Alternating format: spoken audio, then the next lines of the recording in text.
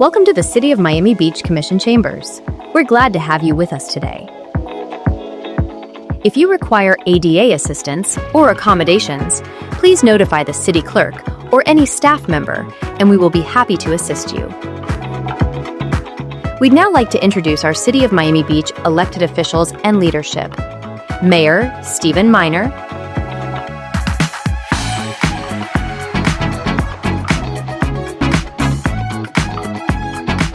City Commissioners, Monica Mateo Salinas,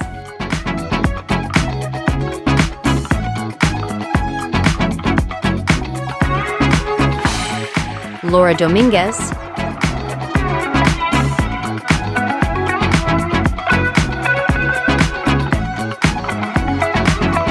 Alex J. Fernandez,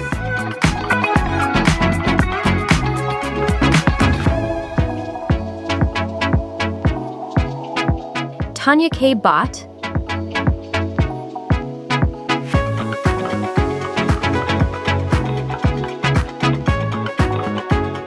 David Suarez,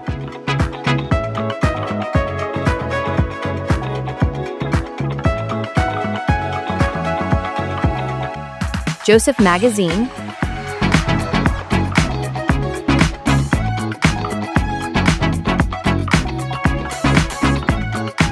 City Manager Eric Carpenter,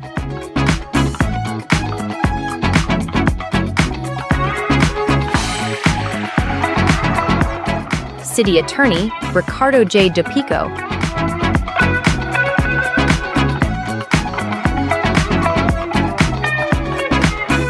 City Clerk Rafael E.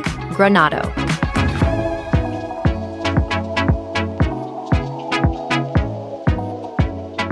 As a courtesy to everyone present, please silence all cell phones and electronic devices at this time.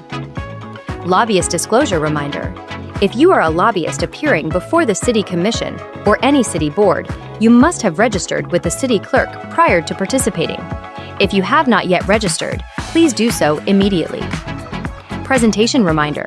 If you submitted a presentation within the 24 hours prior to the start of today's meeting, please check the computer located at the podium to ensure your file is properly loaded. When the floor opens for public comment, please step up to the podium, speak clearly into the microphone, and begin by stating your name and address for the record. How to participate in public meetings via Zoom. Once you have joined the Zoom meeting, go to the bottom panel and click on the raise hand icon to notify the meeting host that you would like to speak. As soon as the host grants you permission to speak, a dialog box will pop up on your screen with two options. Select the unmute button to begin speaking. After you finish speaking, mute your microphone and click on the lower hand icon.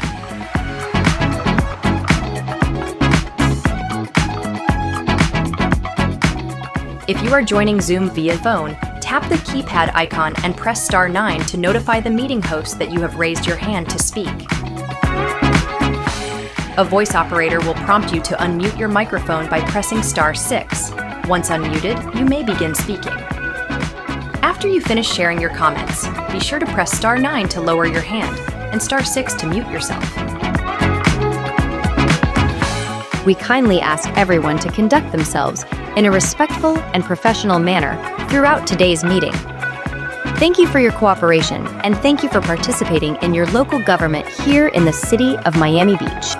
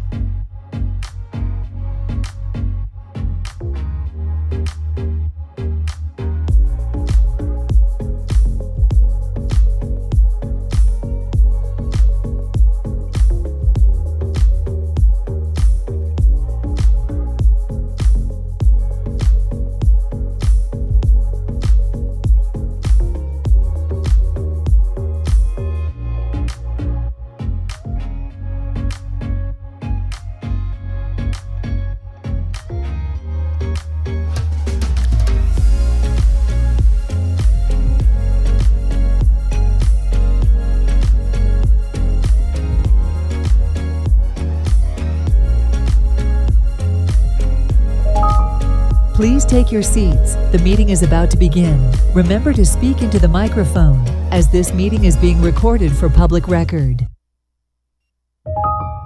Please stand by. We are going on air in 5, 4, 3, 2, 1.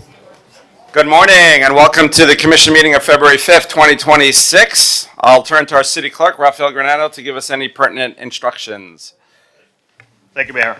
The City Commission is physically present in the Commission chambers at Miami Beach City Hall, 1700 Convention Center Drive, 3rd floor. Members of the public are invited to attend either in person or virtually.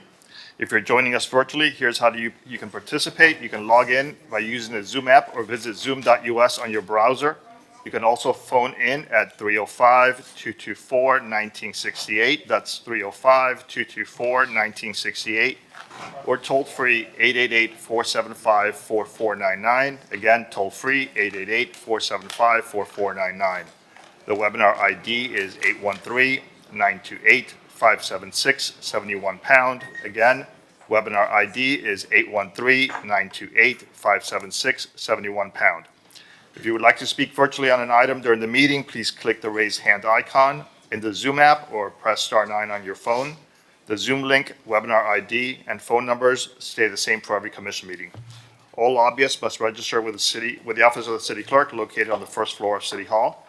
You do not need to register if you're an expert witness giving only technical or specialized testimony, a representative of a neighborhood association or nonprofit speaking without pay, or a private citizen speaking on your own behalf without compensation.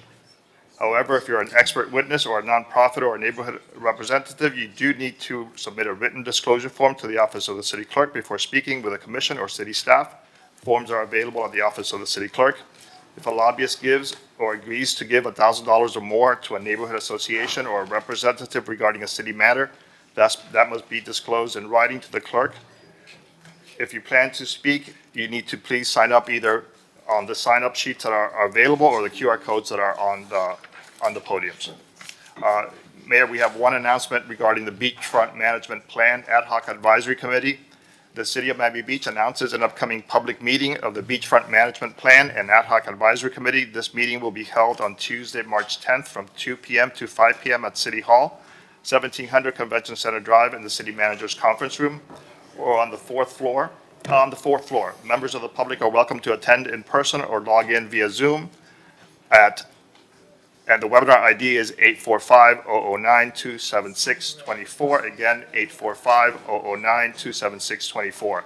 The public can also call 305-224-1968 or toll free 888-475-4499. Again, the webinar ID is 845-009-27624. The purpose of this meeting is to review and provide input on the city's updated beachfront management plan. The plan outlines property uses, management activities, concession operations, special event permits, requirements, dune management strategies, and other key initiatives to ensure the sustainable management of our beachfront. The draft plan will be available 30 days prior to the meeting for public review. We encourage all interested residents and stakeholders to participate in this important discussion. For more information, please call 305-673-7084, or to learn more about this item, please visit report and informational item 2 in today's agenda. Thank you, Mayor. Thank you so much. I'd like to call up Rabbi David Weberman. Rabbi Weberman comes from a very beautiful and prominent family, rabbinical family, pillars of the Miami Beach community, and I'm honored that you're here today. Thank you, Mayor. Good morning. Let us offer a brief moment of prayer and reflection, asking for divine guidance as we begin today's meeting. Our Father in heaven, the Mayor and Commissioners are gathered here today to hear the concerns of Miami Beach residents and to make decisions for the welfare of our city. Inspire them to draw upon their intelligence, education, and experience, and to act with fairness, wisdom, and integrity. Guide the administration to implement these decisions professionally and efficiently. As petitioners present differing views and interests, grant that those whose requests are approved show appreciation, and that those whose requests are denied accept the outcome with dignity and grace. We pray for the tranquility in Washington that all parties be guided toward mutual respect, responsibility, and unity for the good of our nation. Bring an end to the violence in troubled areas around the world and grant your blessing of peace to all humanity. May your divine light shine upon our city, our county, and our state. And may God bless the United States of America. Amen. Amen. Thank you, Rabbi Weberman. I see the former mayor of Bal Harbour, Gabe Groisman, here. I'd like to ask him to come up and start us off with the Pledge of Allegiance.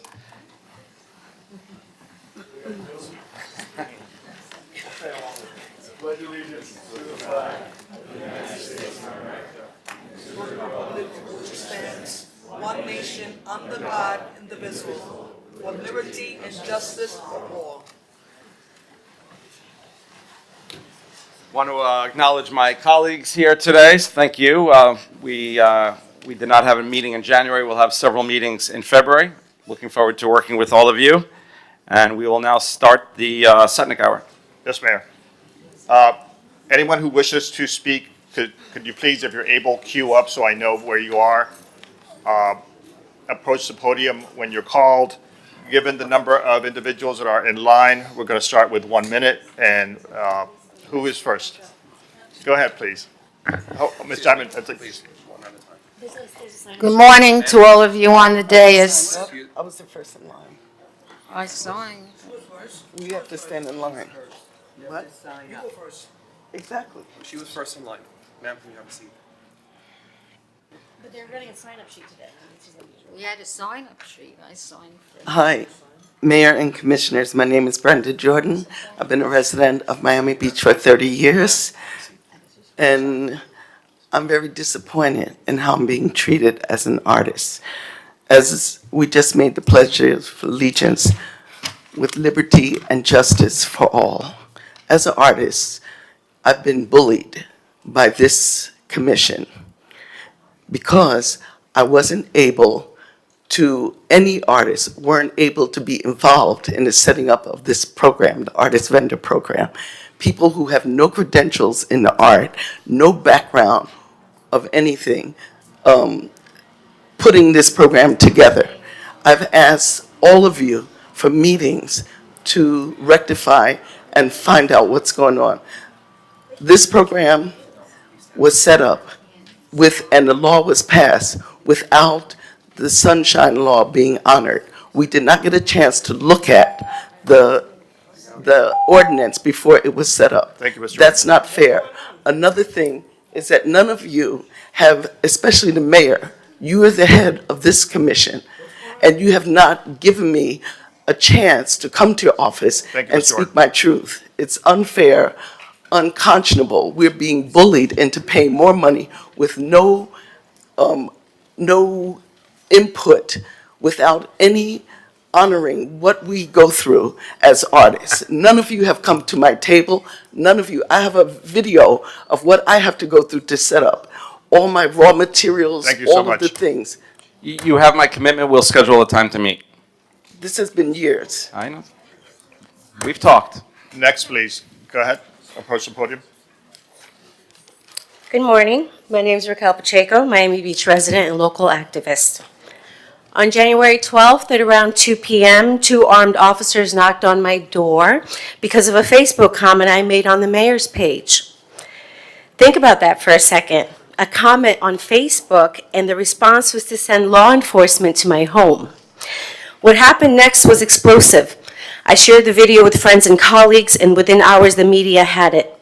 The story didn't just circulate, it detonated. It went national and then global. People across the political spectrum, Republicans, Democrats, and independents, were united in their reaction. Disbelief, outrage, and a deep sense of alarm over what happened in our city. My life changed instantly. For nearly 3 weeks, I've been flooded with media inquiries every single day, and to this day, the world is talking about Miami Beach, the world is talking about what happened to me.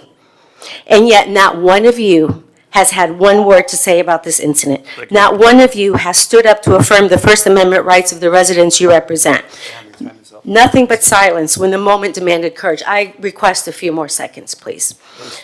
Just Wrap it up, please. Thank you. So let me be clear. You can disagree with me, you can criticize me, you can mock me, you insult me, and try to tear down my character. That is your right protected by the U.S. Constitution. But what you cannot do, what no government official can ever do, is weaponize the police to intimidate a citizen for speaking. That crosses a line so bright, so fundamental, the entire world recognized it instantly. The shame this brings upon our city and upon the values our country is supposed to represent is immeasurable. And I stand here today with one hope, that this moment becomes the line in the sand, that this abuse of power ends at my doorstep. And no Miami Beach resident should ever experience what I did, because if government can silence one voice, you can silence all voices. Next, please. Good morning, everyone. My name is Claudia Jagged. I'm here on behalf of the Lincoln Road bid in support of item R5D. This ordinance helps strengthen Lincoln Road as a premier pedestrian destination by allowing controlled indoor entertainment that enhances the visitor experience. It supports business activity, attracts quality restaurants, and does so while protecting neighborhood quality of life. We see this as a win-win. I'm not sure if you all saw the support letter signed by Lyle Stern, our president. I can leave a copy. The second item, which I don't know where we landed on this, is in regards to spring break. The Lincoln Road bid asked that all parking garages and surface lots remain open during spring break. With the closure of Drexel and Meridian, keeping parking accessible is critical to supporting Lincoln Road businesses as the corridor continues working towards its major comeback. Thank you. Thank you so much. Next, please. Mr. Mayor, would it be possible, we had Yes, I agree. Wendy Rugg, She was number one. who, Yes. And I had asked our city manager too. thank you. Good morning to all of you on the dais. I am Wendy Joseph Rugg, Secretary to the Board at Bell Plaza Condominium and a proud member of the Bureau Board of Belle Isle Residents Association. I'm here to talk about what I call an unsung hero, the South Beach Care Center. They are a phenomenon, and I know many people don't know about it, and I've spoken to people, and they tell me they never heard of it. It's on 1st and Collins Avenue. It is a wonderful rehab place. My husband is there now, and if he has a chance to survive, it will be at this place. And I want to give a shout out to all the nurses and the administrator, Barry, and all the aides that are helping keeping him alive and the other residents there. It is really a wonderful rehab center, and I want to commend Commissioner Fernandez for coming to visit Gary the other day. And thank you for listening to me. Thank you, Ms. Rugg.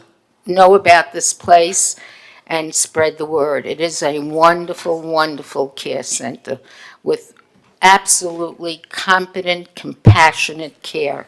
And that's what people need that are there for, in addition to the doctors. Thank you so much. Next, please. My name is Pamela Mayer, and I'm a longtime resident of Miami Beach. I'm here today. I'm the vice chair of the Miami Beach Commission for Women. Dr. Lynette Long is out of the country.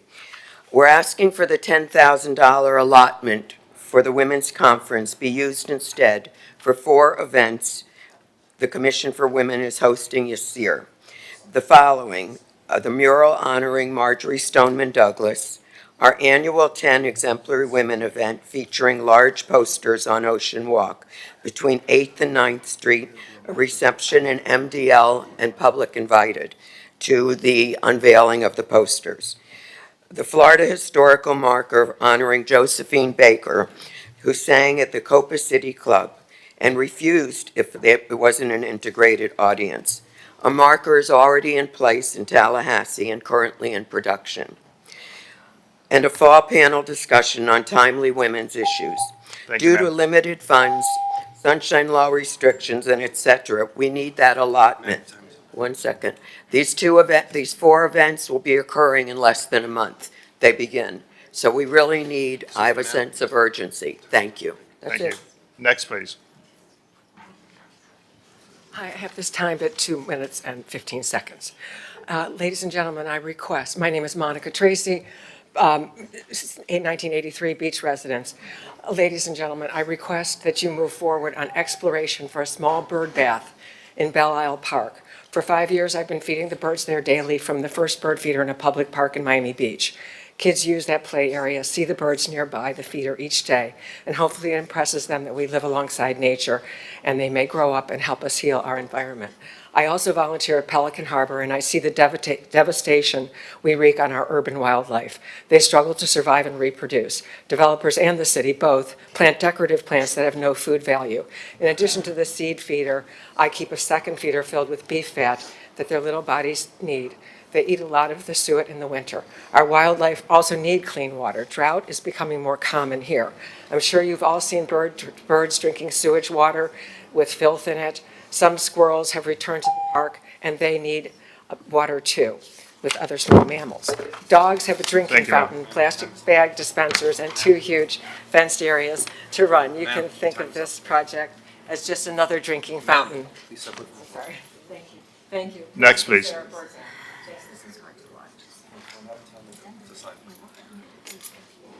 Go ahead, please. Good morning.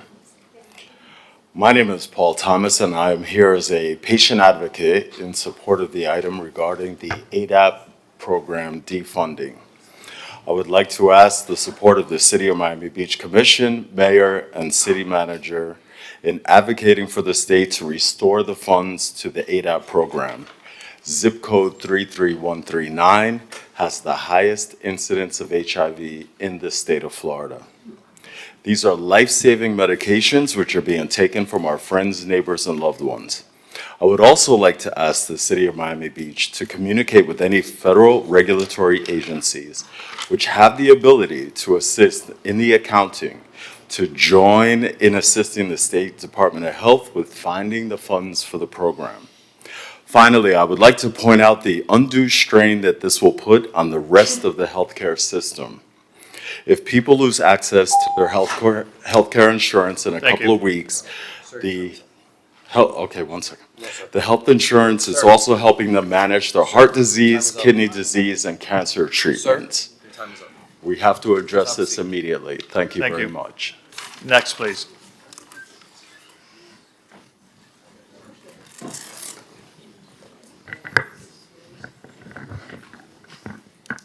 Go ahead, sir. Good morning. My name is Miles Davis. I serve as Director of Advocacy and Communications for SAVE. We're South Florida's leading and one of the largest advocacy and civic organizations in the state. I'm here today to speak in support of item R70, sponsored by Commissioner Tanya Bott, and item C7AY, sponsored by Commissioner Alex Fernandez and Mayor Stephen Minor. We know when FDOT removed the rainbow brick pavers from Miami Beach, this was never just about pavement, it was always about power. Whether the state could decide which communities are allowed to be visible in public space, that removal came with overreach, intimidation, and harassment, and it sent a chilling message to our residents. SAVE, alongside our coalition partners, stepped up to defend more than brick pavers. We defended local control, dignity, and the right of Miami Beach to reflect its values. We are showing up again today with SAVE members here in person and on Zoom because this still matters.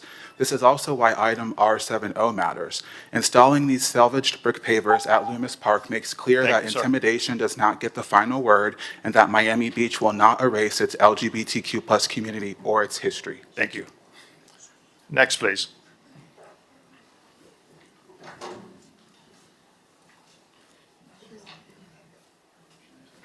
My name is Ines Flax. I've been a resident in Miami Beach for 26 years. I live at 1500 Ocean Drive. I'm just here to speak against the pedestrianization of Ocean Drive. I'm here to make a polite request that you bring Ocean Drive back to a two-way street parking and make it vibrant again. I mean, when the street was a two-way, it was the most vibrant Ocean Drive or street in the world. And we need to stop, playing the games one way, two ways, you close 2 blocks, now you want to close the entire street. And that will not just make traffic worse, but you're going to end up with Ocean Drive closed, making traffic worse, and 10 other auxiliary streets that are going to all be dead end without any turnaround. So thank you very so much. much. Next, please. Yes, good morning. My name is Roberto da Torre. I emailed you, each of you. I am a property owner on Washington Avenue for more than 50 years. I hope that you had the opportunity to drive by and see the condition of the avenue. You know, the school that we have, Feinberg Fisher, is under capacity and it goes to 8th grade. That means that we don't have students to fill it up. I hope that you guys do the right thing. I think it is the best for this street. And I hope that put all the difference aside and hope to vote for what is good for this street. Thank you. Thank you. Next, please.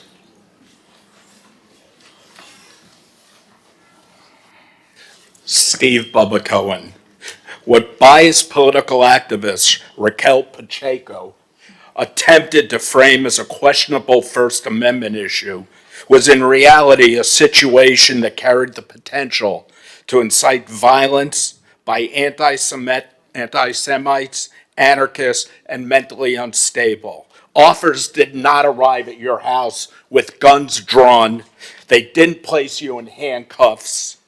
Anyone who actually watched the video clearly saw the Miami Beach Police Department acted calmly, politely, and professionally in questioning her about whether she authorized the incendiary and potentially dangerous comments against Mayor Minor. Mayor Minor, an Orthodox Jew, she claimed, consistently calls for the death of all Palestinians, is not only false, but it's reckless, and it's dangerous, especially in today's volatile climate. By manipulating, no, 2 minutes is what's supposed to be here. I was part of the group that got the Sutnick Hour. I knew Dr. Sutnick. I'm friends with both of his sons, and you arbitrarily changed the rules to 1 minute. I had a 2-minute speech here, and I'm going to give my 2-minute speech. And if you want to detain me, then detain me, because I'm going to finish my speech. And I hope everyone on the dais has enough common sense to let me continue. Sir, your time is up. Please exit. Okay, Governor Josh Shapiro in Pennsylvania had his house set on fire with Molotov cocktails. The person attempted to kill him because, does this sound familiar? The attacker later stated, because of perceived injustice towards the people of Palestine. Does that sound familiar, Ms. Pacheco, to what you said? No, I think it does. Okay? In today's volatile environment, I congratulate the commission, I congratulate Mayor Minor, I congratulate Chief Jones, and most of all, I congratulate the Miami Beach Police Department for the way they acted professionally, with courtesy, and in addressing that issue. Next, please. Next. Good morning. My name is Janet Figueroa. I'm one of the artist vendors here in the city of Miami Beach. As you all know, you've seen me here before. We are trying to change this ordinance that's going on right now, which is very biased, and it's keeping us from working, making a living. I feel that it should be revoked and put back the old way, and we should be able to work. I am a taxpayer. I am a citizen of the United States. I am Puerto Rican. So I want to know, since the time I've been here so many times over, this is my last time coming here, asking politely, respectfully of all of you to revoke this old ordinance and put it back for I could be able to work. Due to this ordinance, my stress level went so high that I had to make a loan. I had landed in the hospital because of this. This is not fair to me. It's not fair to any of these people that they're part of this program for years. I've been in this program 10 years. It's time to do things right by these people. Thank you. Next, please. Otherwise, I will look for legal counsel. I will Next, sue you please. personally, and I will have to sue the city of Miami Beach. Take your pick.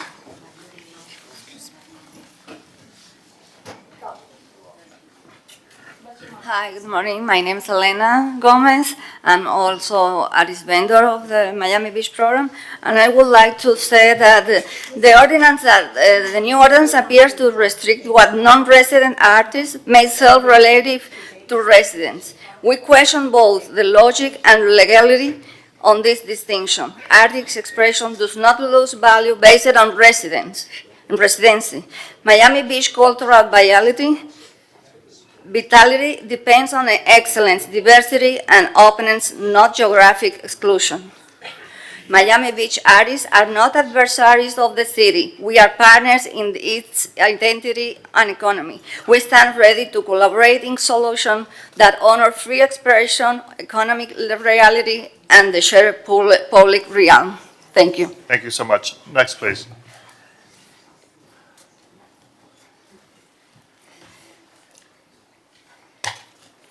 David Wallach, I concur. 1 minute is not enough time to present anything to you people, and that's an embarrassment. In regards to, I didn't get to, I want to thank you for having that meeting the other day regarding spring break. Spring break is an essential, but I didn't get to let you know that March itself this year is different in the sense of Lady Gaga is performing in Miami. Second week. The tourniquet that we put on MacArthur Causeway, you need to look at that, because when that concert breaks, a lot of great people, that is not going to be a bad crowd, a lot of great people are going to be coming to the beach, and that should be in a time where we don't have them sitting for 2 hours trying to get across the causeway. The third week, our team of police need to remain vigilant. We don't have anything that's really going to be something that really changes. And the third week traditionally is the worst week we have. Thank you, sir. The fourth week is Ultra. Ultra is a great crowd. Traditionally, no problems. And again, relieve the tourniquet on MacArthur Causeway at the end of the Ultra conference so that they can get to the beach. Thank you. And I also consider it a huge embarrassment to this city that armed police, which I respect amazingly, are here at the podium, person after person. That should be on the news. That's an embarrassment to you all. Next, please.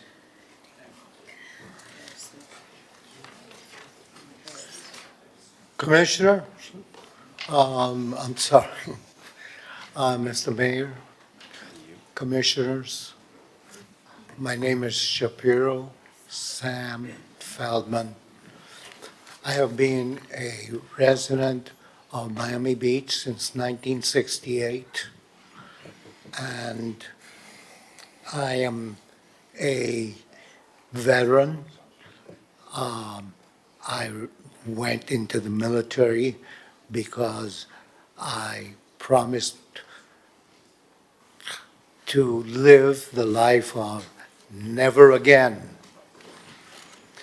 My parents are survivors of the Holocaust, and that is a very, very sensitive issue for me. So when two police officers show up at anybody's door for having written an article that's non-threatening, I consider that fascism. And that is textbook fascism.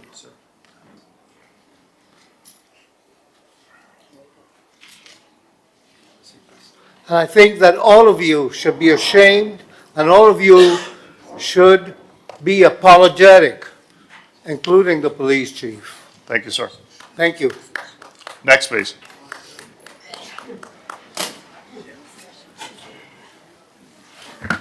Good morning, Mr. Mayor, City Commission, Police Chief Jones.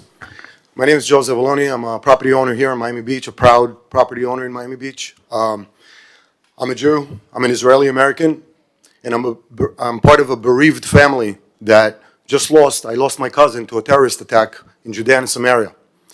2 armed terrorists who were also police officers of the Palestinian Authority, Ms. Pacheco.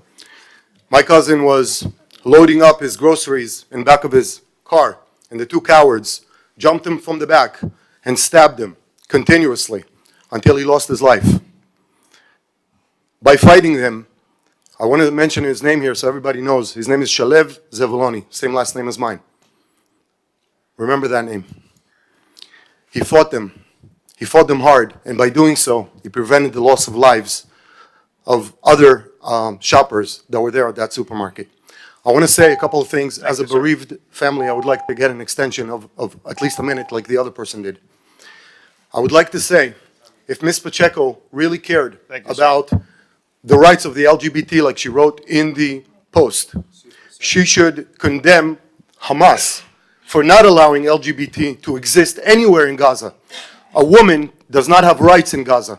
A woman cannot even run to political office, just like the distinguished commissioners that we have here that are ladies. Thank you, sir. Also, a woman cannot, I'm almost done, 3 seconds. A woman cannot even walk or travel anywhere inside Gaza without a chaperone, being her father or her husband. That is the community that she is defending. Thank you. Next, please. I'll be happy to debate you anytime. Hold on. Mr. Mayor. Good morning. Mr. Mayor. Hi, my name is Troy Wright, Executive Director of the Washington Avenue. Mr. Mayor, I would just, Troy, speak. I would just like to request, we're putting our officers in a difficult position, asking them to stop people after a minute. If we could restore the 2 minutes so that everyone has a fair amount of time to speak without having our officer then decide, do they individually decide to give them a few extra seconds or not? Commissioner, since you're not the mayor, you may not get the complaints I have. I get numerous complaints from residents that we are taking away from the city business. There are many ways to reach us. We have emails, texts, voicemails, and we are giving everybody, I am not turning a single person down. By the way, there are many municipalities, even nearby, once the 30 minutes hit, they shut it off. I am not doing that. I'm letting every person who wants to speak, but we have city business, and I am getting complaints from people that we're spending too much time. It's important, but we also, and I'm listening to everybody. Unlike, you could look around at other municipalities, I'm giving everybody the opportunity, but we have to get to the business of the people, and that's what we're here for. This is the business. Yes, and everyone is getting to speak. I'm not turning anyone away. Good morning. My name is Troy Wright, Director of Washington Avenue. We spoke yesterday at the spring break meeting, and we let our voice be heard. We appreciate that. We have a few concerns regarding the resident item that's coming up later, not a lot. But I'm here because I want to honor an amazing person. His name was Angel Diaz. If you ever had the opportunity to go to Max Club Deuce, the oldest bar in the state of Florida, right here off of Washington, between Washington and Collins, you undoubtedly saw Angel over the last 15 to 20 years. An amazing man. So I want to take my last 30 seconds of silence just for Angel because he was such an amazing person and a pillar of this community. You can cut it off when you need to the next person, but thank you. Just a few minutes of silence would be amazing. Thank you. Thank you, sir. Next, please.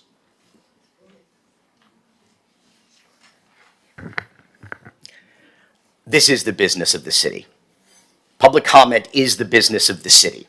People prepared 2 minutes of comment, they should be allowed their 2 minutes of comment, not this arbitrary First Amendment violation, because it's a new year, a new national embarrassment, another abuse of power, another First Amendment violation by you, Mr. Mayor. This unconstitutional misuse of law enforcement resources must stop. It's bad for morale and it leads to more lawsuits. Commissioners, you have the power. This is what you were elected to do. Please pass policies that defend the Constitution and stop the weaponization of government against residents who dare disagree with the mayor. And fix your broken public record system that allows the subject of a request to cover up our records, potentially in violation of state law. Each one of you has the same vote on this dais as the mayor does, and you arguably have a bigger mandate. Why? Because every single one of you, with one exception, sorry, Joe, was elected with a far greater margin than the mayor was. Look no further than last night's State of the City. Attendance was pathetic. Just a few county commissioners, one Miami City commissioner, not a single mayor. I like the same courtesy that other people received, please. That's all. I'm almost done.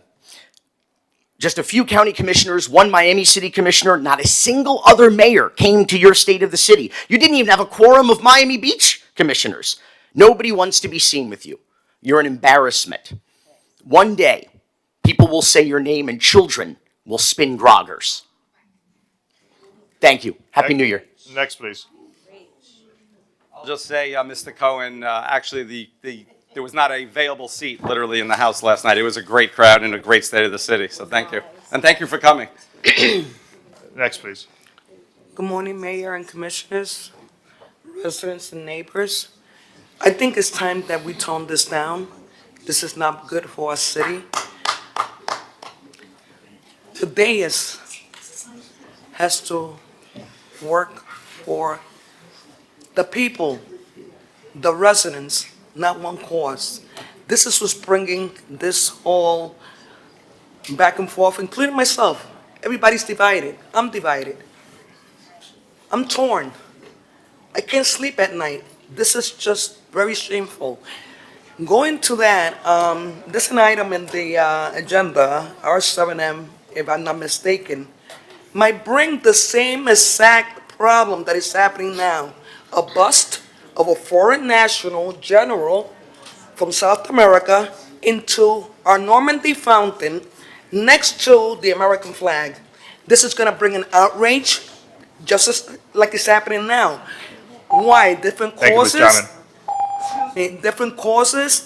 We just have to, let's have the American flag that represents unity for all of us. We're all Americans. Thank We you. should all abide by that, and thank you. Mayor, there's no one else in the audience. We're going to go to Zoom. Mr. Carr, please unmute yourself. Tim Carr. Good morning, everyone. This is Tim Carr, Shelby West Neighborhood Association. I just wanted to comment on a couple of quick items. R5AA, Stop the Pause. This is a great initiative, but I'd also ask that you include in the discussion that residents are involved way before you get to the 60% completion phase design so that you can have the most productive project as possible.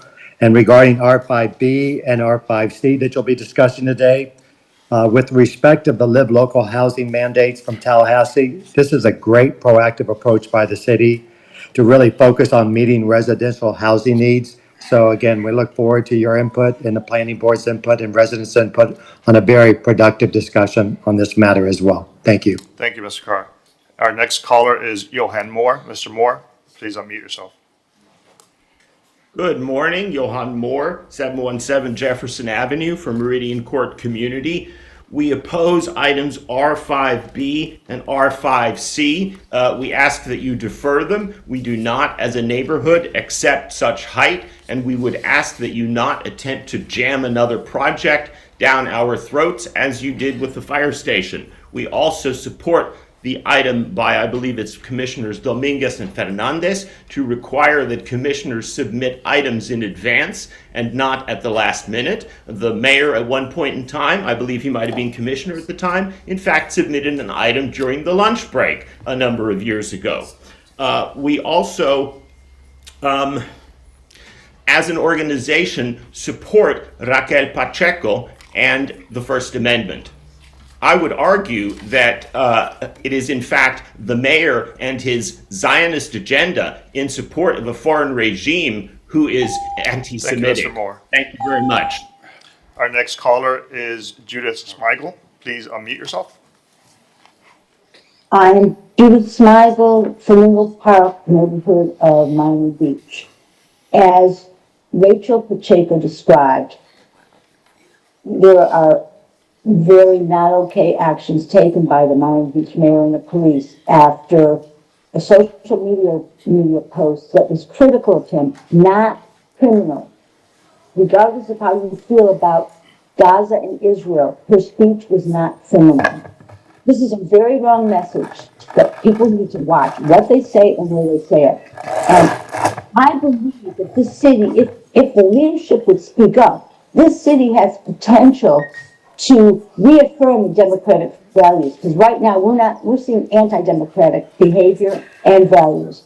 I feel terrible that the chief of police, Jones, was compromised because the mayor's his boss. The mayor said act, and he acted. I know the mayor, the commissioners, and the chief of police Thank you, are ma'am. part of our community. Our next speaker is Sharon. Sharon, state your name and go ahead, please. Hi, this is Sharon Weiss, 233 81st Street. I have two short comments. The first is that I strenuously object to my tax dollars being used to threaten, harass, and intimidate fellow citizens, residents. This is a violation of our First Amendment. There's a reason why the First Amendment is the First Amendment. It is the most important part of our Constitution. Next comment is that I'm not sure if you guys were aware, but the state of Florida shut down our beach up here last month for over a week at 73rd Street due to high levels of fecal bacteria. This is the second time the state has come in and shut our waterways down in the last 6 months, and it is unacceptable. I do not understand why we are talking about one item other than fixing our sewage pipes. Keep the poop out of our waters. It is a fundamental human right to have clean water. Thank you. Thank you. Next caller is Rachel Siegel.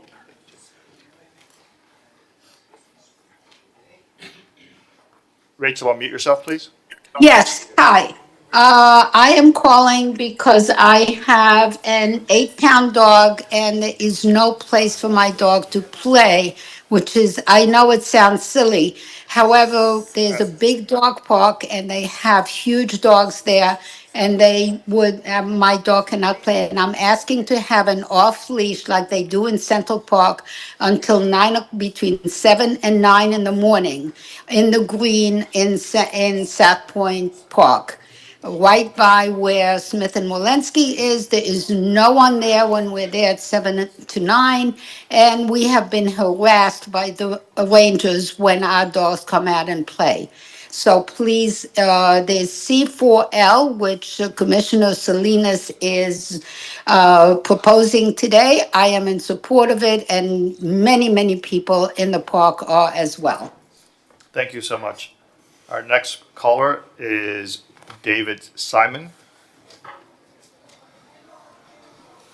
Yes, hello? Go ahead, David please. G. from West End Avenue. Like many of us, I also read the article on the Young Israel Bethel website and the published police reports in the Miami Herald, saying Miami Beach politics hit a new low this year with one of the commissioners stealing political signs and replacing them with signs of the candidate he is endorsing. I mean, this guy caught red-handed by the police, throwing signs over fences, and then driving the getaway car with family members being arrested. How is this commissioner able to continue on this board and get any respect from the public or fellow commissioners? We need commissioners that have the ability to act like they are older than an 11-year-old. Miami Beach deserves political representatives that will attract visitors and residents, not detract. Thank you so much. Our next caller is Wayne. State your name, please, and unmute yourself. Good morning. I just wanted to bring up, this isn't one thoughtful project. I strongly oppose massive height and far increases for Washington Avenue and Lincoln Road. It's miles of our city being upzoned all at once with almost no limits. That's not planning, that's a giveaway. Miami Beach works because it's human scale and unique. Unfettered zoning destroys exactly what makes this place valuable. And let's be honest about what's happening right now. The vacancies we see now aren't market failure. They're intentional neglect. Buildings sit empty, maintenance is deferred, leases aren't signed. And if you approve huge height increases today, it gets worse. Because once owners expect 150 or 200-foot towers, why rent space or fix anything? The profit is in waiting, not investing. So they wait. The corridor dies.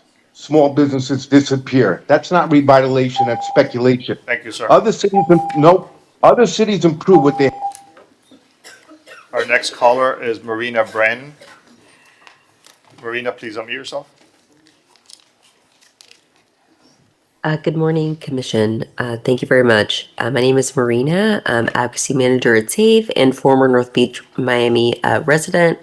I'm speaking in favor of Agenda Item R70, Commissioner Tanya Bott's proposal to move forward with the rainbow installation at Loomis Park, and Agenda Item C7AY, brought forward by Commissioner Alex Fernandez to support Ryan White HIV program in response to Florida's ADAP funding cuts. I'm here to urge your support for R70, a permanent rainbow installation, because it would send a clear message that LGBTQ people are welcome, valued, and protected in Miami Beach. Public affirmation from our local government matters, and it equals safety for some of us. Regarding C7AY, the Ryan White HIV program, starting March 1st, the Florida Department of Health is cutting the AIDS Drug Assistance Program, ADAP, reducing income eligibility. Thank you. Our next caller is Charlie. Please unmute yourself. Hi, I'm Charlie. I'm a resident and a voter and a property owner in South Beach for 20 years. I'm just calling to make 3 quick points against the zoning and height increases for proposed. One, I think the dais is politically astute enough to know that the entire neighborhood or the overwhelming majority of the neighborhood does not want this. This just serves developer interests, and you guys know that.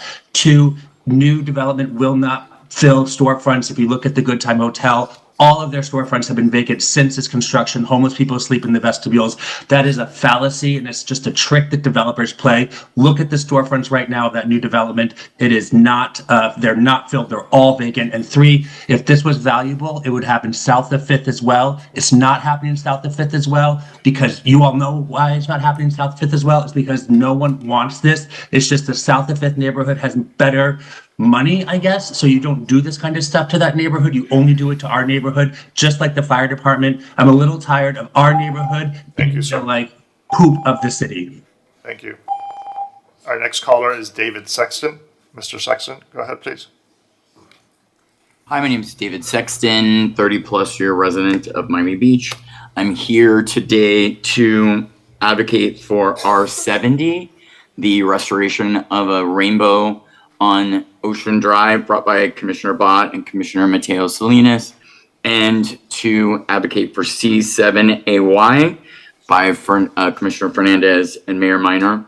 Also, one of the earlier callers spoke about the Stop the Pause item. I think that is vital for our government to function properly. Thank you.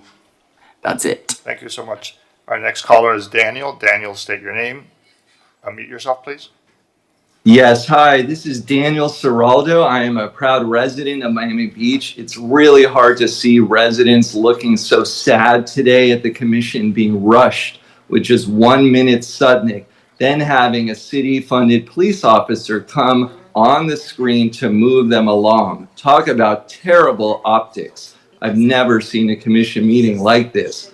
And I never agree with David Wallach, but I agree with him today.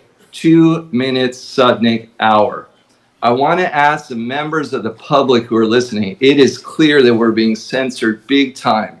Please email me at dgc223@gmail.com any issues of waste, fraud, or abuse. Since at the moment we have wallflowers who are not doing anything to ensure trust in our commission. Thank you, and I'll be back. Next caller is Bruce. Bruce, please state your name.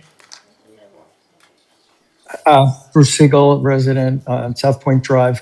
I speak in support of item C4L. I had reached out to the mayor's office. I was asked to get support of SAFNA. We got support of SAFNA, and I want to thank Commissioner Mateo Salinas for taking it upon herself to propose item C4L. We have a very small dog, and it's not safe for an 8-pound dog to play in off-leash with 100-pound dogs.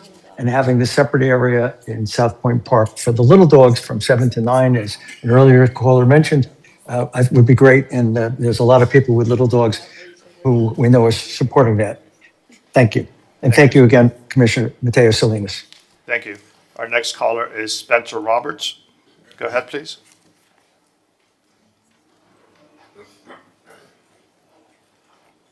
Mr. Roberts, please unmute yourself. Hi, can you hear me? Yes, sir. Thank you. Hi, my name is Spencer Roberts. I am just calling to thank you for your unanimous support and sponsorship of Commissioner Dominguez item R5M, prohibitions on shark fishing gear on the public beach. I just want to highlight the urgency of this issue. There have been several instances of this since our last meeting, including protected species. And I want to ask that we get it on the, I know there's a lot of business to get to today, but that we call the item at its hearing time, 10:15, and I'll be there to see it through. And I think we're all on the same page, so let's take it across the finish line. Thank you. PJ, can you call the next caller?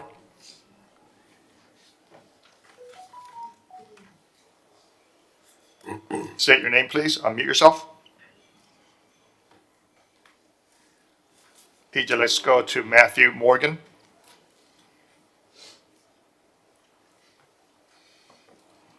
Hi, good morning. My name is Matthew. I represent the owners of 825 Washington Avenue, also known as the Clinton Hotel. I'm here to speak in support of the Washington Avenue residential plan, agenda items 5B and 5C. We think the proposal offers a thoughtful corridor-wide strategy to reinvigorate a key part of the city by encouraging permanent housing and walkable, vibrant streets. Unlike piecemeal spot zonings, the plan takes a comprehensive, forward-looking approach that provides clarity and fairness to all stakeholders. It incentivizes long-term investment while preserving design integrity and aligns with the city's goals for affordability, mobility, and sustainability. We urge the Commission to move forward and adopt this well-balanced framework. Thank you. Thank you, sir. Our next caller is Sara de los Reyes. Hi, good morning. This is Sarah de los Reyes. I'm calling for support for C4E to add the AstroTurf to the Maurice Gift Park and enable for, since the area is getting all messed up with the current grass. So thank you, Alex, for doing that. Thank you so much. We have no other callers in Zoom, and I see no other callers on the day, in the chamber. Mr. Mayor. Commissioner Suarez. Thank you. I'd like a point of privilege to talk about what has happened over the last couple of weeks in Miami Beach. And I want to share something that should concern all of us. Recently, in Miami Beach, the Vendome nightclub, individuals tied to extremist anti-Semitic movements played the song Heil Hitler in the club and posted it online. And PJ, I know we can't play the sound, but I want to give you guys a little taste of what we've seen. We have what appears to be a neo-Nazi fraternity, okay, which has rolled out their version of DEI, apparently, in our nightclub. It features a gay Mexican, a half-black guy, and an Arab. Unfortunately, this isn't satire. This isn't some edgy joke. This is the glorification of a genocidal regime in a space where Jewish residents should feel safe. And it didn't happen out of nowhere. It happened in a climate where anti-Semitic rhetoric is getting normalized. Which brings me to the next part. In recent weeks, a local controversy got national attention. Today, I'm providing context. Most of the coverage got ignored. We have seen repeated public statements from this individual that mirrors themes used by anti-Semitic extremists, as shown in that video. PJ, put up the comparison slide, please. I want to show you a couple of tweets and show how exactly they're very similar.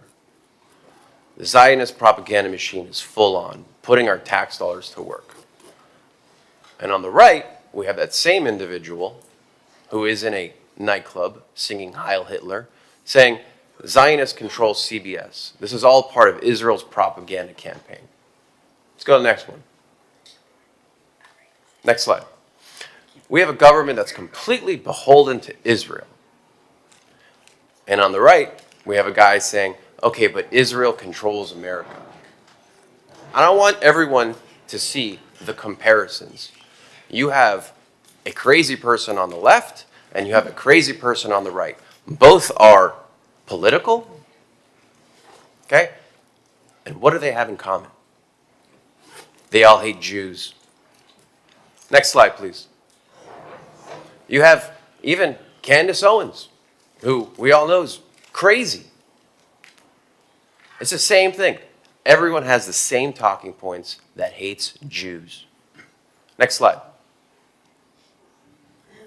You have even more comparisons. Israel and Miami Beach. And they saying that there's some sort of conspiracy, that there's technology, that somehow Israel is controlling our government. The comparison it's undoubtedly clear. Next. You even have the Ayatollah of Iran saying the same talking points. You can close the presentation. The parallels to figures like dopey Nick Fuentes and crazy Candace Owens, the Ayatollah of Iran, it's clear. And let's be honest, it's open season on public officials. We've seen threats and violence on both sides. Charlie Kirk, Governor Shapiro, Ilhan Omar. It doesn't matter. It happens on the left. It happens on the right. Rhetoric fuels this environment. And when Jews are portrayed as enemies, oppressors, or villains, that has consequences. Which is why the next video matters. PJ? Two Israeli embassy staffers gunned down in what the FBI says was a targeted attack. In Brooklyn tonight, we're on this third night of Hanukkah. Cops are investigating two possible anti-Semitic attacks. What are you doing? When police say he was shot in the shoulder, neighbors say he was going to his synagogue. Lemons Graves snatched her phone, threw it to the ground, hit her, and spat on her. Report quotes the suspect as saying, "Move, you dirty Jew." The woman was walking off 77th Street in Miami. What's your stance on Palestine, dork? You look Israeli like a motherfucker. You got a lot of shit to talk. Talk it right now. Then they pound on the doors, threatening 11 Jewish students who have sought sanctuary, locking themselves inside. 11 people are dead after a shooting during a Jewish holiday celebration at Sydney's Bondi Beach. For the first night of Hanukkah, police are investigating the mass shooting as a terrorist attack. Should Zionists, aka Nazis, white supremacists, should they live? Murder can't be justified.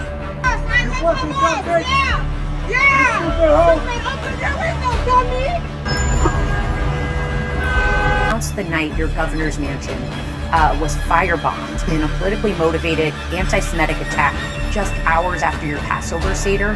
22 people were in the house at the time, including your family. Fire inside the Alman Habaz synagogue in Poway. There is a developing hostage situation at a synagogue near Fort Worth, Texas. Anti-Semitism in America, haunting Jewish communities from coast to coast. More than 100 graves damaged or overturned at the Jewish cemetery in Philadelphia. A SWAT team enters, discovering a scene of unimaginable horror. 11 people, 3 women, and 8 men dead. And this centuries-old form of hate is sharply rising.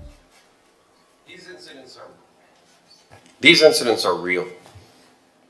Assault, vandalism, harassment, Jews targeted in public for being Jewish. Rhetoric normalizes hate. Hate escalates to violence. And I really want to give an opportunity to the police chief to come up here I got a few questions for you, Chief.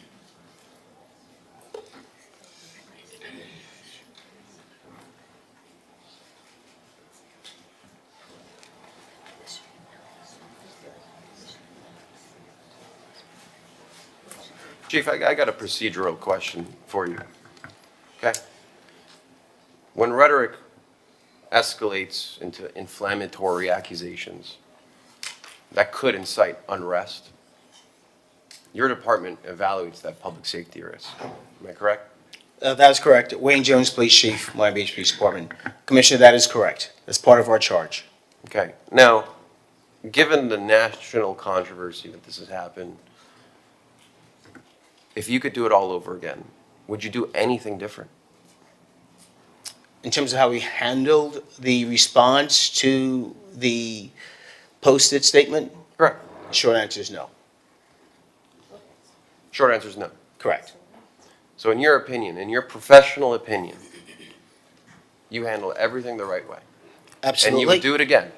Absolutely. The investigators that responded to Ms. Pacheco's home, this is what they do, risk assessment, all the time. They're very good at what they do. How often and that does was this the intent happen? of it. How often does this happen where you see something like this and people get a welfare check? Happens regularly.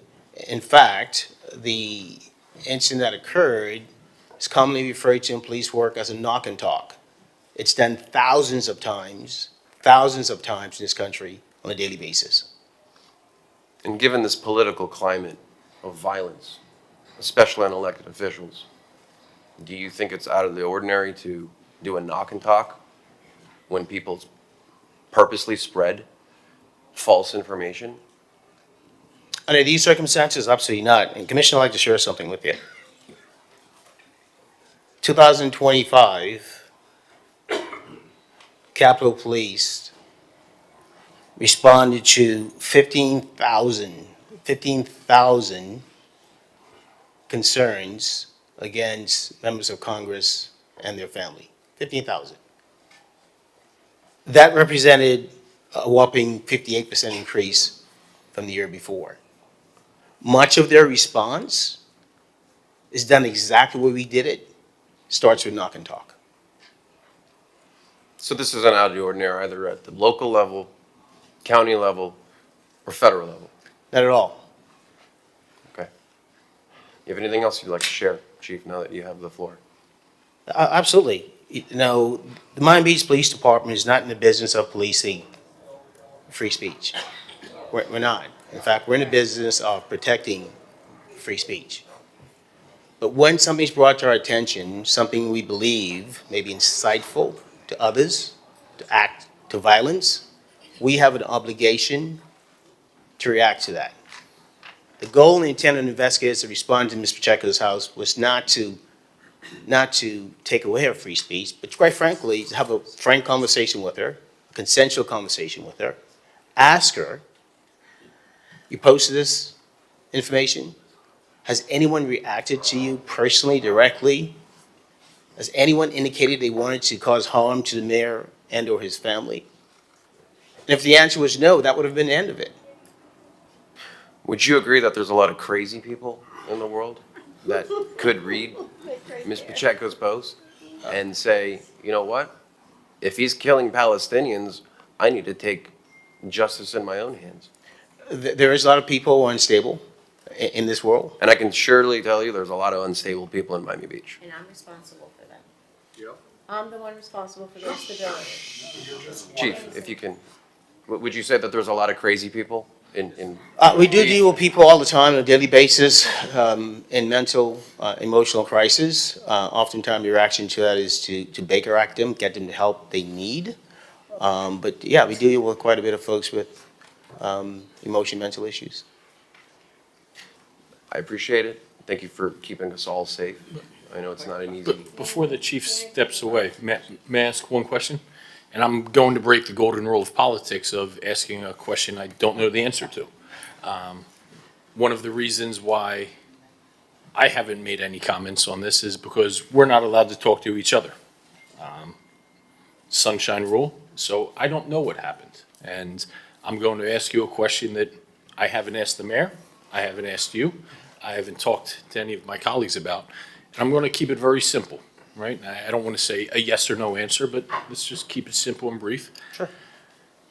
Did the mayor direct, order, ask you or any of your staff to send police officers to Ms. Pacheco's house? The answer is no. Thank you. So I'd like to, Mr. Mayor, I just finish. If you want to ask me. I just wanted to ask a couple of questions. Sure. You have implored me for a long time. Very long time. And you can enhance what you're saying, that the security of me, my family, really all of us. It's not just me.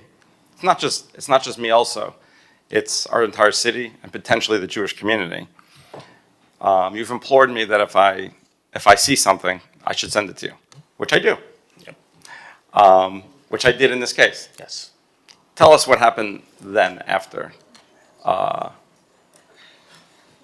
sent in it. this particular case, Mr. Mayor uses an opportunity to urge you, like I've done countless times, to increase the use of your protection detail. That's exactly why they're there.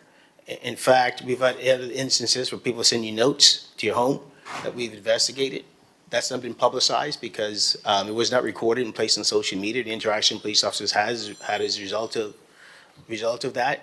And because of the ongoing concerns I've had about your safety, because of the public and unwavering stance you've taken in support of Israel, I've asked you for a very long time, let's provide you the safety and security that I think you need to protect you from the crazies that may exist out there and may want to wish you harm.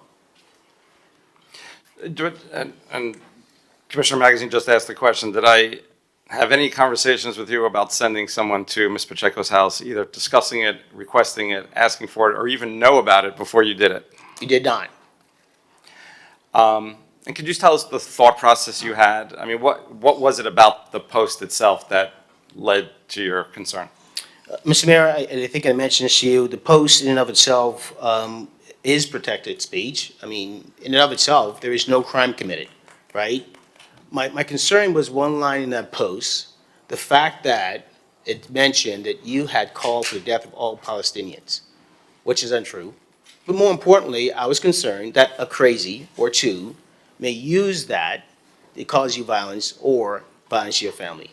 And so that was the impetus of my directing my team to have a conversation. I don't know if that was your thought process, but my thought process was potentially the Jewish community. Yep. When I read it. Continue, I'm sorry. But that was my thought process, and that's why my investigators visited Ms. Pacheco's home. Mr. Mayor. Commissioner Fernandez. Thank you.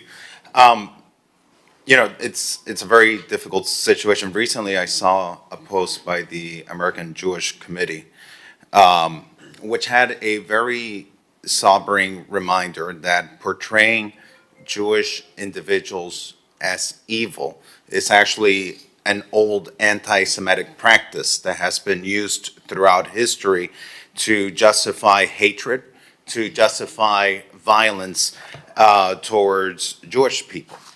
And it's the kind of imagery and rhetoric that it's vile, it's divisive, it has no place in the public discourse. I don't like what happened. I don't like seeing images of police officers knocking on our residents' doors. But we have to make sure that that language doesn't provoke, that doesn't divide, and we also have to make sure that this type of language, that we don't help fuel the flame. You know, we have a twofold responsibility. We have a twofold responsibility to stand firmly with our Jewish community, to call out anti-Semitism, to be aware of these patterns in history and these practices in history that have been used to paint good Jewish people as evil, to justify the hate and the violence towards them, which is real. And we also have a responsibility to ensure that our public institutions, our public resources respond in a way that are measured in a way that are constitutional, in a way where we don't reward bad messages, hateful messages, vile messages, divisive messages with a larger platform than what they deserve. They don't deserve national attention. They don't deserve, I feel, the time of day that we're giving it right now, you know. But it has to be called out. You know, comments that are used to portray Jewish people as evil have to be called out. They need to be handled appropriately because we know, and it's the same thing with Hispanics. When they paint Hispanics or immigrants as rapists or as other types of criminals, when they paint LGBTQ individuals as pedophiles, it is a practice that is done to justify the evil that follows. And that is what is so sad about all of this. And we've rewarded it, unfortunately, with national attention, but it has to be called out. It is wrong, it is hateful, it is divisive. Our community deserves better. I hope these voices don't continue to get amplified. I know that as I go through my committee appointments today, as I cast my vote today on committee appointments, I am not going to be voting for individuals who are using their platforms to promote hate, division in our community, because we need to come back to a place that's in the middle, in a place that's unified, where we protect each other, where we support each other, where we realize that whether we're immigrants, whether we're LGBTQ, whether we're Jewish or Christian or Muslim, we are one community. We need to end the division, and I think it starts with all of us up here. And we may not agree with comments, but we need to coexist, and we can't tolerate messages that at the end of the day, while may not be intended to promote violence, we need to protect our community from the violence that could potentially be incited. Thank you, Mr. Mayor. Thank you, Commissioner Fernandez.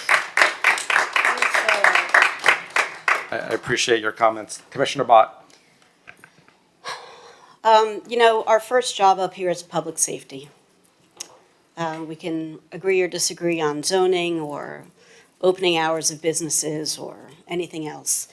But at the end of the day, it's public safety for our residents, our elected officials, our visitors.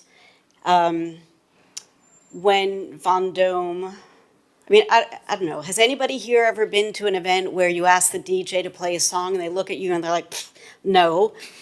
I have. Could be a bar mitzvah, it could be a nightclub. They didn't exercise judgment, and that's their right, to have stupid views that they amplify. What's not their right is to put the city potentially into a dangerous position. And when I commented on the Vendôme lapse of judgment, it wasn't a First Amendment violation. It was the idea that these three hateful individuals with large platforms who are alleged sex traffickers and rapists and avowed proud anti-Semites, to be generous, I think that's the short version of their list of indignities, thought that this was cool, in a nightclub on a Saturday night, drinking, partying. They could have, this didn't happen, but what would have stopped anything from going from this group of idiots in a nightclub to ginning themselves up and taking to the streets and saying death to Jews along Washington Avenue and getting people to join in? That then becomes a public safety issue. So free speech is absolutely sacrosanct in my view. You can have the greatest opinions in the world, you can have the most hideous opinions in the world. When it rises to a possibility of a public safety issue, that's a different conversation. You still have the right to make the comments, absolutely, and I stand behind that 1,000%. We also have the right to ask some questions. I think, and I would like this to be a turning point, and a teachable moment. I think the problem lies when there are no immediate responses to very valid questions, because I think conversation diffuses a lot of the concerns. You may not still agree with the decisions made, but you can at least understand the decision-making process. And we didn't have that. I will take us back to the O Cinema debacle from last year. We had a very robust public conversation in this chamber. We had people queued up. It was, I don't remember how long, but it was certainly more than a minute per person, and we went very much longer than our allotted 30 minutes for Sutnick Hour. And it was a cathartic, I feel, my impression was that it was an important community conversation. All kinds of opinions were heard. There was emotion up and down, but at the end of that, we came to a better place, and that didn't happen here. And I urge us all, where if we are put in situations where there are questions asked, that we answer them transparently and quickly and with full disclosure, because there's nothing to hide when protecting public safety. You are completely at your absolute constitutionally granted rights. You have every constitutionally granted right to say what you want to say. I have no issue with that. But whether you're sitting on the dais or you're sitting at home, you need to be able to answer for what you say. We all get hate mail, and we all get vilified on social media. I mean, if any of us were private citizens, we'd have slander cases left, right, and center, that we would win. I've gotten threats, nothing like the mayor has. I've gotten threats. I mean, we've talked about it, and we should all feel safe. We should all feel safe to exercise our First Amendment right to say what we feel, and we should also feel safe that things that get said don't light an unintended match. And that is the balance of living in a free democracy. You know, people can march through the center of town saying hateful things. There will be a police presence to make sure it doesn't become a public safety issue. So I would urge us, I hope we don't get into a situation like this again, but should we ever get into a situation like this again, I would urge whoever is involved to have forthright, direct, open communication in quick order, answer the questions that are asked, provide the documentation, and air it out and move on. And by the way, Commissioner Bott, I agree 100% with what you just said. But obviously, since in this case I was not the one who made the decision, this was a police matter handled by the police department. Commissioner Mateus Salinas. Thank you, Mr. Mayor. I also want to just say that anti-Semitism has no place in Miami Beach, and we have a very large Jewish population here. This is their home, and they deserve to be safe and feel safe, just as our LGBTQIA community deserves to feel safe here too. This is their home. They deserve that safety. And frankly, all of us deserve to feel safe in our homes, where we live, where we raise our children, where we go to school, where we go to church or temple. I wasn't aware of anything that had happened here. I'm not on Facebook, and I won't be on Facebook. It's a toxic mess of negativity, and I don't want to participate in that. I'm sorry that I didn't wish you a happy birthday on Facebook, but I will not be going on Facebook. So people can and will say many, many things about me on Facebook, and I'm not going to read it or react. It's just not my deal. But bottom line is that we all deserve to feel safe here, all of our communities. And, Chief, I respect you and your department and what you need to do and investigate and whatever procedures you have. I respect that. I'm not going to get in the way. And I thank you for doing, what you felt was best. And, again, I just want to reiterate that we all deserve to feel safe here. And I will always, elevate public safety to number one. So thank you. Thank you. Commissioner Dominguez. Thank you, Mayor.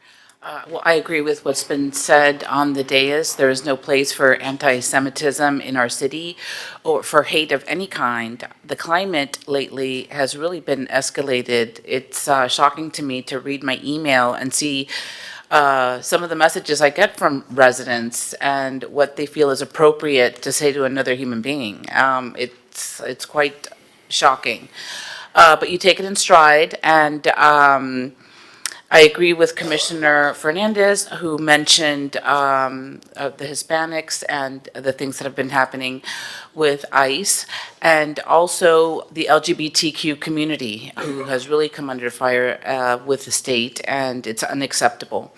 And thank you for the job that you're doing, keeping our residents safe and leading our city with the police department, and let's see if the climate starts to settle down and change, because right now, even the last few days, reading emails that were sent to me, I think back, I'm like, what makes someone think that it's okay to send that to someone else? So we all need to take a step back and take a deep breath. Thank you. Thank you all. I'm actually very emotional right now, mostly because of what I've heard from this dais. This is, I'm hoping, a real moment for us. This has been a difficult moment. It's been a difficult moment for Jewish people in general since October 7th.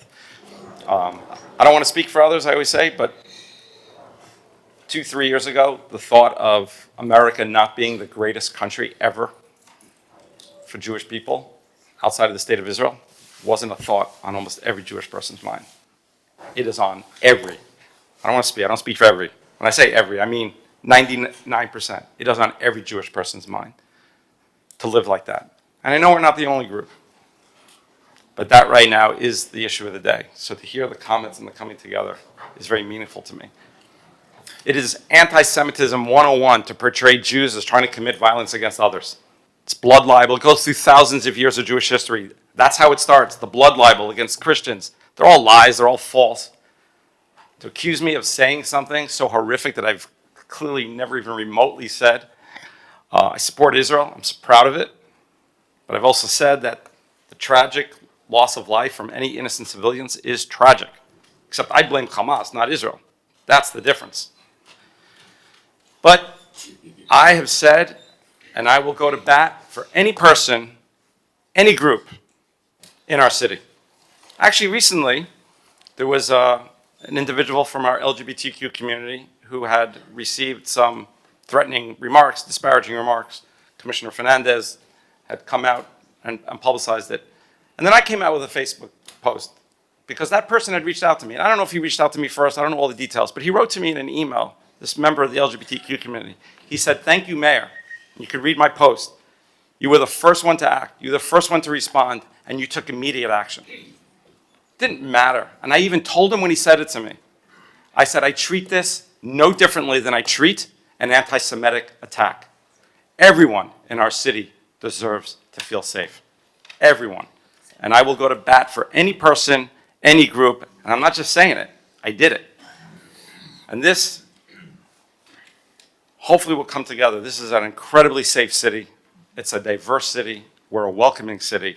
We get ratings from all different demographic groups as being the highest level of scores that they do is Miami Beach. And I think today we really learned a lesson why that is. It's the 7 of us sitting up here. It's the 7 of us up here that come together when there's a threat made or a perceived threat or potential for the incitement of violence against any group. We act fast and we act quickly and we condemn it. And it doesn't matter if it comes from the far left. It doesn't matter if it comes from the far right. And that's what your presentation, Commissioner Suarez, showed. You're seeing the same rhetoric. In this case, we're talking about anti-Semitism against Jews. It's the same rhetoric is coming from both sides. By the way, Tucker Carlson reached out to me after the Vendome incident. I didn't go on that show because I don't want to give a platform for somebody who is spreading hate and lies against the Jewish people. I'm not going to do it. We have to stick together. And that's why I say I'm emotional, because today I see 7 of us. This is leadership. This is leadership, and that's why Miami Beach is one of the greatest cities in the world. And we're going to continue that way, and I have full confidence in our city. Thank you, everyone.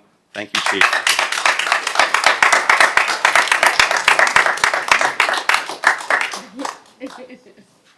Now we're going to get to the important business of the day, and I think one of the more important items on the agenda is spring break. So we're going to go to R7V. Mayor, I'm sorry, Mayor.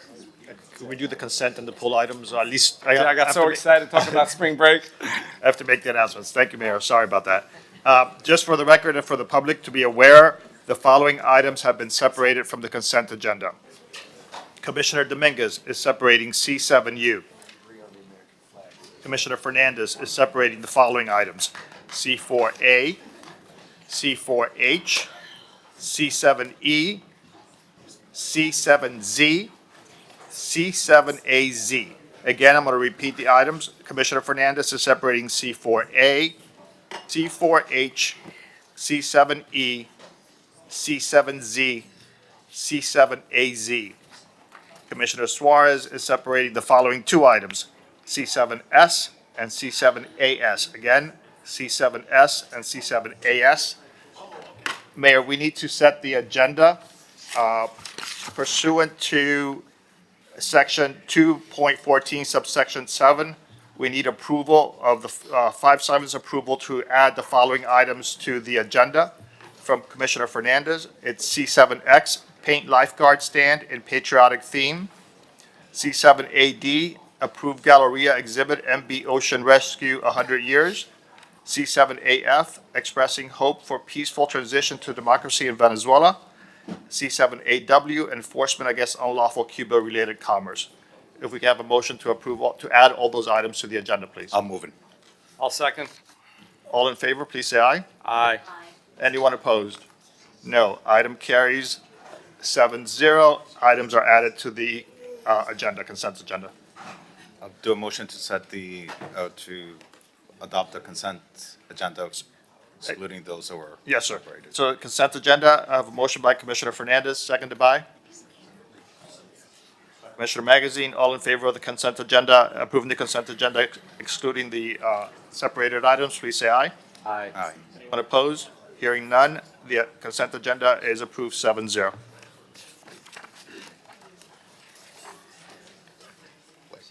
R7V.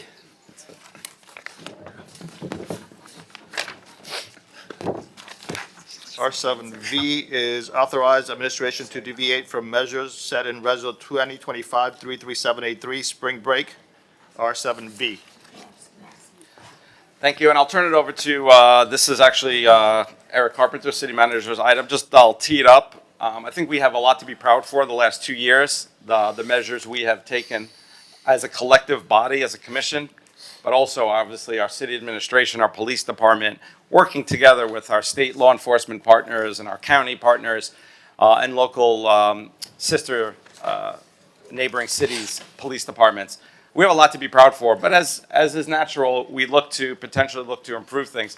And what's interesting is sometimes the narrative gets set that, businesses were against all the measures. I think nothing could be further from the truth. There are select businesses, and they're here and they're vocal, that are against some of these measures, but by and large, I've heard nothing but positives. And our resort tax numbers and our hotel occupancy rates and hotel room rates, which are through the roof, actually show that we've done a lot to protect not only our residents and our businesses. But let's make no mistake, before the measures we took 2 years ago as a body, we had murders on our street, a level of chaos that is unacceptable, stampedes, people's lives were put in danger, and we took measures that saved people's lives. That is an absolute fact, and that is what we're here to do, save people's lives, and obviously have an open, welcoming city, which we've done. You see families coming down Ocean Drive in strollers, people rollerblading, people enjoying our city, going out for dinner, sitting outside, and that was not the case in past spring breaks before the last 2 years. So I'm very proud of the measures we've taken, but today is a good time to discuss, and I know there was a discussion yesterday about potential steps we could take to to improve certain things, but ultimately, I can tell you, I'm just saying right now, for the most part, I am going to be inclined to, with certain exceptions, to keep the measures we have taken that have been so successful. Eric. So, thank you, Mr. Mayor. We have heard all of the commission loud and clear that we don't want to backslide on safety, but we do want to pivot slightly from what we've been doing in the past few years to make it a little more balanced approach. And so we do have a comprehensive plan. I have challenged all of the departments to try to find where the right location is for us to be heading into March 2026. It's important that we highlight that there was a resolution 2025-33783 sponsored by the mayor and Commissioner Fernandez to allocate resources to 16 specific items that were related to spring break 2026. If I could just 1 second roll through those items to remind everybody. Adopt and execute a heightened law enforcement staffing plan, including Alpha Bravo staffing from Thursday through Sunday on the second and third weekends in March. We are going to have enhanced staffing all throughout the month of March, but particularly on those second and third weekends, the 12th through the 15th and the 20th through the 22nd. Those are the 2 weekends with historically we've had challenges that bookend St. Patrick's Day. We are going to have Alpha Bravo staffing of our police department, outside agencies, and we are going to have significant police resources on the ground, as we've heard pretty consistently from everyone that they want to continue to see. We are going to, as enumerated in the second item, vigorously enforce the open container law. Item number 3 was originally to close public beaches on the first, second, and third weekends at 6 p.m. We are here today asking for a little bit of flexibility on that because we've programmed the beach just off of Loomis Park with some very high-quality events. We're going to be bringing in Future Proof, we're going to be bringing in Wadapalooza, we're going to be bringing the Adidas Athex program, and we want to have some flexibility in this item. So that is one of the things we'd like to discuss and get a vote on today if possible. Item number 4, if necessary, suspension of sidewalk cafe operations on Ocean Drive. This is already an if necessary and is discretionary. I don't believe that that will be necessary, but certainly we will make those decisions based on what we're seeing on the ground in real time. Number 5, enforce the city's noise ordinance as we do 365 days a year. Number 6, increase code enforcement, parking enforcement, and fire staffing. We will absolutely be doing that throughout the month of March. Number 7, continue to explore the implementation of a secured perimeter on Ocean Drive or portions thereof. We will have secured perimeter areas in the activations on the beach, and we will continue to explore that. Number 8, continue to explore the implementation of midnight curfews as deemed necessary by the city manager. Obviously, that would be a worst-case scenario, and we would have had to have really had things go terribly wrong for us to have to implement that, but that is still something that is a tool in the toolbox should it be necessary. Implement a robust marketing and communications campaign. We have already put together a robust campaign. We'd like to talk that through today and show that to you. Number 10, work closely with Uber and Lyft and other rideshare apps to communicate restrictions. We are working with Uber and Lyft to make sure that they understand that traffic will be heavy, and we are going to be trying to identify pickup and drop-off points so that they're not a part of the problem. Number 11, close all city-owned and city-operated parking lots and garages in the Art Deco Cultural District between 5th and 15th Streets, Thursday, 6 p.m. through Monday, 6 a.m. for the second and third weekends of March. Because of the activations that we have on the beach, we will be asking for some flexibility on this. I don't think that we are going to need to close those garages, but I do think that we want to keep in place the high-impact measures that will allow us to increase the pricing up to the $100, which is item number 12. Number 13, restrict on-street parking on Ocean Drive, Collins Avenue, and Washington Avenue. This is the item that results in the barricades that I think everybody has, at one point or another, voiced to me their concerns. We are asking for the ability to have the flexibility on that, to make decisions in individual areas, not blocking parking on Washington Avenue, Ocean Drive, or Collins Avenue, unless there are specific locations that will be, that are problematic that we need to address in real time. Number 14, work with the county to explore the closure of the Venetian Causeway. We have gotten the ability to lock down the bridges for extended periods with the county, but they have not agreed to the closures. And create special event zone or zones. We will be doing that. That will be part of our comprehensive plan. And explore all alternative modes of transportation to reduce traffic congestion. That is an ongoing process that certainly will be helped by the new trolley contract and the new water taxi that we've implemented. So happy to dig into any of the details further. We had a very robust and constructive conversation yesterday at the Neighborhood Sunshine meeting, and I welcome any feedback from the commission and committee. The department directors are here to answer any specific questions. Sorry, I heard Commissioner Fernandez first, then Commissioner Bott. Thank you, Mr. Mayor. I think what we need to look at is a calibrated and flexible spring break operational plan. One that keeps public safety as our priority. I think public safety is all of our priority, especially with spring break. It's a plan that preserves the tools we've developed and we've adopted over the past year, but applies them with precision based on the real-time conditions of what's happening in our city at the moment. So I just, I think it's very important for us to understand. I don't think anything of what the city manager is saying is about undoing the spring break strategy that we've had over the past few years. They've been incredibly successful. It's a framework, it's a safety framework that works.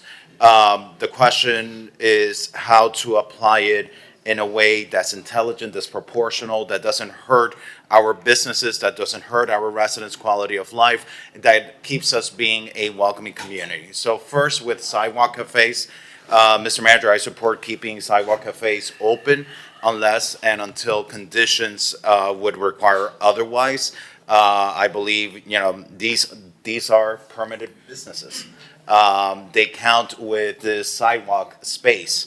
And the people who come from other parts of the country, they want to be able to sit outside, have a meal outside, enjoy our weather. It's why they're here during the month of March. So any idea of automatically shutting them down, I think would send the wrong signal and penalize business owners who otherwise are not doing anything wrong in the city. So what I do support is you maintaining the full discretion together with our chief of police to be able to make targeted decisions to shut them down if conditions deteriorate. So I completely support you in keeping the sidewalk cafes open.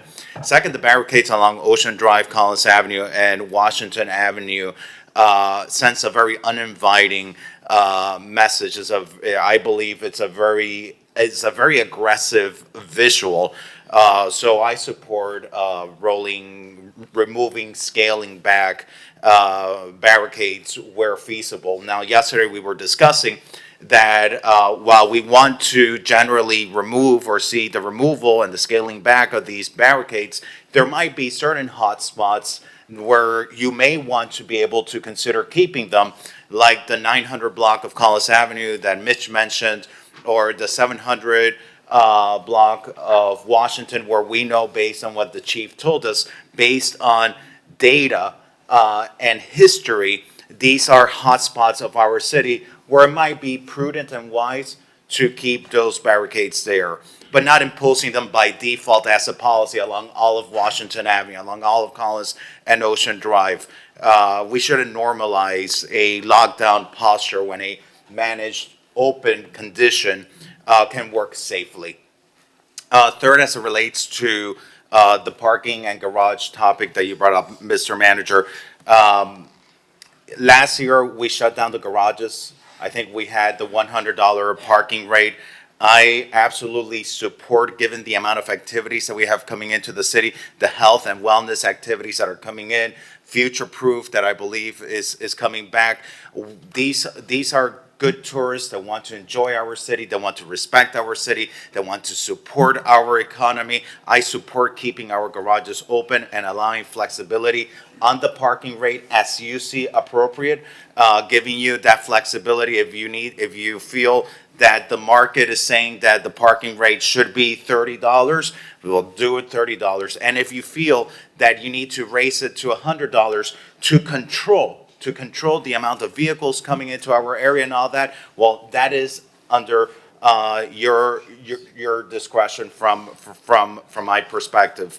I also believe that opening up the garages, it prevents the illegal parking situation that Commissioner Magazine so eloquently mentioned yesterday. When the garages are closed, when on-street parking is completely unavailable in areas like Washington Avenue, what happens then is that people go into the residential zones and they start to illegally park in the residential zones. So I believe opening up our garages and our parking, it reduces that illegal parking activity. As it relates to the beach closing time and beach access, again, we have events that are coming up.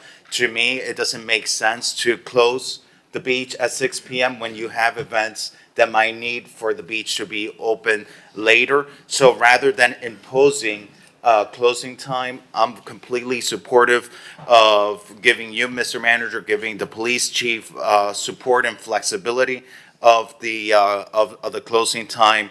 I believe also one of the things that has been brought up over the years is access points. Access points to the beach over the years has been limited to 2 locations. I've received feedback from residents who have concerns that it limits the access to the sand too much. When you have only 2 locations, you kind of create congestion and unintended crowding at these access points. And then people go to other areas. They'll go south of 5th. They'll go north of 15th, where there aren't those access points. So we could figure out a way where, in addition to keeping the beach open later, you could have more access points so that we avoid that unintended consequences, something I would be supportive of. And we've heard from our businesses about the LPR readers and traffic controls. I think we're all supportive of having DUI checkpoints and LPR readers as people enter the city. And I think it's also great messaging.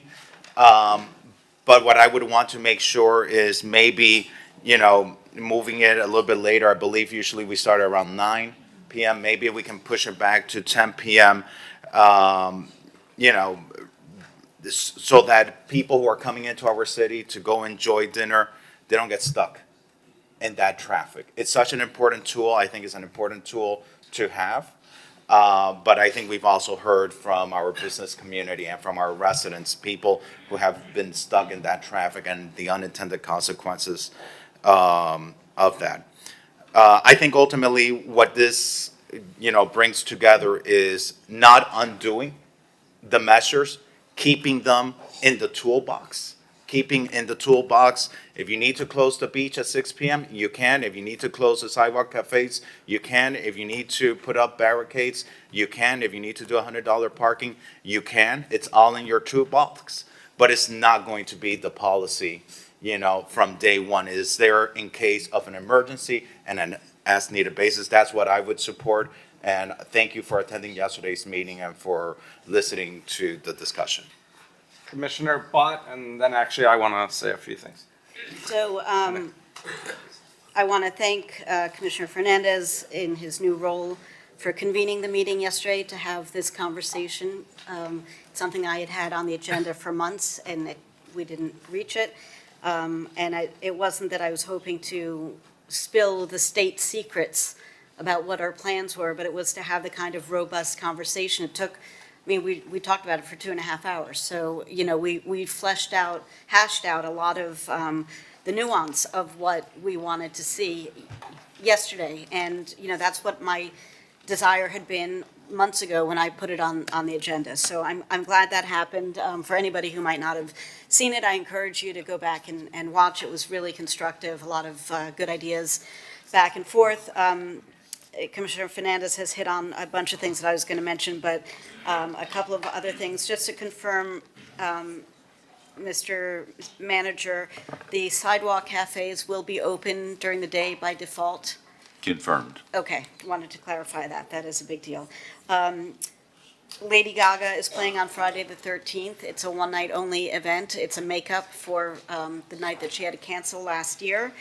We need to plan proactively because even if a fraction of those concert goers come over to the beach, we need to find out when that show is letting up. We need to make sure that our MacArthur Causeway is clear and not backed up. I don't want our police to be less vigilant, but perhaps we can delay LPRs and DUI stops until after that concert lets out and give it a little breathing room.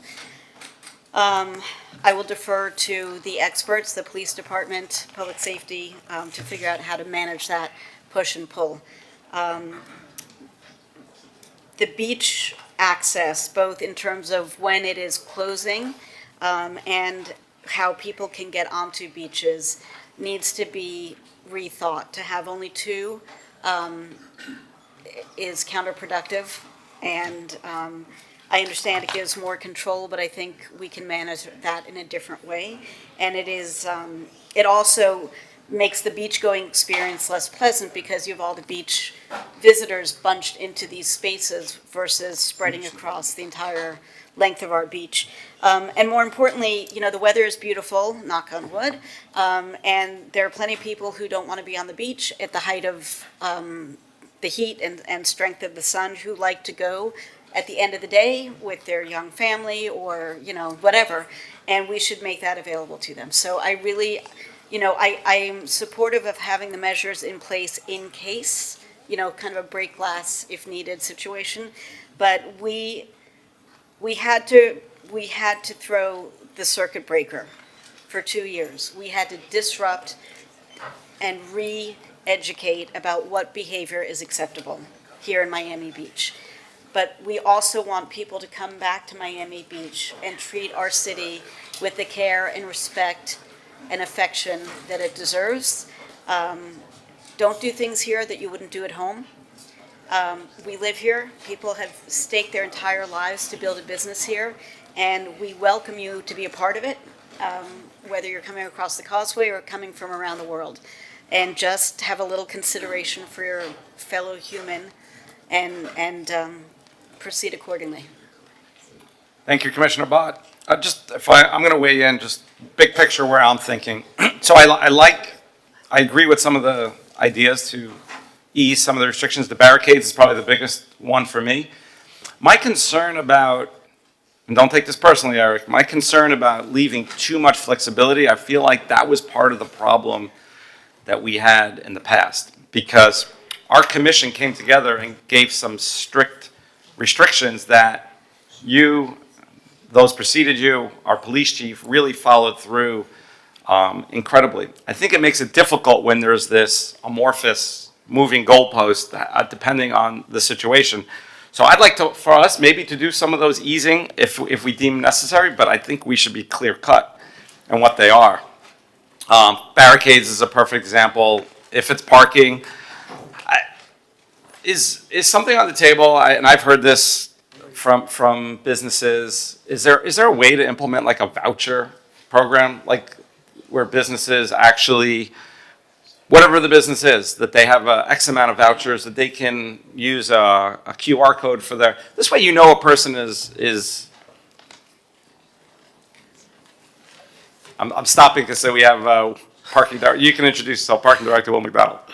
Will McDonald, parking director. So, short answer, yes, sir. The challenge is the breadth of reaching out. So, for example, even in our current system, we hope to begin installation of our new system within the next few days. It will be fully completed within the garages before spring break arrives. Obviously, our technological capabilities will be leaps and bounds above where we're at right now. However, with it being the very first few weeks, we will be able to do everything we do now with some added benefits. So whether we're talking about both on-street and in parking lots using the apps, or whether we're talking about garages, we have that ability to give out vouchers. The challenge is the outreach to every single business, who gets what, because obviously we have, we've talked with the Lisette Argante, our TCD director. We had a meeting with the anchor institutions regarding this exact item on what could we do to ensure that these individuals that are coming for this particular event have parking. We have that ability. It's just at that point comes down to who gets what and when. So that's the difficult part. But yes, the technological capabilities are going to be there. Okay. Thank you. I'll also mention, so talking about the causeways, and again, I'm giving just my thoughts so everyone knows where I stand. So on the causeways, what's interesting, because I spent a lot of time actually on the MacArthur and the Julia Tuttle during last spring break. Actually, I was out there at one point where the officers had to confiscate guns, illegal weapons from a vehicle.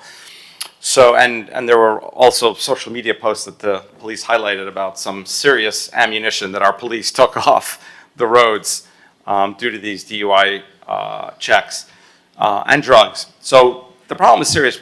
What's interesting is, and my recollection is several years ago, probably 3, 4, 5 years ago, there were waits up to 4 hours. I remember residents used to reach out. The longest complaint I got, and I'm sure maybe somebody can come up with a different, the longest complaint I got this last year was 45 minutes. So I think our police, and in coordination with us, from policy, is we've done a better job about doing the police work they need to do, but also not having extreme wait times. So again, it's all a balancing act because it's real, the guns we took off the roads that could have been in Miami Beach. And obviously it's all unknown to what extent, if any of those weapons would have been used. But we do know that prior to 2 years ago, some of those weapons were used in our streets and we had gang-style shootings that we certainly want to make sure we continue to prevent. Commissioner Dominguez. Thank you. Mayor, I hear you, but I also think that before 2024, the audience was COVID, post-COVID, it was completely different. And with the activations that we've done from 2024 to now, it's improved dramatically. And so I understand your concerns, but I personally feel comfortable with making some changes and pivoting. One of my colleagues mentioned that the month of March is beautiful weather. And I said this yesterday, but a lot of our businesses rely on March to get them through July, August, September, which are really, really tough months in our city. So some of the things that I would support that have already been mentioned are the DUI and closing to one lane. If that absolutely needs to get done, it should start later so that people that are coming over to have dinner in our restaurants can do so without waiting and missing their reservations. Sidewalk cafes to remain open.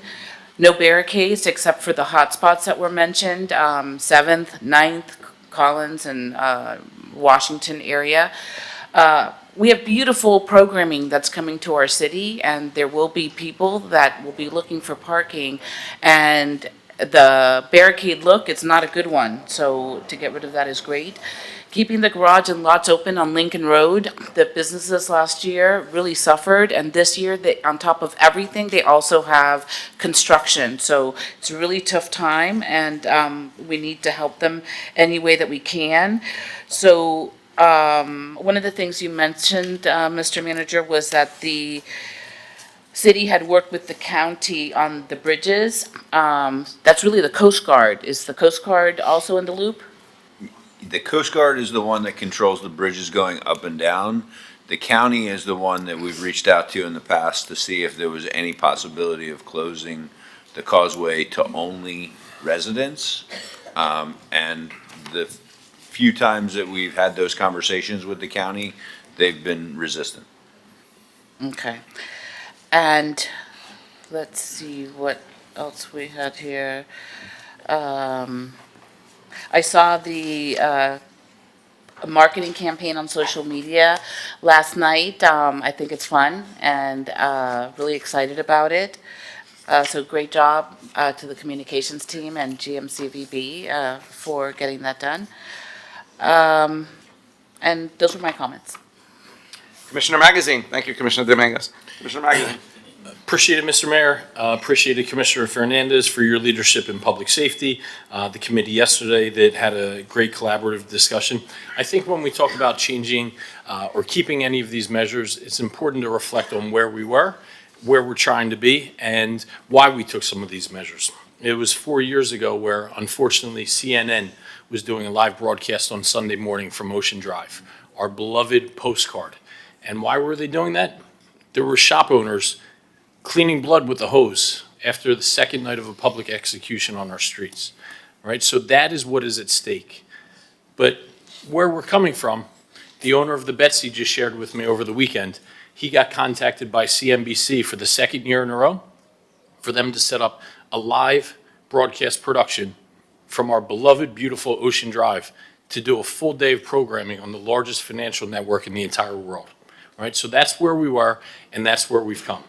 In addition to the events that have been mentioned, and to talk about the progress and where we're at in a different stage, I have on the agenda today, I've been working with two multinational, international brands that want to do an activation that they're rolling out in 6 cities globally, including Monaco, Saint-Tropez, cities like that. They are going to do, or want our approval to do, on Ocean Drive in the middle of March. And those international brands are Prada and National Geographic. Right, so that's the type of caliber of branding and clientele that we can now be proud we're bringing to Miami Beach in the middle of March, which years ago would have been unfathomable. About why we took some of the measures that we did. One of the goals was a lot of the problems stem from not really people that would come here and stay in our hotels, but would drive in from quasi-surrounding areas, party in their cars. Those are the ones that were able to bring weapons. You're usually not bringing it on a plane. And that's where all of the trouble, the overwhelming majority of trouble largely stem from. So I do think that it's important to still be vigilant about keeping measures like that and really limiting the amount of people that are driving in from surrounding areas and partying in their cars and bringing those problematic atmospheres. So I think we want to address some of that. We also want a very good, vibrant crowd, but in years past, we also don't want to be overwhelmed. So when we talk about some of our traffic or parking, I think it should be with that goal of threading the needle of having a very robust public crowd, but preventing us from being overwhelmed.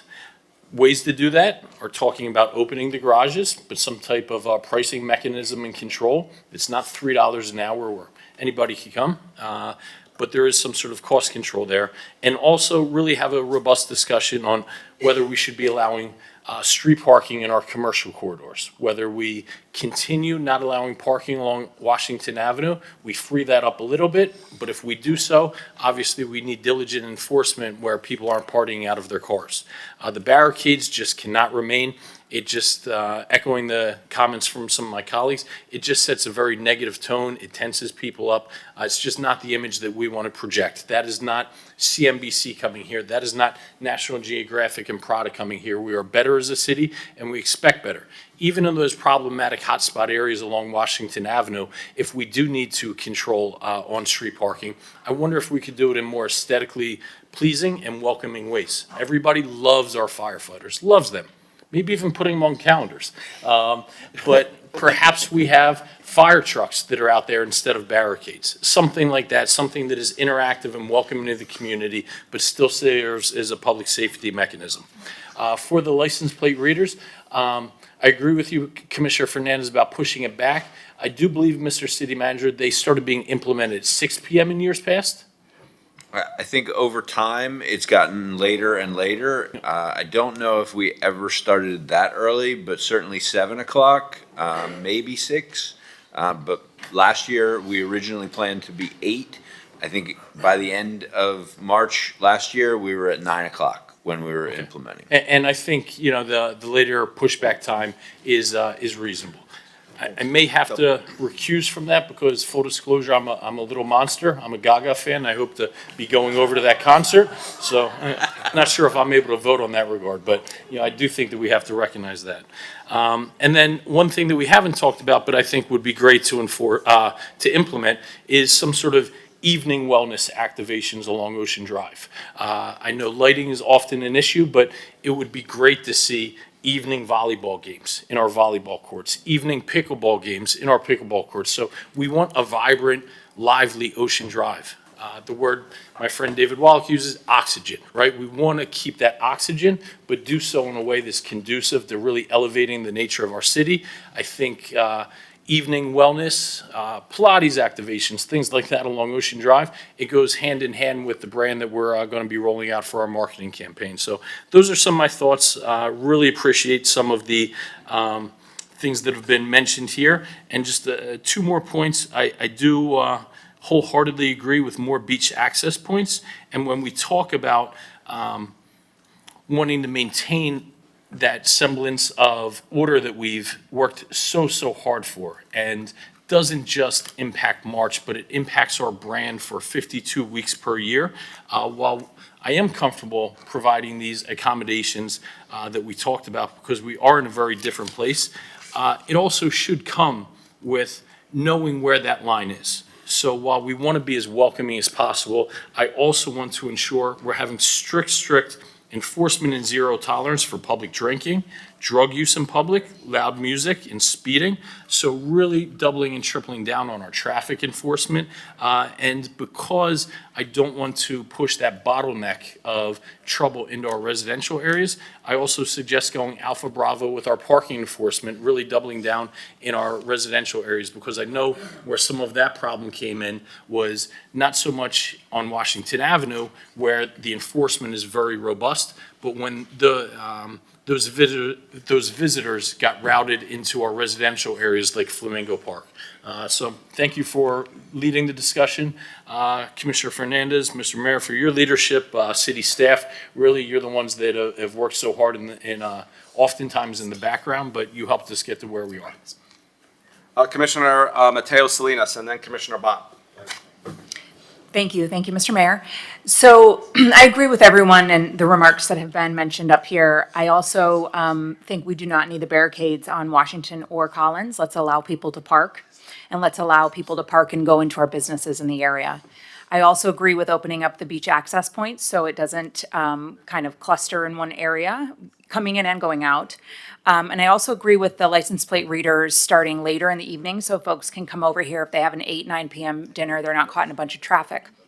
I will say, though, that I want to suggest that if we are going to do license plate readers, that we actually have them, and maybe we already do, Chief, I don't know, but have them going actually westbound on 5th Street instead of coming in, because you do get folks that like to drink on the beach and then leave while they're inebriated. And sometimes people come in Uber or they'll have a designated driver.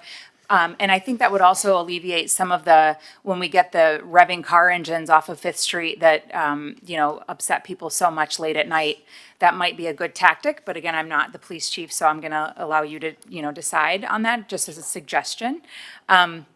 And lastly, I just want to reiterate that please, parking will, whenever we look at garages and enforcement and all of that, to please always remember the Fifth Street garage at Fifth and Alton, the Publix garage there, because folks have figured out that garage is the first 2 hours free. So whereas they might go closer into the entertainment district to park and pay $20, $30, $40, they get 2 hours free at Fifth Street Garage, which causes a lot of chaos because it's right there at the entrance and the exit of our city. So with that, I think those are my thoughts. And Chief, have you considered doing a LPR or, DUI checkpoint leaving the city on Fifth Street as opposed to coming in? Sure, DI checkpoint, yes, we can do that leaving the city, but the LPR detail, I think it would be sort of counterintuitive to do it on the way out as opposed to the way in. We confiscate a lot of weapons, folks coming through the LPR on the way into the city. We confiscate. I'm sorry, I misspoke. The DUI checkpoints. Because Sure, people drink on the beach certainly. and then they leave. And that's, sometimes they might have a drunk driver. We can certainly do that, yes. Chief, while you're here, I'm sorry, Commissioner Babada, the license plate readers, what's your thoughts on pushing that back? And what's the significance of that? License plate readers is obviously a technological tool, which needs follow-up from officers, but what's your thoughts on moving it back? Any concerns? So like the I'm manager concerned. Like the manager sort of mentioned, we've actually pushed it back year after year after year. In fact, even last year, we had a start time that we had tended to start it. And because of complaints from our business community, mostly from restaurateurs, claiming that their guests weren't able to get to the restaurants to honor their reservation time, we actually pushed it back even further. Can you be specific? When you say push it back, what do you? Well, I think last year we started at 10 o'clock. We started setting up at 9, and the actual implementation started at 10 o'clock because of concerns from our business community. And so we've been very, very flexible and amenable to pushing it back each year. Can you explain what it means to push it back, the license plate readers? What does that mean in practice? So the start time is actually later. Can you be very specific? So tell us the technology that's being used and what you're pushing back. Yeah, okay. So the LPR license plate reader, or ALPR license plate readers, is a system of cameras that read tags, license plates coming into the city at a rapid speed, process those tags and give us information, for example, whether or not the owner of the vehicle has a suspended driver's license, whether or not the owner of the vehicle is wanted for whatever reason, giving us probable cause to stop that vehicle and do an investigation. Sometimes it leads to arrests, oftentimes it leads to taking weapons, seizing weapons out of cars, and all sorts of other things as well. Okay, so now, thank you for that. Now, in practice, what does it mean pushing it back? Pushing it back means starting later in the evening. It may have a negative impact on the volume of cars we're able to process and push through the LPR system, but we can certainly push it back. Does that mean, for example, at 6 o'clock, the LPR is not actually active and would not trigger if there was a car someone wanted for murder, for example? Not active in a manner that we use in terms of narrowing traffic coming into the city, slowing it down considerably. Not active in that manner. We do have other means of running license plates. Just a follow-up question on that, Mr. Mayor, if I may. So we have license plate readers coming into the city on a permanent basis. Yes. Is that correct? That's correct. So even though the lane reduction, so what we're talking about is the deployment of the lane reduction. And rather than starting that lane reduction where you pretty much only have one lane, I think it is, coming into the city, it's saying, okay, push that back, by an hour or so, or whatever time you all determine to be appropriate. That doesn't mean, and I guess building upon the mayor's point and question, we still have the permanently fixed LPR reader that if someone is wanted and it gets identified by that tag, our police department, the RTIC, the Real-Time Intelligence Center, would get notified. Yes. And that's 24 hours a day. That's correct. So regardless of the lane reduction getting reduced, the technology will still be used, and the alert, the notification would still happen if a dangerous person is coming into the city. That's correct.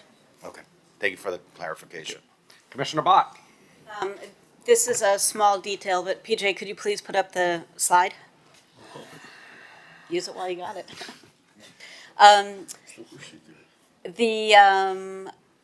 We can do better than this. When we're closing our beaches, we are a world-class city. We need to do better than this. It's an embarrassment. And so I don't know whose jurisdiction this falls in. I know it's expeditious to print something off on your printer and put it into a sleeve and zip tie it to the fence, but let's up our game a little bit. Well, let's up our game a lot. We don't need permanent installations, but come on. Okay. Chief, that wasn't specifically directed to you. You happen to be standing at the podium, but between Melissa and whoever's putting together the beach closures, make it beautiful and not unwelcoming. Thank you. Mr. Mayor. Commissioner Suarez. Thank you, Mr. Mayor. I'll just be brief. Eric, City Manager, given all the proposals that you've put forward with the chief, do you feel that the measures you've taken in place are going to keep our city safe during the spring break? Yes. Okay, thank you. I just want to add, if I can. Commissioner Fernandez. As Commissioner Magazine mentioned something that was important, which is the parting we've seen in the past out of the cars that are parked. So it's important to open the garages and to encourage people to use garages. On the on-street parking, I believe the on-street parking is important, especially for locals. I remember last year, and you all remind me, I was saying you could roll a bowling ball down Washington Avenue. And so, I was trying to go and support some of the local businesses. I wasn't able to park because of the barricades. And for us as commissioners, we have access to garages and all that, and even just getting around, it was difficult. Even when you're a commissioner, even when you have access to parking and all that, it was nearly impossible. And so while I agree we don't want that unruly activity on the streets, we do want to have parking available. I think we should have parking available on the streets, but we need this enforcement. We need to make sure that we are enforcing that we don't have loud music coming out of these cars, that we don't have open containers, people tailgating out of these cars, that we don't have people selling drugs out of these cars. That's what I think we need to make sure. So, from my perspective, reopen the on-street parking so that people can go to the businesses and support the businesses, but very focused enforcement on those vehicles to make sure that they're not engaging in illegal and dangerous activity. And that's how I think we find that balance. And Commissioner Magazine, I don't know if you would agree with that, or that would address, some of the concerns you had mentioned. Yeah, you're good with it? Yes, sir. This is why you are strong in leadership and policy. Eric? So all of the things that we've discussed today are currently within my discretion, with the exception of the 3 that we requested as part of the agenda item. The only thing that I would ask, based on the discussion today, is that the agenda item be modified slightly so that we're talking about removing the barricades in the parking areas, number 13, from Washington, Collins, and Ocean, as opposed to just Washington, which was what the administration had put forward.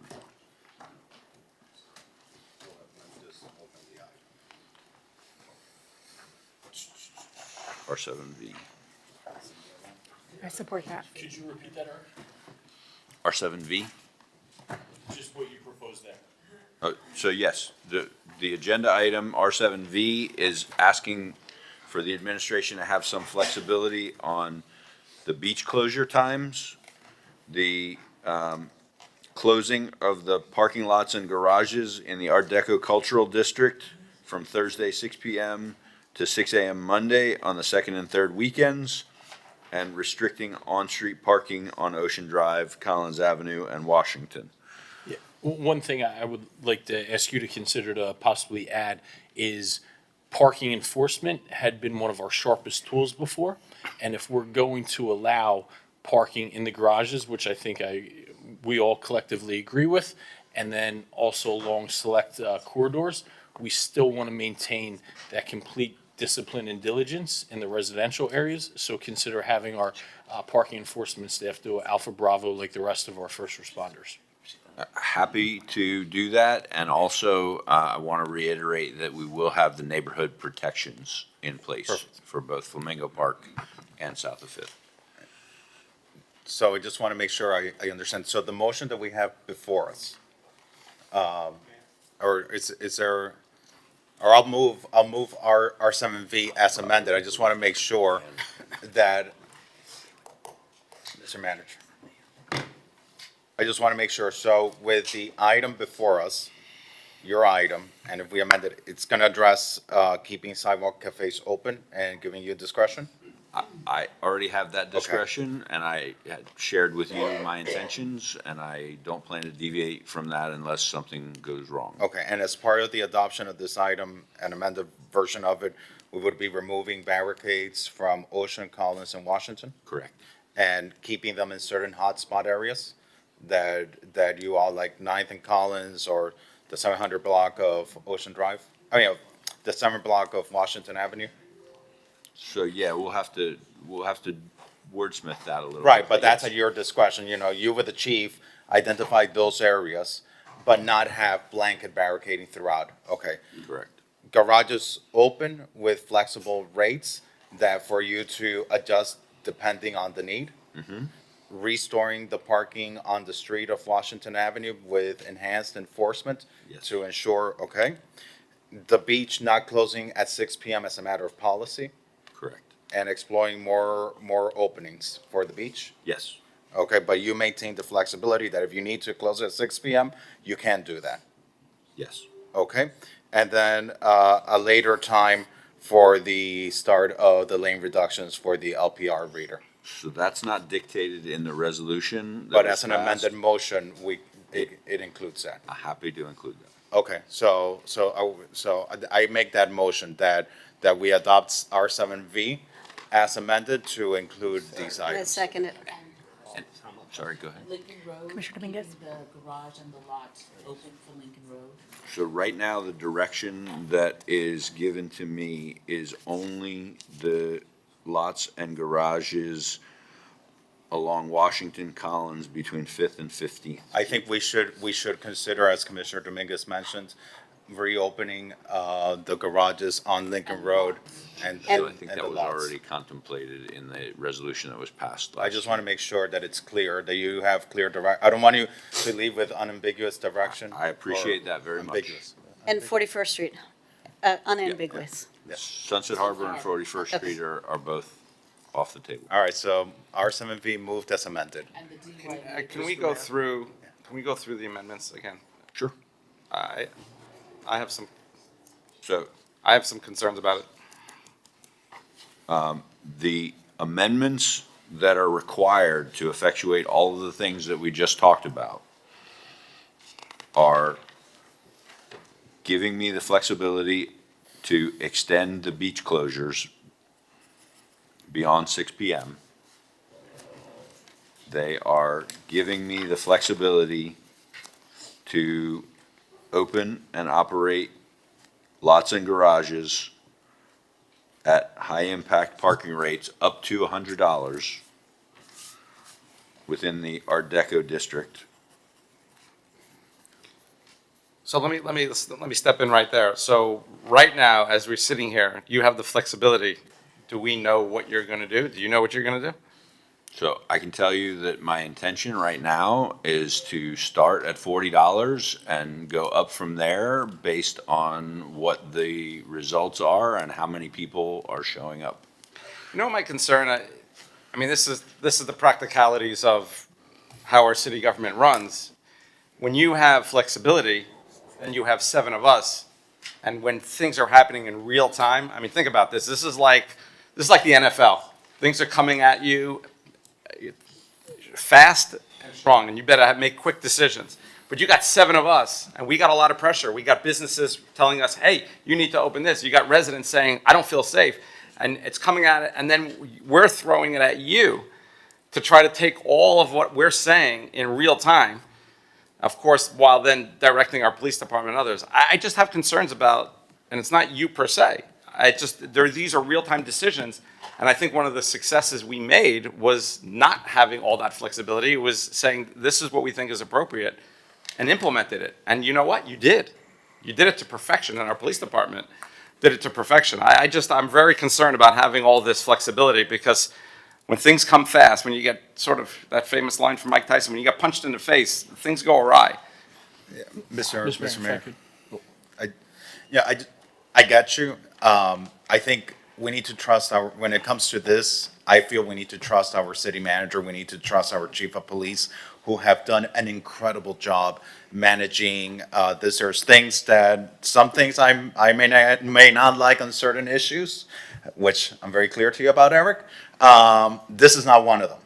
And I believe that those emergency style restrictions that we adopted were never meant to be permanent policies. We can't say we're having a successful month of March only based on safety. We need to have a successful month of March based on safety and people being able to enjoy our city and being able to conduct business in a proper way in our city. So I feel comfortable giving Eric this flexibility, because the promise to the businesses was a number of years, at least my commitment to the business community a number of years ago was, thank you for coming forward with these recommendations, because a lot of the recommendations came from them, as you mentioned, Mr. Mayor, but it was with a commitment that it wouldn't be permanent.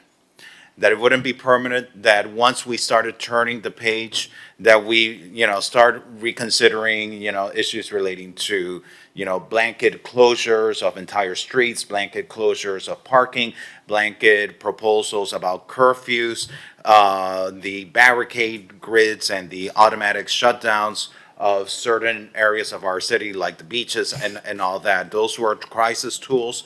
And they belong in the toolbox. They absolutely belong in the toolbox, but this is why we delegate to you the trust to be our city manager, to make emergency decisions as may be needed, closure of sidewalk cafes, closures of the beach, closure of garages, moving up LPRs, curfew if necessary. This is what we trust you for. And we're giving him the tools. He can implement these tools without making it the blanket policy. Let me ask this question. Actually, if you mind, Commissioner Suarez, I'm going to ask you a question, because a couple of years ago, I had worked on a plan, and Commissioner Fernandez, you and I had co-primed sort of the outline of what we implemented. And Commissioner Suarez, you came up with the idea about the parking, if that's my recollection at least. What's your thoughts on sort of rolling that back at this point? Thank you, Mr. Mayor. I'm not a public safety expert. Okay. I'm just a regular guy who lives in Miami Beach. I think I have to take the advice from the chief and the city manager, and if they feel like they need the flexibility for to move the parking rates up to $100 at this point, I mean, who am I to argue that? I think there's been certainly a large sentiment from the community that we want to, open up Miami Beach, and that's why I simply asked our city manager, do you think the measures in place are going to protect us and keep us safe for this spring break? And he just said yes. I think we have good dialogue, but at the end of the day, really, we're not professionals. We're just lay people, and Eric and the chief are experienced government officials, and if they feel like this is going to keep us safe, who am I to argue with that? So, those are my thoughts. I think we've done a very successful job transitioning March from a party all you can day and night for spring break to now a fitness destination. We have High Rocks coming, athletics, Wadapalooza, we have Blue Zones coming. It's going to be completely transformed. And it's, in my opinion, I think it's okay to sort of take a pivot and start to change the sort of dynamic of our march. And like I said, if the people that we hire to tell us what's best as far as public safety and event planning think that this is appropriate, I'm okay with that. Mr. Mayor, just a follow-up on that. Commissioner Fernandez, I have a question for the chief, but go ahead. But just to follow up, I just want to highlight Commissioner Suarez's response, because you've been so consistent. Your first discussion on this dais, our first spring break discussion a number of years ago, you asked the same exact question of the city manager. Then the following year, you asked the same exact question of the city manager. Do you believe that this is what you need to keep our city safe? And you supported that. And so I just want to highlight your consistency in trusting. We speak a lot of times when we compliment our police, we speak about police discretion. We trust police with discretion. And I trust Chief Jones with that level of police discretion that a chief should be trusted with. I'll add, Commissioner Fernandez, that predating Commissioner Suarez, I think because I've been on this dais now 6 years, first as Commissioner Mayor, which I think I noted. I think I'm the longest standing member, which is hard to believe. But I think every year somebody asked our city manager at the time and our police chief at the time, are you comfortable with these measures? Yes. And obviously it didn't go well. So I'm not sure that's the, but I hear your point, Commissioner Fernandez. I'll ask you the same question I guess Commissioner Suarez asked the city manager. And please tell us, is there anything that you're uncomfortable with these rollbacks? Is there a tool that you think you need to ensure the safety of our residents and visitors in our city? Thanks for asking the question. And I'll add the safety of the officers as well. Certainly. Thanks for asking the question, Mr. Mayor. The answer is no, I'm not uncomfortable with it. In fact, I am looking forward to this year's spring break for this real reason. The activation of the sporting events that's happening, one of the things in police work, positive activation of space actually reduces crime. Classic example of that is the CFP we just went through, the football game, right? A lot of people in the city, tens of thousands, more people than usual. Our crime numbers went down. I anticipate and expect crime numbers to go down this March because of the activations we're having. So very comfortable with the flexibility being given to the city manager to make decisions in real time. And we have enough resources in place on the ground. Not only the police officer will be working Alpha Bravo on the 2 highest weekends, but also all the support we're getting from outside agencies coming here to help us as they have in the past. So we have resources to make the pivot in real time if we so have to. Okay, thank you. Who has to speak? Commissioner Mateo Salinas. So I anticipate that March is going to be a great month because of these activations that we have, the sporting events and future-proof great conferences. And I think that the thing that when we talk about relaxing some of the measures is that the beach is different now. People don't party on the beach. After the Calvin Harris concert, everybody left. Everybody left. They hopped in their cars and they went to Wynwood. So I think we've grown up a bit, and in large part, I credit that to our marketing campaign.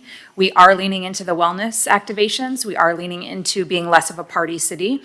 People aren't drinking anymore, young people, old people.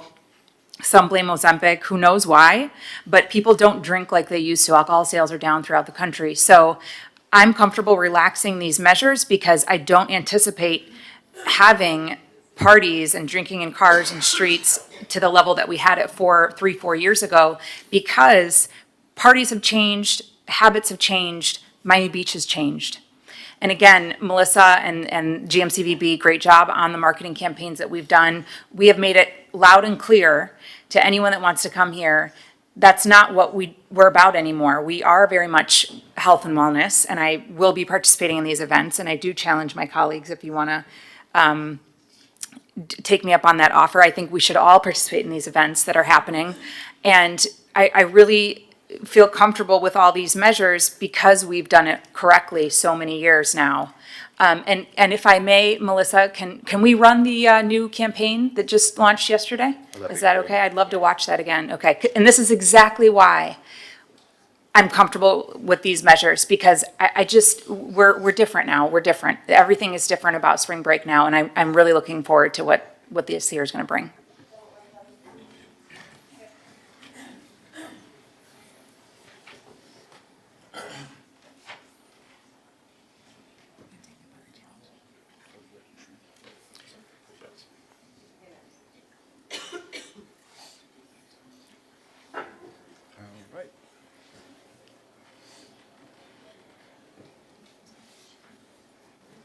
So good morning. While PJ cues that up, we obviously had a very public breakup 2 years ago, gave a reality check, and this year we're really flexing about being the health and wellness capital. So I hope, what's that? I see what you did there. Yes, thank you.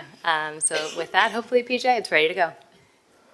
March, Miami Beach will continue its beach restrictions, DUI checkpoints, and parking limitations. In other news, a man has woken up after 10 years. The first thing he wants to do with his new lease on life, party like it's 2016.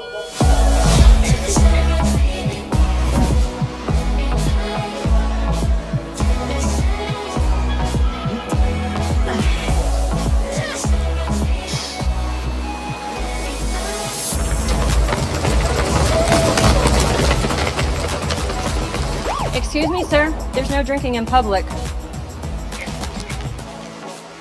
Green juice?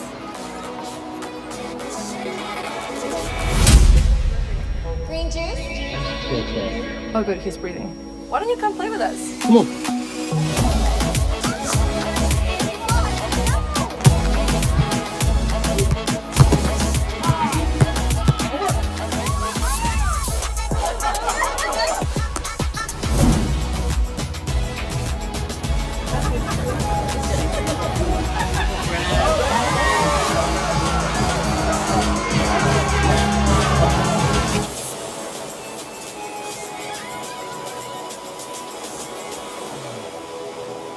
I could lay here for another 10 years.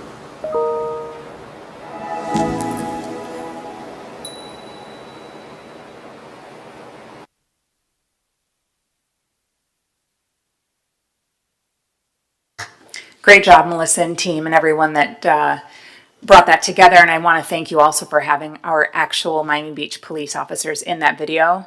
That they weren't actors, they were real, and I appreciate that. So, and also Raven, shout out Raven for being in that. That was great. And I believe I understood that the Run Club, the Miami Beach Run Club, were the runners that run past the guy. So great job. I mean, it just really was.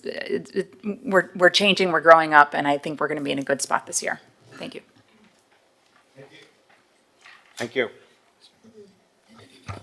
So we had, Mr. Mayor, we had a motion as amended. Mr. Manager, I trust you with the execution of spring break. I trust the chief. If something goes wrong, we're here to back you. And in fact, I trust you and the chief so much, I'll put my name as a co-sponsor of R7V of your program, because we're all in this together. If things go well, we're all together. If something happens, because it's a dangerous society out there, because the state changed laws that allow people to bring in weapons pretty much anywhere, or we're here to back you. But we also need to back our community, our businesses, and those who want to enjoy and prosper in our city.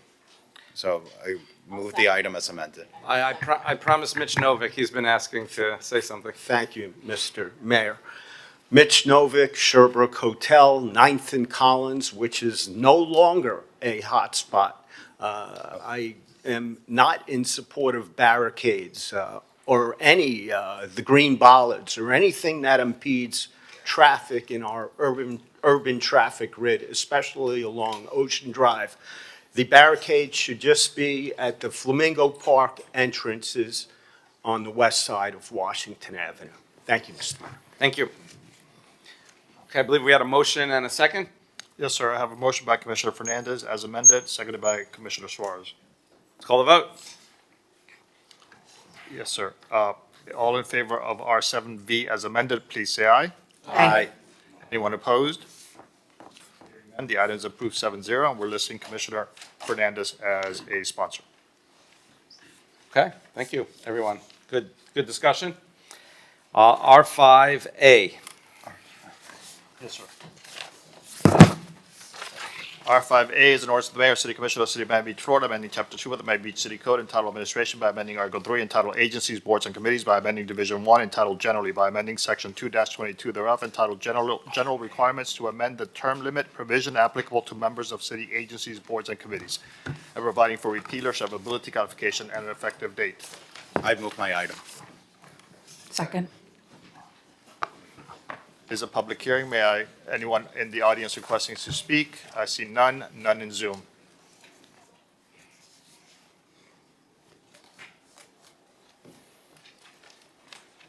You have a motion and a second? Call the vote. Commissioner Bott, this is on R5A. Yes. Commissioner Magazine. Yes. Commissioner Fernandez. Yes. Commissioner Dominguez. Yes. Vice Mayor Mateo Salinas. Yes. Commissioner Suarez. Mayor Minor. Yes. Motion carries. The item is approved. That was R5A. Oops. We are honored to have with us our tax collector, Dariel Fernandez, with us today. I gave you a nice shout out last night at the State of the City. Thanks for joining as well. And you've been a great friend to Miami Beach and a great partner. And I know you have some updates, so thanks for being with us. Yes, I just wanted to thank you for the opportunity to speak with all of you today, this morning. My name is Dariel Fernandez. I'm Miami-Dade County Tax Collector. I'm here today in support of item C7AW, sponsored by Commissioner Alex Fernandez. This item creates more coordination related to compliance with federal Cuban sanctions and reinforce the importance of proper authorization for businesses operating under the federal sanction programs. For more than 65 years, the Cuban Communist and Socialist dictatorship has approached the people of Cuba, exported repression, and continue operating with financial support and special agreements from other nations. No community understands that reality better than ours, and that is why sanctions, enforcement, and accountability matters. I want to thank Commissioner Alex Fernandez and the City of Miami Beach Commission for considering this item. My office remains ready to support lawful compliance and serve the public with professionalism. Thank you for the opportunity to speak, and thank you for your consideration. God bless Miami-Dade County, God bless Miami Beach, and God bless the United States of America. I have another good news for all of you. In just 3 weeks, I know that is the good news that all of you are waiting for. So in 3 weeks, on March 5th, we're going to opening the new office of the tax collector for the first time ever here in Miami Beach. So all of you are invited to come and celebrate this important milestone with, with the office of the tax collector, of course, with Miami Beach. Dario, why don't you explain to all of our residents what that means? What services are you going to provide there? That's gonna be here in Miami Beach? First, I wanted to say thank you to the city manager. Thank you, Commissioner Alex Fernandez. Thank you, Mayor. And thank you to all of you for supporting this. I think for the first time, the people of Miami Beach wanted to have their own office. What does mean for all of them? That now you don't need to go into downtown Miami to open your business. Now you have the opportunity to come into our office and apply for the local business tax. Also, you're going to have the opportunity to renew your car registration, renew your ID, getting a new driver license in Miami Beach. If you need to have any license like fishing and homestead license, if you need to pay your property taxes, if you have any question, if you need help with your property taxes, we're going to be there. So we're going to have like 13, 14 windows. Our amazing team is, waiting for that day and ready to serve the people of Miami Beach. Thank you. Mr. Mayor. Commissioner Fernandez. Thank you. And I just want to go back to the resolution that's before us, supporting your initiative, Mr. Tax Collector, supporting the county's resolution sponsored by Commissioner Natalie Orbis Milian, calling for stronger oversight of the regulations of commerce with communist Cuba and directing for better coordination and enforcement at the local level.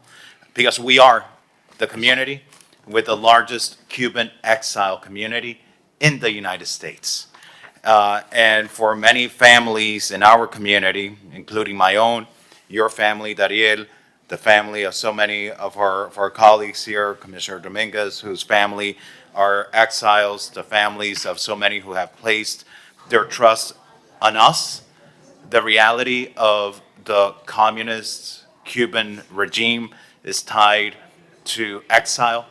Yes. It's tied to loss of freedom, loss of property, loss of rights, the denial of democratic rights, the loss of free and open elections, the arrest of opponents of the government, the execution, the murderous execution of people that they disagree with. And that's why this initiative, Dariel Fernandez, that you have put forward is so important, because it's grounded on something very basic. It's compliance with existing law. At the federal level, at the state level, at the county level, there are already laws and sanctions governing transactions and business activities involving Cuba and other sanctioned foreign governments. It's not just Cuba. There's other sanctioned governments. And our role here, we're not creating foreign policy. What we're doing is ensuring that where laws already exist, that they're actually being followed, and supporting your efforts. And when you identify a business that is engaging illegally with an enemy of this country like Cuba is, that we go after their operations and that we shut them down and that we tell them that they have no place in our community. Follow the law, support democracy, run your business, but follow the laws of this country.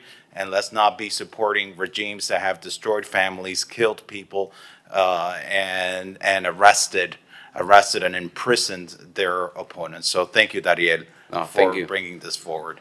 Thank you, all of you, for always putting people first in Miami-Dade County and here in Miami Beach. Thank you. Thank you, Commissioner Fernandez. Thank you, Dariel. Oh, Commissioner Magazine.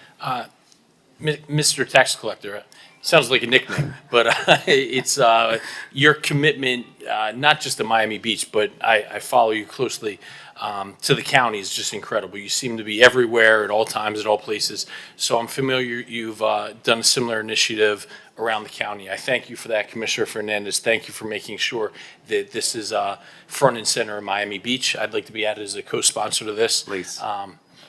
My daughter's mother grew up in a communist regime in Poland, and she was a young girl, and she saw her father kidnapped out of their home, never to return.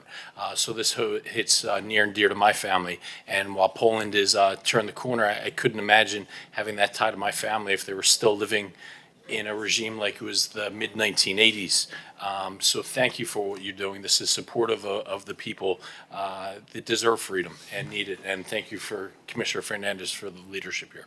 Thank you. And Mr. Mayor, I'd be remiss not to thank all of you also for on consent approving our resolution expressing hope for the peaceful transition to democracy in Venezuela. Amen. Amen. In Venezuela, where they finally have captured and arrested yet another murderous dictator who repressed rights, who executed people. And it's so tied also to what's going on in Cuba. So I want to thank all of you for standing in unity with our Venezuelan community, because at the end of the day, what unites all of this is oppression. Yes. People who have been oppressed by their government, and we're standing in unity with them. Thank you all for your support of these two items. Thank you. Thank you. God bless you all. Thank you, Darío. Thank you. Come anytime, Dario. Good. And I'm looking forward to March 5th. Yes, Um, yes. I'm sure that was intentional. Yes. You think of everything. R5D. R5D is a temporary, it's an ordinance of the Mayor and City Commission of the City of Miami Beach, Florida, amending the code of the City of Miami Beach, Subpart B, entitled Land Development Regulations by amending Chapter 2 thereof, entitled Administration and Review Procedures, Article 5, entitled Rezonings and Development Approval, Section 2.5.2, entitled Conditional Use, by amending Section 2.5.2.1, entitled Purpose, to provide for exceptions from conditional use regulations for certain neighborhood impact establishments in the designated commercial districts, and provide for administrative review and enforcement, and providing for codification, repealer, severability, and an effective date. R5D is a second reading public hearing. It requires 5/7 vote. That's R5D. Commissioner Fernandez, and co-sponsored by Commissioner Bott. Thank you, Mr. Mayor.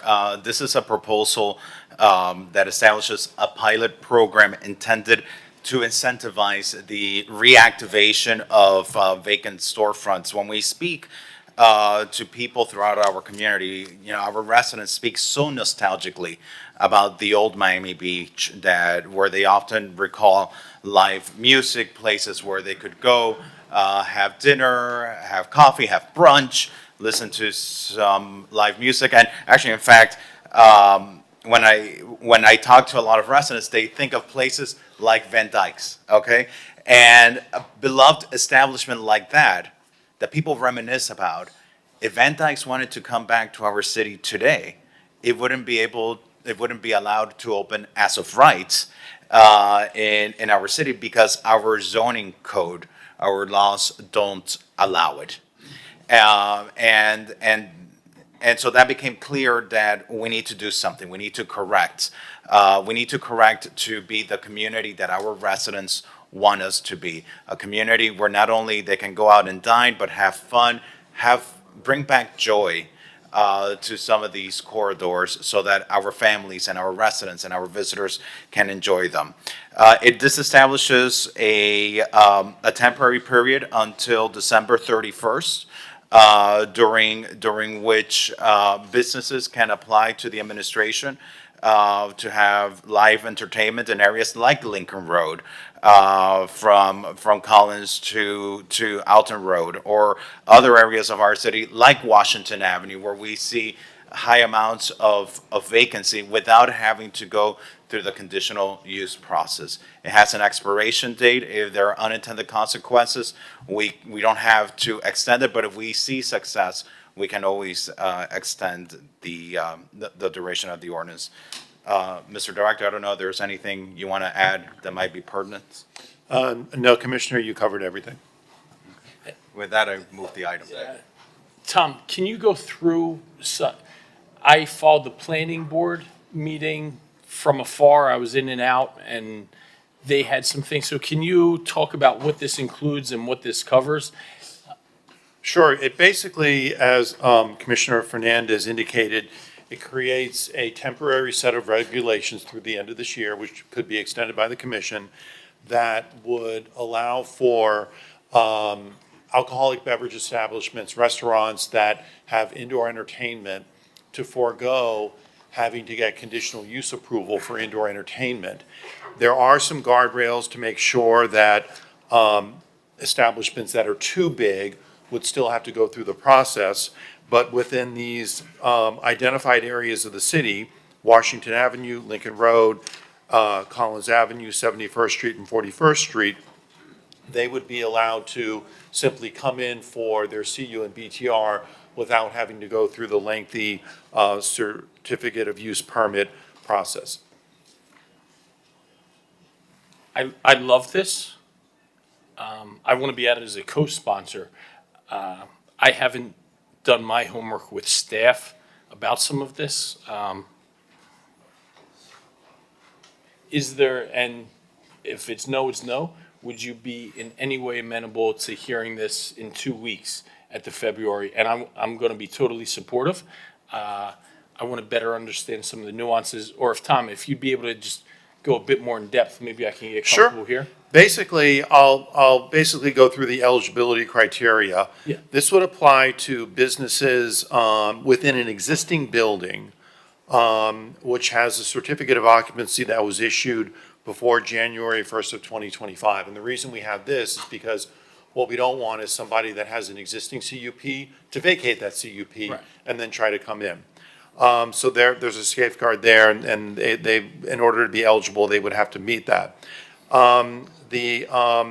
There would be no outdoor entertainment and no adult entertainment. So this would not apply to outdoor entertainment or adult entertainment. Or rooftop. Or rooftop. It would not apply to any open air or rooftop facility. The maximum occupancy could not exceed 750 persons. So as I said before, this is not intended to be for very large venues, but for those that are smaller to more moderate. So basically, right now, if your restaurant without entertainment has an occupancy of, say, 350 or 400, you have to go get a CUP. Under this, you would not have to get a CUP. You could open up, but that occupancy could not exceed 750 persons. Similarly, if you have indoor entertainment, right now, if your occupancy exceeds 200, you have to go get a CUP. This would give you some flexibility, but not over 750 persons, so it wouldn't be the bigger. And to add clarity, if I may, Commissioner, if you yield, Mr. Director, what safeguards do we have in the event someone abuses this? Let's say they go in, they get an administrative approval to have live entertainment. Will we have the ability, or the administration have the ability, to revoke that privilege and then say, you know, you gotta go then through the conditional use process? There's a provision, we already have a provision in the code in sections 102-381 through 102-385 that give the administration the authority to revoke a BTR based upon that criteria. And so that would apply here. And I just want to confirm with our Chief Deputy City Attorney, and I love that title because when I say Chief Deputy City Attorney, it usually gives them enough time to walk from their seat to the podium. With the adoption of this ordinance, if someone is found to be a nuisance, to be abusing this, to be creating noise, we would be able to take away the right that this is giving them and send them, then if they want to continue, they would have to go through the conditional use process.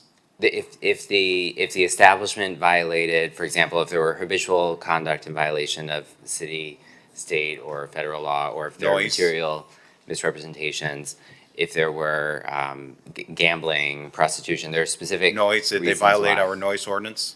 I mean, habitual violations of the noise ordinance could be part of the reason to shut a business down for this. I just want to make sure, it's in the toolbox. Mm-hmm.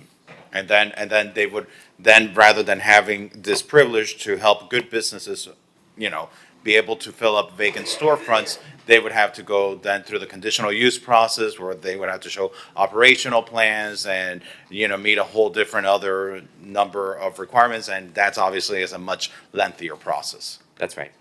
Oh, okay, excellent. I appreciate that. And one question I have, given that this program sunsets, if somebody gets a CUP and they have no violations, it's not as if that CUP sunsets at the end of the program. They maintain that until something. They maintain it. Okay, excellent. Correct. And given that we're concentrated here in our commercial corridors, right? It's not as if this is in Sunset Harbor or south of Fifth or West even Avenue. along West Avenue or Belle Isle, areas that we've intentionally kind of restricted, I hate using that word, but restricted some of our entertainment options. Given this is really concentrated in our commercial corridors, really not abutting residential areas, what is the intent of excluding kind of open air or any type of rooftop activation?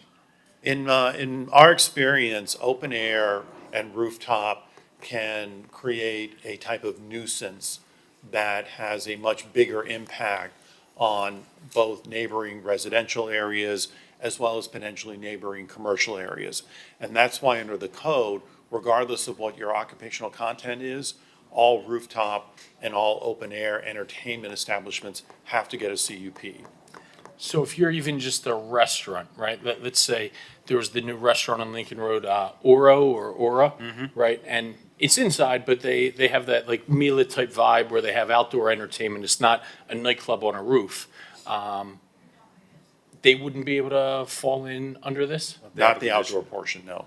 only And they also already have a conditional use Yeah. permit. I know Yeah, them, but sorry. I'm just saying a similar example, right? They seem like both those entities like great operators.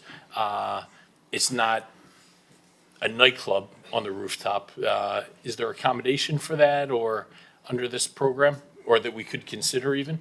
What's challenging with outdoor entertainment is the way that we define entertainment is a performance. And so, under the code administratively, we really can't pick and choose what type of entertainment you have or how loud it is. It's just a performance, it's entertainment. As part of the CUP process, the planning board can regulate that. So, using Mila as an example, they can regulate to make sure that any entertainment they have is going to be ambient level, that there's going to be certain hours of operation. There's certain guardrails that are part of the CUP that would be challenging for us to do administratively. Indoors, it's not the same type of challenge because it's fully enclosed and it's not going to And what permeate is the that exterior. entertainment that they have? Isn't it just outdoor dining?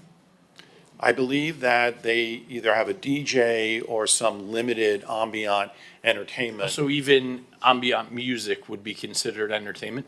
If it's performed, yes.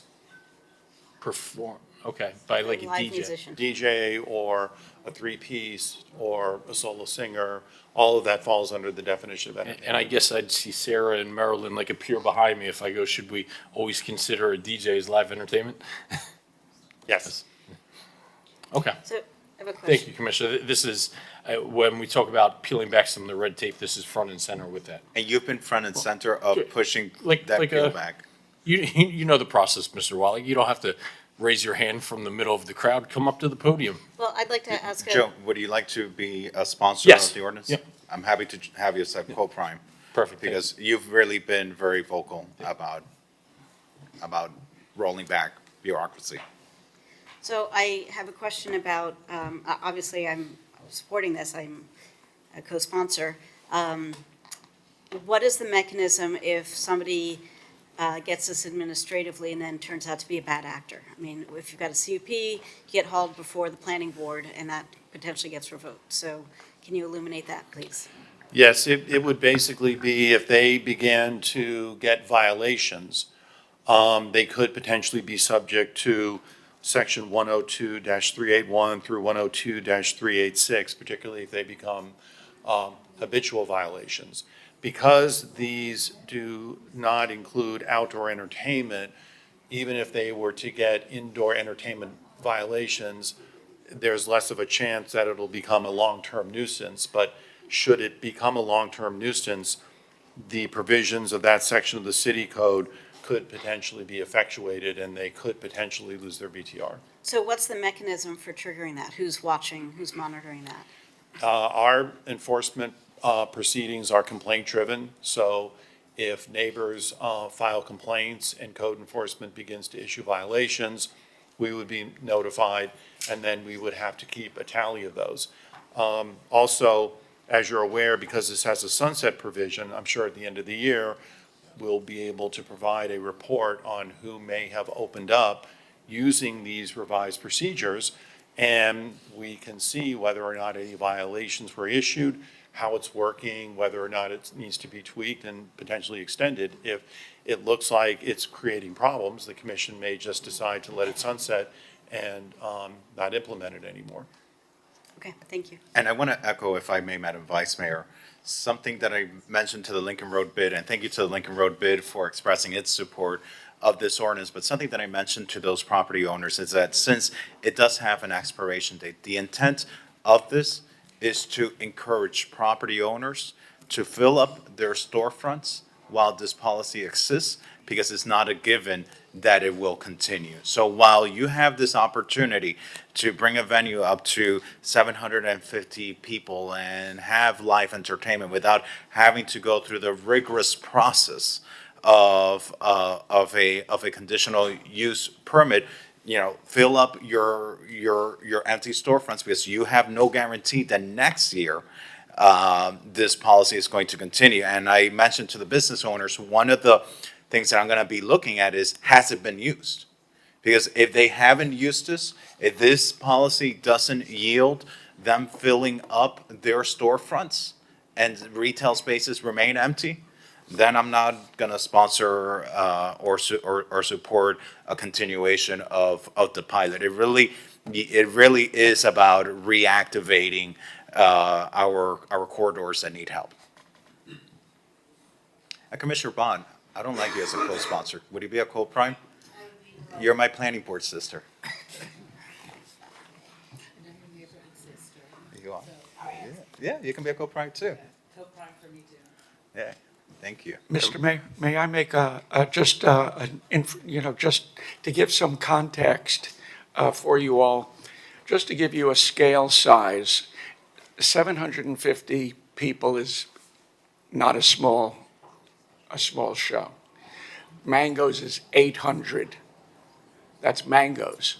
I was thinking this kind of a thing would be for jazz clubs and that kind of live, cool stuff that we used to have on Washington Avenue.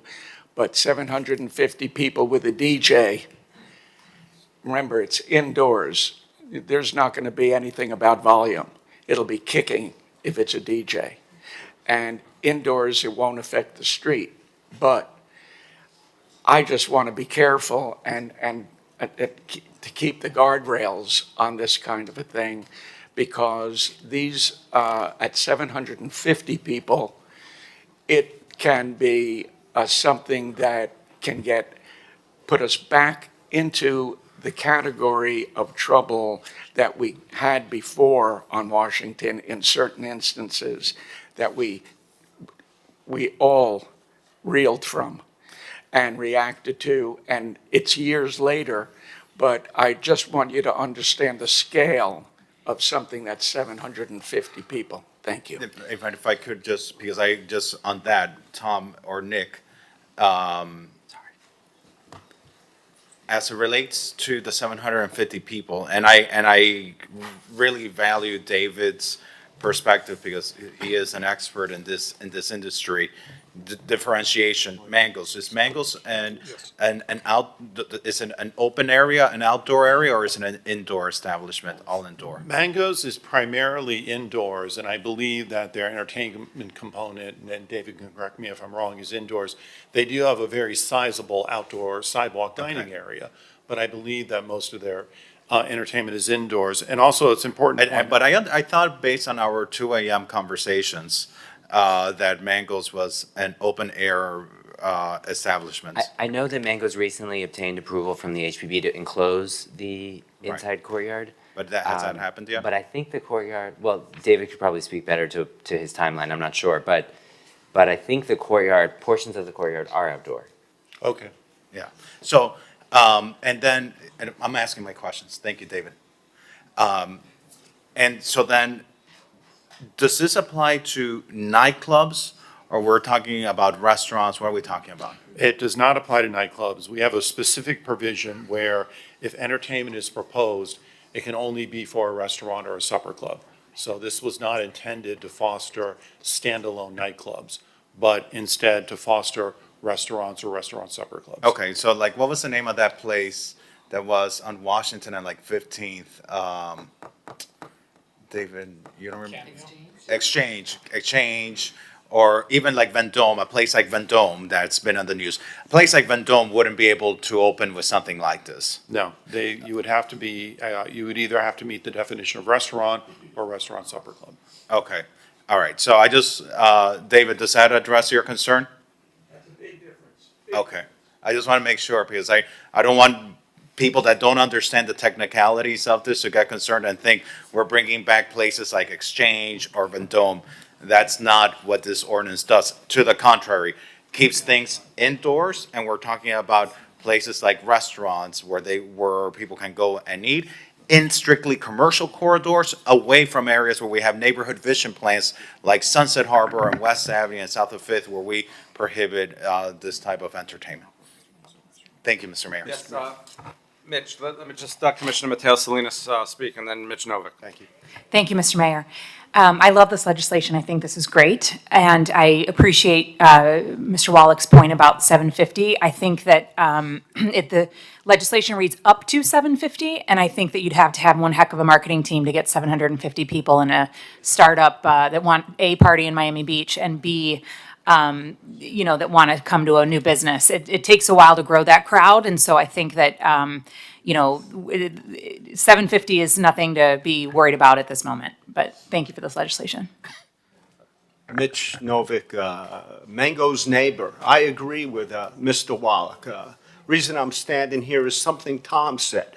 Open air entertainment is a nuisance, especially along the 1000 or 1000 block of Ocean Drive.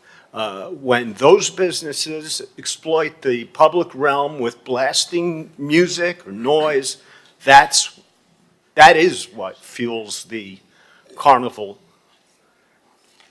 circus atmosphere. Whatever it is, I forgot, I haven't said it in a while. Carnival-like circus that we're so familiar with. Thank you. Troy. Hi, Troy Wright, Washington Avenue. Thank you, Alex. Commissioner Fernandez, we will definitely encourage Washington Avenue businesses to participate. This is something that is needed, and I think we will encourage and do as much as we can to support this. Thank you. Mr. Mayor. Thank you. Since Troy, is there any other bid representative here? I see Lincoln Road bid. If Claudia could approach the podium, is any other bid present here? Just for the record, Amy Mayhew from 41st Street is on Zoom. Okay. If I just want the two of you and the other ones that are participating virtually to know. Okay. The intent here is for your property owners to use this to fill vacant space. Our city needs the support of the private industry.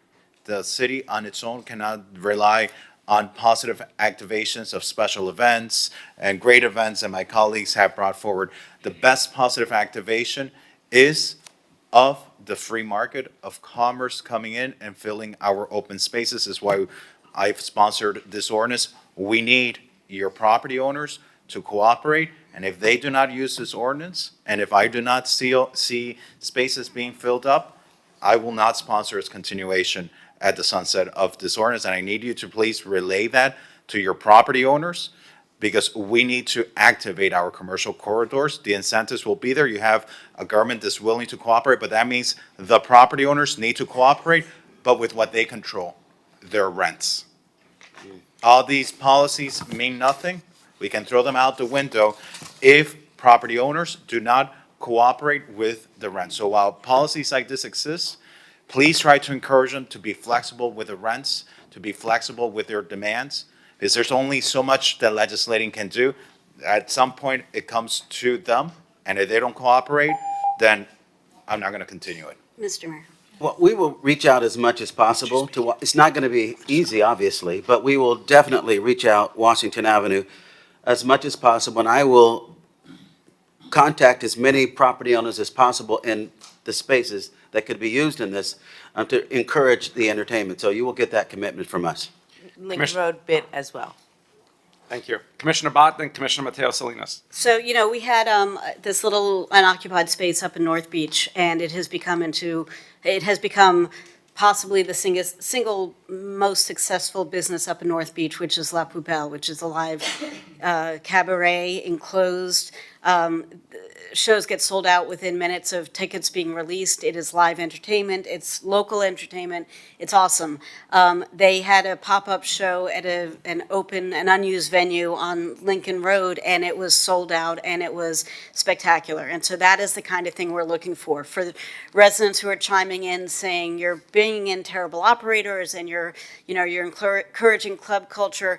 We want live music back in the city because we all love live music. We don't want people, we don't want chaos, but I think we all are united in the belief that we as a city have evolved and are continuing to evolve and value different things. So we are going to rely on good operators coming forward, and we won't tolerate bad operators trying to pull a fast one.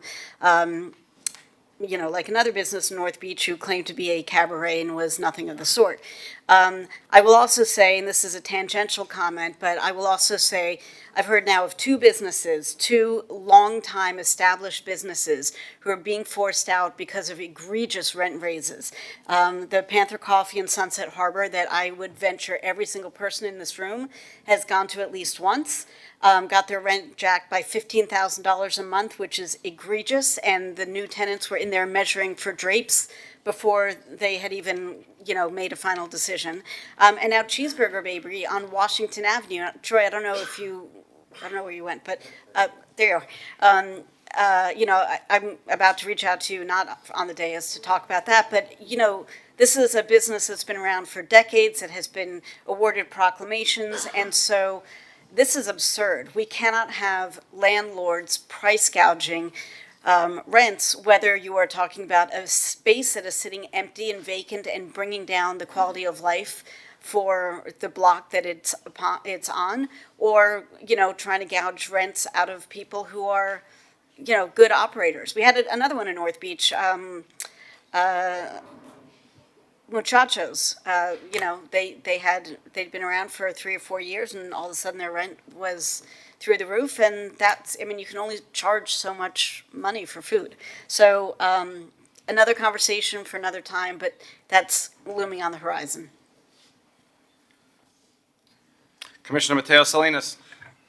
Mitch, just to alleviate your concerns, it says in the legislation, no outdoor entertainment and no adult entertainment is permitted? Okay, and also no portion shall be located on the top floor of a building, so it won't be the outdoor entertainment, okay? Okay, good. Want to make sure you, thanks.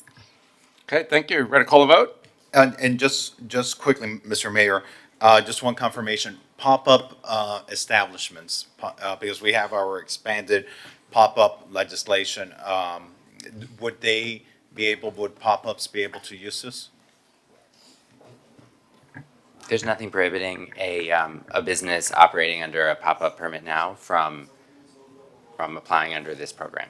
Okay, and a building that has received a CO before January 2026 or 25? It would be the application is limited to an existing building, which has a CO that was issued on or before January 1st, 2025. Let me ask you something. When a business goes in, let's say a space has been empty and is about to be filled, let's say it's been empty for 10 years, I don't know, a space has been empty for 10 years, and they're gonna go in and fill it, do they need to apply for a certificate of occupancy?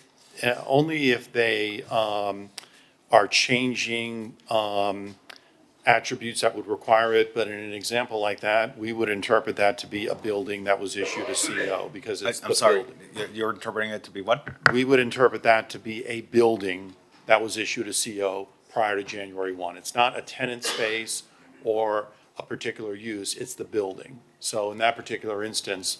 A building. Yeah, if it was 10 years old. But not the individual unit. Exactly. Okay, so let's say an individual unit currently has an open permit and they haven't, for that individual unit, received a CO or even a TCO.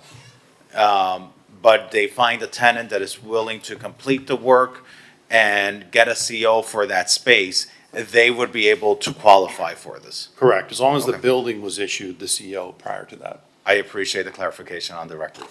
Thank you. With that, I move the item. Second. Let's call the vote. It is a public hearing, and I have 3 individuals requesting to speak online. First speaker is Sara de los Reyes. Please unmute yourself. Hi, everybody. Sarah de los Reyes, Sunset Harbor Neighborhood Association. I've been listening. Thank you, Alex, for clarifying the fact that if the neighborhood has an ordinance that there's no entertainment, that they're not going to be able, they can actually open up a place, but no entertainment in it. So I was happy that you actually enforced that. And yes, a DJ is entertainment, Mr. Magazine. And we have that issue right now with Harbor House. He has DJs up there. I haven't gone up there to actually see it, but the neighborhood has called me and said that they do have DJ in that area from time to time. And that's entertainment. And I know he wanted a piano. So I'm just want to make sure that in our neighborhood, because we keep it so non-entertainment and open until 2 a.m. and everybody's happy about it, that it continues to be that way. Thank you very much. Thank you so much. Our next public speaker is Amy Mayhew. Good morning, Commissioners. Amy Mayhew with the 41st Street Business Improvement District. Just want to express our gratitude to Commissioners Bott and Fernandez for sponsoring this item. And then also for the reasons that Commissioner Fernandez, you expressed into helping re-engage vacant spaces. We're extremely excited to see that be a potential opportunity for them, but also as a lifeline for even one of our own existing gems, Cafe Avanti. Hopefully we'll be able to see them soon be able to take this up as an option that helps really bring vibrancy to the street and see that encouraging moving forward with vacancies. So thank you. Thank you. Our next public speaker is Johan Moore. Please go ahead. Yes, good morning. I believe it's still morning. While the neighbors, I think, are enthusiastic about having empty spaces filled, I just want to back up and backstop the comments concerning noise. I understand this is meant for indoors. I'm hoping that customary noise limits in terms of how far it shall not be audible will be strictly enforced, certainly after a first warning for these businesses. Thank you very much. Thank you, sir. This concludes our public hearing. Thank you. Let's call a vote. Anyone that wants to prime, it's all of our legislation. Anyone that wants to prime is welcome. I have a motion by Commissioner Fernandez, seconded by Commissioner Suarez. I have listed as co-prime sponsors Commissioners Magazine, Bott, and Dominguez. I'm going to start roll call. Commissioner Fernandez. Yes. Vice Mayor Mateo Salinas. Yes, and I'd like to prime as well. Give me 1 sec. Yes, ma'am. Commissioner Suarez. Yes. Dominguez. Yes. Commissioner Bott. I heard a yes. Commissioner Magazine. Yes. Mayor Minor. Yes. Motion carries. This was item R5D. The item is approved. Thank you, colleagues. Thank you, Commissioner Fernandez. R5G.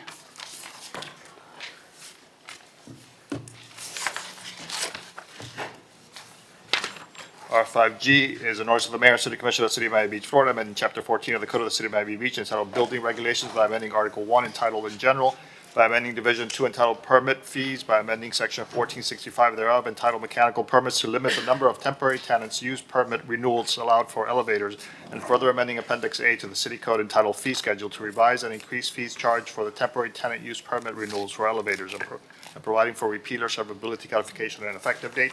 This is a second reading public hearing. It's item R5G. Commissioner Dominguez.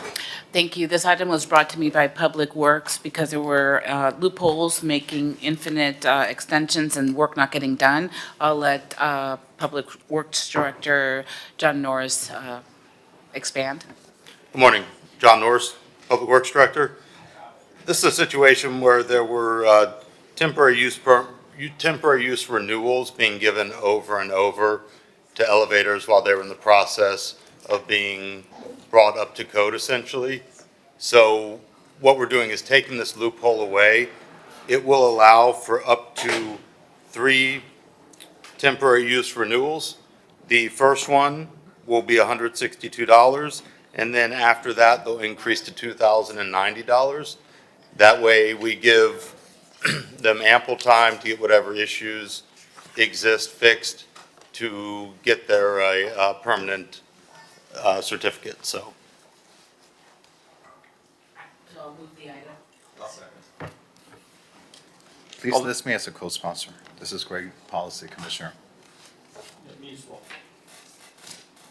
Call the vote. You're strong. It is a public hearing. I see no one in Zoom, no one in the audience requesting to speak. I have a motion by Commissioner Dominguez, seconded by Commissioner Fernandez, co-sponsored by Commissioner Fernandez and Commissioner Magazine. It is item R5G. Vice Mayor Mateo Salinas. Yes. Commissioner Suarez is out. Commissioner Magazine. Yes. Commissioner Fernandez. Yes. Commissioner Dominguez. Yes. Commissioner Bott. Yes. Mayor Minor. Yes. Motion carries. The item is approved. R5H.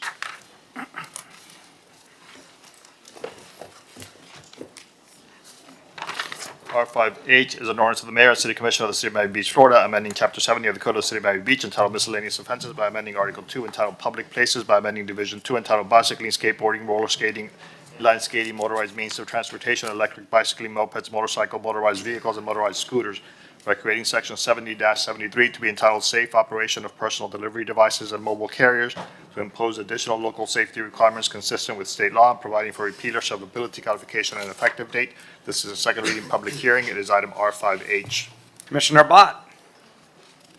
Yeah, so we are preempted by the state, which is ironic because this is the state that passed the home rule laws, and yet we are preempted time again on doing what we think is right for our community. And we have these delivery robots where in some cases they are not causing a problem, but in many cases they are. We have very old, very narrow sidewalks that have overgrown bushes and lots of different uses, and people.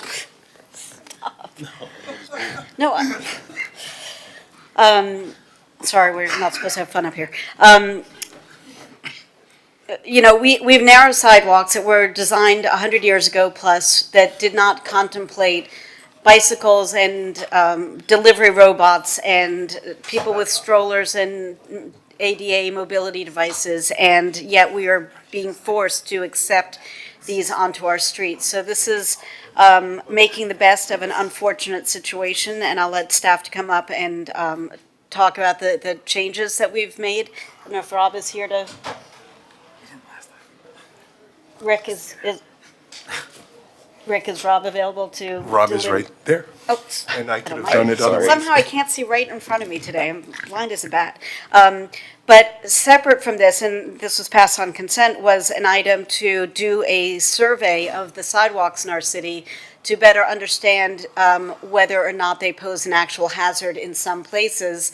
And we will take that up separately when we have actual data points. But, and at that time, I will come back with, you know, photographs of standoffs and tipped over machines and people trying to figure out which way to go, and you know, near misses in traffic and actual collisions. So, but in the meanwhile, we're going to try and make this as safe as we can for our pedestrians, who should take precedence over corporate profit. And with that, I'll turn it over to Rob.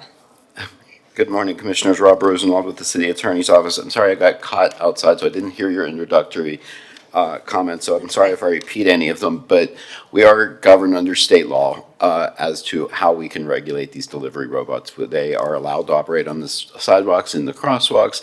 There are state-imposed rules about how they're operated, and we incorporate a lot of those into our ordinance, and even if we don't, they are required under state law.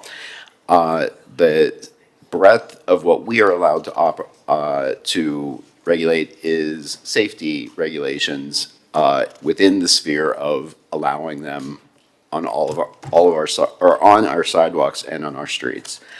The original version of this, which still has many of the same provisions, required a permitting scheme. It requires safety devices to make them more visible. It regulates the speed of the devices and so forth.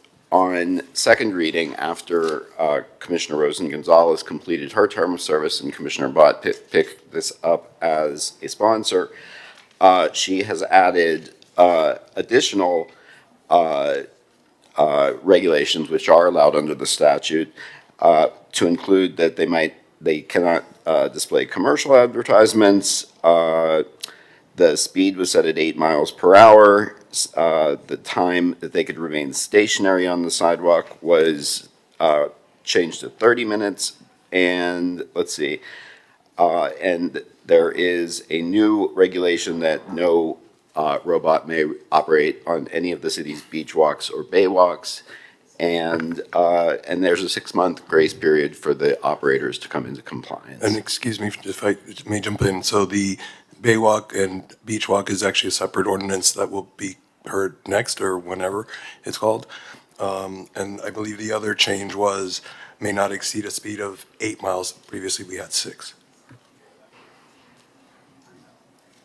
So, miles per hour. So I want to thank Commissioner Magazine for bringing the item on the beach walk in case this gets hung up someplace, but it is in this language, so hopefully it's not going to get hung up, so we'll just, with your permission, Yes. roll it in, no pun intended, but roll it in together. Within 6 mile per hour speed limit. Correct. This is second reading, so you're voting, this is the version to pass the actual ordinance if you chose to do so. Commissioner Dominguez? I have some questions. I think we all received an email from the organization, Serve Robotics, so I just want to go through some of them because I have questions on it. Okay. Their first comment was that the per-device fee was not reasonably related to our city's stated regulatory objectives.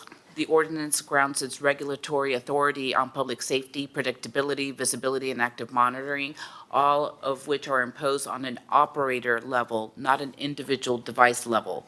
And the fee structure should bear a rational relationship to the government interest.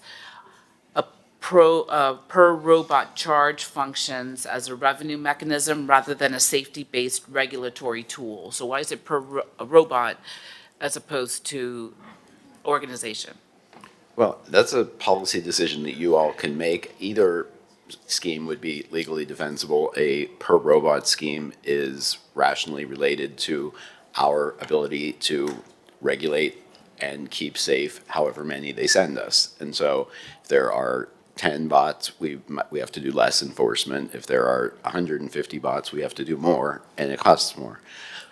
If you wanted to, you could charge a lot more than $100 per bot, or if you wanted to, you could charge by the organization. There's many different rational bases to reimburse the city for the cost of keeping these things safe. This is the one that that was written into that I wrote into the ordinance, and that I think is the most rational. But it's a policy decision that you can make. The other comment was that the state has already determined that 10 miles per hour is the safe standard, and Florida law explicitly allows personal delivery devices to operate at a speed of up to 10 miles per hour.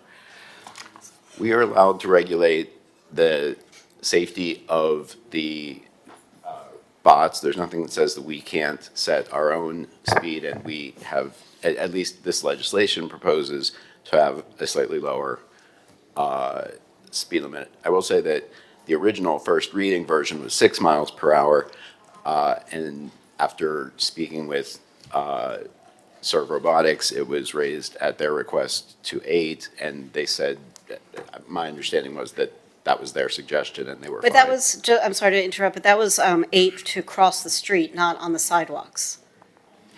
I think it was just generally. Okay, I was under the impression it was 8 to get across the street so that they weren't going to be potentially hit by a car, which would be unsafe for everybody.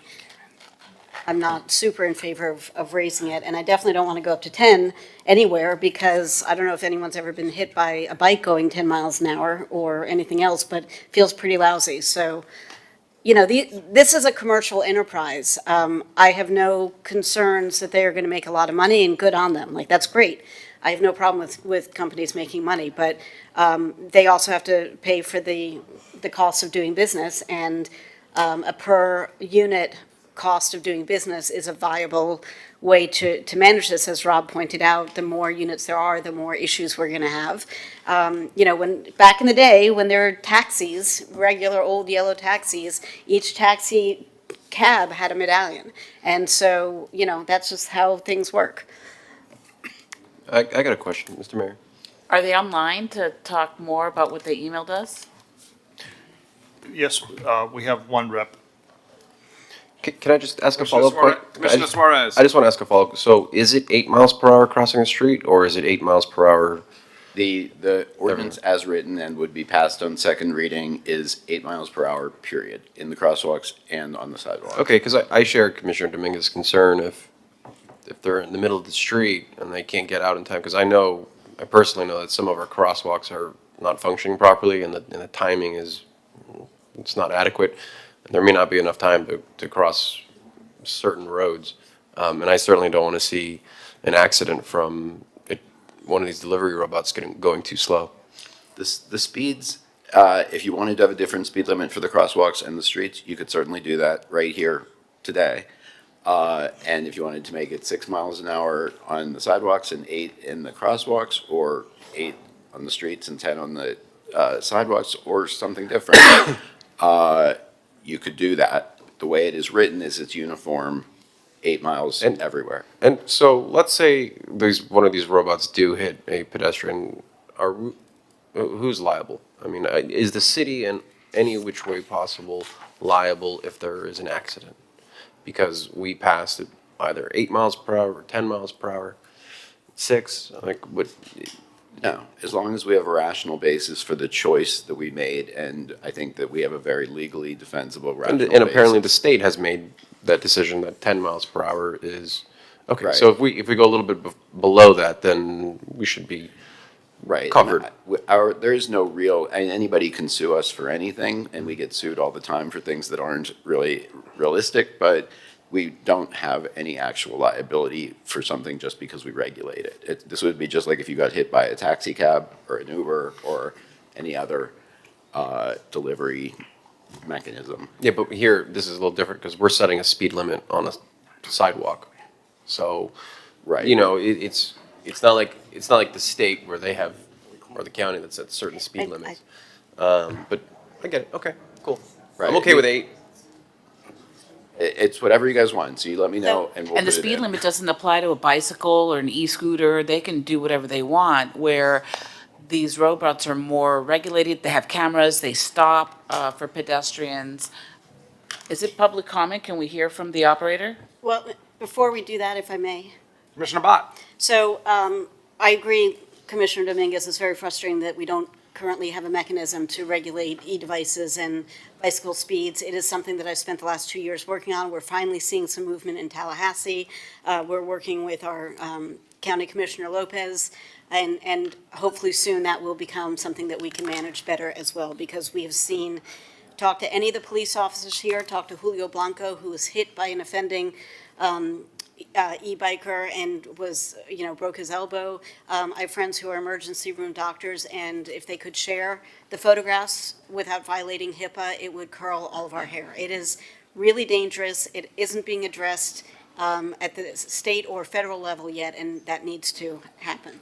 That being said, that doesn't mean that we should just accept a willy-nilly approach to yet another impediment for pedestrians walking on the sidewalks. I would be very happy to amend this here on the dais to 10 miles an hour to get across crosswalks, to get them out of the lane of traffic, and 6 miles an hour on sidewalks to ensure there are no, or to try to ensure there are no accidents with people minding their own business, walking where people are supposed to walk. Call the vote. It is a public hearing. Yeah, I want to hear from the. Okay. It is a public hearing. Is there anyone in the audience requesting to speak on this item? Seeing none, we're going to go to Zoom. The first speaker is Yadiel Diaz from Serve Robotics. Good morning. My name is Yadiel Diaz with Serve Robotics, located at 730 Broadway Street, Redwood City, California, speaking on R5H. I appreciate the city's work on this item. We also share the same goals of keeping the sidewalk safe, accessible, and comfortable for everyone while allowing for this new technology to operate responsibly. At Serve, we work with our delivery partners, Uber Eats and DoorDash, to provide robot deliveries for small restaurants within Miami Beach. As of today, February 5th, we deliver for over 161 restaurants in Miami Beach. So I just wanted to make sure to get that on the record. With that shared goal in mind, we have a few suggestions as were shared in an email last night. First, on the per robot permit fee. We operate, whether we operate 20 robots or we operate 30 robots or we operate 5 robots. I've heard arguments about the enforcement cost for the city to be more or to be less, which is why in the initial first reading item, we suggested a per organization fee, but obviously much larger than what a presumably per robot fee of 20 robots would be, which would entail not having to switch back and forth between what you are charging for operators per robot. On the 8-mile cap, the amendment that was made by Commissioner Bott is acceptable to us. We really appreciate the consideration of the commissioners on that crosswalk speed. That's honestly one of the biggest concerns we have, because lowering the crosswalk speed may actually limit the robot's ability to safely cross very busy intersections, especially since they're not timed the same. The one thing that hasn't been brought up yet is that was brought up by Rob, but hasn't been brought up yet, is the ban on advertising.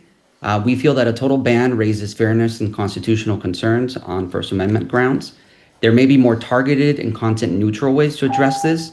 Some other cities like Chicago have put in place a review period for advertising that makes sure that there's no obscene or pornographic items as part of what is intended to be reviewed and added to these robots for advertising versus a flat out ban. So we believe that small adjustments would help the ordinance to better achieve its goals. We support the ordinance. We think most of it is common sense. And I'll be on also to answer any questions. I thank you for your time and your continued work to improve our communities. Our next public speaker is Carl Hansen.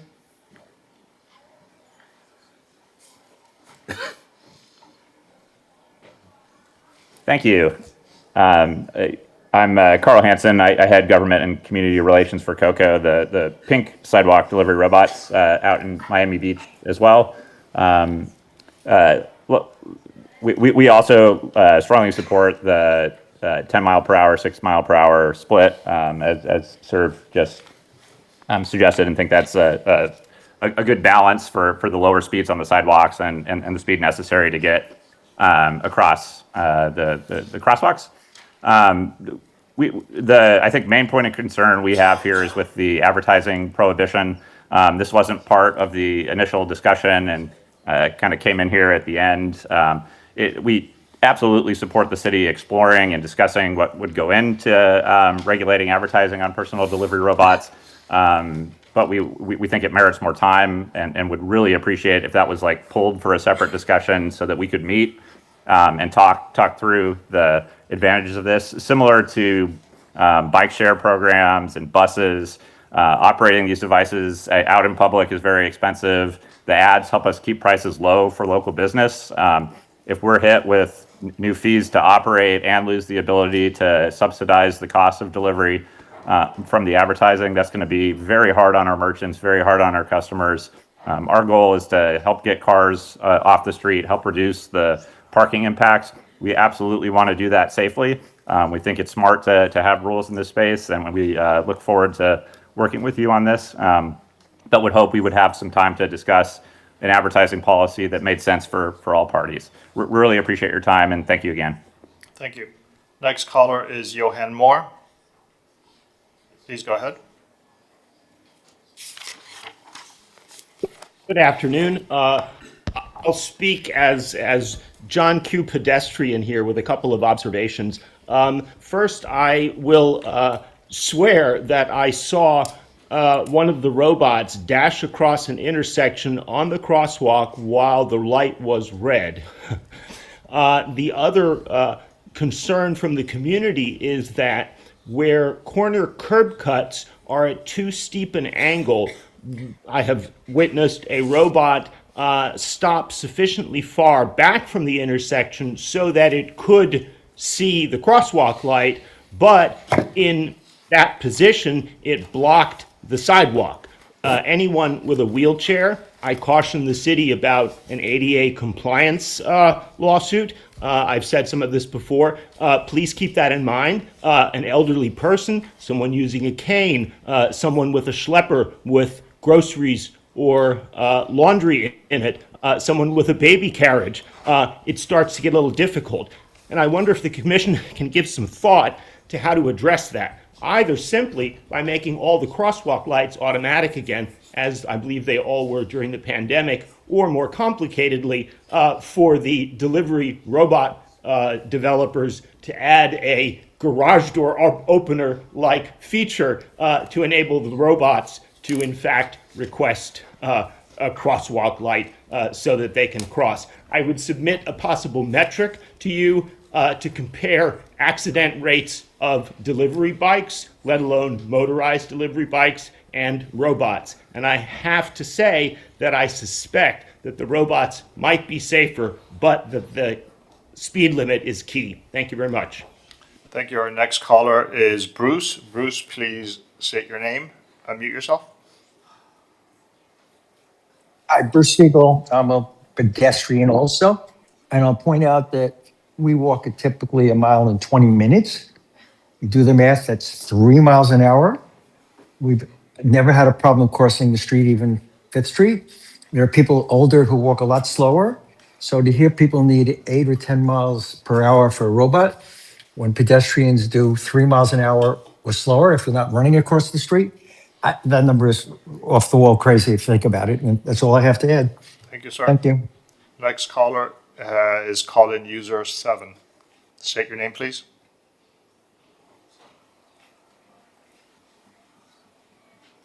Hi, good afternoon, Mayor and Commissioners. My name is Matthew Goltanoff, and I want to thank the sponsors and those who worked on this piece of legislation because speed regulation is sound policy, and I'm supportive of those aspects. On my beach, the sidewalks are varying widths. They're from relatively wide, 8 feet, to in some places under 3 feet. And my beach is an urban area. Crossing the street, I agree with some of the other people here that sometimes these spots have issues. And once I was even walking with my daughters on Alton Road, and it had a message asking to please push the button for the bot. I didn't see it, but my daughter went and pushed it for it, and then it said thank you, which I thought was kind of cute, but it highlights the issue of accessibility. Lastly, I want to clarify that the city does have the ability to regulate speeds of bicycles, e-bikes, and micromobility on pathways such as the beach walk. And it's a best practice and one of the tools available to keep people safe, to keep everyone safe on those pathways. And it's a policy that should be considered now to manage safe access for everyone. Thank you so much. Thank you. Our next caller is Wayne. Wayne, please state your name. Hi, this is Wayne, South of Fifth. I have no issue with the technology, except that as a society, we should make it harder for these companies to take over jobs for like Uber drivers and delivery services, because ultimately homeless populations will increase as a result, because jobs that are for that level of education and immigrants will disappear. So I'm sad for the society, but you know, technology will move forward without us or with us, and we can't be a wall against it. Thank you. Thank you. There are no other requests to speak. I need a motion. I'll move it. As amended. Second. Yeah, please. It was pretty quick. I'm sorry. Okay, I'm sorry. Go ahead. No worries. I wasn't prepared to speak, but your name, please. Kevin Kruger, 9-year Miami Beach resident, and I just figured I'd add to some of what I heard on Zoom, which I appreciate. But it's a sidewalk, not a side roll. And if I understand, bicycles and others are not permitted. We kind of use them, but I'm a people person, so resounding some of those sentiments, I'd rather see pedestrians out there instead of robots. You know, technology is great, but I do believe that it is taking away jobs and giving it to corporations in other states. The public safety is an elected official's first foremost role, and then usually it's job creation, the economy's stupid, et cetera, and I do feel like we're losing jobs for those that might be need the flexible delivery jobs, or maybe it's entry level and now they can afford their rent, but we're giving away to robots that are nameless, faceless, in spite of the cute names and smiley faces and advertising that go on it. So those are just a couple of points. As a pedestrian myself, I find them incredibly annoying, and you know, I don't know, I don't have all the macroeconomics or the legalities of it, but I feel like it's a little Orwellian. I'd like to see us do the right thing for our beautiful beach town. Well, as Commissioner Bod mentioned, a lot of this, we're preempted, so we're trying to work within the framework that we have. Oh, sorry. I was going to say exactly that. Kevin, I wholeheartedly agree with you. I don't personally or particularly like these whatsoever. I do think that they unnecessarily clog our sidewalks, but we are preempted by the state, so we're trying to put some guardrails around here. So we have a motion? As amended. I'll second. We have a second? Let's call the vote. I have a motion by Commissioner Suarez, seconded by Commissioner Bott, as amended to amendments 10 mile per hour in the crosswalks, 6 miles per hour on the sidewalks. Commissioner Bott, Yes. Commissioner Dominguez, Yes. Commissioner Suarez, Yes. Commissioner Magazine, Yes. Commissioner Fernandez, Yes. Vice Mayor Mateo Salinas, Yes. Mayor Minor. Yes. Motion carries. Item is approved. That was item R5H. Let's take a break for lunch. I see a lot of nods. Let's reconvene at 1:15, and we'll start with the Sutnick time.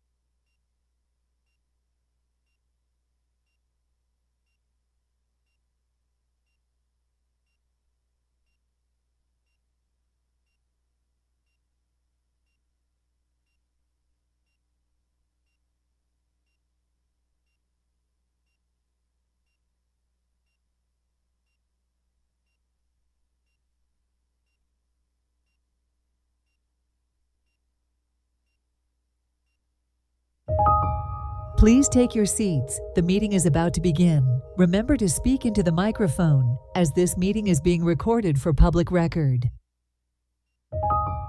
Please stand by. We are going on air in 5, 4, 3, 2, 1. Well, listen to a tape. Welcome back to our afternoon session of our commission meeting. We'll begin with the open forum if anyone wants to be heard. Ralph, take it away. Yes, sir. Anyone who wishes to speak, please approach the podium. Again, if anyone wishes to speak, please approach the podium. Seeing nobody on the podium, I'm going to go. State your name. Glenn Hall, 5748 Pine Tree Drive, president of Lagos Pine Tree HOA, also still chair of the Miami Beach Black Affairs Advisory. I think Commissioner Bott has a proclamation, but I wanted to say Happy Black History Month. You can clap, everybody. Bringing some joy to this after a heavy morning. So, of course, every year we like to highlight that to reaffirm the city's commitment to that.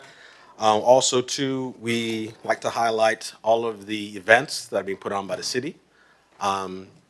We have the Soundscape Cinema Series. We have the Soul Beach Food Festival that's coming up this Saturday. Black History Night celebration on the February 13th, that we're going to be honoring Officer Art Martineau, who was, a very great man and touched families and children all over the city. So that's going to be a big deal there. And if you haven't gone, it's just amazing event for all families.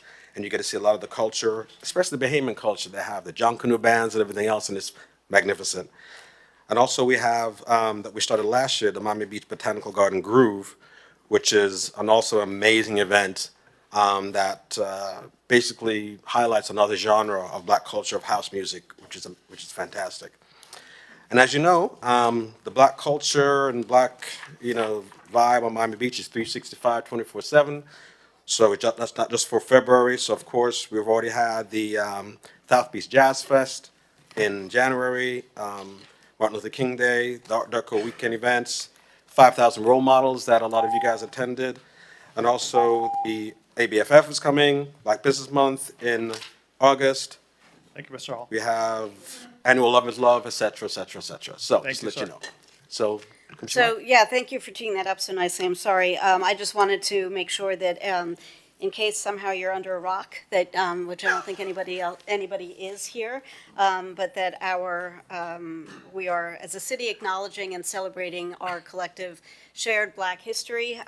We are a city that has had a very complicated genesis of being radically anti-Semitic and racist for many, many years. And over the last 40 years, I think we've made great strides to overcome that, and not without some bumps in the road, but definitely with a purposeful mission to make this a welcoming, inclusive, open-minded place for everybody. And so, whereas Black History Month is observed nationally each February to honor the achievements, resilience, and cultural contributions of Black Americans throughout our nation's history, and this annual observation began in 1926 through the efforts of Dr. Carter G. Woodson. It's grown into a month-long celebration. Many of the celebratory events you heard Glenn articulate of the pivotal role the Black Americans have played in shaping the United States, and the City of Miami Beach recognizes that the stories and accomplishments of Black leaders, innovators, and everyday citizens have enriched our community and advanced the cause of justice and equality, and will continue to do so.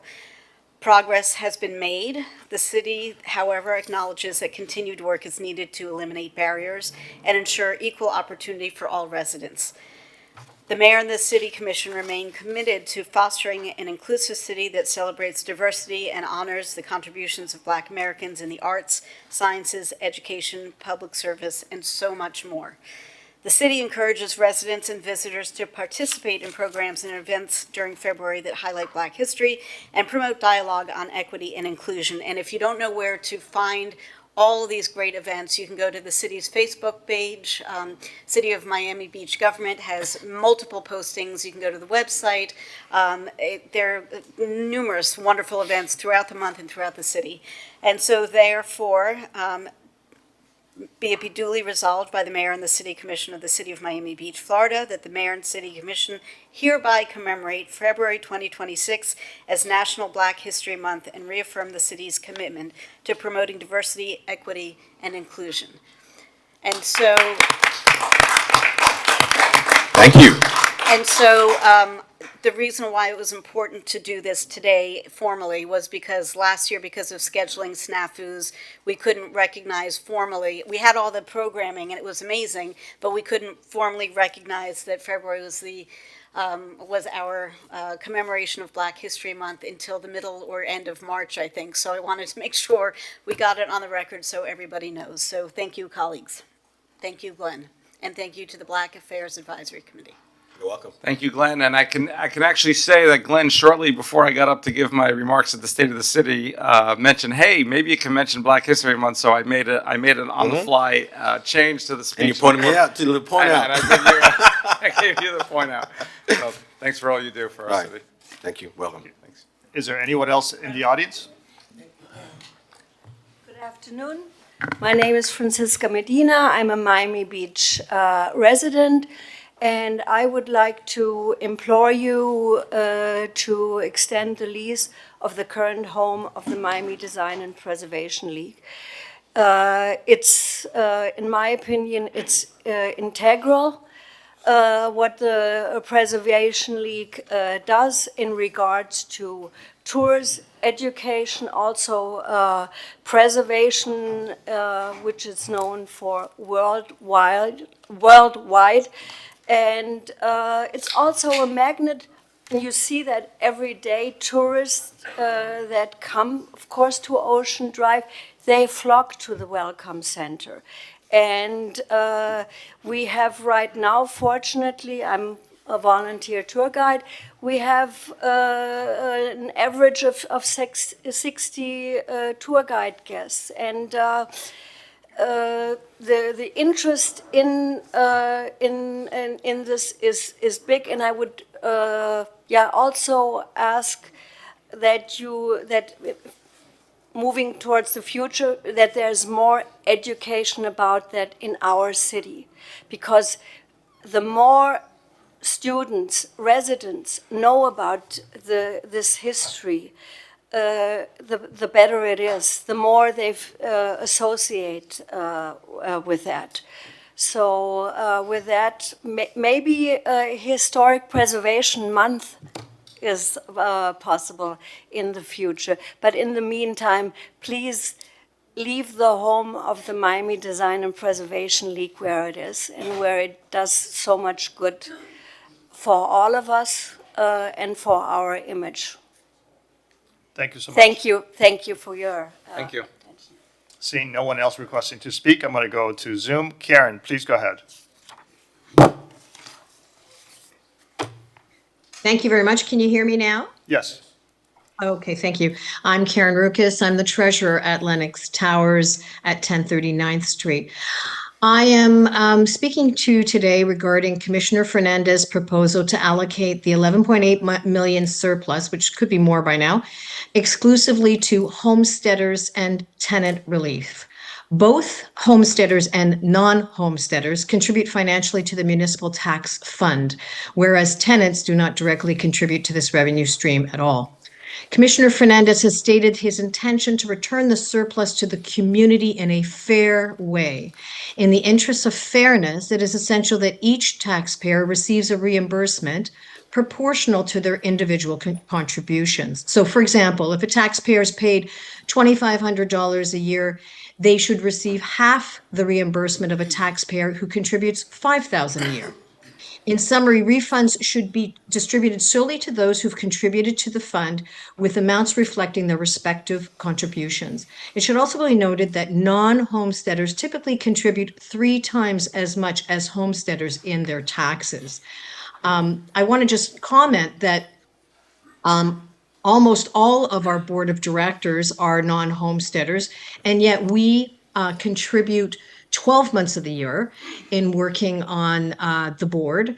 As well, many of us can't rent our place out because we're not allowed to do short-term rentals, so they're left empty. And when things are left empty at your building, it helps the homesteaders save money because no one's spending the water, the gas, the electricity, the wear and tear on the elevator, the wear and tear on the laundry machines, et cetera.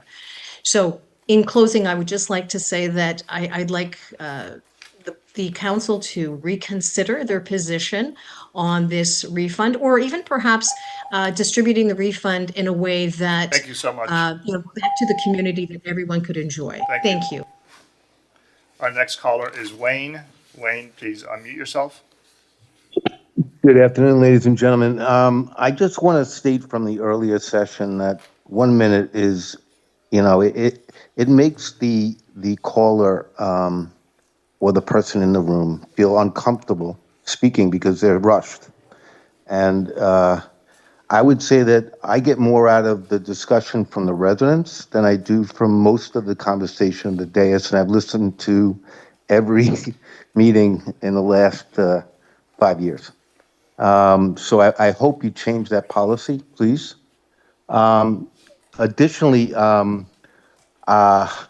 want to talk about Black History Month because I firmly believe in affirmative action and equality. And since the 60s, we've made great strides in reducing poverty among and lack of education among the African American community.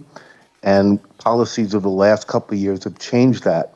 And that gap is going to widen further rather than shrink because of policy. Lastly, I want to talk about the policy that we're about to put in place. From what I'm understanding, that it's almost a done deal, and I cannot believe it, is to extend Washington Avenue and Lincoln Road to 150 to 200 feet in height, like a wall. And that the landowners want that, and they've left places vacant and unkept because they want to force the issue on the city. And that's been a policy of theirs for a decade or more. And instead of enticing them with 200-foot buildings, we should be enticing them with incentives to update their existing structures and to fill those vacant storefronts. And what this is going to do is it's going to remove every business in Miami Beach from those districts, because they won't renew their leases because they're going to tear it down. And it's going to create a ghetto situation in the center of our city with walls, 200 feet high, which is going to damage the city irreparably forever. I hope that you vote no on this and think about it more effectively. Thank you. All right, our next caller is Sharon. Hi, Sharon Weiss, 233 81st Street. I'm calling again for two items, R75. I'm in support of having a committee to address the water issue. I know I spoke about it this morning. The condition of our waterways is deplorable, and something needs to be done. I certainly hope that this committee will have teeth to actually make something happen instead of a bunch of people sitting around bloviating and listening to themselves talk. The next item I wanted to talk about is C4N. I realized that was on the consent agenda. I may have missed that, but it's the mascot for the city, and I would like to respectfully suggest as the mascot to be a poop emoji. That would be accurate. Thank you. Next caller is Johan Moore. Much thanks to Wayne Roberts, but I will reserve my comments on items R5B and R5C for when you finally call it. I believe that any return of excess tax money to individual residents / taxpayers can only be regressive, but I'll only say that no matter how you choose to direct it, you would best direct it toward the most vulnerable. My support for renewing MDPL's lease. It is one of the 3 or 4 premier cultural institutions in South Beach, and I will make the economic argument that tourists who are inexorably drawn only to Ocean Drive who come upon it are, through its tours and its information, sluiced back generally in a respectful manner, given that they're there then to see the architecture, toward Washington Avenue, into our neighborhood, and even on into the less touristed establishments of a commercial nature on Alton Road and West Avenue. Thank you. Thank you. Our next caller is Inez. Inez, please go ahead, state your name.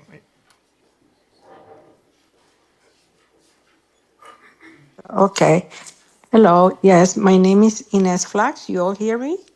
Yes, go ahead, please. Okay. I just want to follow up on some of the discussion this morning about demonizing groups, demonizing, people for their ethnicity or background.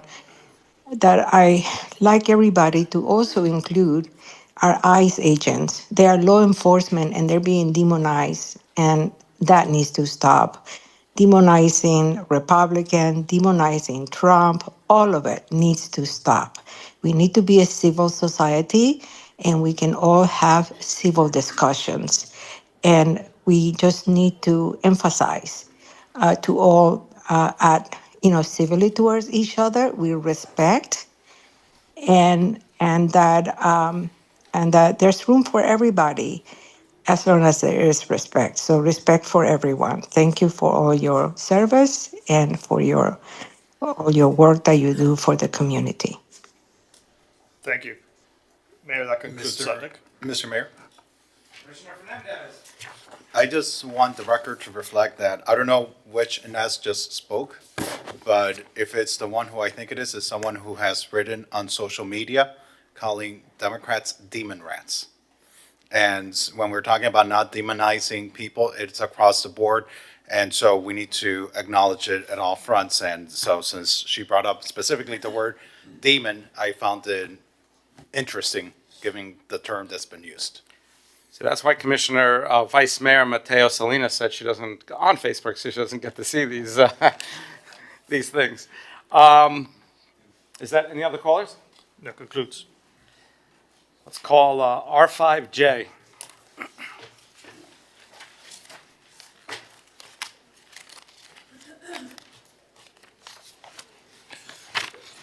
R5J is an ordinance of the Mayor, City Commission of the City of Miami Beach, Florida, amending Chapter 70 of the Code of the City of Miami Beach, Florida, entitled Miscellaneous Offenses by amending Article 1, entitled In General, by creating Section 70-1.2 thereof, entitled Evidencing Prejudice while committing offense, minimum penalty, to establish a minimum mandatory penalty for persons who, while committing a criminal municipal ordinance violation, evidence prejudice based upon the race, color, ancestry, ethnicity, religion, sexual orientation, national origin, homeless status, or advanced age of the victim, and providing for repeal or severability, codification, and effective date. This is a second reading public hearing. It is item R5J. Yes, this second reading. Thank you to my co-sponsors, Commissioner Bott and Commissioner Magazine. What this does is takes our municipal offenses, and if there is a hate crime involved, as our city clerk just read, then there's a minimum of a 30-day sentence, a jail sentence. This is consistent with state law, and I'll ask somebody to move the item since I can't. I'll move it. I'll second. Call the vote. Hold on for a second. It is a public hearing, and I have Johan Moore requesting to speak. I want to speak. Good afternoon again. I'm only troubled by the absence of inclusion of the category of what? Political position or ideology? And I'm going to be totally even-handed. No one should be beat up in public because they're a Zionist. No one should be beat up in public or in private because they're an anarchist or because they're a socialist. Is that not a glaring lacuna in this otherwise, I think, well-intentioned item, despite associations it might unfortunately have with its sponsor? Thank you. Thank you. There's no one else in Zoom. Can I speak? Go ahead, ma'am. Hi, Wanda Jamie and I, on this item, can someone specify exactly what is sustained? I don't understand it. What are you voting on? Anybody knows? What's the question? R5J. What is it exactly? What are you voting on? Rick. Sure. This is a hate crime ordinance, which is adopted same language as the state law. And what it does is it provides for a minimum sentence of 30 days in jail unless the judge determines that it's not in the best interest of the community when a crime is motivated by hate based on the specified characteristics in the ordinance, which include race, political affiliation, religion, and so on. Okay, so you're voting on something that's general. So if somebody calls me a crippled lady, I could press charges? I'm going to ask Mark Fishman to come up because he was the one who worked on the ordinance.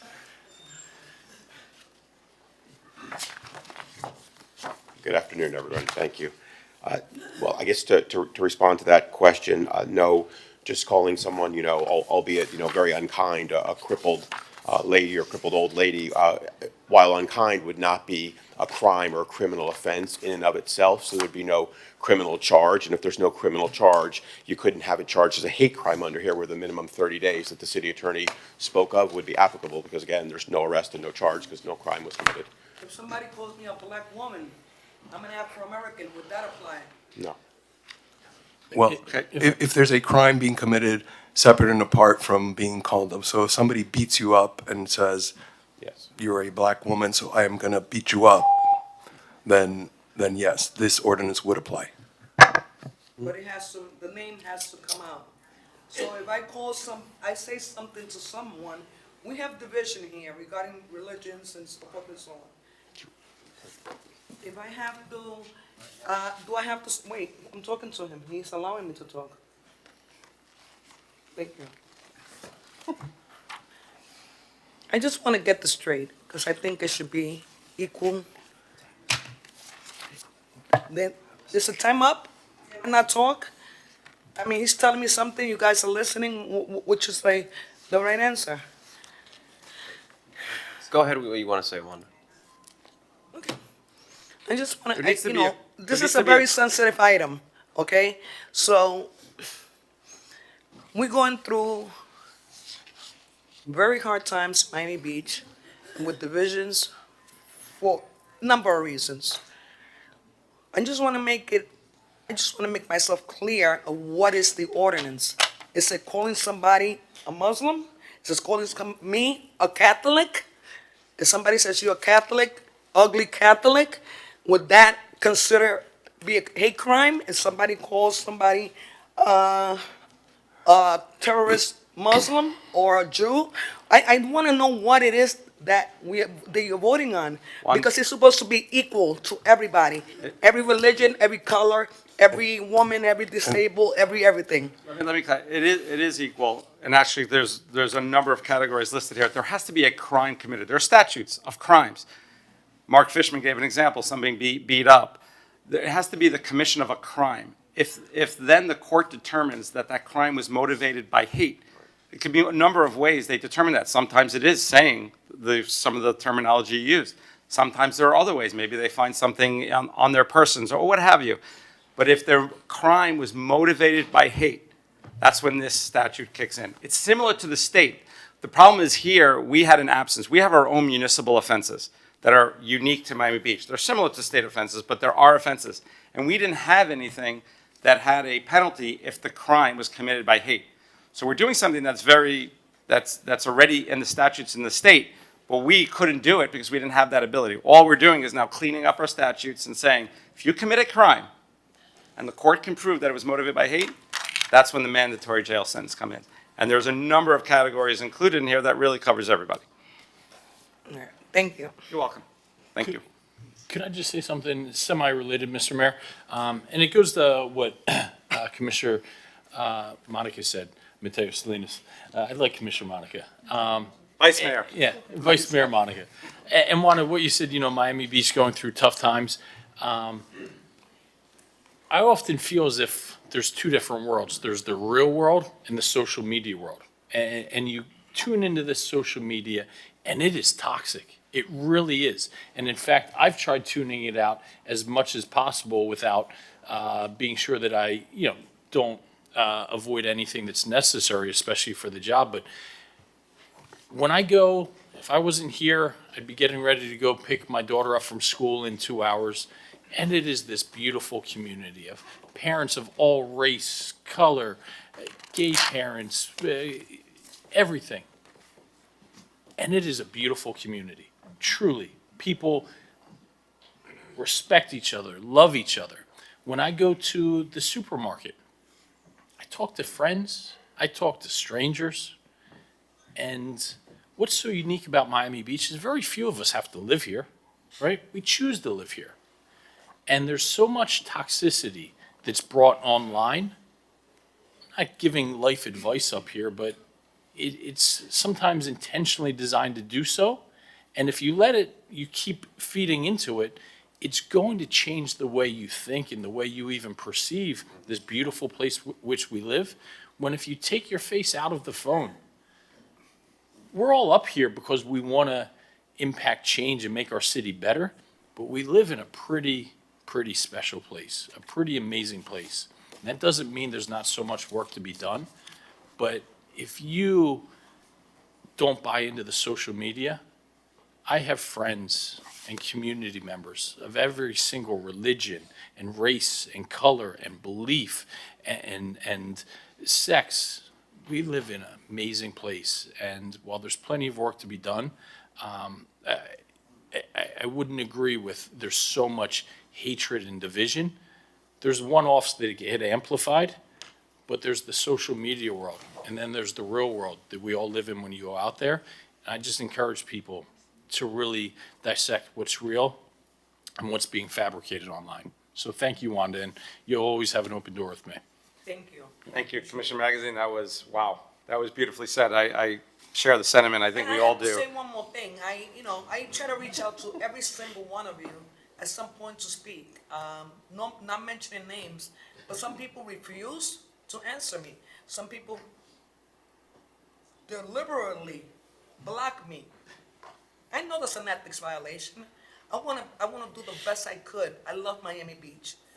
I have respect for every single one of you. What happens in social media, this is the only way we could express, because we don't hear from most, not all, because I'm able to talk to you or a couple other people, but it is a frustration that we don't like what's going on and nobody's hearing us. We feel that the Days is doing whatever they want. Forget about the residents. We don't mean anything, and you know what? You're there because we voted you in. I'm looking for peace. This is destroying me, my person, even me. I'm not a debated person. I'm a very religious person, but I have to stand for what I know and I believe is wrong. And the only way we're going to start is from the dais engaging with us, and everything will be okay. Yeah, let's do that together. We don't engage. This is the problem. Yeah, just to echo your sentiments, Commissioner Magazine, and I think we all are. I'm told all the time, every day, multiple times a day, that from our residents that they're so grateful they live in our Miami Beach. Of course, there's always things to do better and make it better, and that's why all our residents and us are working toward that goal. But residents telling me there's not a place in the world they'd rather live. They feel safe here, they feel comfortable, and then sometimes specific groups across the spectrum tell me, as a whatever, fill in the group, there's no other place I'd rather be in Miami Beach, because we are a safe haven for everyone, and we're going to continue to be. And that's why our ratings amongst these different categories that get rated by national groups are always, we're at the top of the charts. But that happens because that doesn't happen by accident. There's a reason why this city is such a safe haven. First of all, it's because of all of you, because of our residents that are incredible and don't tolerate a level, are very tolerant and don't tolerate a level of hate. And it happens. Of course there's going to be one-offs. There's not a city in the world that doesn't have situations come up. We're made of a very diverse opinions of people. But I also saw this morning how the 7 of us are reflecting the residents and being tolerant, and we're not going to accept hate. We are not ever going to accept hate in this city. And we put our foot down this morning in a big way, and we showed it. So thank you to our residents, our businesses, our commission. We may disagree on certain policies, but when it comes to being a safe accepting, welcoming city, there's no negotiation. Mr. Mayor? Commissioner Fernandez. You know, one of the things that I love about being a Miami Beach City Commissioner is a diversity that we get to represent. I love representing just the broad spectrum of people that make up the beautiful melting pot of this community, whether it be the Jewish community, whether it be the Episcopalian community over at the church at All Souls, or whether it be the Black community and working with Glendon, or our LGBTQ community, or women and the Women's Commission, or different Hispanic groups, or other groups. It's really what I love about Miami Beach is our diversity, representing that diversity and fighting for that diversity and speaking up when the different groups of our community are being targeted. I feel like sometimes what people want to see is, that passion across the board. The passion that we have. I think some people want to just make sure that, we are equally, passionate with all different groups in protecting all different groups. And I think we are. I think this commission has displayed that. And I think they have that expectation of us, to passionately fight against anti-Semitism, to passionately fight against racism, all types of discrimination against Hispanics, discrimination against the LGBTQ community, but to do it vocally and to do it for all groups with the same passion that we would do it for one group. And I think that is what I hear a lot of time from the community, and that's why they feel safe in Miami Beach, because they know if they are targeted, they know they can count on their elected leadership to have their back, to speak up, to fight for them, and to always ensure with their safety with the same level of passion. Thank you, Mr. Mayor. Thank you, Commissioner Fernandez, and that's exactly what this legislation does. It ensures that if someone of all these different diverse backgrounds that's mentioned in here is targeted and a crime is committed against them because of their beliefs, their lifestyle, whatever it is that's listed here, that will be prosecuted to the full extent of the law. I'll call the vote. Yes, sir, Mayor. I didn't catch you made the motion. I know you did not. I did. Commissioner Bott, and I have seconded by Commissioner Fernandez. This is on co-sponsored by Commissioner Fernandez. And Vice Mayor. Mateo Salinas too. Got it. So, motion by Commissioner Bott, seconded by Commissioner Fernandez, co-sponsored by Commissioner Fernandez and Vice Mayor Monica Mateo Salinas. Roll call, Commissioner Fernandez. Yes. Vice Mayor Mateo Salinas. Yes. Commissioner Suarez. Yes. Commissioner Magazine. Yes. Commissioner Bott. Yes. Commissioner Dominguez. Yes. Mayor Minor. Yes. Item passes. The item is approved. That was R5J. R5L.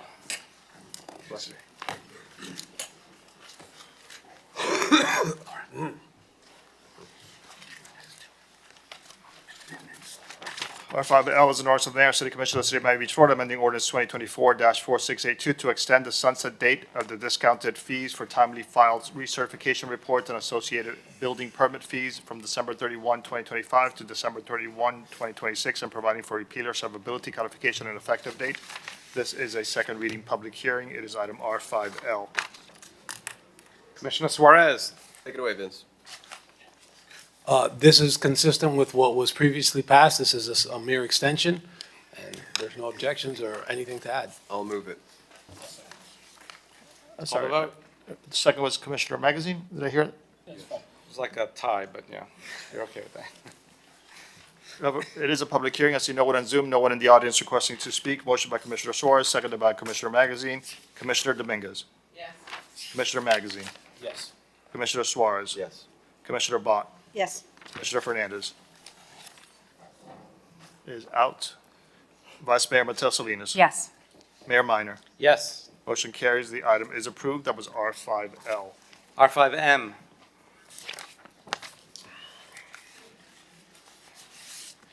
R5M is an ordinance of the mayor and city commission of the city of Miami Beach, Florida by amending chapter 10 entitled Animals by creating section 1021 entitled Shore-Based Shark Fishing Prohibited, definitions, penalties, to provide definition, prohibition, and penalties, and providing for repeal or severability codification and an effective date. This is a second reading public hearing. It is item R5M. Commissioner,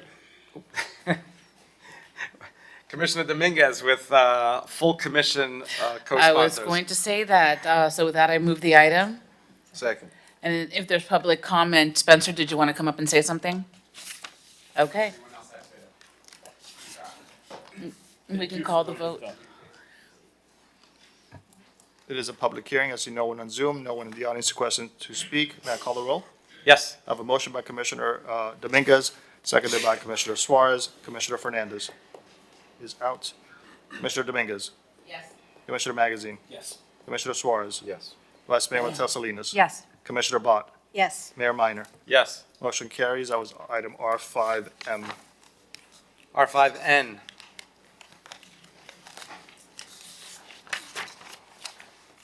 R5N is an ordinance of the mayor and city commission of the city of Miami Beach, Florida, amending chapter 62 of the code entitled Human Relations by amending article 2 entitled Discrimination by amending division 3 entitled Regulations by creating section 62-93 thereof entitled Service Animals, by adopting regulations pertaining to service animals and providing for severability, codification, and an effective date.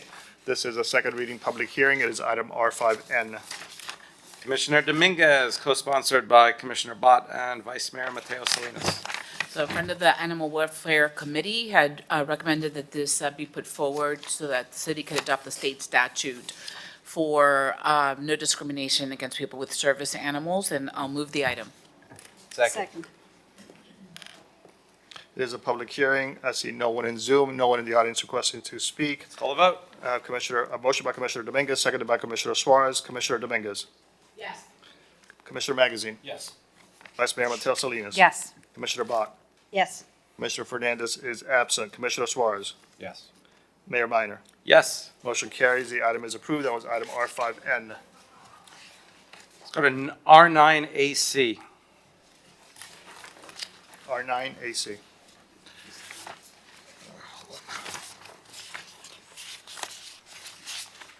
R9AC is discuss action new management agreement with MDPL or city's procurement process.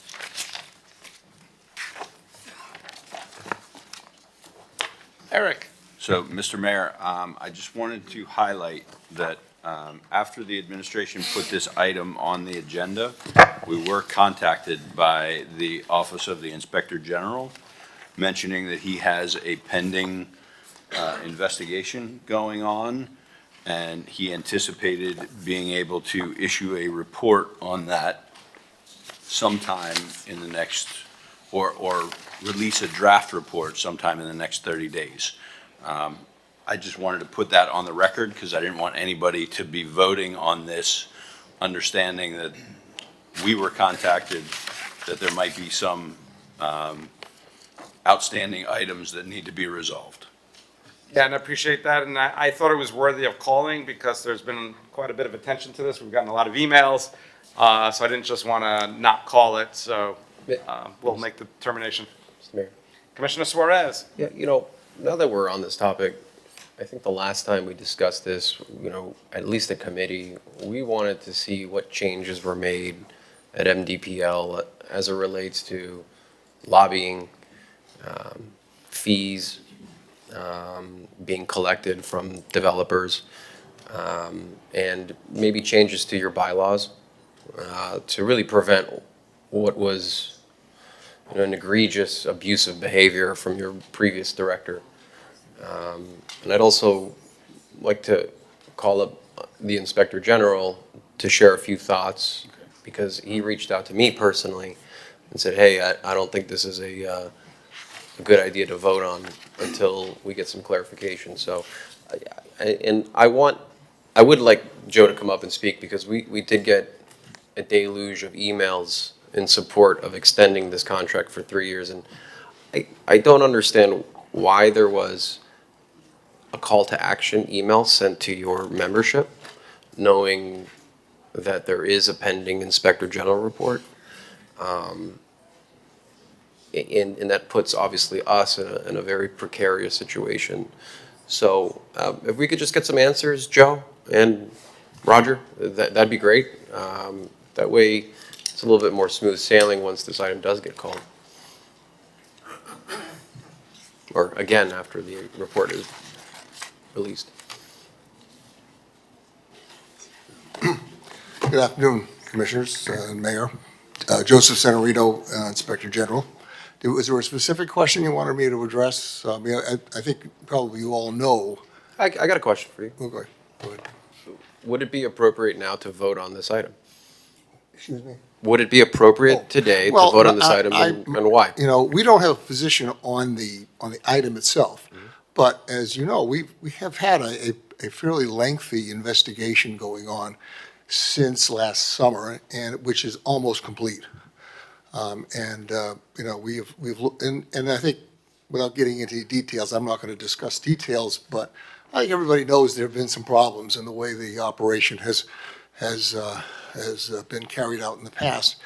And there are some serious problems, and we've identified them, and we will be putting out a report that will explain everything.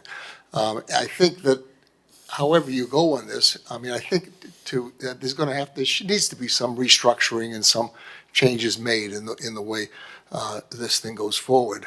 And I think before you really can solve that or reach the right conclusion, you need to have, you know, as much information as possible. And I think the information that will come out of this, we have an audit and investigation, gone through a lot of financial issues, would be helpful and going forward. And again, we don't take a position on the actual issue before you, but I think it would behoove you to have that information before you made a decision on how to go forward with with this issue. And so let me follow up with Roger. So Roger, I mean, you're the chair of the organization.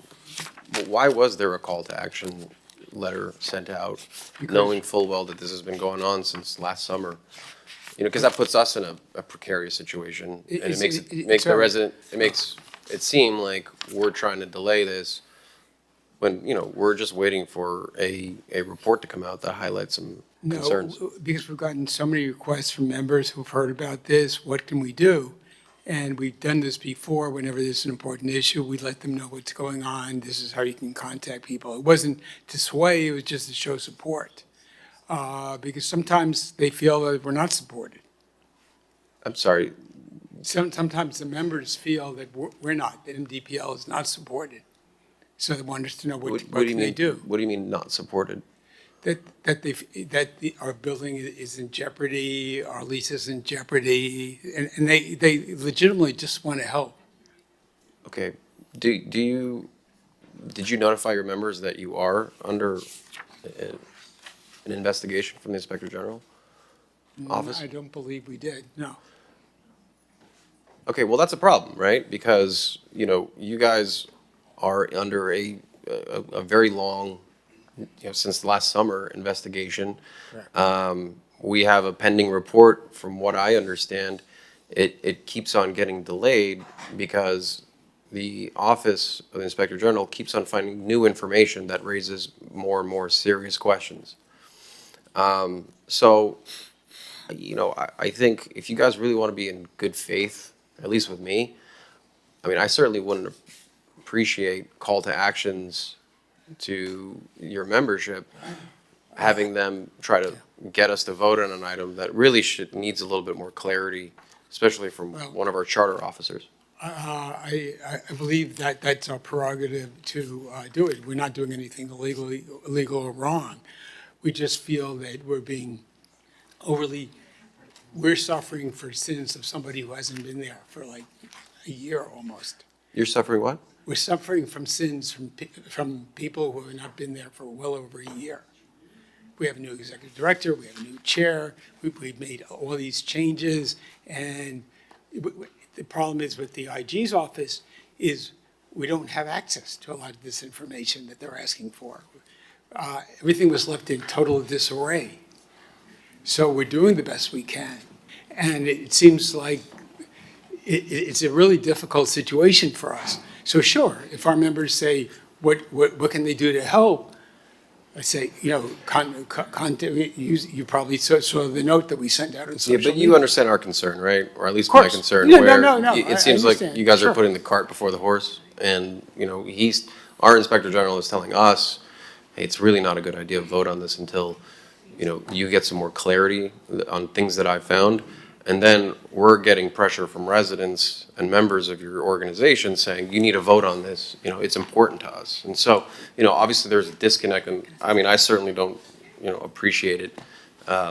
It seems like we're getting strong-armed into this, when in reality, we should be able to have, full transparency on what's going on, because, let's be honest, some of the issues that he's finding, I found, and there's a reason why you have a new director, right?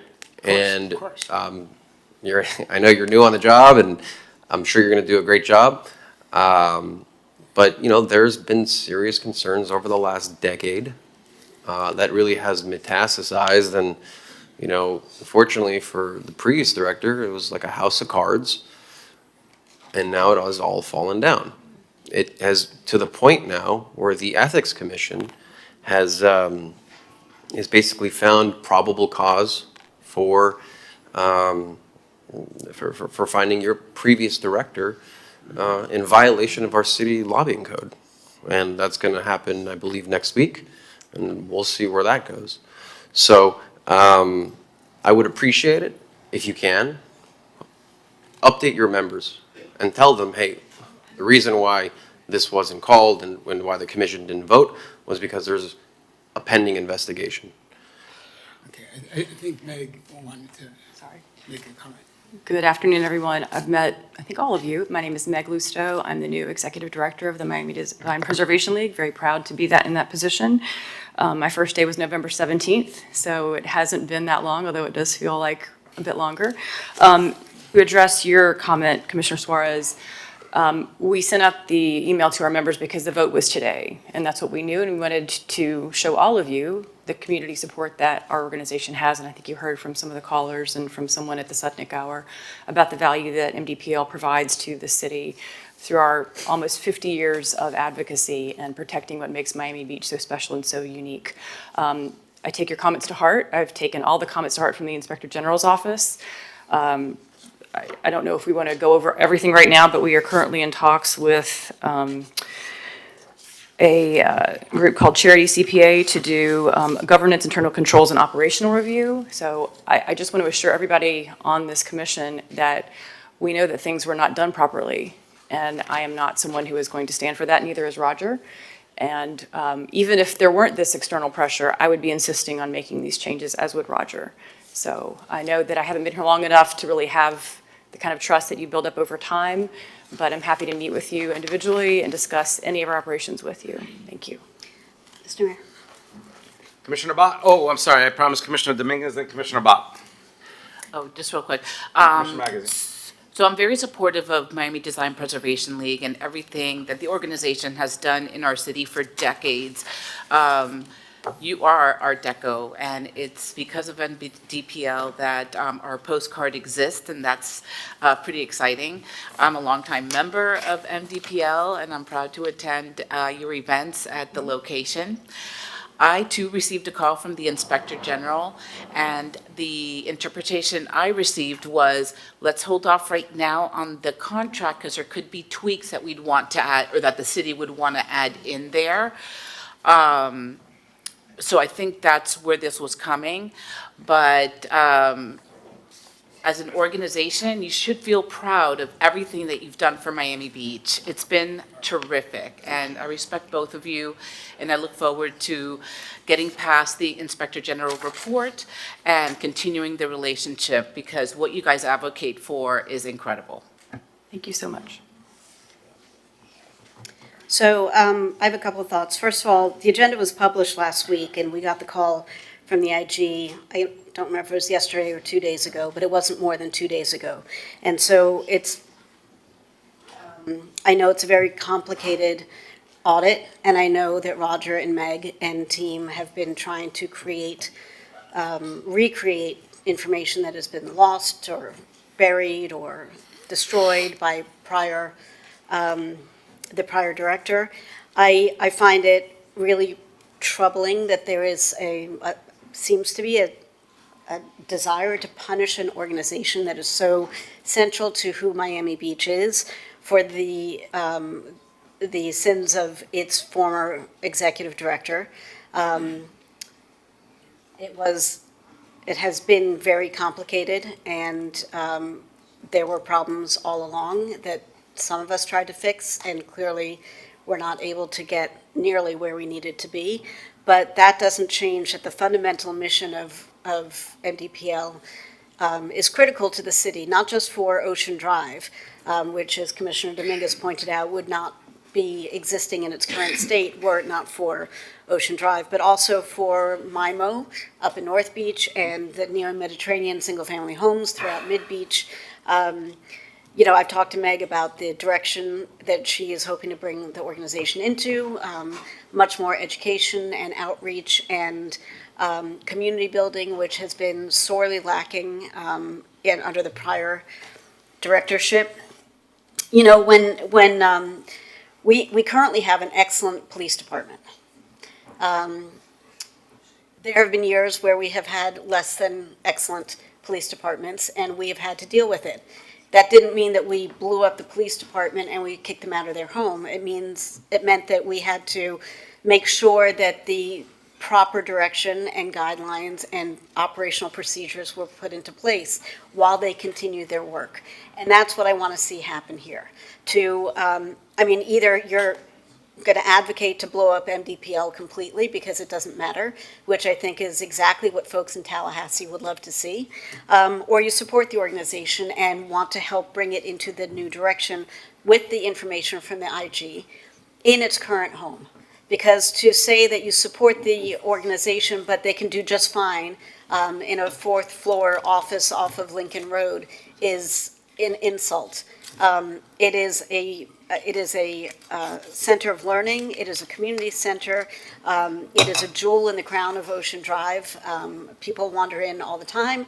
It is right in front of the Ocean Rescue and right next to the clock, so it's prime position, and that's how we start educating, or that's one of the ways that we can reach out to visitors who might not know about Ocean Drive. So I am very supportive of ensuring that all of the feedback and the lessons learned and the systems that need to be put into place will be put into place contractually with KPIs and metrics. And if it means monthly meetings or quarterly meetings, like, you know, you guys are cleaning up a mess that you were handed.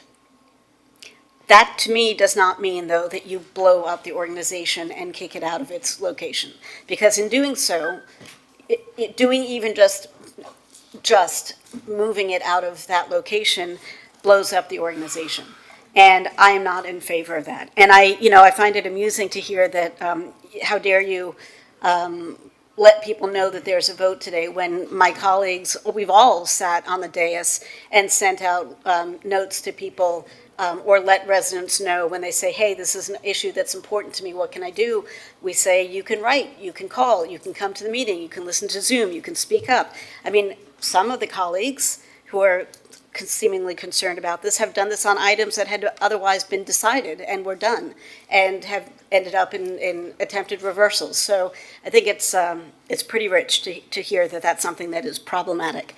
Your membership should know there's an IG report because it's going to be complicated and there are going to be serious changes, and they should understand and be excited about the improvements that will come as a result. So I don't disagree that they should know. I am a little frustrated that, when pressed, we weren't given a firm date of when this report will be done. I don't think it should have come to this point if this were a concern, Joe, that you had, that this shouldn't be heard before the report was going to be issued. Then I think that should have been communicated to the administration, so this could have been deferred or instead of having these last-minute dramatics and theatrics. I think it's really counterproductive. I think different sides will use it to spin their narrative and instead of letting the truth proceed and move forward together. So I'm pretty frustrated at this entire situation. Commissioner Magazine. Roger, truly want to applaud you. I think you and George, stepping in from the previous director, have really just set a different tone and culture for the organization. Meg, I look forward to you stepping into those shoes and righting the ship even more. But truly, I can't applaud you and your work enough, Roger. Just the collaborative tone you've said. We talked a lot up here today in other aspects about culture and tone, and you've really led with a collaborative effort. I thank you for that, and it's helped me change my perception of the organization, because I do think for a long time it was clouded by one individual, and I painted with a broad brush. So I appreciate the pivot that you've helped a truly cherished organization take. In fact, your outreach work, because I was sitting there and said, oh, I got an email from my mom. Oh, item XYZ, save the MDPL Center. I think we all got it. Yeah, so. Is that a sunshine violation? Yeah. Mr. Inspector General, if you could clarify, I get that you can't elaborate on too much with the pending report, but is this into an individual? If it is a single individual, who are they? Is it multiple individuals? Is it into the organization? That helps kind of clarify things.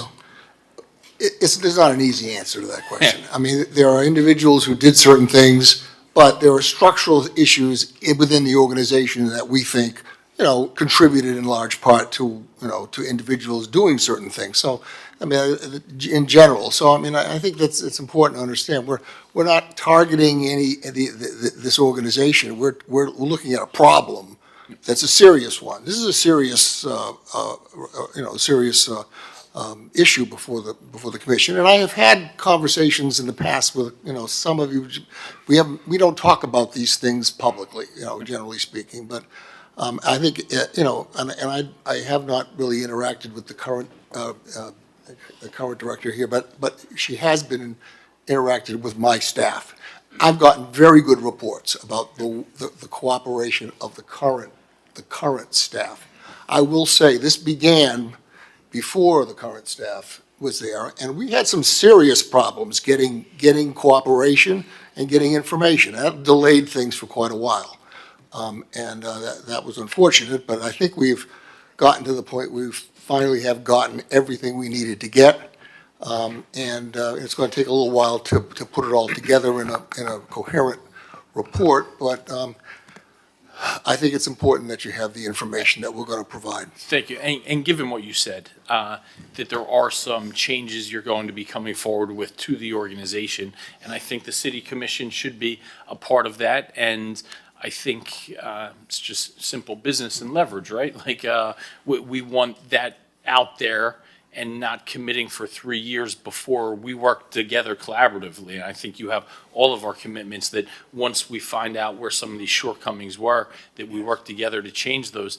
And I don't want this to be rushed. If we're getting a report in a month and a half, I also want time to work with the organization to implement some of these changes before locking up a long-term lease.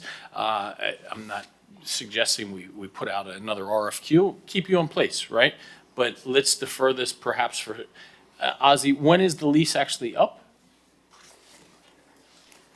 They currently have an extension. The lease expired in December. They have an extension through June 30th of 2026. So maybe what I would propose, and this is just one person, I'll just kind of get the ball rolling and see where it lands from there. Vote to extend that by 3 months, right?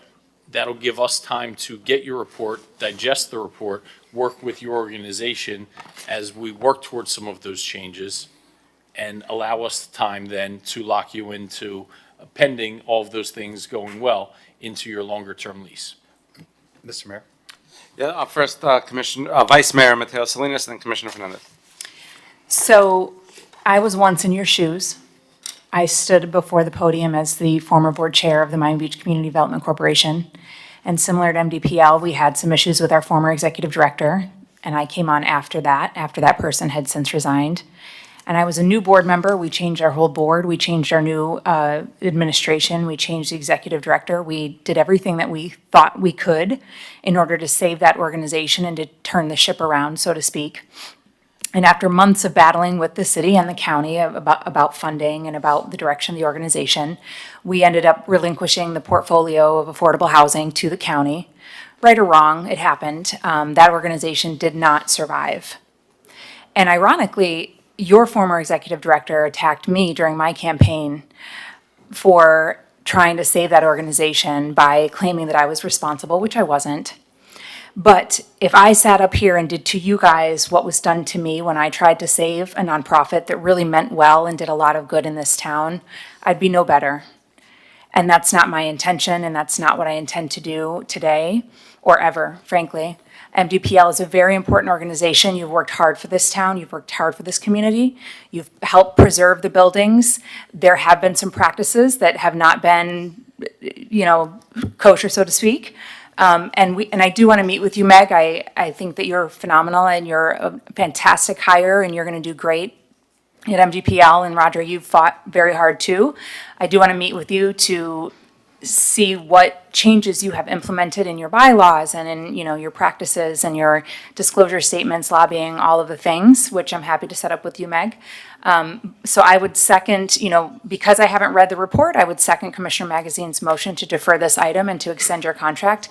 But I do think that you guys are a phenomenal organization and I do support you. Thank you. Thank you. Commissioner Fernandez. Thank you, Mr. Mayor. Just a question that I have for the city attorney. And I don't know the answer to this question, and similar to Commissioner Magazine. I don't like asking questions I don't have the answer to. As it relates to management agreements and contracts that we have, do we have a termination clause? We typically do have a termination for convenience clause in our agreements. So assuming we adopt this today, and there are issues that don't get solved, and I think Roger is a credible and a very credible leader in our community. He has the highest of ethics. You've been a public servant. I think you've even worked in the White House. And now you're the chair of NDPL. Meg has a very tremendous and illustrious background in cultural organizations, and we're fortunate that now you've only been on the job for only 2 months. Almost 3 months. Almost 3 months. Prayers can move mountains, but I'm not sure you can really change the direction of an entire organization in just 3 months. I think it's difficult to make decisions about the future of an organization if you really don't know what you're going to be able to do in the long term. And we've seen that case time and over again. And so for as long as we have a termination clause in our contract, for as long as we know that if the assurances that were made for transparency, for reform, for separation of fundraising from advocacy, if those commitments are not met, that we can reconsider the contract, we can cancel the contract if we need to. For as long as we have and we retain that right, I'm fine moving forward because I do trust this leadership chair, Roger Goldblatt, Meg, who just came in as the executive director. I think we need to show them trust in their ability to turn this around and give them a deadline. Hey, listen, what I would do is, move to approve this, but hey, if by the end of the year you haven't implemented these changes, you could end up in a difficult situation here where we may have to exercise some of our rights under the contract. And so I'm saying this as someone, who sponsored the red flag ordinance, Mr. Inspector General, and the Inspector General called me to give me a red flag about this item. But you've been there since when, 1993? At the building? Since when have you been managing the facility? 30 years. 30 years. And so, I'm comfortable moving for the approval for as long as we've retained the rights to terminate if the changes that we hope to see are not done. Mr. Mayor, I'll move the item. I have one question, but I'll second it. Eric, or Ozzy, I'm not sure. Generally, how long does it take to negotiate and complete a contract from time of commission giving you direction? I would imagine it takes more than just a few weeks. It would take a few months to negotiate a contract, get it vetted out, and then come back to, we have to go through the finance committee, because it will be a new agreement, and then from the finance committee, then come back to commission. So while we're negotiating the contract, the IG report will be returned to us, and we will have in real time in our hands the issues that need to be written into the contract. So it's quite probable that before we even get to the final contract, it will be written to ensure that the, well, to be generous, the missteps of the past cannot be repeated going forward. There is also a tremendous, and I want to give credit to this and make sure that everyone hears this. In years past, in many years past, not just the immediate past, but long before I was involved, there was a real sense of secrecy about the MDPL. And I don't know where that came from. I wasn't involved. I suspect it was because they might have felt under attack by people who were trying to undermine them at every turn. I don't know. But that was a culture that permeated, and it was really frustrating, I can tell you as a former board member, when we tried to open the doors and get more people involved or have different kinds of conversations on issues, invite more people to the table. It wasn't always welcome. And I can tell you the observation from the outside looking in and from talking to folks who are involved now, that is such a dramatic 180-degree change for the better. And I will tell you guys, you know, you're hearing up here very clearly that the advocacy and the work of the organization is vital to the city and valued. And it's now, you know, no pressure, but I'm just saying, the future of the organization is on your collective shoulders, and your board members and your employees need to hear that as well. And you need to set the board up in a manner that when the board asks questions, they actually get answers. I cannot tell you the number of times when I was on the board, and I asked for information about X or Y or wanted to expand an outreach effort or something, was told, don't you worry about it, we've got it. You don't need to know about it, it's fine. And so that is, you know, that is a fundamental change that I see happening already and needs to continue moving into transparency and accessibility for everybody. So I will second your motion, Commissioner Fernandez, with the very clear understanding that as we go through the negotiation of the contract and as the IG makes his report known and as we collectively work together to safeguard the future of the work that this organization does, that all eyes from around the city and all over this dais will be on you guys collectively to ensure that we get what we need collectively. We all get what we need, and that's accountability, transparency, and responsibility in addition to the advocacy. And just to clarify, I want to just clarify that my motion is to direct staff to negotiate the new management agreement. That would be my motion. I would just say that there is a motion on the floor, though. I'd like to say a few words. Joe, do you think we should move forward with this? I don't take a position on the issue before you. My suggestion was that I think, putting myself in your position, I would want to know as much as I could about before we made a decision going forward. That was my suggestion, and that is my suggestion. Otherwise, I have no problem with, I had no problem with, extending it on the temporary basis that it has been, or even longer than that, because obviously they're there and they should stay there until something else happens, so. I certainly don't feel comfortable moving forward on negotiating when our own Inspector General is telling us that, he has some serious concerns with fundamentals within the organization. What if he comes forward with suggestions on how that's changed and they say no? We kind of lose our negotiating power.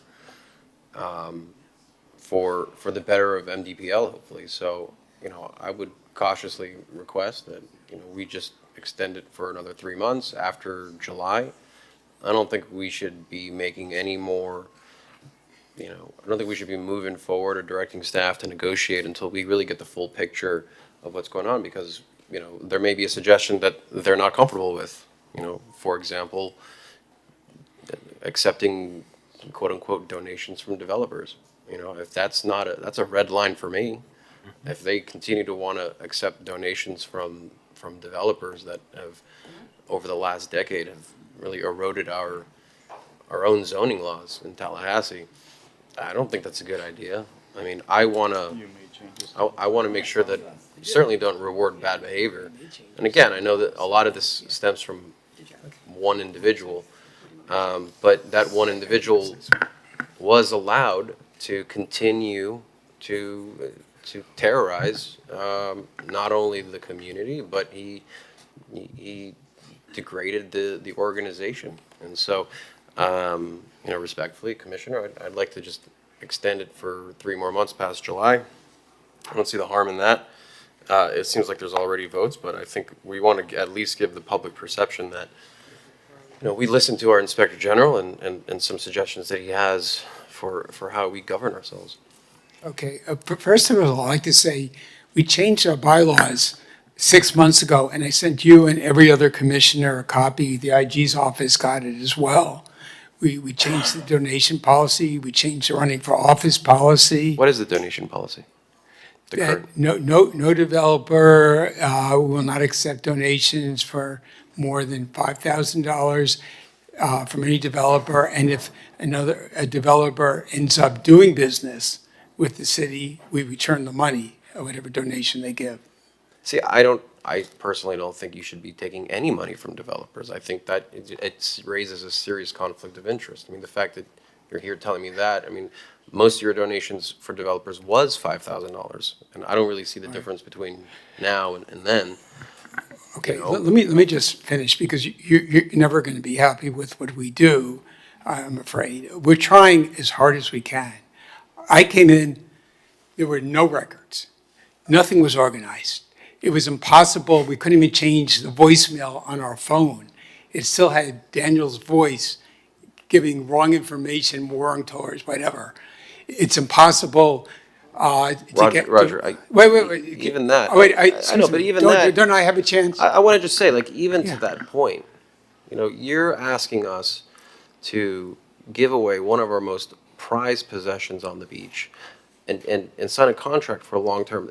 And then you're telling me for the last 5-10 years, you didn't have any records ready at the ready? No. I mean, There are records. But, I've also heard quotes like, wouldn't it be nice to change our building into a Restoration Hardware, which is kind of silly. But... What? No, there were rumors people wanted to do this, they wanted to do that. Our building is sacred. Our cause is sacred. I am the most honest person I know, the most ethical person. I worked in D.C. for 40 years. I understand ethics very well. I know most of you personally. I know. I thought about that after I said it, actually. But I know most of you personally. I think you know me. I'm not going anywhere. I mean, there are many times, it would be easy to just drop out when you see what we were left with. We looked really hard to find the perfect executive director. We started out in the local area, then Florida, then the U.S., and then the world. And we found Meg. She is the opposite of our previous executive director. She has organized the office. We no longer have any of the former staff working in our office anymore. Roger, I don't doubt No, but I'm telling she's you, doing. we have changed. I don't doubt that she's going to do a phenomenal job. But let's be honest, and let's be honest with each other. The reason why you do have a new director is because I raise serious concerns the way MDPL conducts itself, raises its money, takes positions on matter before the city and our planning boards, our historic preservation boards, and how that times with some donations. And I think that's going to come out in the Inspector General's report, if I had to guess. I don't feel comfortable moving forward without having the full exact picture, because I did a public records request for all the donations. And lo and behold, from what I understand, that wasn't fulfilled properly. From what I understand, there's been subpoenas to banks that show a lot more money than what was described to me, or what was given to me, and me presented to the public. So, look, if there are 6 of my colleagues that want to sign on the dotted line or start negotiations, meanwhile, there's an inspector general telling us that he has serious concerns, structural concerns, not just with one individual, but the way this organization's run, I certainly that would give me pause, on how to negotiate a deal or a contract. So, look, respectfully, I'm certainly not going to be okay with that. If if I know that there has been conflicts of interest for the last 5, 10 years, and your previous director was allowed to continue to do this without any sort of oversight, what kind of message are we sending to the city that we're going to be able to just continue about it and pretend it didn't happen, well, just because we hired a new director? So, look, I think it's prudent and good governance to at least see what this report says, and then we can make a decision after what, especially what Magazine suggested. It gives us, Commissioner Magazine has suggested with, of reaching out to your organization once we have it, and then it'll give us, I think, better negotiating power as a commission to get what's best for the city of Miami Beach. Mr. Mayor? Okay. Do we have a motion on the table? Well, I think Commissioner Magazine had a motion. I was going to propose an amendment to my motion, but I think procedurally he has, my motion is out of order because Commissioner Magazine had a motion that was seconded. We forgive. And to clarify, my motion, which I believe Commissioner Mateo Salinas seconded, was extend. So, Ozzy, if you could clarify, the lease was extended and now terminates when? June 30th of 2026. June 30th. I don't want to have to get this report and then hopefully negotiate with a gun to our heads or to your head. So I would like to extend that extension by 3 months, which will extend to September of 2026. August is off. August is off. Okay. I mean, hopefully, though, we have this beforehand and we get this done. But extend the lease through September 2026. That gives us time to get the report digested, work with MDPL, if necessary, implement the right structural changes going forward. You have my commitment, Roger, Meg, and the rest of the organization. Mom, you too. I want to see you remain in this building. I want to see a new and revised MDPL, the organization that we're all proud of that has done that great work, perhaps without the rottenness at the top, right? And I'm confident we could do that. And if we can, you have my commitment. I want to see you remain in that building. This just gives us the time to do so. Mr. Mayor? Commissioner Fernandez. So, Mr. Magazine, I'll be supportive of your motion if we can give them until the end of the year. Sure. Meg is a new executive director. She's only been there 3 months. She can't change an organization over time. And I think, coming into a new role, dealing with Art Deco weekend, dealing with the legislature, which you've been dealing with an inspector general request and all that, it's onerous. It's a lot to do in a short period of time. So if we could, Commissioner Magazine.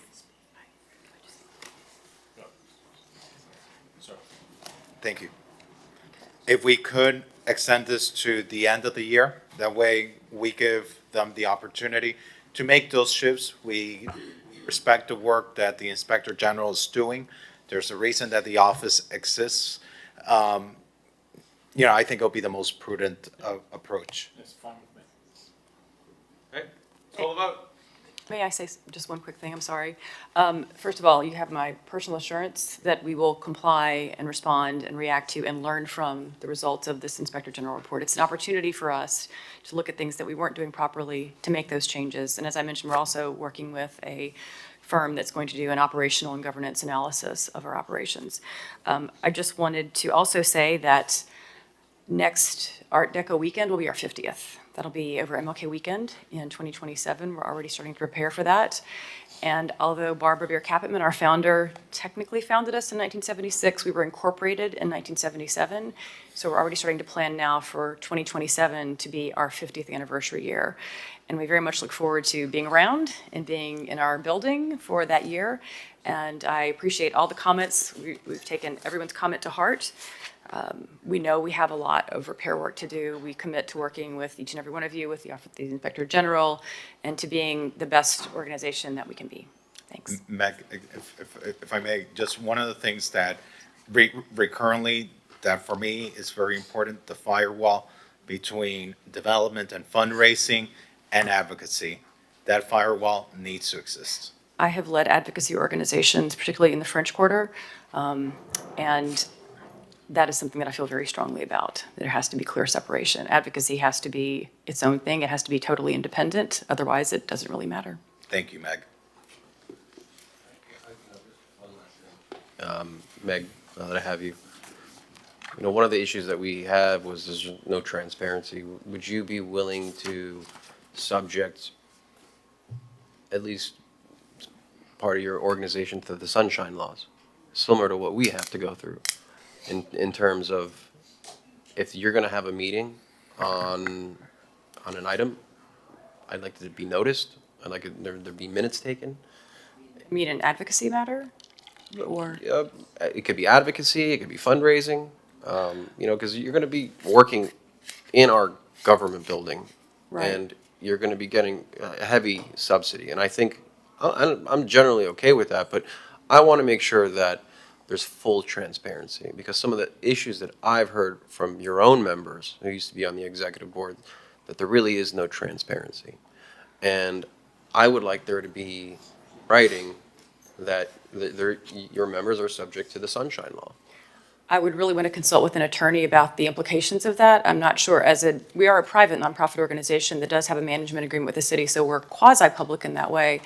But the independence of our advocacy efforts especially may often be at odds with something that the city board is recommending. So I'm not sure how that would work, and I would really want to consult with an attorney before making even a commitment about that.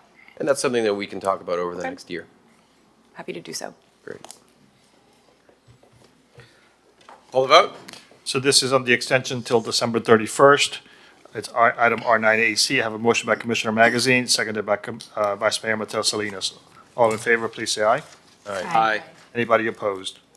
Hearing none, the item is approved. R9AC, would that be a reso needed, Rick? Yes. So this will be an after-the-fact reso. Great, thank you. Call C7S.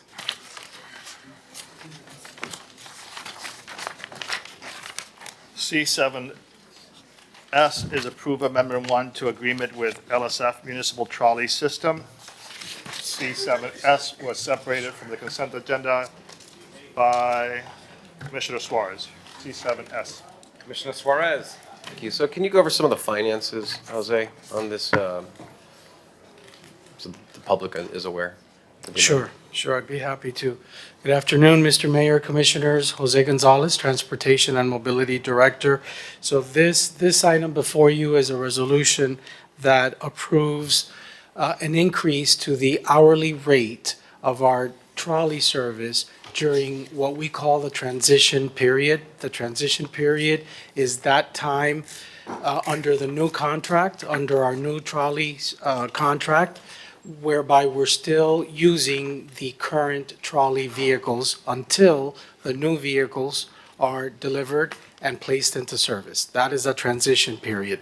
What this item does is it accounts for higher costs in terms of maintenance, insurances, repairs, just inflation over the past almost 6 years. It's been about 6 years since there's been any type of rate increase with regard what's to the our current inflation trolley been in- service. What's the inflation been in the last 6 years? I'm sorry? What has been the inflation in the last 6 years? It's calculated, it's been about 25%. And what this item does is, based on months-long negotiations with the vendor, we've settled on a 15% increase to the current hourly rates, which we feel is fair and reasonable considering. Correct me if I'm wrong, I don't think that the national inflation rate has gone up by 25%. The CPI, the calculated CPI was calculated to be about 25% since 2020, I believe was when since 2020. Okay, but this, you just said that the contract started in '23? Well, this rate would apply to the current vehicles. And if you recall, that contract is about a decade, it's about a decade old. So annualized, what does this amount to in terms of dollars? So for this fiscal year, the net fiscal impact is approximately $950,000. For a full 12-month period, it's approximately $1.4 million in addition to. Is that going to be, would that apply to year 27, fiscal year 27? This increase would apply immediately, as soon as it's approved, and would only be in effect during the transition period. Once the new vehicles come in and are placed in service, then this rate would no longer apply and a new rate would apply. Would it be higher? It would be higher, yes. It would be higher than this? It would be higher than this. By how much?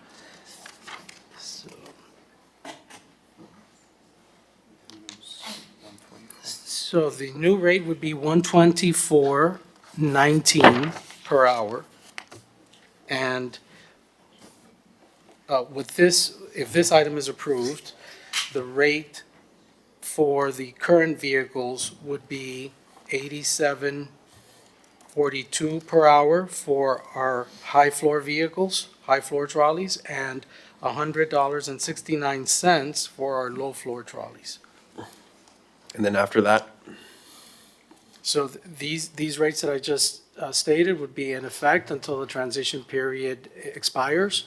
And then once it expires and the new vehicles are in, the 124.19 hourly rate would go into effect. I just want to caution my colleagues that, at the last, I think it was the last meeting, we passed the rollback rate.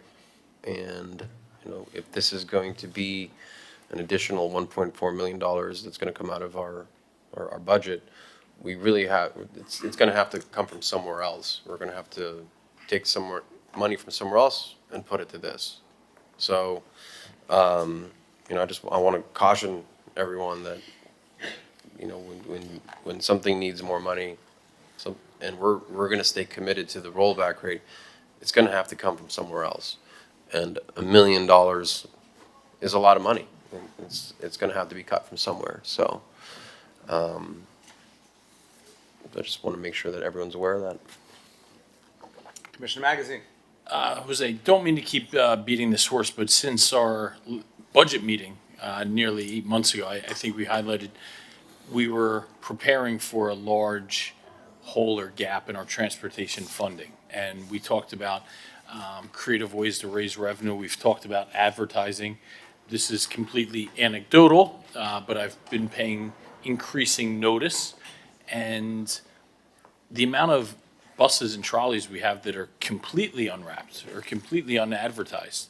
One, talk about the rates that we're getting, but the fact that they're not even being utilized. And we have perhaps our biggest event schedule in Miami Beach's history occurring right now. Right, we're in the middle of it. We had the college football national championship game. We have, of course, our prized events like Art Basel that recur every year. We have a new revamped spring break. We have the World Cup coming up. We have G20 in a year. I am really having a hard time believing.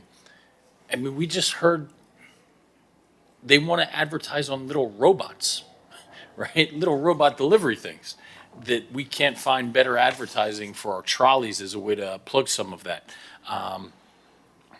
I appreciate you highlighting this, Commissioner Suarez. I don't know if we're met with many options, But it's going to have to come from somewhere, right? And we've been sounding that alarm for our transportation contract for a year.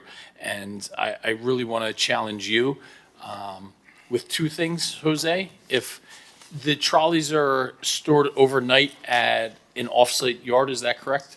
That's correct. Then can we get a letter to commission by midweek next week, so you could choose to do it this evening, your staff could do it over the weekend? How many trolleys we have and how many are wrapped currently with advertising? And then also, I really need you and your team to come up with more creative ways for which we can raise money to plug some of that, because we want to have a robust transportation system.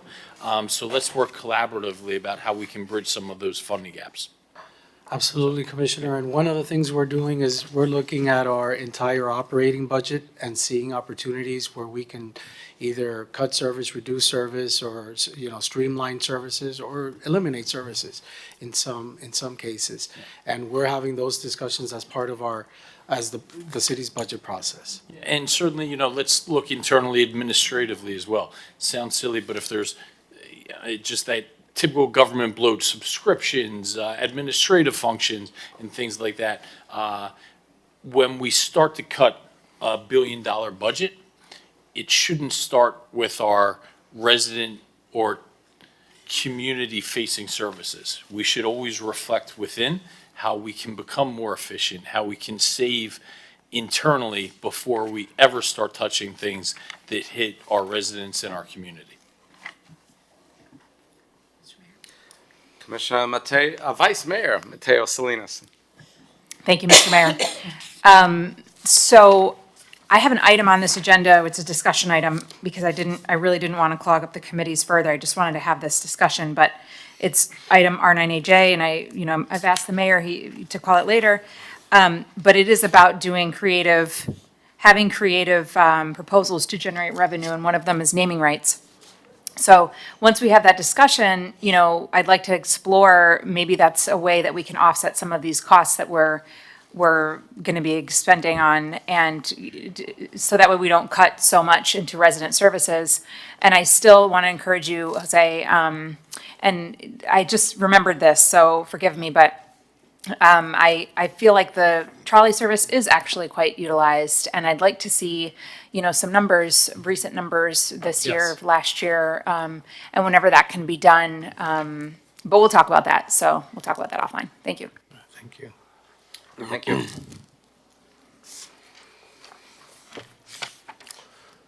I'll move the item. You have a second? Second. You have a second from the Vice Approving Mayor? Approving it? I have a motion and a second. I have a motion by Commissioner Suarez, seconded by Vice Mayor Mateo Salinas on C7S. All in favor, please say aye. Aye. Aye. Anyone opposed? Hearing none, the item is approved 7-0. Thank you. R7Y. R7Y is approved settlement agreement with Suntex Marina Investors, Amendment 5 to lease agreement. It's my item. I want to give a nice shout out to our police department, our code enforcement. There was a lot of steps taken here to the big picture to clean up some of the chaos we were having at the Marina. Give a shout out to SOFNA, South of Fifth Neighborhood Association, who was very active in reaching out to all of us up here, and we took legislative steps, but of course with the enforcement tool. So good job all around, and now we'll get to this item regarding the settlement. Good afternoon, Mayor, Commissioners. Ozzie Dominguez, Division Director of Asset Management for the City of Miami Beach. R7Y is reviewing the OIG report, or the OIG audit on the Marina. There were several items that were identified in the OIG audit, which Suntex Marina did respond to. Over the last few months, city staff had the opportunity to meet and discuss these items with Suntex, and we have reached a settlement agreement with them, which we wanted to present today for review, discussion, and approval. There are a couple of items on the OIG report which actually were already settled or taken care of, cleared up. Some of those include the BTRs that were not in place. The Marina and its slip owners have their BTRs in place. There was a sales tax discrepancy on behalf of the city that was overbilled to Suntex Marina, and that credit has been issued. The agreement or the settlement that we have come to terms with Suntex Marina include the following items. The Marina has agreed to provide the city with 1,000 square feet of office space in their upland property. Those 1,000 square feet can be used by either police, code, or ocean rescue. That has a value of $50,000 a year with an increment or an escalation of 3% per year for the life of the term of the current agreement with the Marina. In addition, the city currently has one boat slip that they house, I believe it's Ocean Rescue, houses a boat there. The Marina will provide the city with 2 additional 45-foot boat slips. This has a value of $84,000 a year plus escalations for the term of the agreement. Currently, the Marina agreement allows the city to gain revenue of 2 cents per gallon on fuel. The Marina has agreed to increase the 2 cents per gallon to 6 cents per gallon. That's a estimated annual revenue of $56,000 per year in the first year. In addition to that, we will amend the definition of gross receipts as stated for the upland property operating expense reimbursements to the Marina, which was identified in the OIG report. The operating expenses are basically out-of-pocket expenses by the landlord that are billed back to the upland tenants. And unfortunately, the current agreement does not specify that that is not considered revenue or a profit center for the Marina. It's a reimbursement for their out-of-pocket expenses. So that definition or that verbiage is going to be cleared up in the agreement. We're also going to be making revisions to the verbiage on parking revenue, where 35% of gross revenue collected, less any bad debt, will be going to the city. And in addition, and lastly, Suntex Marina has agreed to contribute $240,000 to the city towards the Marine Patrol Dock Improvement Project over in Marie-Skib Park. This has a total value for the term of the lease of over $9 million and a present value of about $4.6 million. Mr. Mayor. Commissioner Suarez. Since the Inspector General was the one who had some issues with this, I'd like to make sure we have your blessing on this, Joe. Another thing that I wanted to make sure that it's clear, you know, I've had many residents come with me over the last couple of years and say, hey, look, we're trying to get a slip at the Miami Beach Marina, and the wait's 2 years. I think there should be a policy that if you're a Miami Beach resident, you get ahead of the line for whatever boat slip or size that you're asking for, since it is our marina. Is that something that you can work into this deal? Yeah, I do believe that Miami Beach residents already have first dibs at the slips, so I need to check on that again, Commissioner, and if not... I'd like to see the language in that. It's not a language in the agreement, so we can definitely work it into agreement. I think it's a policy that the Marina currently upholds. So I'll double check that and work it into the language. What's to say they remove that policy? I'd like to make sure that Agreed. it's part of this negotiation and current agreement. So with all, take it away, Joe. All right, Joseph Santorino, Inspector General, Mayor and Commissioners. First of all, the OIG does not play any role in the negotiations. That's the city administration's role they had our information, they had our report, and they engaged in negotiations. From what, and I've gone over the settlement and spoken to them, and as we went through that process, I was in touch with people in the administration. I can conclude that there was a very good faith negotiation by the city, and they did get some significant concessions by the marina, and the value of them I think is significant and substantial. The unfortunate thing, of course, is I pointed this out. We pointed it out in the report, because of the lack of oversight during the course of of the Marina's operations, it did put the city in a difficult position, I think, in terms of negotiations. So that's something I'm hopeful is going to be corrected going forward. I was particularly impressed that they were able to get an increase in the gasoline because that's embedded in the contract, and there's no way that the city could change that, but they did get a concession raising it from 2 cents to 6 cents, and that was of some significance, and I thought that was impressive, I thought. So on the whole, I would say it's from what we can tell, it was a good negotiation, and we certainly think the administration did well with it. Okay, so, right, does this finalize an agreement that you have before us? No, we have not finished the draft of the agreement. Okay. We're waiting to present, get some direction or approval, and then we can move forward. If I may jump in.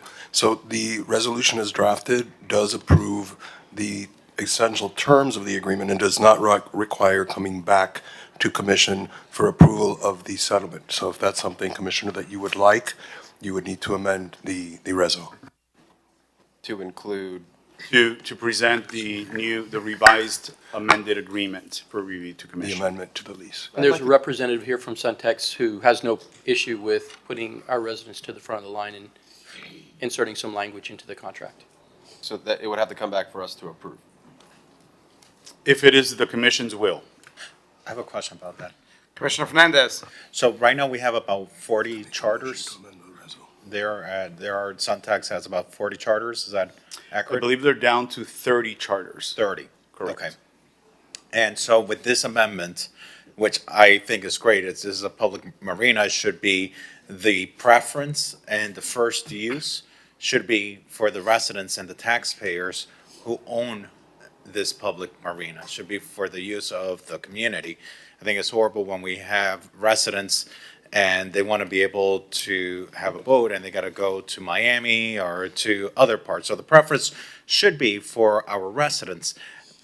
With the proposal that Commissioner Suarez has mentioned, once a commercial dock becomes available because someone left one of those 30 commercial docks, then the preference would be, the priority would be a resident before it going out to another charter? That is correct. 100%. No?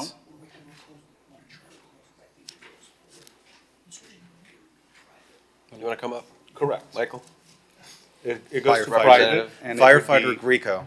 Not yet, don't jinx it. Good afternoon, everybody. Michael Greek on behalf of Suntex. I'm pretty sure, don't hold me to it, but I know that historically what we've been doing over the last couple of years is when a charter gives up their slip, that we're converting it to private.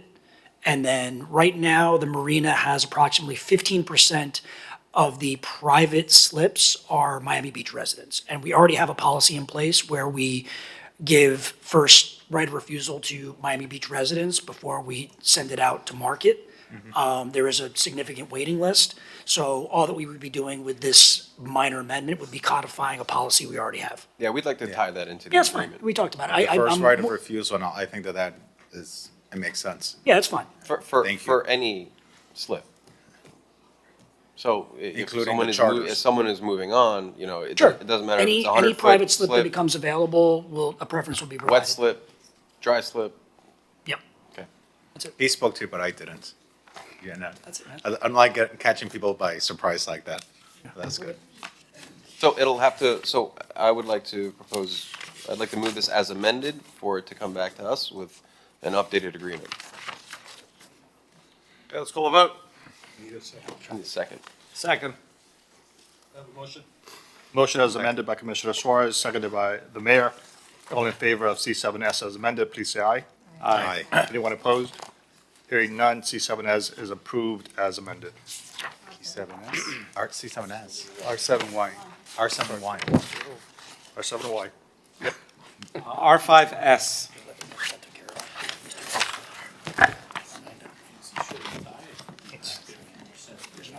Huh? Two more marina items. R5Y. I'm sorry, we're doing now. R5S. Gee whiz. R5S is an ordinance of the mayor and City Commission of the City of Miami Beach, Florida, amending Chapter 90 of the Code of the City of Miami Beach entitled Solid Waste by amending Article 3 entitled Collection and Disposal by amending Division 2 entitled Collection by amending Section 90-97 thereof entitled Garbage Collection Services to modify the threshold number of units in multifamily residences for purpose of determining whether solid waste must be collected and disposed by a single-family waste contractor or a franchise waste contractor, and by amending Article 4 entitled Private Waste Contractors by amending Division 4 entitled Specialty Contractors by amending the Subdivision 2 entitled Roll-Off Portable Waste Container Contractors by amending Section 90-278 thereof entitled Fees and Requirements Penalties for Non-Payment to modify the threshold number of units in a multifamily residence applicable to a potential exemption from obtaining a site-specific construction and demolition collection permit and the payment of construction and demolition collection fees upon compliance with certain criteria for consistency with the amendments to Section 90-97 and providing for repealer severability, codification, and effective date. This is a first reading. It is item R5S. Madam Vice Mayor. Mr. Mayor. Commissioner Fernandez. Thank you, Mr. Mayor. So right now, residents are in units, in buildings of 9 to 16 units kind of find themselves in this difficult, expensive situation where they're usually too small to negotiate a favorable contract with private waste haulers. Buildings let fewer than 9 units, those up to 8 units, they're part of our residential, our residential garbage collection. But the moment you go beyond 9 units, you have to negotiate your own contract, and they're usually too small for favorable contracts with these private waste haulers, which means that they pay more for service.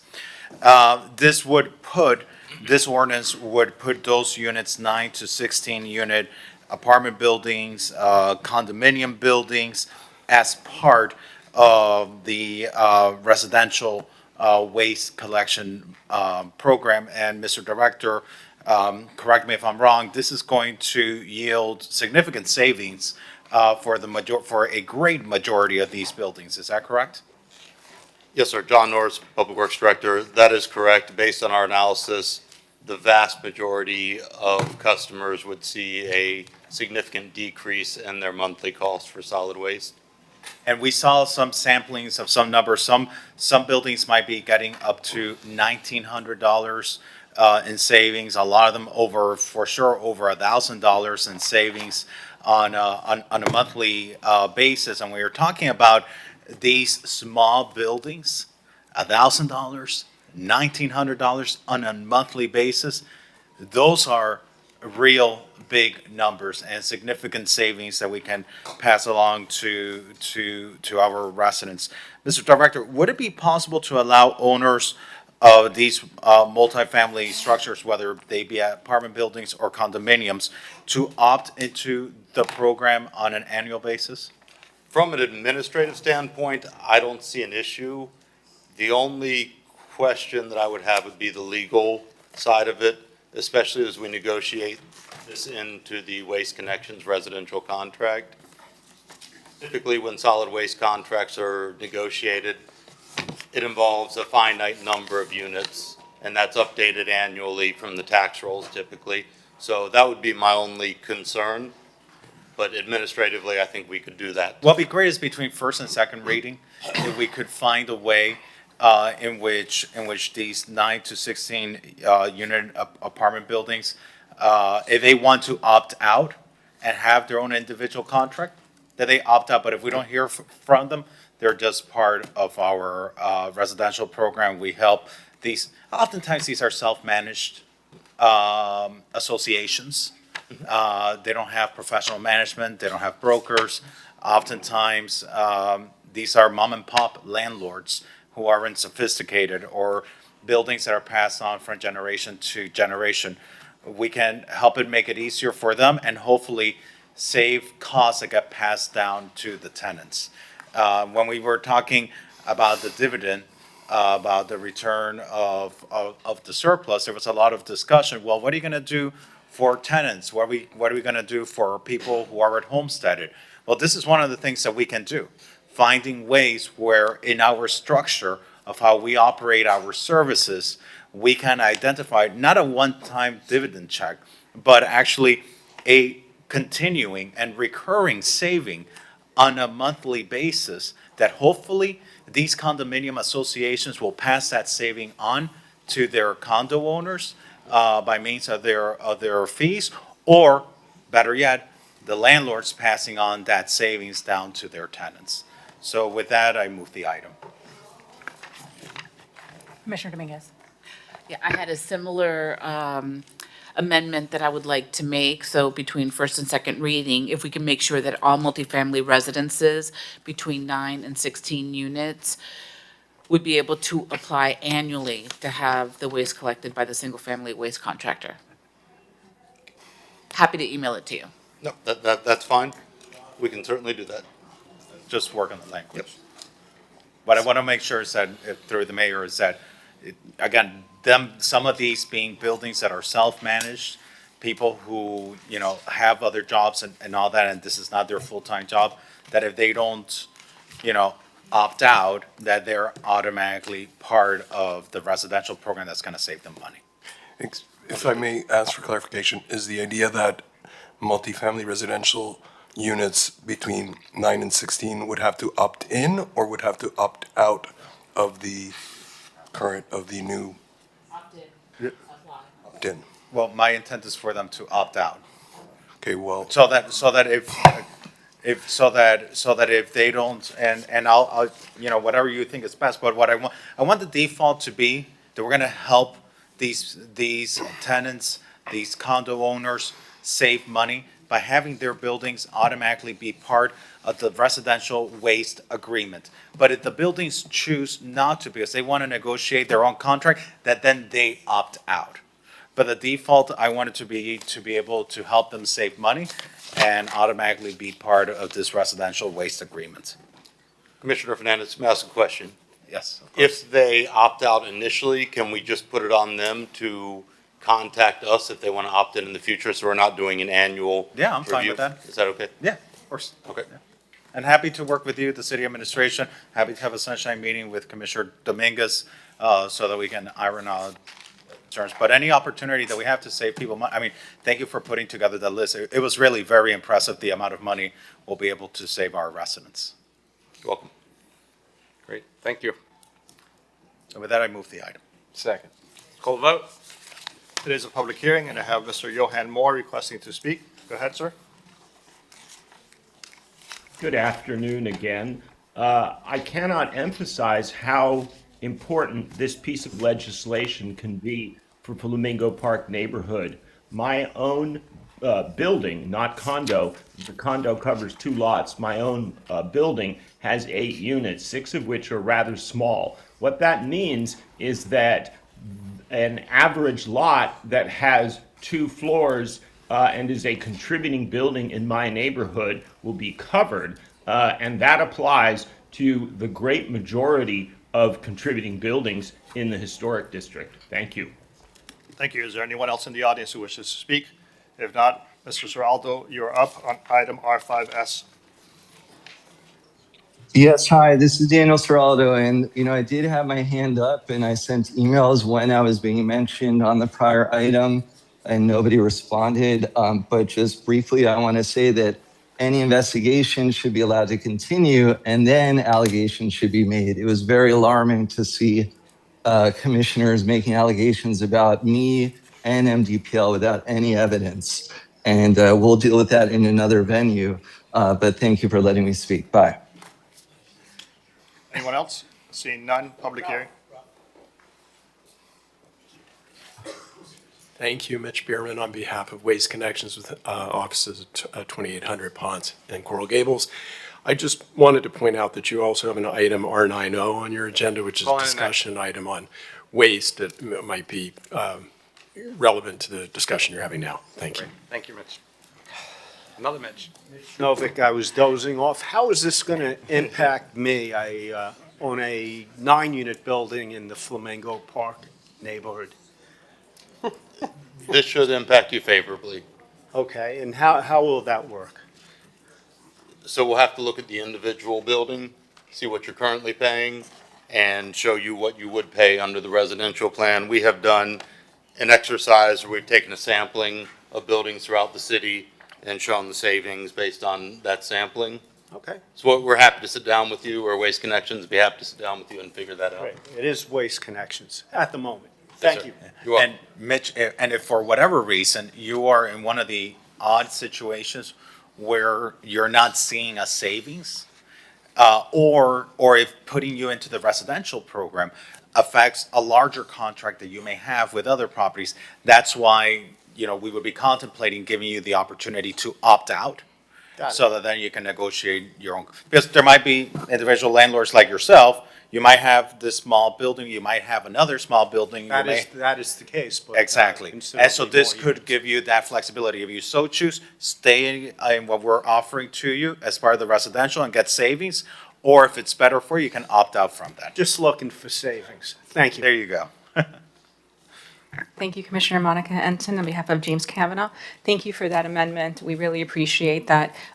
Representing a single building owner is one thing, but when you have an owner that has multiple buildings throughout the city that are individually owned by separate entities, the city's not aware of that, right? You look it up and you see one entity and you think they're having a great deal, you're reducing the price for one building. But when this individual has a number of buildings throughout the city that they negotiate broader contracts, it may impact them negatively if they cannot negotiate for all of their structures and all of their buildings at once. So we really appreciate the ability to allow these owners to opt in or opt out, whatever the city attorney deems best for the city. But as long as they have the ability to make their own choices as it relates to their buildings, we appreciate. Through the mayor, Commissioner Suarez. does this opt-in and opt-out only apply to the next tier of condominiums? For example, right now it's 1 to 4,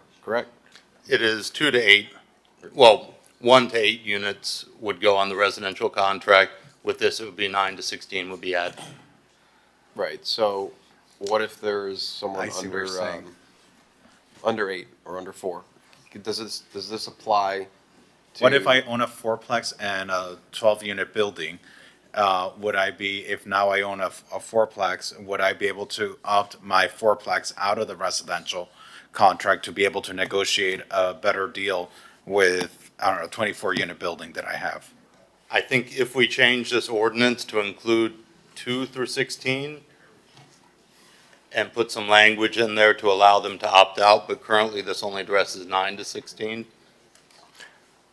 We can modify the ordinance the way that the body wishes to do so. So if the body wants to allow anything over 1 unit to opt out, currently, as you know, 2 to 8 is automatically part of the single waste hauler contract. So it's up to you all. Maybe we could have a sunshine meeting to talk about that with the city attorney, with the public works director to see, how would that work? I don't know if the contract right now, if our residential waste agreement currently requires us to keep 1 through 8 units as part of that contract. I don't know. I don't know that we can make that decision here right now. Let's work on that between first and second reading, Commissioner. I'd like to have a sunshine meeting with you. I move the item Second. as amended, or proposed to be amended. And there's no one else requesting to speak. May I call the roll? Yes. This is as amended, motion by Commissioner Fernandez, seconded by Commissioner Suarez. Commissioner Bott. Yes. Commissioner Dominguez. Yes. Commissioner Fernandez. Yes. Vice Mayor Matel Salinas. Yes. Commissioner Magazine. Yes. Commissioner Suarez. Yes. Mayor Minor. Yes. Motion carries. Item R5S is approved for first reading as amended. Second reading, public hearing is scheduled for February 25th. That was item R5S. Let's call R9O, related item. R9O is discuss waste hauler hybrid option for residential commercial waste collection, R9O. So, Mr. Mayor, thank you for calling this companion item. Bless you. The most impactful portion of this was the item that we just heard as first reading of the ordinance. And that will basically pave the way for us to move forward with an RFQ for the new franchise agreements. if would be amenable of this commission, if we could get that direction so that we can start preparing that, and then the RFQ would come back to you at a future meeting.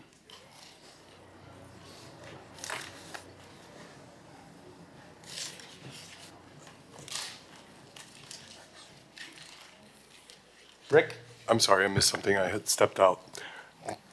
May you repeat the question? Sure. So R9O is a discussion on the commercial waste hybrid option, which is the taking the 9 to 16 units, putting them into the residential contract, and then moving forward with the RFQ for the waste hauler franchise agreements. Since we've moved forward with the 9 to 16 option, I was only asking if we could continue to move forward with the remainder of the waste hauler solution. Yes, you can. Okay, fair enough. We'll bring it back next month or the following. Good, that's all you need? That's all I need. Sure. When I arrived here in '88, I believe there was 7 waste haulers, and now we're down to 2. It would be great if you can consider just one more, so it doesn't seem like there's a monopoly. Thank you. So that's the intention of moving forward with this, is so right now the ordinance caps it at 5, but you're correct, we currently only have 2, and we Yeah. want to have a few more. That would be great. Thank you. We good? Okay. Let's call, we had 2 Suntech, 2 Marina-related items. Let's just close the loop. These should be quick. R9W and R9X. And Mr. Mayor, there's also R9W is discuss update of Miami Beach Marina lease agreement audit by Inspector General. R9X, discuss commercial vessel pickup drop-off at Marina, Miami Beach Marina. and Ralph, there's R9M too. R9N, discuss, take action, update of municipal prosecution. M? I'm sorry. M is in Mary. Sorry, discuss, take action, enhance measures to remediate charter vessel issues at Miami Beach Marina. Right, so as to R9W, that's already addressed, that's duplicative. And then R9X, which is the pickup and drop-off. I know, Mr. Mayor, you and I spoke about this. I spoke with Commissioner Suarez as well. Just for the rest of the commission, again, Michael Grieco on behalf of Suntex. The commercial vehicle pickup and drop-off has been a concern, especially the return, when they return to the slips. So what Suntex has already agreed and what we've already been doing over the last couple of months is in docks J, K, and H, which are the southernmost docks that have charter vessels, and they're the ones that are adjacent to the yacht club and to the Murano at Portofino. What we do is we require those charter vessels upon their return to go to the fuel dock as opposed to returning to their individual boat slips. So this way they go to the fuel dock, they go straight over to 300 Alton, which is the Monty, what is lovingly called the Monty's building, and then they are picked up by vehicles there. And we already have the vehicle drop-off and pickup at 300 Alton. So we've already taken those remedial measures at the direction of the mayor.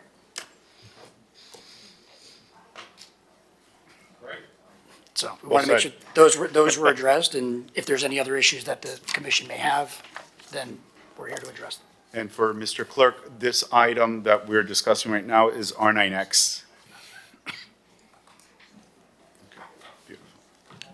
Mr. Mayor, were there any other concerns on the operations that, there's 3 items, and that's why we were shuffling back and forth, because some of the items were already addressed with the the R7 item that we presented earlier. I think that we've cleared all of them up.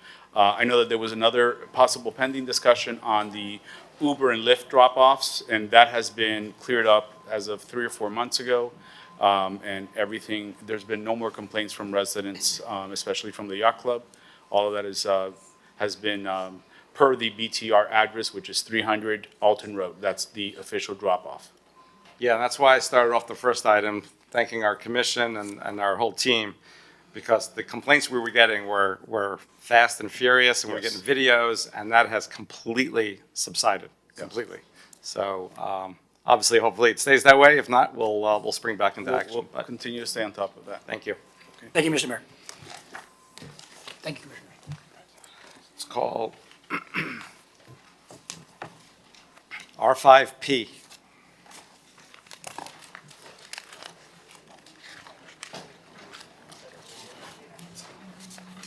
R5P is an ordinance of the mayor, city commission of the city of Miami Beach, Florida, amending chapter 70 of the city code entitled miscellaneous offenses by amending article 2 entitled public places, by amending division 3 entitled alcoholic beverages, by amending section 70-87 entitled consumption, service, sale, and possession of open containers of alcoholic beverages on or in public places. Warning signs required by amending and setting forth exceptions to the prohibition of on consuming, serving, selling, or possessing an open container of an alcoholic beverage on or in any public place, and by amending and clarifying the responsibilities of alcoholic beverage establishments and persons or entities authorized by the city to sell alcohol beverage on or in any public place, regarding the prohibition on allowing any person to take an alcoholic beverage from the licensed premises or authorized area, and protecting the repealer, servability, codification, and effective date. This is the first reading, public hearing. It is item R5P. Commissioner Magazine. Thank you for this, Mr. Mayor. We've spent so much time talking today how we've pivoted away from the anything goes party crowd, from the crime and chaos that had plagued our city in years past, and how we're focusing on health, wellness, and an elevated environment. Miami Beach, I think we're perfectly capable of walking and chewing gum at the same time. This I view as an amenity to our residents, our tourism. This is providing in very limited specific areas that are specified. And Mr. Manager, is there city staff here to present, or is that through you? So I can handle this item, if But you'd like. I'll go on. I just referring to you for questions. So this will be in a limited area where alcohol is served by our beach concessions. It will be well regulated. There will be a lot of protocols in place. We discussed the training that the concessionaire employees would need to maintain, achieve and then maintain. And also it's a revenue raising opportunity for our city. We talked earlier today how we could have $1 million funding gap just from that transportation item. When we look at what's happening in Tallahassee, we're looking at an unprecedented strain that we can't even begin to fathom the effects that that will have on our budget if there's some type of elimination, removal, or alteration of homesteaded taxes. So this is a way for our city to generate revenue. We've been very budget focused. Because of that discipline, we're sending back $500 checks to residents, right? How great is that? For the first time in 20 years, we're sending back $500 to every homesteaded resident. And we talked about creative ways to raise revenue. And like I said, because we are in a much different place right now than we were 5 years ago, this really provides us a great opportunity to continue elevating that beach experience in a limited number of ways. We see this across the board in some of the most high-end, sophisticated markets in the world. In Europe, in Saint-Tropez, along the beaches in the south of France, the south of Italy. So like I said, despite pivoting away from the where we were years ago on spring break and focusing on health and wellness, we can walk and chew gum at the same time, allow an elevated experience that's in a limited number of locations for alcohol consumption on the beaches that is well regulated, well maintained, and bringing in a significant amount of money and revenue for our city. So, Move the item. Second. Call the vote. It is a public hearing. I see no one in Zoom, no one in the audience requesting to speak. I have a motion by Commissioner Magazine, seconded by Vice Mayor Mateo Salinas. If there's no discussion, I will call the roll. Commissioner Dominguez. Yes. Okay, got it. Commissioner Bott. Yes. Commissioner Suarez is a yes. Vice Mayor Mateo Salinas. Yes. Commissioner Magazine. Yes. Commissioner Fernandez. Mayor Minor. Yes. Motion carries. Second reading, public hearing is scheduled for February 25th. Call R70. I'm sorry, Mayor, I couldn't hear. Sorry, R70. R70 is Fun Rainbow Crosswalk in Loomis Park, R70. So this is a simple replacement of the rainbow crosswalk that was torn up at the request, the mandate of our state government, easy for me to say. The artists and architects and landscape architects who were involved in its original creation donated their services pro bono to the city to come up with a very understated way to honor the crosswalk by flipping it almost exactly into the park, in Loomis Park. It's not going to add more paving per se to the sidewalk. It is going to replace existing pavement with these pavers, and there'd be grass in between. There are potential plans for an extension of this initial layout, but we have the pavers. It is not just literally a crosswalk, but the shape of the crosswalk will be, I should have thought to bring the image. That would have made life much easier. But the crosswalk will be extended, so it's a true full rainbow.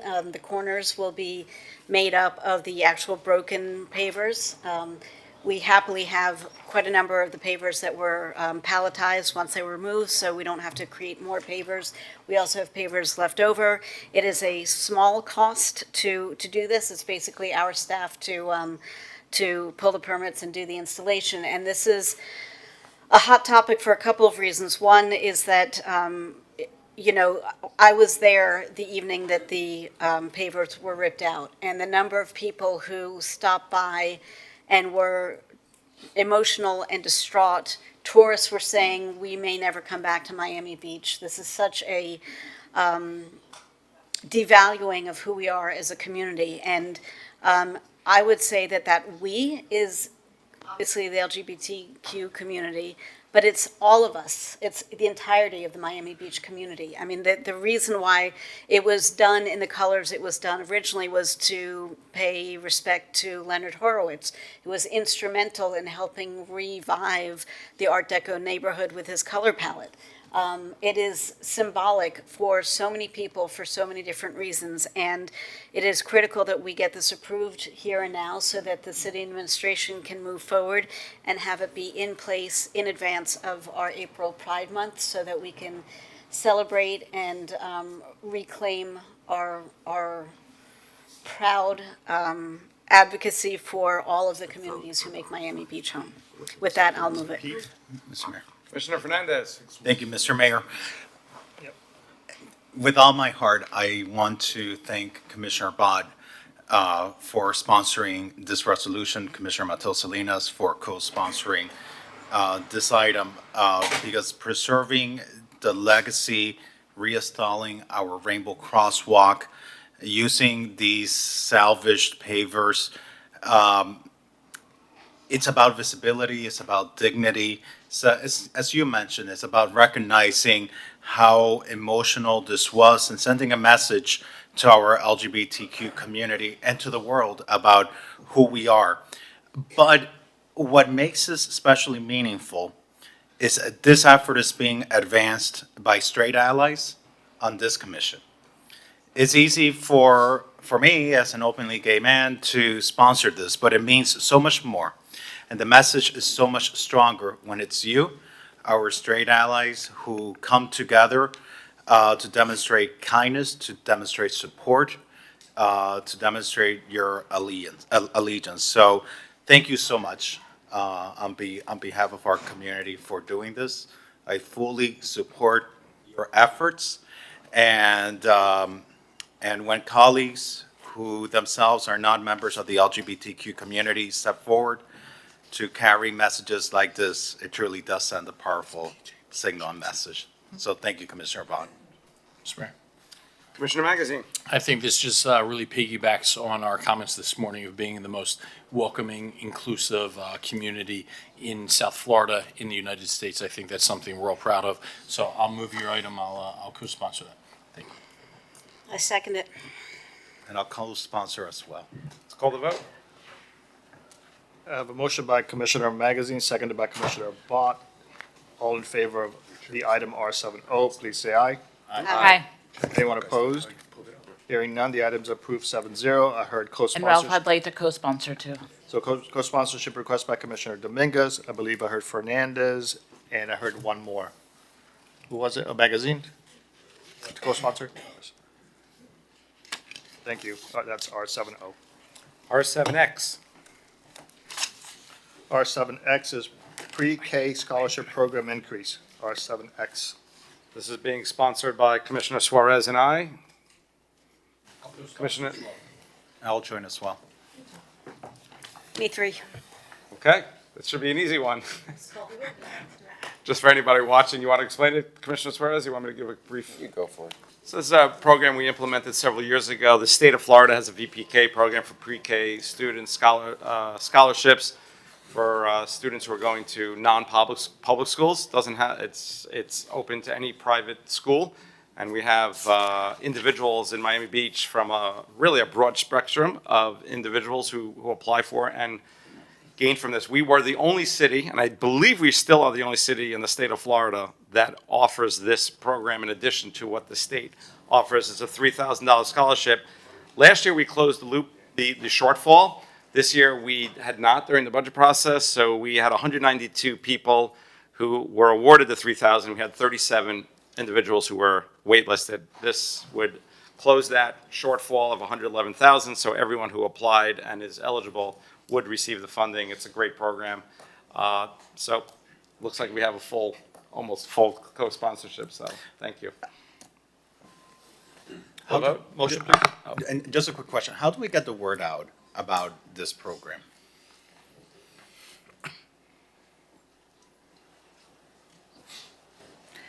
Good afternoon. I'm Leslie Rosenfeld, Chief Education and Performance Officer. So we're actually in our 4th year. We have currently 29 pre-K provider partners, and we work throughout the year to ensure that every resident is informed that this opportunity exists. We work with our existing partners. We work with the Early Learning Coalition and the state's Department of Children and Families to ensure that the information is all over the community so that our community is aware, and then anyone contemplating a move to Miami Beach who may be eligible is aware as well. It's very consistent with our theme of promoting people to stay here and to move here in a great place where we offer first-class education. And this is just another tool that we offer, and I think it's been very well received by Miami Beach community. Need a motion, please? And St. Patrick's has a pre-K program? Yes, they do. Okay, because I think on the list that you shared with me, I didn't see St. Patrick's there as one of the schools. They are currently not a partner. However, the application to be a partner is available and open 24 hours a day, 365 days a year, and we encourage any eligible pre-K provider to enroll and partner with us. I want to make sure, let's work together, as I want to engage with St. Patrick's. They have a very big school here in Miami Beach, and it stood out to me. A lot of wonderful schools, even schools outside of Miami Beach, Yes. Are benefiting from this. I would want to make sure that the students of our PK program here in St. Patrick's are also able to participate in this program. So we might need to. We've met with Father Sid and leadership at the school. We invite them every year to join us, as do families that apply and win our scholarship and would like to use it at St. Patrick's. So St. Patrick's, as well as any other pre-K provider, are welcome to partner with us. So do you know why St. Patrick's hasn't applied? We invite them every year, and we encourage their partnership, as do members of their, So let's just work together to proactively, let's work together in reaching Absolutely. out, letting them know, hey, listen, the program's here, we've noticed that you haven't applied, because in order for parents and families to benefit from it, you need to be a part of it. Of course. So let's, if the body wouldn't mind, I'd like to work with the administration in proactively doing that outreach. Those are a lot of families, a lot of Catholic families. We agree. Here in Miami Beach, that we want to make sure that they are afforded the same opportunity to participate in this program. So maybe we just need to walk them through the process or educate the school a little bit better on how to qualify. No, I'm glad you're highlighting that, Commissioner Fernandez. I remember it was several years ago. It wasn't St. Patrick's. I don't remember the school, but I remember there was a school that was invited, and I recall hearing a reason why they didn't want to participate. Is there any? I don't know if that applies to St. Patrick's. Is there a reason why a school wouldn't want to participate? I think that the school site administration there's been different reasons throughout the years when a family, because the families ultimately choose where they want to send their children. And so if the school that they are selecting doesn't want to participate, sometimes it is a staffing issue. They already have other programs in place. They may not want to be involved with the process we have in place for reimbursement. There's been different reasons over the years. Some of our families have been quite persuasive in convincing the schools that they would like their children to attend to join us. That's the reason we are up to 29. So we certainly can reach to St. Patrick's and any other school that parents are seeking access to for our scholarship. Let's work together. Let's work out Absolutely. together, reaching out to Maybe St. Patrick's will be number 30. Maybe. There you go. Okay, thank you. Thank you. Need a motion, please? I'll move it. Motion by Commissioner Fernandez, seconded by Commissioner Bott on R7X. All in favor, please say aye. Aye. Anyone opposed? No. The item is approved 7-0. And just for the record, I heard Commissioner Bott, Fernandez, and Dominguez requesting to co-sponsor the item. As am I. Commissioner Magazine? No, so Did you mention the unanimous. Vice Mayor as well? Okay, so everyone is co-sponsoring the item. Perfect. Excellent. Let's call R5E and R5F together.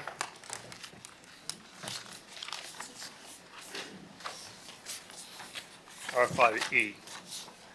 R5E is an ordinance of the Mayor, City Commission of the City of Miami Beach, Florida, amending the City of Miami Beach Year 2040 Comprehensive Plan pursuant to the expedited state review process set forth in Section 163.3184 subsection 3 Florida statutes by amending Goal RLU 1 entitled Resilient Land Use Development Objective RLU 1.1 entitled Establishment of Future Land Use Categories Policy 1.1.7 entitled High Density Multifamily Residential RM3 to establish a 5,000 square foot floor area ratio FAR bonus for the RM land use category for oceanfront properties within the Faena Overlay District that contain a contributing historic structure and providing for inclusion in the comprehensive plan, transmittal, repealer, severability, and an effective date.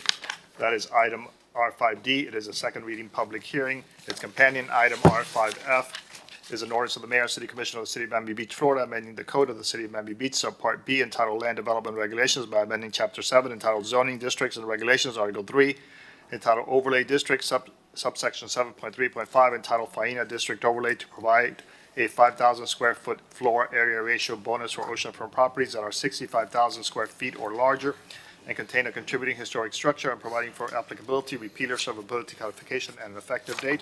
This is item R5F. It is a second reading public hearing. The item requires 6/7 vote. I think I heard a motion from Commissioner Fernandez with a second from Commissioner Dominguez. Commissioner Magazine. Sometimes I don't think we really promote the amazing things that are going on in the city. And this area here, this will be the American Riviera in several years, right? We have some of the most prized properties in the entire world, including the Sherbrooke, okay, along this area. One to get Mitch's nod of approval. But truly, we have the Shore Club being renovated. We have new owners of the Delano moving that project forward. We have the SLS that's under renovation right now. And we have the Faena, which has just been such a tremendous asset to our city, the Amman, the Bulgari, Casa Cipriani. This will be one of the most prized, coveted areas in the entire world. And I think it's, appropriate to embrace that, to celebrate that. And while we have the project sponsor here, my question to you is, what's the update? When can this get done? When can we expect these projects to really start filling in, activating our ecosystem, activating our economy, and being our kind of crown jewel? Thanks, Commissioner Magazine, and thanks to the fellow commissioners. The mayor, we are very excited that progress, if you've been by the site at 3425 Collins Avenue, is well under construction. And we plan to open the hotel by the end of 2027 and open the residences in the summer of 2027. So we are getting closer and closer now. I could say it's actually next year, which is hard to believe. But the progress, we just poured the 8th floor of the residences on Monday, in fact. So we'll top out this summer. And just for the record, if you could state your name. Sorry, got Mehul it. Patel with Oko Group, which is developing the Amman Hotel and Residences, 3425 Collins Avenue. Thank you. Thank you. Exciting. Thank you. Thank you. Do we have a motion from Commissioner Fernandez, second from Commissioner Dominguez? It is a public hearing. I see no one in Zoom and no one in the audience requesting to, or do I? Call the vote. Mr. Novick is. Mitch Mitch Novick, want to commend the development team for the very impressive job they're doing. Just a question regarding the language. The project has already been approved. Why a 5,000, whatever it is, why a bonus? What am I missing? It's not a bonus, it's interior space, that's, if I may through the mayor, it's interior space that exists that is being repurposed as usable space, but it's not adding volume or Okay. square footage to the building. Mr. Director, is that correct? That's correct. Okay. So Thanks. since you're making it into usable space and it's no longer. It's not going to count, it's going to count against FAR. Exactly. Got it, thank you. I see no one else in Zoom. Oh, actually, I see Daniel Soraldo. Please go ahead, sir.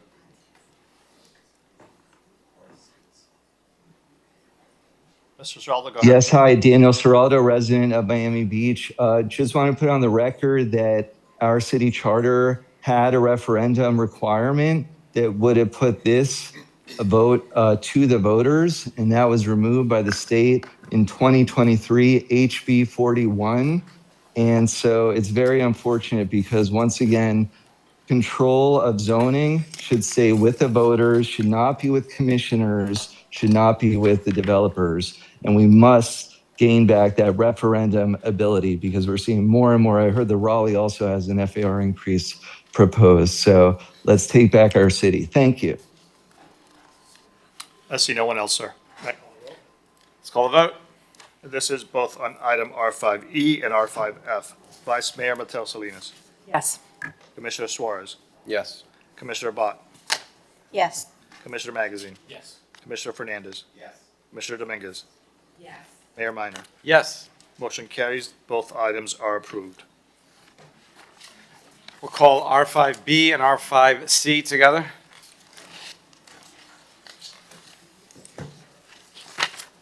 R5B is the North of the Mayor, City Commission of the City of Miami Beach, Florida, amending the City of Miami Beach Year 2040 Comprehensive Plan pursuant to the expedited state review process of Section 163.3184 subsection 3 Florida statutes by amending the Resilient Land Use and Development Element Goal RLU 1 entitled Land Use Objective RLU 1.1 entitled Establishment of Future Land Use Categories at Table RLU 1.1 to conform to Table RLU 1.1 with the amended floor area ratio FAR regulations for each respective future land use category by amending policy RLU 1.1.6 entitled Medium Density Multifamily Residential RM2 Policy RLU 1.1.9 entitled Medium Intensity Commercial CD2 Policy RLU 1.110 entitled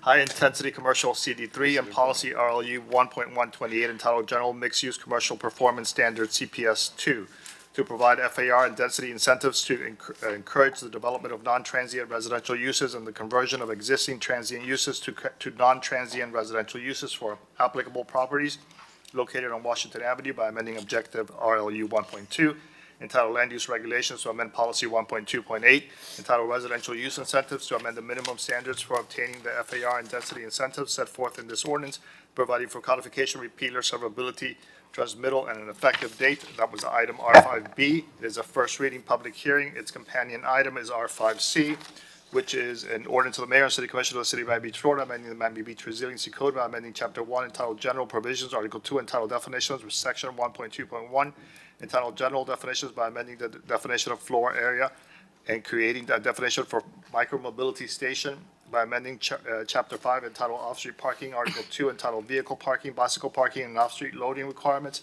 at Section 5.2.4 entitled Vehicle Off-Street Parking Requirements by amending the parking requirements for parking Tier 2 by amending Chapter 7 entitled Zoning Districts and Regulations, Article 1 entitled General to All Zoning Districts by amending Section 7.1.11 entitled Residential Use Incentives to establish residential use incentives specific to properties fronting Washington Avenue from 5th Street to 17th Street by amending Article 2 entitled District Regulations, Section 7.2.5 entitled RM2 Residential Multifamily Medium Intensity at subsection 7.2.5.5 entitled Mid-Beach Residential Use Incentive, RM2, to establish residential use incentives specific to properties in applicable RM2 zoning districts by fronting Washington Avenue from 6th Street to 7th Street by amending Section 7.2.11 entitled CD2 Commercial Medium Intensity District at subsection 7.2.11.5 entitled Washington Avenue CD2 to modify existing development regulations specific to properties fronting Washington Avenue and to create a residential incentive area specific to Washington Avenue by amending Section 7.2.12 entitled CD3 Commercial High Intensity District, recreating Section 7.2.12.5 entitled Washington Avenue Residential Incentive Area CD3 to create a residential incentive area specific to Washington Avenue by amending Section 7.2.15 entitled Performance Standard District PS at subsection 7.215.3 entitled Commercial Performance Standard District CPS to create a residential incentive area specific to Washington Avenue and provide for codification, repeal, or severability on the effective date. This is a first reading public hearing. This item requires 6/7 vote. That was R5C. Commissioner Suarez and co-sponsored by Commissioner Magazine. That was the longest, that must have been the longest. We should put that clock on you. Yeah. Good job, Ralph. Colleagues, before I walk through this presentation, I want us to take a step back and talk about what we're really trying to do here. The status quo in Washington undeniably is a downward trajectory. We've tried surface level fixes like landscaping, lighting, tree wrapping. Those help, but they do not change the fundamentals. Today, we still see vacant storefronts, foreclosures, homelessness, nuisance businesses, and an overconcentration of adult-oriented uses and smoke shops. In a roughly 1 mile stretch, there are more than 35 vacant or neglected storefronts. That is not a thriving corridor. And the hard truth is, no one goes to Washington Avenue as a resident. That should concern every one of us. The last time the city meaningfully updated its comprehensive zoning and urban planning approach for this corridor was 1989. I was 5 years old. Cities do not stand still for decades and somehow improve. They either adapt or they decline. At the same time, we need to be honest about a much bigger issue. Great cities around the world embraced mixed-use urban planning. People live above shops. Streets are active day and night. Neighborhoods are designed for live, work, and play, not just for cars and not just for tourists. Miami Beach has not kept up when it comes to housing for people. Young professionals, families, seniors, and the workforce that keeps this city running.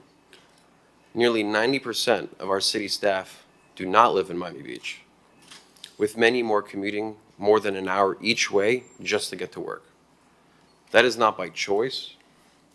It is because that is where the housing they can afford is located. When cities fail to build attainable housing, people are pushed farther and farther out.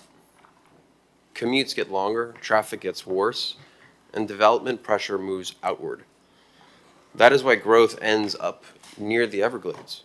Not because it makes sense, but because housing closer to jobs has been blocked. That is also why the state passed the Live Local Act. When cities do not allow enough housing, the state steps in and overrides local zoning authority. That may increase housing somewhere, but it comes at the cost of local control and environmental protection. Urban scholar Richard Florida said it best. The real crisis in America cities is the forgotten middle. People who earn too much to qualify for affordable housing, but not enough to afford market rate housing. This proposal chooses a better path.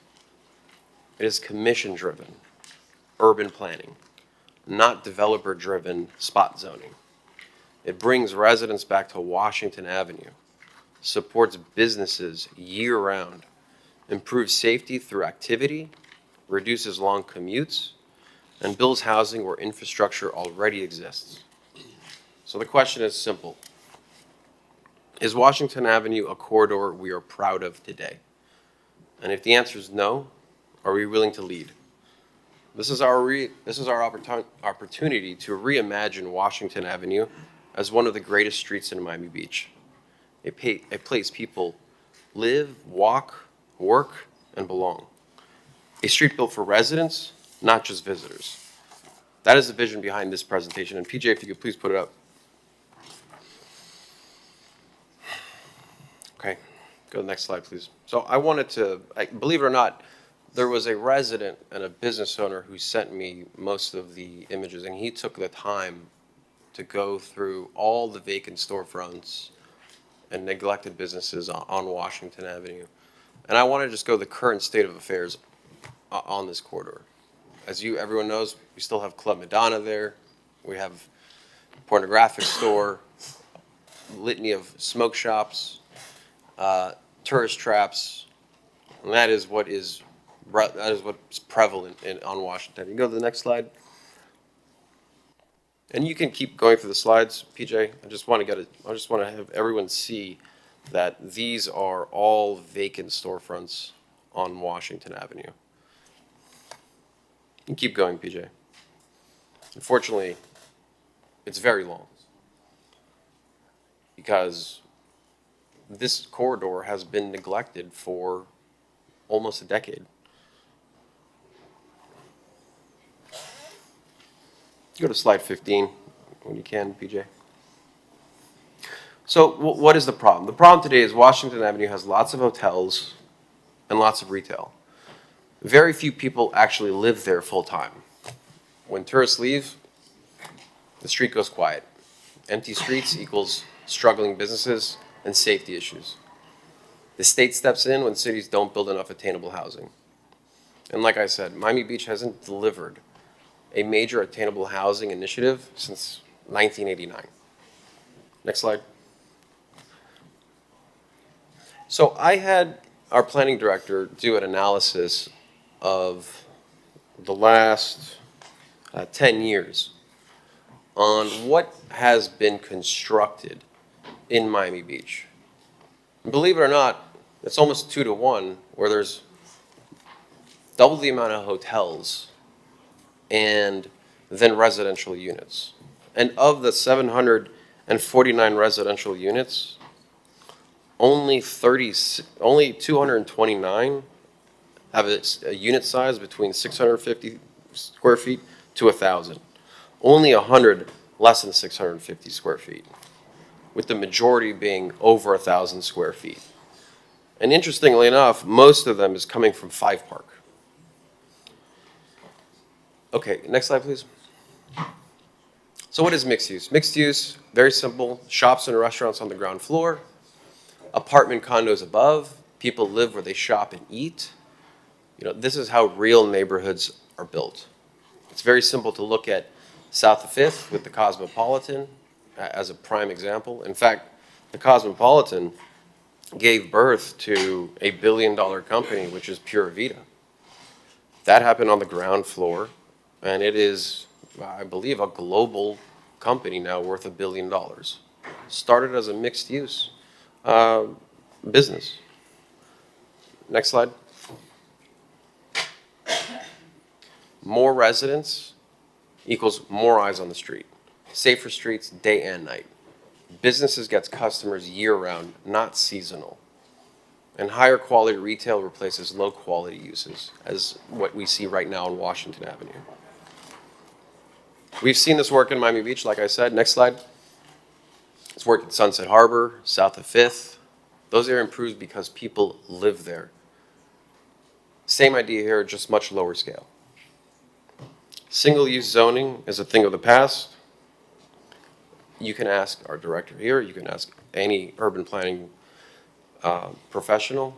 Mixed use is what makes a city thrive. Next slide. So I want to go over some of the details, and I'll have Tom take it away soon. Right now, you can build to 75 feet for transient use. But you can only build to 50 feet if you want to build residential. I want to invert that. I want to say I would like to have 50 feet max for hotel use and 75 feet max for residential. And there would be an extra height provision as an incentive if the residential is car-free. This encourages attainable housing for the forgotten middle. No more transient hotels. Okay, keep going. There is a provision for the north end of Washington Avenue, and I'll have a representative from Paul Sejas, who owns the property there, of why they would like to have a 75 feet bonus height for their property.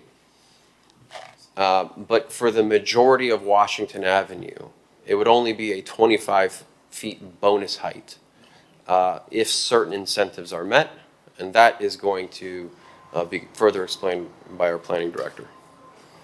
Next slide. Who is this for? Like I said, this is for the forgotten middle, young professionals, families, people that actually work in the city of Miami Beach. We have over 2,000 employees. People who want to live in Miami Beach without needing a car. It creates a real live-work entire ecosystem. Next slide. So now I'm interested to hear what my colleagues have to say, but if you look at Google Maps around 4:30, 5 o'clock, you see a lot of people leaving Miami Beach. It's on 41st Street, it's on MacArthur. And why is that? It's because people are leaving their jobs and they're going home.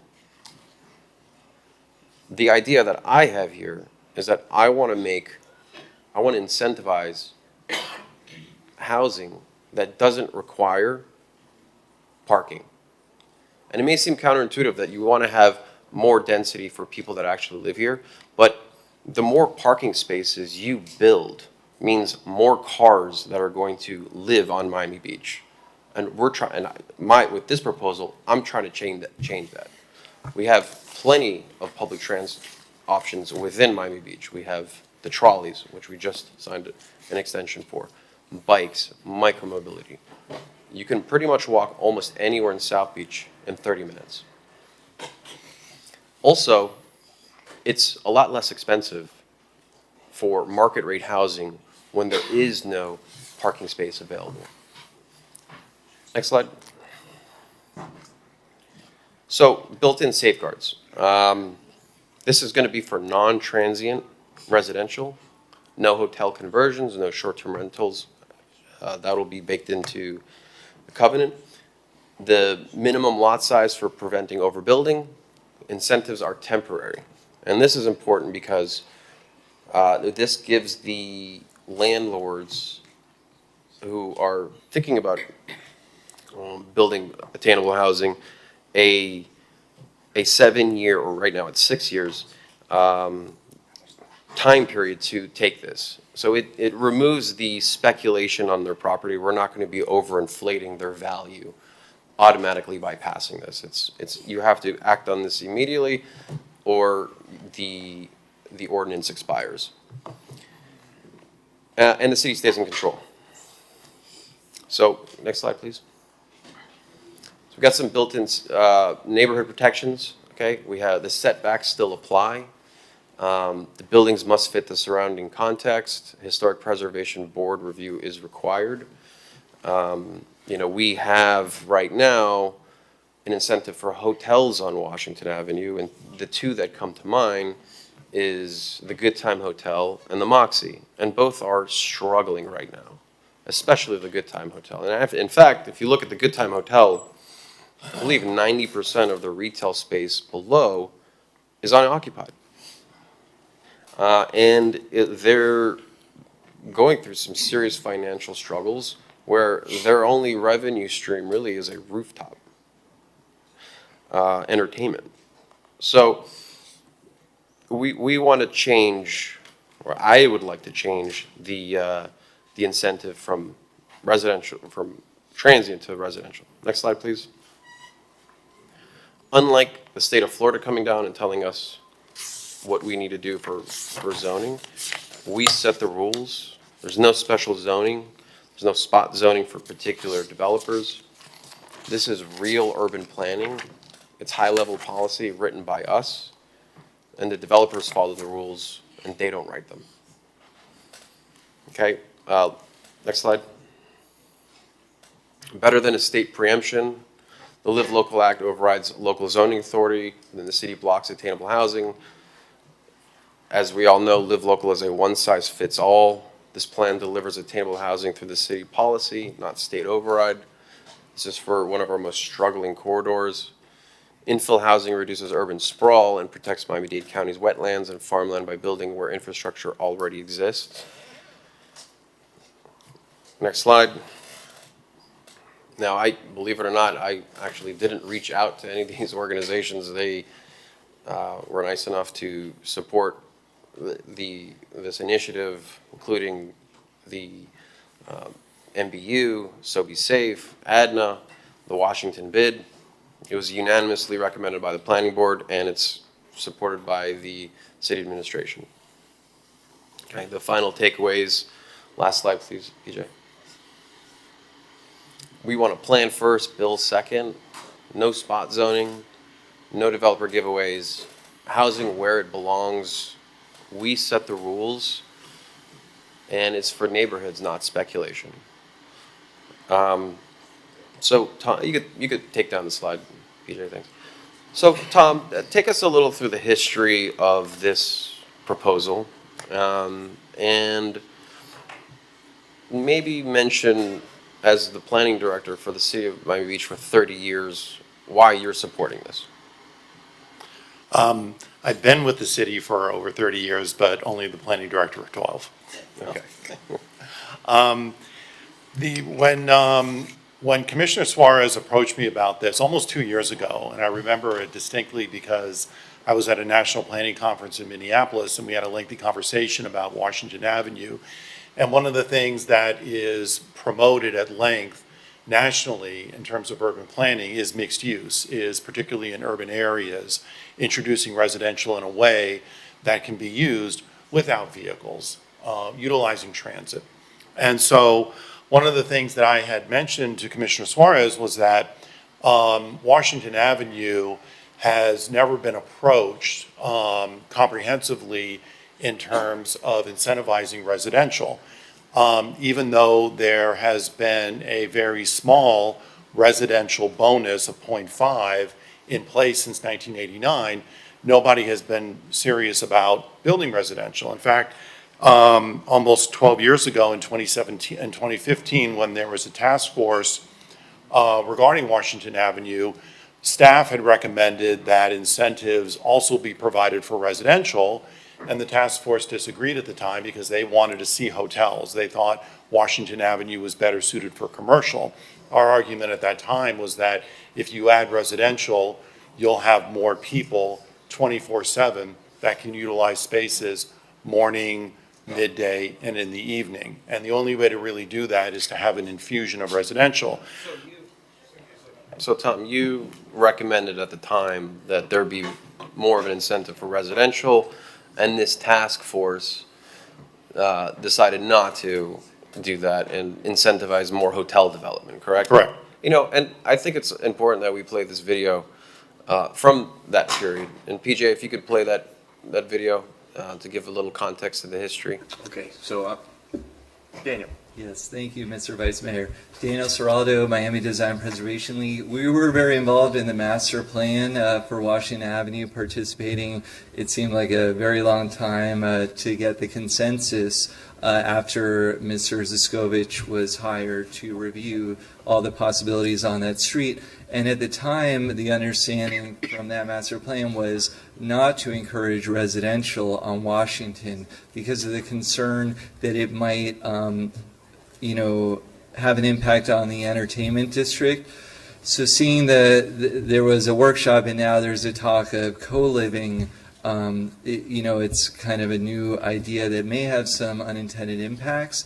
And the other thing as far as the height increase is, since that also wasn't, in the master plan, it was a height increase just for hotels to encourage new hotels, and we're seeing a lot of investment, and if you go down Washington Avenue, there's some very good beefy projects going on.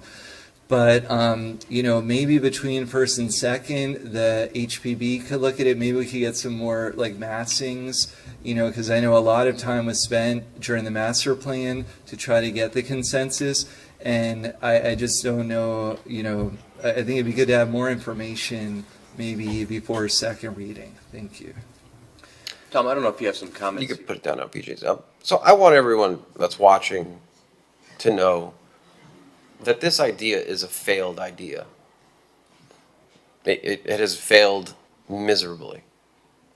Yeah, Washington Avenue, up until recently, when 3 of us got elected commission and the mayor got elected to the mayor, it was riddled with gunshots almost on all the high impact weekends. They would literally wash off blood from the streets. It was chaos. And even to this day, we've done everything we could to beautify Washington Avenue. I mean, if you go down there, the streets are generally clean. The trees are wrapped in these beautiful light little ornaments. The landscaping is perfect, but you still have a bunch of vacant storefronts. You still have a lot of homelessness. You still have, unfortunately, you have businesses dealing with homeless people buying and selling stolen bikes. Okay, you have a place where, like I said, residents do not visit Washington Avenue, unfortunately. And so, Tom, sorry to cut you off. I think I left you off where, you know, there was your recommendation from staff about 10 years ago was for more residential. You were overridden for more transient use. And we are where we are today with a failed corridor because of that idea. So if you could please continue. Sure.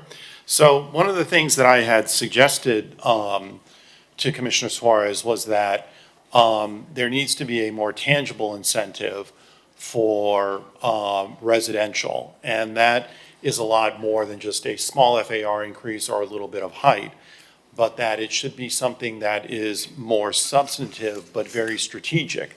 So not just a straight up increase in FAR like we did in Town Center that you can do whatever you want with, but something that had guardrails attached to it that would ensure that anybody taking advantage of that incentive would be building non-transient residential that would better serve the area.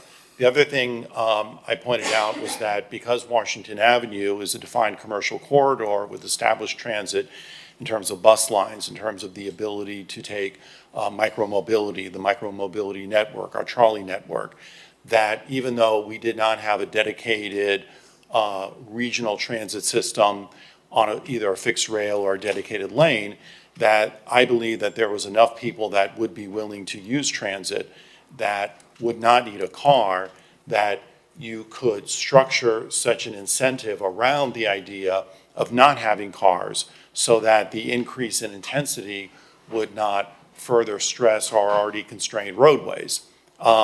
Basically, this incentive would be for people who are more inherently urban dwellers.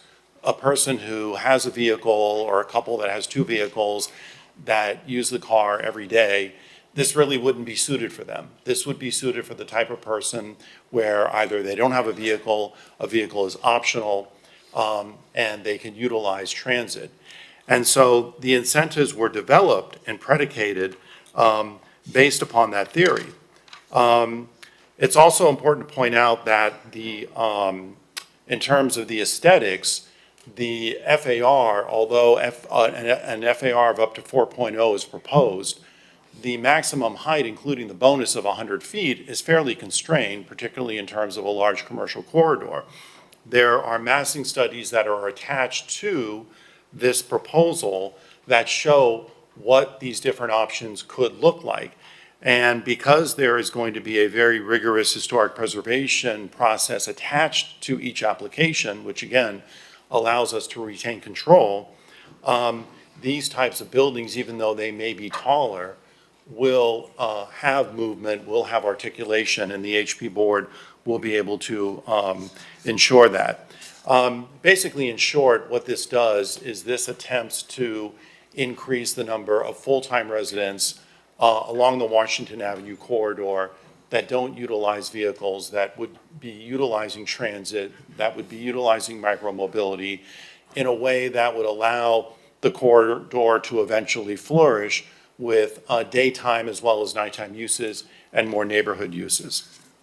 In terms of the specifics of the proposal, as mentioned previously, this is an FAR increase that would be specific to non-transient residential uses above the first level. If somebody wanted to do something different, like hotel or an office building, the FAR increase would not apply to them. This is solely to incentivize non-transient residential uses.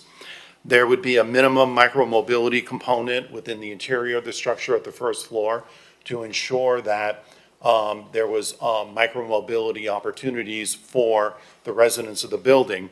In order to get the height bonus, they would have to have more of an area network type of micromobility option that would allow residents of the larger area to utilize that. The minimum unit size or the minimum lot size for an eligible project is at least 13,000 square feet. The reason for this is to ensure that someone doesn't take a very small lot and create a couple of luxury units and then they get the FAR increase even though it's non-transient. This is really meant to promote the aggregation of lots. And that's also an important component because, as you're well aware, Washington Avenue is a corridor that is not a blank canvas. It's a corridor that consists of existing properties. It's substantially built out, and there's a lot of different property owners. Aggregating properties for the purposes of this type of development can sometimes be challenging. This would provide a further incentive. There's also a requirement that any non-conforming uses within the property be discontinued. So if there's a non-conforming nightclub, if there's a non-conforming type of nuisance use that is no longer permitted, all of that would have to be discontinued as part of the incentive to build the residential. And that would ensure that what is at the first level would be the type of neighborhood uses that we are seeking. The height bonus to go from currently the maximum height for residential is 50 feet.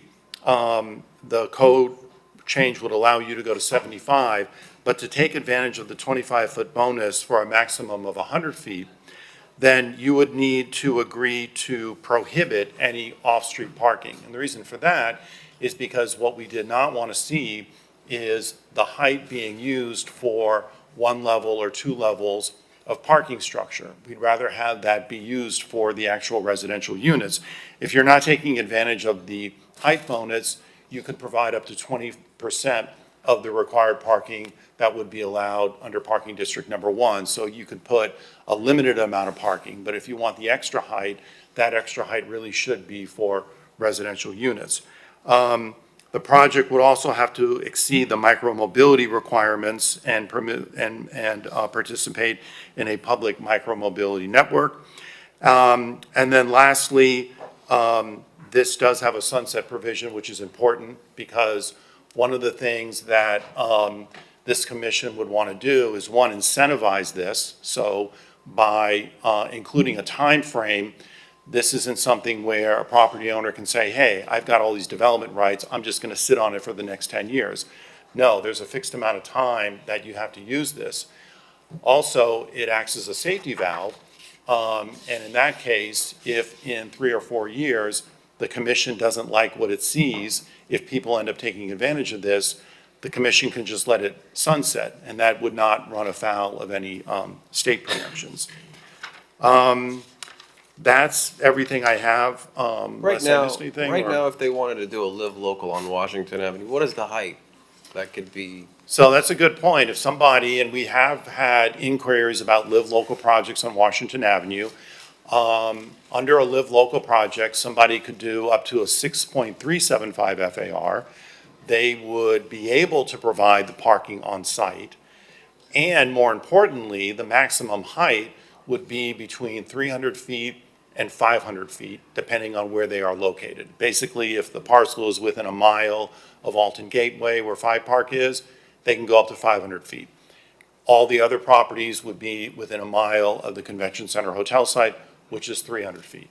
And under state preemptions, we would have no control over that, and there would be no public hearing on that. They could just submit an application that would have to be approved administratively. Okay, thank you, Tom. So, you know, the only other thing that I want to really iron out so that it's in the full public transparency is where Paul Sayas's building is, because I understand that he also has a private application in case this comprehensive zoning plan doesn't go through.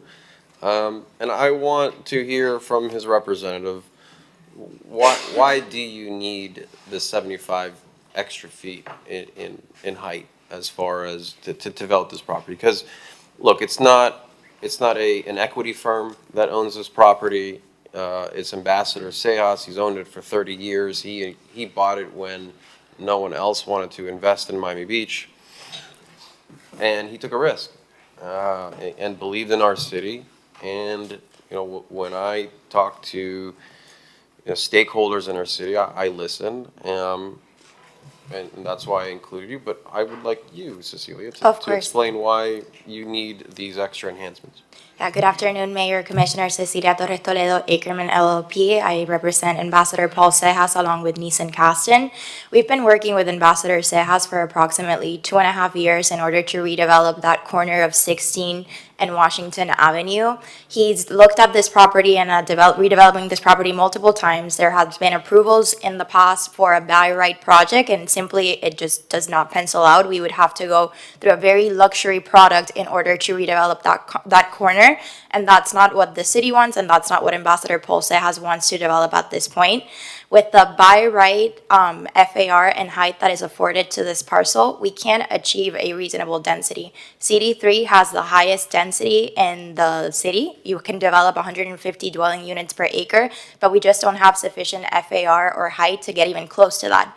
So with the incentives that are provided in this legislation and in our private application, should this one not move forward, which allow us a 3.25 FAR and 150 feet of height, we're able to achieve a 210 unit development, which is 210 apartments in the heart of Lincoln Road and Washington Avenue, which is much needed residential housing.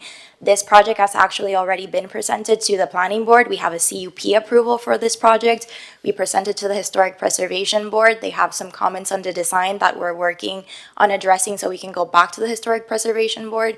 But we have a real project that's ready to hit the ground. It has 210 units. It's much needed housing in what is effectively Miami's downtown. We have letters of support from the Washington Avenue bid, from the Lincoln Road bid, and we're eager to move forward. But without that additional FAR and that additional height, we just can't do a project. Now, colleagues, I also want to bring to your attention an item. It was part of the legislation, and it was removed, I think partly because our previous Commissioner Rosen Gonzalez made a point about it.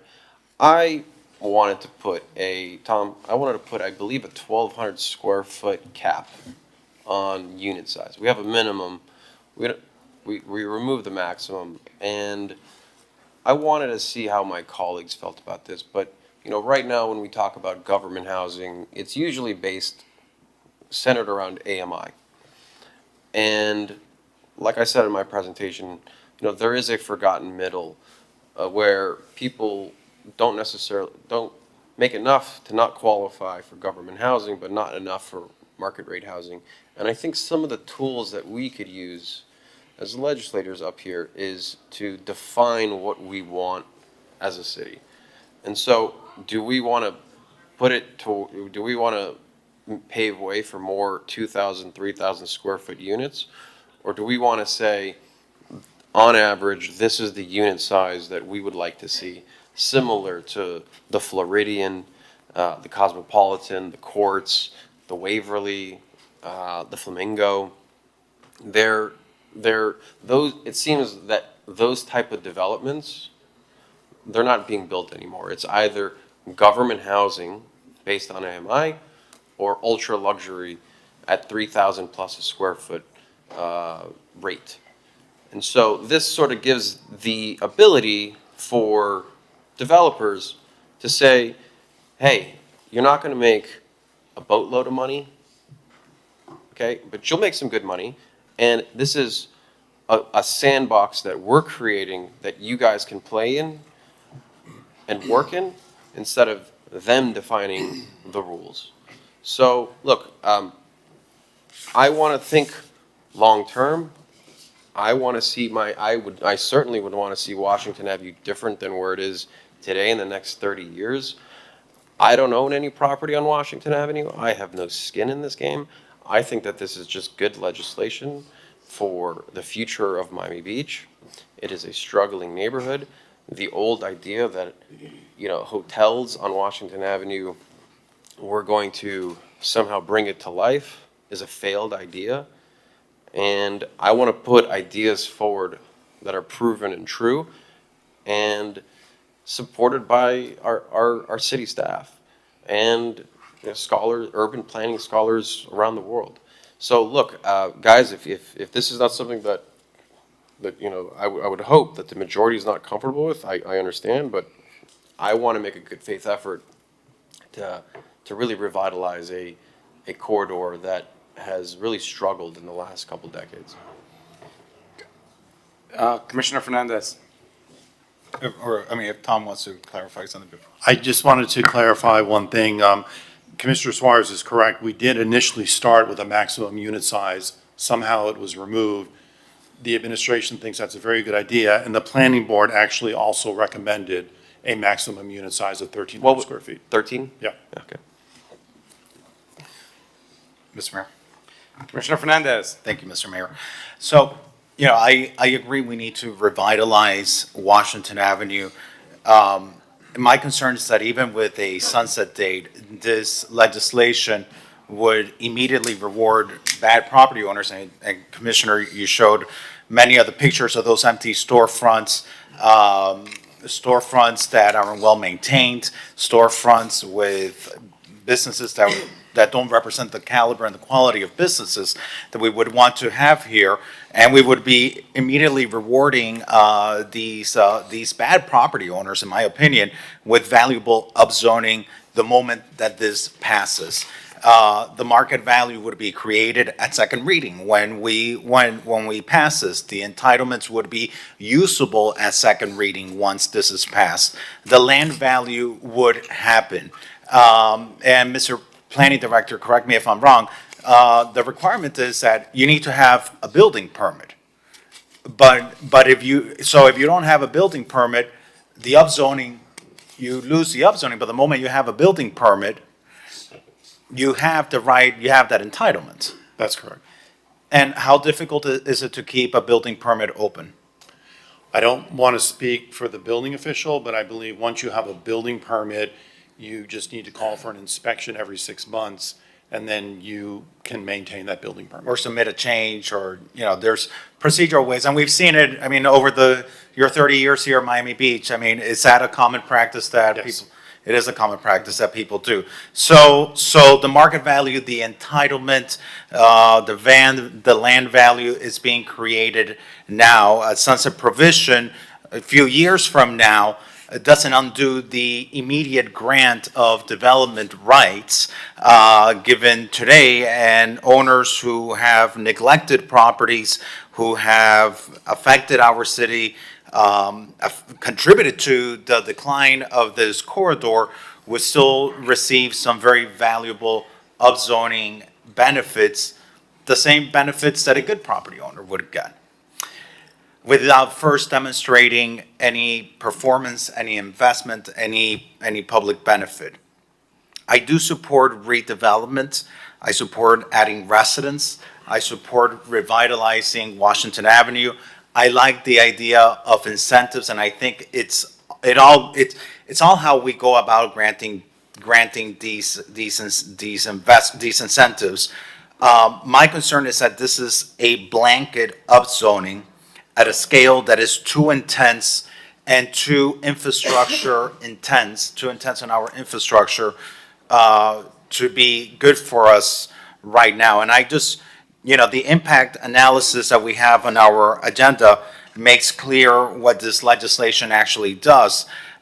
because it's not a modest adjustment. We're talking about increases of FAR that is up to like 100% increase in FAR from 2.0 to 4.0 with a density of 175 units per acre. Tom, is that correct? That's correct. All right. Across the entire area. Okay. So it's not tied to a specific project that we're saying, okay, you know, this specific project, you know, they're addressing infrastructure impacts or addressing a number of other impacts to the city. You know, this is just blanket, you know, across the city.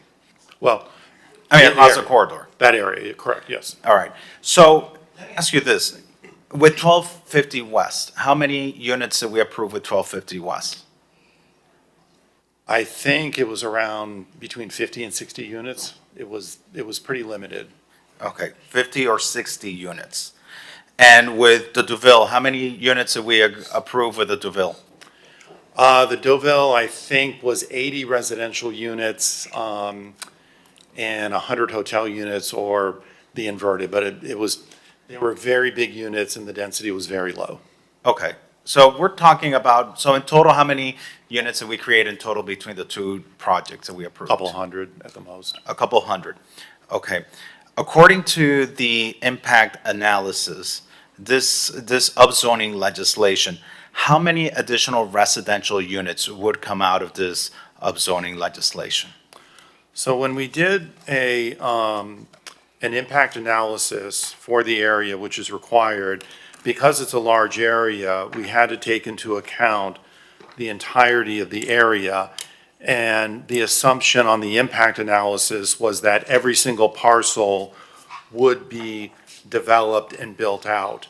The likelihood of that is pretty remote, but in the event that every single eligible parcel was built out, there's a potential increase of 2,400 residential units, 2,462. 2,462 residential units. Yes. Okay, so. If every parcel was built out. So with the two separate applications that we approved, it was maybe about a couple of hundred units. And even there, we were concerned about infrastructure impacts. We were seeking public benefits from the applicants. In this case, we're talking about 2,400 additional residential units that could be created with this zoning. Okay, and do we know what's the impact on our sanitary sewer system? Because, you know, with 2,400 units, I must imagine there has to be some sort of impact. In the analysis, there's a potential increase of 861,700 gallons of sanitary sewer and 987,216 gallons of potable water. And that is if every single parcel was built out to the max. Okay, so, and we have to assume that. You have to assume that if you're granting people benefits, that they're gonna use the benefits. And so we're talking about over 800,000, nearly 900,000 gallons per day of additional sanitary sewer transmission demand. This same impact analysis says that it is likely that upgrades will be needed in proximity to future development sites. Now, Mr. Attorney, let me ask you this. You know, when we have individual applications, we're able to negotiate public benefits. I'm sorry, there's people speaking in the audience and it's distracting me. It's my distraction, I'm sorry. Mr. Attorney, when we do individual sites like 1250 West, we're able to negotiate with we can direct the administration to negotiate with individual property owners for public benefits to address situations like sewer or other impacts that we may need to address. Is that correct? When we do that through a development agreement, that is correct. Okay. Now, how is that impacted or affected the moment we have as of right zoning like this, Mr. Manager?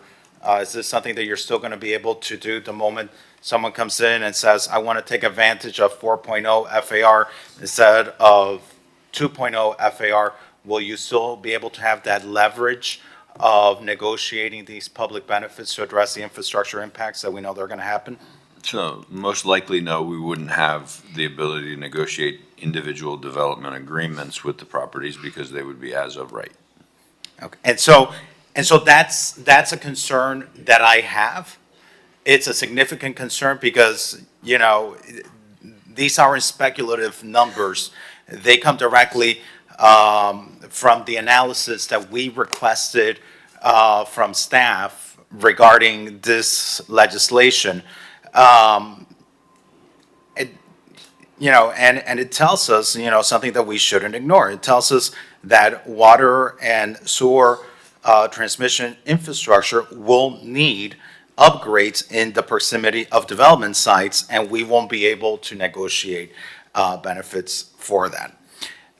From a governance standpoint, it reminds me a little bit of TCC up in North Beach. You know, we had this blanket policy, this blanket upzoning policy, and the moment you grant that upzoning, it's impossible to put the genie back in the bottle, and the property owner is entitled to it, and then you have to deal with the impacts.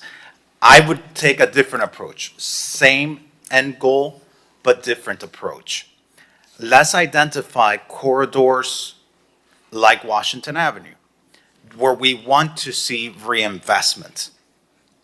And let's signal that we want to see that reinvestment there without losing our leverage and without upzoning and increasing the value of properties artificially for these property owners. Let's look at corridors like this and say, okay, if you're seeking to redevelop your property up to a certain amount of FAR, and let's say it's at 4.0 FAR, you'll have a more streamlined process. Rather than a 6/7 vote, you'll have a 5/7 vote. That way we can still consider case-by-case applications, and we still keep the leverage that our city administration would need in order to be able to negotiate public benefits that we wouldn't be able to negotiate the moment this becomes as of right zoning and the moment that they get that building permit. That would be my suggestion, so that way the city maintains leverage. We signal to the industry that, hey, listen, this is where we want to drive development, and we can help you do that through streamlined process rather than going through the 6-month FAR process, going through a more expedited process rather than requiring a higher threshold to get it approved, require a smaller threshold. That way we take a more measured approach and we don't overdevelop an area of the city. And this is in South Beach. And my understanding, Tom, correct me if I'm wrong, we have about 13 million square feet of unused FAR in South Beach? There was an intensity study, well, it's being completed, but it was about that much, yes. So we have, I just think about that. Unused FAR that exists in South Beach, 13 million square feet of unused FAR. And here we would be doing blanket upzoning that will, on top of that, create even more FAR for 2,400 new residential units, for 6,100 additional people, that even though we're going to say you can't have parking, we know Miami is a car-driven culture. You know, people go back and forth between Miami Beach and their jobs in other places. People are going to need parking. And most importantly, we're going to have to look at the capacity of our sanitary sewer system. And I think we should take a more measured approach with something like that. That way we approve it where the market tells us they have an interest without artificially creating an increase in the property value that then can be speculatively used by developers just to transfer property, but really not do anything with it. You get Magazine. Commissioner Magazine. I think a reimagination of Washington Avenue is the most consequential thing that we can do for our city. I don't care about any other legislation that I've had in the past 2 years or what I envision going forward that can possibly be more impactful in so many different facets than this. And hitting on some of the points that my colleague said, single-use commercial corridors are living in when the zoning was created for it in the 1980s. It is just, it's not a way modern cities function anymore. We all talk about housing affordability. Every single one of us puts them on the cute flyers. What have we done? What have we done? We talked about it on the planning board, Tanya, Commissioner Bott, right? 6 years ago, my daughter's mom's moved out of the city, and she can't even live in the same city her daughter goes to school because we have done nothing for housing affordability. The best and really only thing that we can do is providing infill housing in non-luxury areas, right? We'll never have attainable housing on the water, right? We'll never have attainable housing. So that's why we need to concentrate on non-luxury infill areas. Tom, I got this analysis from you a couple months ago, and I haven't refreshed it, but we've added in the past 12 years thousands of hotel rooms, okay? Thousands of hotel rooms. We all are jumping up and down to add an 800-room convention center hotel. We all put on our silly little hats and throw a shovel on, and we're so excited. And that's great. It is great, right? But when we look at non-waterfront residential housing that's been added in the past 12 years, citywide, do you know how many units? Under 200. Under 200. Now, wonder Tallahassee came and took those decisions out of our hands. You know why? We deserved it. We deserved it. In a state within a country that's facing a housing shortage, in 12 years, our cities collectively added 200 units that aren't on the waterfront. That's disgraceful, right? And we can change that, right, through comprehensive urban planning. All the details of no setbacks and parking, I don't know about that, right? I'm not going to beat that to death on first reading. But what I do know is we can reimagine collectively together, right, from the ground up, not from some developer coming and saying, I've gotten this parcel of land, allow me to do this. I've sat here and I've watched that happen in our city for the past 10 years. I'm done with it. I don't want to approve single applications anymore, right? I want to build a city. I want to build a community, right, where our kids can grow up. Do you know Feinberg Fisher? They're losing students, and didn't they just lose some sort of accreditation certification because they've lost so many students? Yeah? They've lost Title I because despite Florida adding all these residents, Miami Beach is seeing a population exodus, in large part because some of our most vulnerable residents have nowhere to live, right? God bless that I got my house when I did in 2021, or else I wouldn't be able to live here. Maybe some people would prefer that, that's the point. But this can be a comprehensive solution. I'm not co-signing on the details because I want to work with you on those. My biggest fear is the changes really are around the fringes. When we're talking about it, we've had the hotel overlay district for what, 12 years? It's resulted in 2 projects, right? And Tom, actually, when Live Local was passed, we actually downzoned a large part of our city, correct? We had made some modifications to height limits and setback requirements in 2023. And the reason why we did that, what would have been the point of downzoning if everybody took advantage of the maximum height and maximum density? Well, they didn't, right? That's the point. So while this, in some sort of perfect world or imperfect world, would result in 2,400 units, the chance of that, Tom, are 0. Not remote, 0. Okay?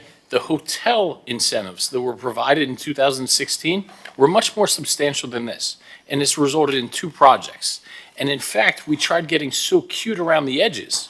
Setbacks here, you do all this. What did it result in? It resulted in trying to squeeze a project into financial viability where they could only have 150 square foot hotel rooms. They have to have open air entertainment pool parties just to make that project work. And guess what? It's still not working, right? Because the mortgage is actually in foreclosure, and that's going to really look bad. If we think Washington Avenue needs to be reimagined now, imagine if one of those hotels goes out of business, because right now the mortgage is on foreclosure. So we can take so many tools in our toolkit and solve so many problems, right? Does anybody ever walk on First and Washington and eat a Pura Vida and look at the Cosmopolitan where there's families there, there's young professionals, Gerald and Trish, they're authors, they're prizes of our community, and go, wow, look at that overdevelopment? No, it's a beautiful, beautiful project, and that's what a community is, right? That's what creates a community. And this is where we're going to live in different worlds, right? There's going to be the Facebook social media world versus the real world. We're going to get slammed for this on social. Oh, look at that. So I don't even know who any of the property owners on Washington Avenue are. Okay, that's what's make this challenging. So there's nobody we can go to and say, does this project work? Does it not? So we're kind of taking a flyer here and hoping that we can build a community, a corridor from the ground up. This is going to reduce the traffic in our city. That's why we have traffic on Alton Road, on Washington Avenue, because people need to drive to get there. They need to drive to do their errands, right? Here, this is a walkable downtown type of community. It's going to help housing affordability. That is the #1 thing that we all talk about, whether you're Republican, Democrat, nonpartisan, you don't care about politics. We all know our city needs that. Our residents need that. And it's time we put our money where our mouth is with that, because we haven't over the past 15 years, and that's where Tallahassee has really come in and removed that from our ability. So if we want to go up to Tallahassee, which I plan to do this session, with a straight face and say, live local is not the pathway forward. It is not the pathway forward. We want our own control. Then we need to make true bona fide efforts to say, please don't do this because we're going to do that.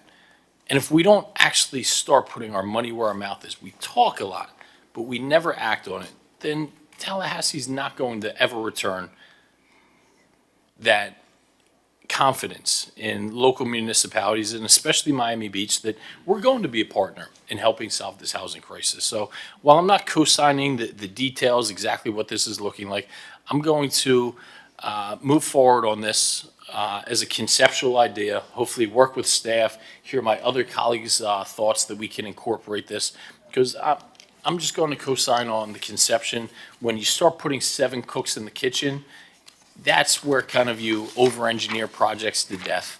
Sometimes it's best government just get out of the way, right? When we try and be too much and really try and fine-tune this, we get to a point where nothing ever gets done, and I think that's really where we're at. So while I love some of the ideas Commissioner Fernandez has, I love some of the ideas Commissioner Suarez has, I'll work with you one-off to see if there's any high-level modifications that I think this needs, but if I had to say, you know, the one vision that could really change the things that we all talk about for Miami Beach, that we want to move our city in one direction or the other, I think it's this. It's the most substantial thing that I hope I take on during my time of the days. So thank you to my colleagues for your vision on this, for working together collaboratively, and excited to see where this goes. Commissioner Suarez. Yeah, before I talk to some of the points that were raised, I'd really like to hear some more of my colleagues. Commissioner Bott, you know, you have an item on this agenda for a study for, you know, affordable housing in North Beach. You know, this speaks right to the heart of affordability in Miami Beach. I'd really love your input on this. Yeah, it's not for a study about affordable housing. It's a totally different item. So I was initially very supportive of this concept, and I share my colleagues' concern about the lack of housing for the missing middle. I think where I am concerned, is that it is an enormous swath, going up to 100 feet as opposed to 75 feet, which I was much more comfortable with. I mean, everybody knows I'm all about micromobility and trying to incentivize that, but the reality is that we need to, I think going from all to nothing is unrealistic. I've always been a vocal opponent of TDRs. I don't think we have the self-control as a community to do that the right way, and so I'm not a fan. And, you know, I have been living in North Beach since 2016, and I saw what happened when we upzoned,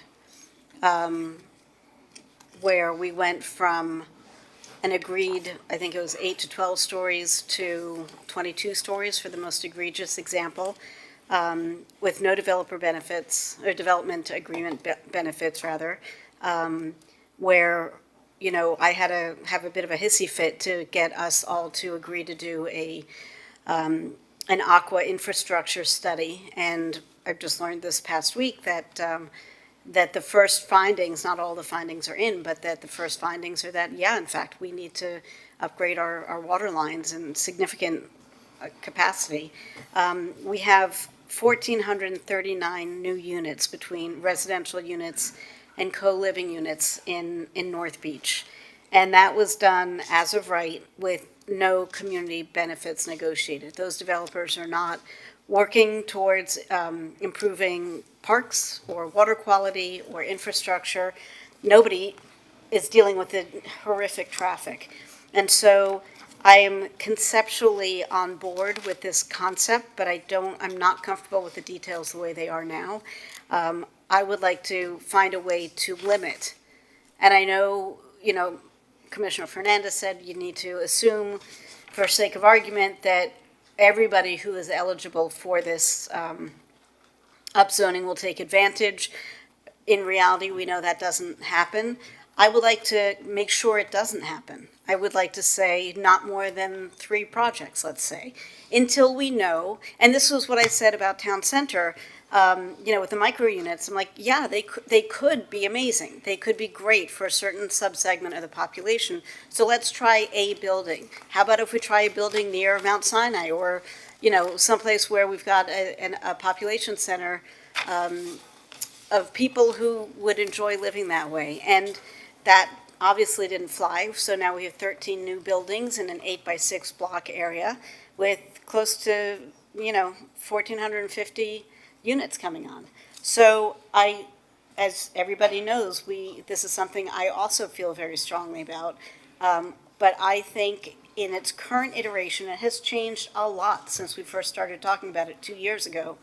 I think it is too broad and too tall, and maybe I'm missing it, but I didn't see in here that the planning board recommendations were incorporated in the current iteration.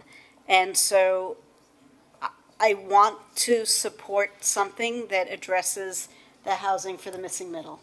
It is a huge issue, but I think the way this is currently is too broad, too draconian, and doesn't give us enough limitations. And not limitations, enough control over what happens. So, okay. You know, I'm really happy that Commissioner Magazine brought up Tallahassee. Okay, because this actually came up in Tallahassee last year. PJ, if you could play the video, please. Alex Fernandez, I serve as a commissioner in the city of Miami Beach. I appreciate the opportunity to speak today regarding HB 943. And first, I want to thank Representative Vicky Lopez for meeting with us yesterday and for her willingness to hear our concerns and to work with us through those concerns. While we have serious reservations about certain provisions in the bill, I'm grateful for the respectful dialogue and the opportunity to provide input. In Miami Beach, we're deeply committed to creating housing for the missing middle, those increasingly being priced out of our community. And we've taken a thoughtful local approach to this challenge. one of my colleagues is advancing legislation to allow increased heights for non-luxury housing along more than 1 mile of Washington Avenue, one of our major commercial corridors. I'm sponsoring zoning legislation to bring attainable housing to our iconic and historic Lincoln Road. These local initiatives eliminate outdated parking mandates. They increase unit counts and expand housing opportunity for those in the missing middle, those who don't qualify for workforce but who are being priced out of our communities. And those are our nurses, our teachers, our professionals who are being pushed out. And together, these housing policies we're advancing locally could result in over 3,600 new residential units, all within floor area ratio and height limits that respect the scale and the character of Miami Beach. And that's why we're concerned about the bill's preemption of local height and FAR standards, as well as provisions that eliminate supermajority voting thresholds for height and FAR changes. And the reason why we're concerned with that is that will directly impact our historic districts, our Art Deco collection of buildings. Bring it in, I'm sorry, you're past time. Thank you. Well, those are low-scale districts that could potentially be replaced with buildings up to 500 feet tall, and that's a significant change. So we support more housing, but it must be done responsibly in the context that fits our community. Again, Representative Lopez, thank you so much for your willingness to work with us. We look forward to providing constructive feedback, and we understand this is just the beginning of the process. Thank you, Madam Chair. Thank you. So, Commissioner Fernandez, that was last year. Okay. You came as a representative of the city of Miami Beach, and you spoke in front of state legislatures, and you advocated for this exact piece of legislation. That's not correct. Excuse me, let me finish. But that's not correct. Excuse me, let me finish, please. With the intent to stop Live Local from happening in Miami Beach and taking away our local control. And now, for some reason, that has changed.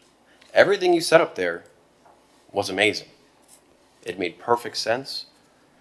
It struck a chord of why we don't need Live Local anymore in Miami Beach, or why someone in Tallahassee can write our zoning code. We should be able to write our zoning code, but we have to meet them halfway. If we're not willing to meet them halfway by something that's been in the works for almost 2 years, this isn't zoning that I came up with. This came from our zoning director, our planning director, Tom Mooney. He came up with this whole concept of how can we incentivize the residential development that Miami Beach wants, that we want to see. Now, I understand if we're no longer gonna have management or development agreements with developers that want to build double the height from 150 feet to 350 feet. To be honest, that's not real urban planning. That's how we end up with Five Park. That's how we end up with the Setai. That's why when you look at our coastline, you see these odd buildings out of character. It's because over time, you have developers that have successfully gotten through to a commission and get what they want in a spot zone. I don't want to have any more developers come to us with this great idea of what they're going to do and how it's going to help the community, when in reality, they're just making them look as much money as possible. This gives us the ability to say, hey, we've already passed a comprehensive plan for housing. We don't need you to come here and tell us what you expect and what you want to do to make money. We're going to be able to incentivize the type of development and housing that we define, not they define. And yes, sure, we're not going to be entrenched in development agreements with developers that in reality can literally purchase every single lobbyist on Miami Beach and lobby us till kingdom come and get extraordinary development rights. I think this is real urban planning. We're deciding the future of a corridor, and I think that's the right approach, not piecemeal. I don't want to see a 500-foot building on Washington Avenue. I don't want to see a 300-foot building on Washington Avenue. I don't want to see a 20-story building on Washington Avenue. I want something that's consistent. When you walk down, everything makes sense. And until we recognize that fact, you're going to end up with more 5 parks. And so, look, at the end of the day, I'm really hoping that we could put politics aside and we can do what's best for the city. I also want to bring up the concern of infrastructure. And John, if you're there, or Vince, if there is, John, if you can come up. If there is a project and they exceed a certain amount of gallons that the infrastructure capacity can't handle, what do they have to do? I'm assuming they have to. Well, they're not going to be issued a permit if we don't have the Correct. capacity to build or to take their flow. I'm assuming they're going to have to upgrade our infrastructure. We would have to enter into agreement to upgrade it. Okay. Yes, sir. And so by doing that, what does that do to our infrastructure? Well, it makes it better, but they're not going to be able to, they're not going to pay for the entire upgrade. So we're going to have to upgrade our system and through an agreement have contributions through a developer. It does get a little more complicated because we really have a gravity sanitary sewer system in parts of the city that needs to be made larger and upgraded. So. Okay, and so Vince, well, thank you for showing up. If there is a development on Washington Avenue that does need to upgrade the system, how would that work and what would the permit process look like? When my time as a developer, it was common and a condition that any additional impact to the system, the developer owned it, had to do it, had to install it, and had to put a bond for the maintenance period until it could be conveyed to Miami-Dade Water and Sewer, the municipality. So that is the traditional model that was in unincorporated Dade County while I was still developing. Excuse me, I'm catching my breath. But that was the model that they used for many years. There's other models that came out with the CDD tax issue where the municipality would put it out to bid and then back charge and it would be like an additional tax. That model, the county has kind of walked away from because it leads an additional burden, like an extra fee from taxes and association dues. But again, those are other avenues that you could use to improve infrastructure and things of that nature. Thank you. And so there was another point I think Commissioner Bott brought up. It's that she brought up TCC and how detrimental that was. And I think one of the biggest issues that the TCC is that they have transient use. You're allowed to, all these, I think 12 or 13 developments going up, you're allowed to have Airbnbs in them. This particular legislation strictly prohibits that. And also, it only limits to a height incentive of 25 feet. Now, look, if you were to tell me that that is incongruent with what you think, I'm certainly open to removing the 25-foot height incentive. I'm not married to it. And there was a comment that this is too broad. This is urban planning. Urban planning isn't going by parcel to parcel and deciding how it's going to look over decades. I don't think that's the right approach. Like I said, the planning, our zoning code hasn't changed since I was 5 years old in 1989. I think it's outdated. I think we need to adapt to the times.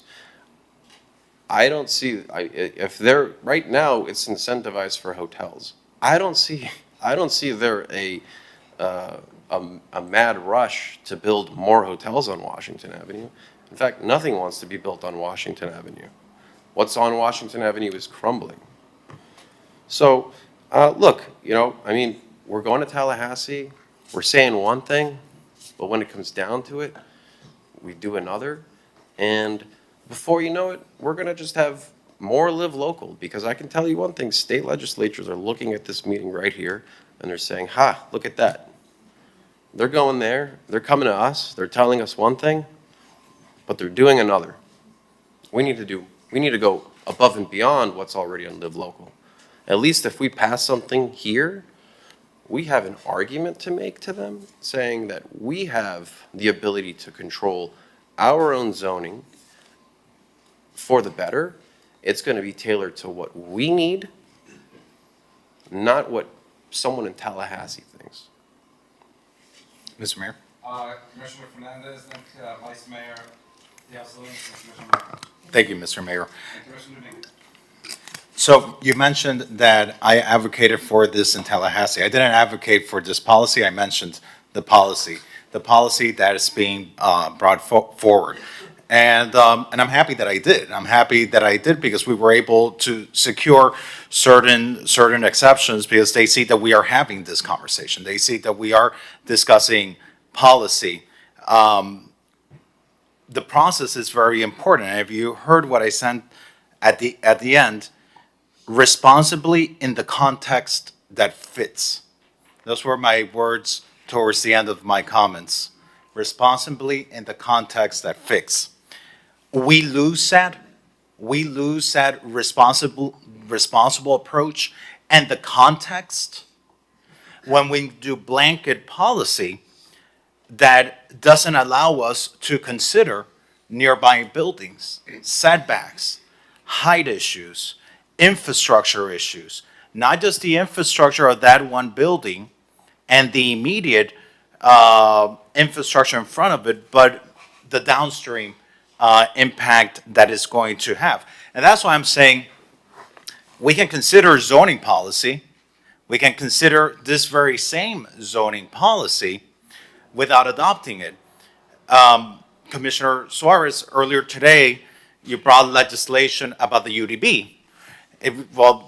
We could do something similar with the UDB. The UDB has an urban expansion area, which I assume you're familiar with. And in that urban expansion area that's designated for development outside of the UDB, developers know that if there were to be any development is within the UEA. We could do something similar here. You have your capped FAR, but if you go beyond that capped FAR up to 4.0 FAR, you don't have to go through the 6-month process. You don't have to get 6 votes. You can do 5 votes so that we make it easier and we keep for our city manager, for our city attorney, the leverage that the public needs in order to negotiate with each one of these developments, the public benefits that are needed to deal with the impacts. So I think this policy, yes, we all want, and I think you're hearing it from everyone in this dais. We all want to see redevelopment in Washington Avenue. We all want to see housing. What we don't want to see is a broad policy that creates as of right zoning for property owners who I believe have purposefully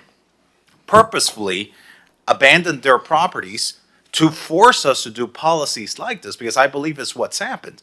People have purposefully abandoned their properties to corner the city, to push the city into adopting policy like this that artificially increases their property value. That the moment that this passes, they can flip this property to a developer. That developer can then get an approval and a building permit that can then be flipped again and kept open beyond the sunset of this ordinance. So my suggestion here is the approach. Rather than doing it as of right, doing it in such a way where you're saying, we're going to facilitate you to get this zoning so that we can still retain the individual review of each project before we end up with 100-foot buildings up and down Washington Avenue. I also have a question because, talking about Tallahassee, we have SB 180. And, one of the good things from this bill, from this ordinance would be if we could actually take away the incentive from hotel development. But, Mr. Attorney, can we really take away, this is proposing taking away height from hotels, but does SB 180 allow us to do that? Actually, this ordinance was drafted before SB 180, so I don't think that was contemplated at the time, but you raise a good point. I think the downzoning or the downzoning for hotels may need to be taken out until SB 180 is corrected. So I think we can have this conversation of facilitating this zoning, and I think we can help that zoning happen where the market interest would be at, without saying that you have to jump through the hurdle of a 6/7 vote, without having to put people through a 6-month process, streamlining it so that we make it more realistic and more feasible for people to achieve, without creating this as of right zoning that people will have. It's just the approach. Vice Mayor Mateo Salinas. Thank you, Mayor. Tom, I have a question. This area that's proposed, how many property owners are in this area? Is it a bunch of small ones, or are there some that own blocks and blocks, or? It's primarily smaller property owners. Some of the lots may be a little bit larger, but by and large, it's numerous multiple property owners. And how many would you estimate are in this area? Probably at least a few hundred, if not a lot more.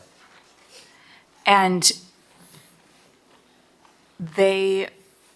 have they been made aware of this legislation? They know that this is potentially going to happen to their property. Yeah, this process started almost 2 years ago with the first referral. And it was discussed at the Land Use Committee.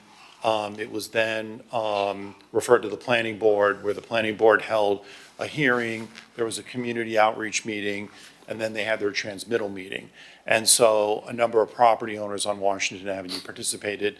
Property owners on Washington Avenue have asked us about this and are following the legislation. So we're confident that a number of the property owners are aware of this. And did any of them mention anything about why they haven't wanted to upgrade or redevelop their properties prior to this legislation? Are they, have they expressed anything?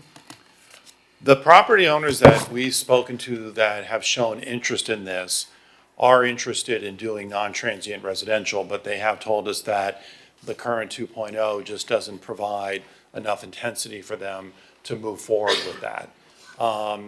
And it varies by property owner. Some property owners have had the property in the family for decades. Other property owners like what they currently have. The way this particular legislation is drafted, it's drafted so that it presents an opportunity for a limited period of time for property owners to take a hard look at this and decide whether or not they would want to take advantage of it. Okay, thank you. Commissioner Dominguez and Commissioner Magazine. I like this collaborative discussion, and I don't want to put words in anybody's mouth, but I think collectively we can all envision some sort of reimagination of Washington Avenue.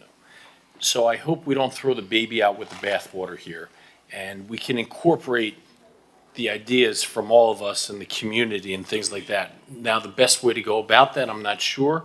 Perhaps it's pausing this here if it's not going to get support. Perhaps it's moving it ahead on first reading and actually having a more informal kind of brainstorming, sunshine session. Sorry. But I hope we don't throw the baby out with the bathwater if we all agree to how important some sort of reimagining of this corridor the surrounding area is. So I hope that we can at least say, okay, well, I don't agree with this 100%, so we get nothing, because that's what's happened for the past 40 years.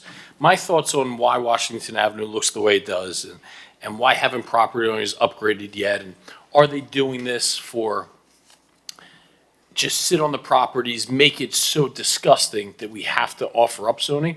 That's not what I see, and why do I think that? Because nobody's come to us and said, hey, this is what we need and we're implementing it, right? We're actually, our hardest job is going out and trying to find people that'll take advantage of this, right? And why these properties haven't been upgraded is because we have this archaic zoning from the 1980s. I was actually a little older than 5, but not much.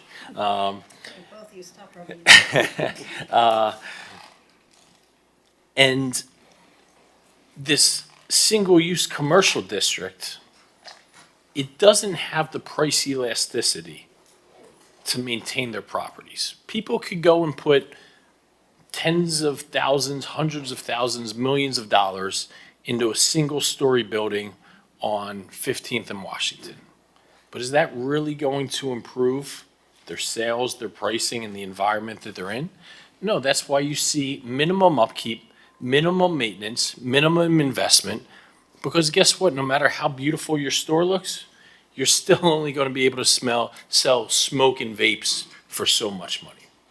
There's only so much price elasticity. So why the reason there haven't been those upgrades and keeping up with the times is because of such overly restrictive zoning that the city has actually applied to this corridor, because at one point in time, we just wanted it a single-use commercial corridor with maybe some hotel or things like that. But even those hotel heights are rather, in today's building code, 50, trying to build anything 50 feet, 75 feet is next to impossible, right? It's just not going to happen. So what I would urge, and again, I don't want to put words in anybody's mouth, because if you're just happy with the way Washington Avenue is, I vehemently disagree, but we're all entitled to our own opinion, so that's fine, and maybe I'm misreading the situation. But if we do conceptually agree with a new direction for this city, which so many things, we're up here, we're talking about new messaging for spring break, new identity for our city, not being a party town, but health and wellness, focus on economic development. Well, we can also pivot on urban planning, and we don't need to perfectly align together today what exactly that is.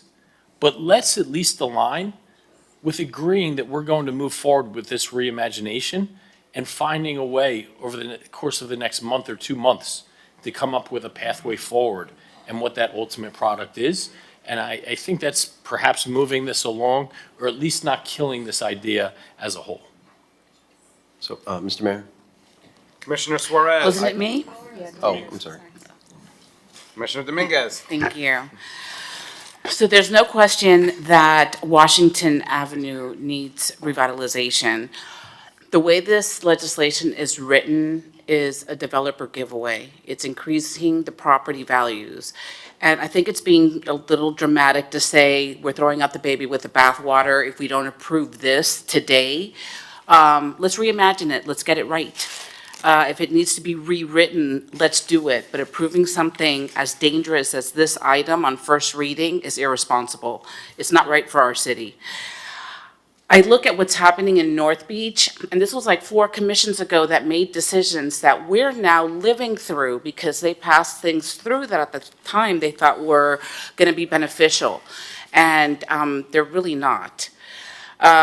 Somebody, I'm not sure who, said that, oh, then we're just going to get Live Local on Washington Avenue. That's not true, because there's been a bunch of Live Local applications that have been submitted. Only one has been approved, because there's criteria that needs to exist in order for a Live Local to get approved. So it's not a blanket that there's going to be Live Local up and down that area. Commissioner Fernandez was spot on when he said we're rewarding bad operators by increasing their values. And it's just, let's get this right. Washington Avenue does need to get revitalized. but a sweeping blanket. We've gotten a lot of communications about this from businesses and residents. One that just comes to mind now is somebody saying how the hotels that were there, that were approved, the Moxie and the Good Time, and they were multi-use, all of the stores underneath are vacant. If you look south the Fifth, the multi-use buildings that have been created that have living on top and offices or commercial stores underneath, they're all vacant. And who's to say that a future commission, if we approve this with no parking, is not going to change it all to hotel when they can't get residents in Miami to get rid of their cars? So let's get this right so that we are not hurting our city later. It's good to look at Washington Avenue. It's critical because that area is the worst I've seen it in a very long time, maybe ever. But giving blanket giveaways, it's irresponsible. Commissioner Suarez. There's some landowners on the phone that I think we should give some public comment to. And I'm ready to just bring this in for a landing, so that we have other business to get to. Before we hear from them, so if that's not the path, Commissioner Dominguez, what is? Right, if it's not this, then what is that process? Because we've sat on this and discussed it at length. Commissioner Fernandez just gave an option, and I think it's brilliant. That's Well, the answer. that's what I'm trying to get at. No need for the back and forth. I'm genuinely asking, if not this, you're saying, okay, not Right, this. if not this, then what I am saying is, I would second what Commissioner Fernandez has given because it gives us protections, and we're not rubber stamping increases in property values for bad business owners, bad property owners who have let their places go to hell. Well, but if I could just jump in there, because the idea is to create a special zoning process where you get this great idea that Commissioner Suarez has, because we do need housing.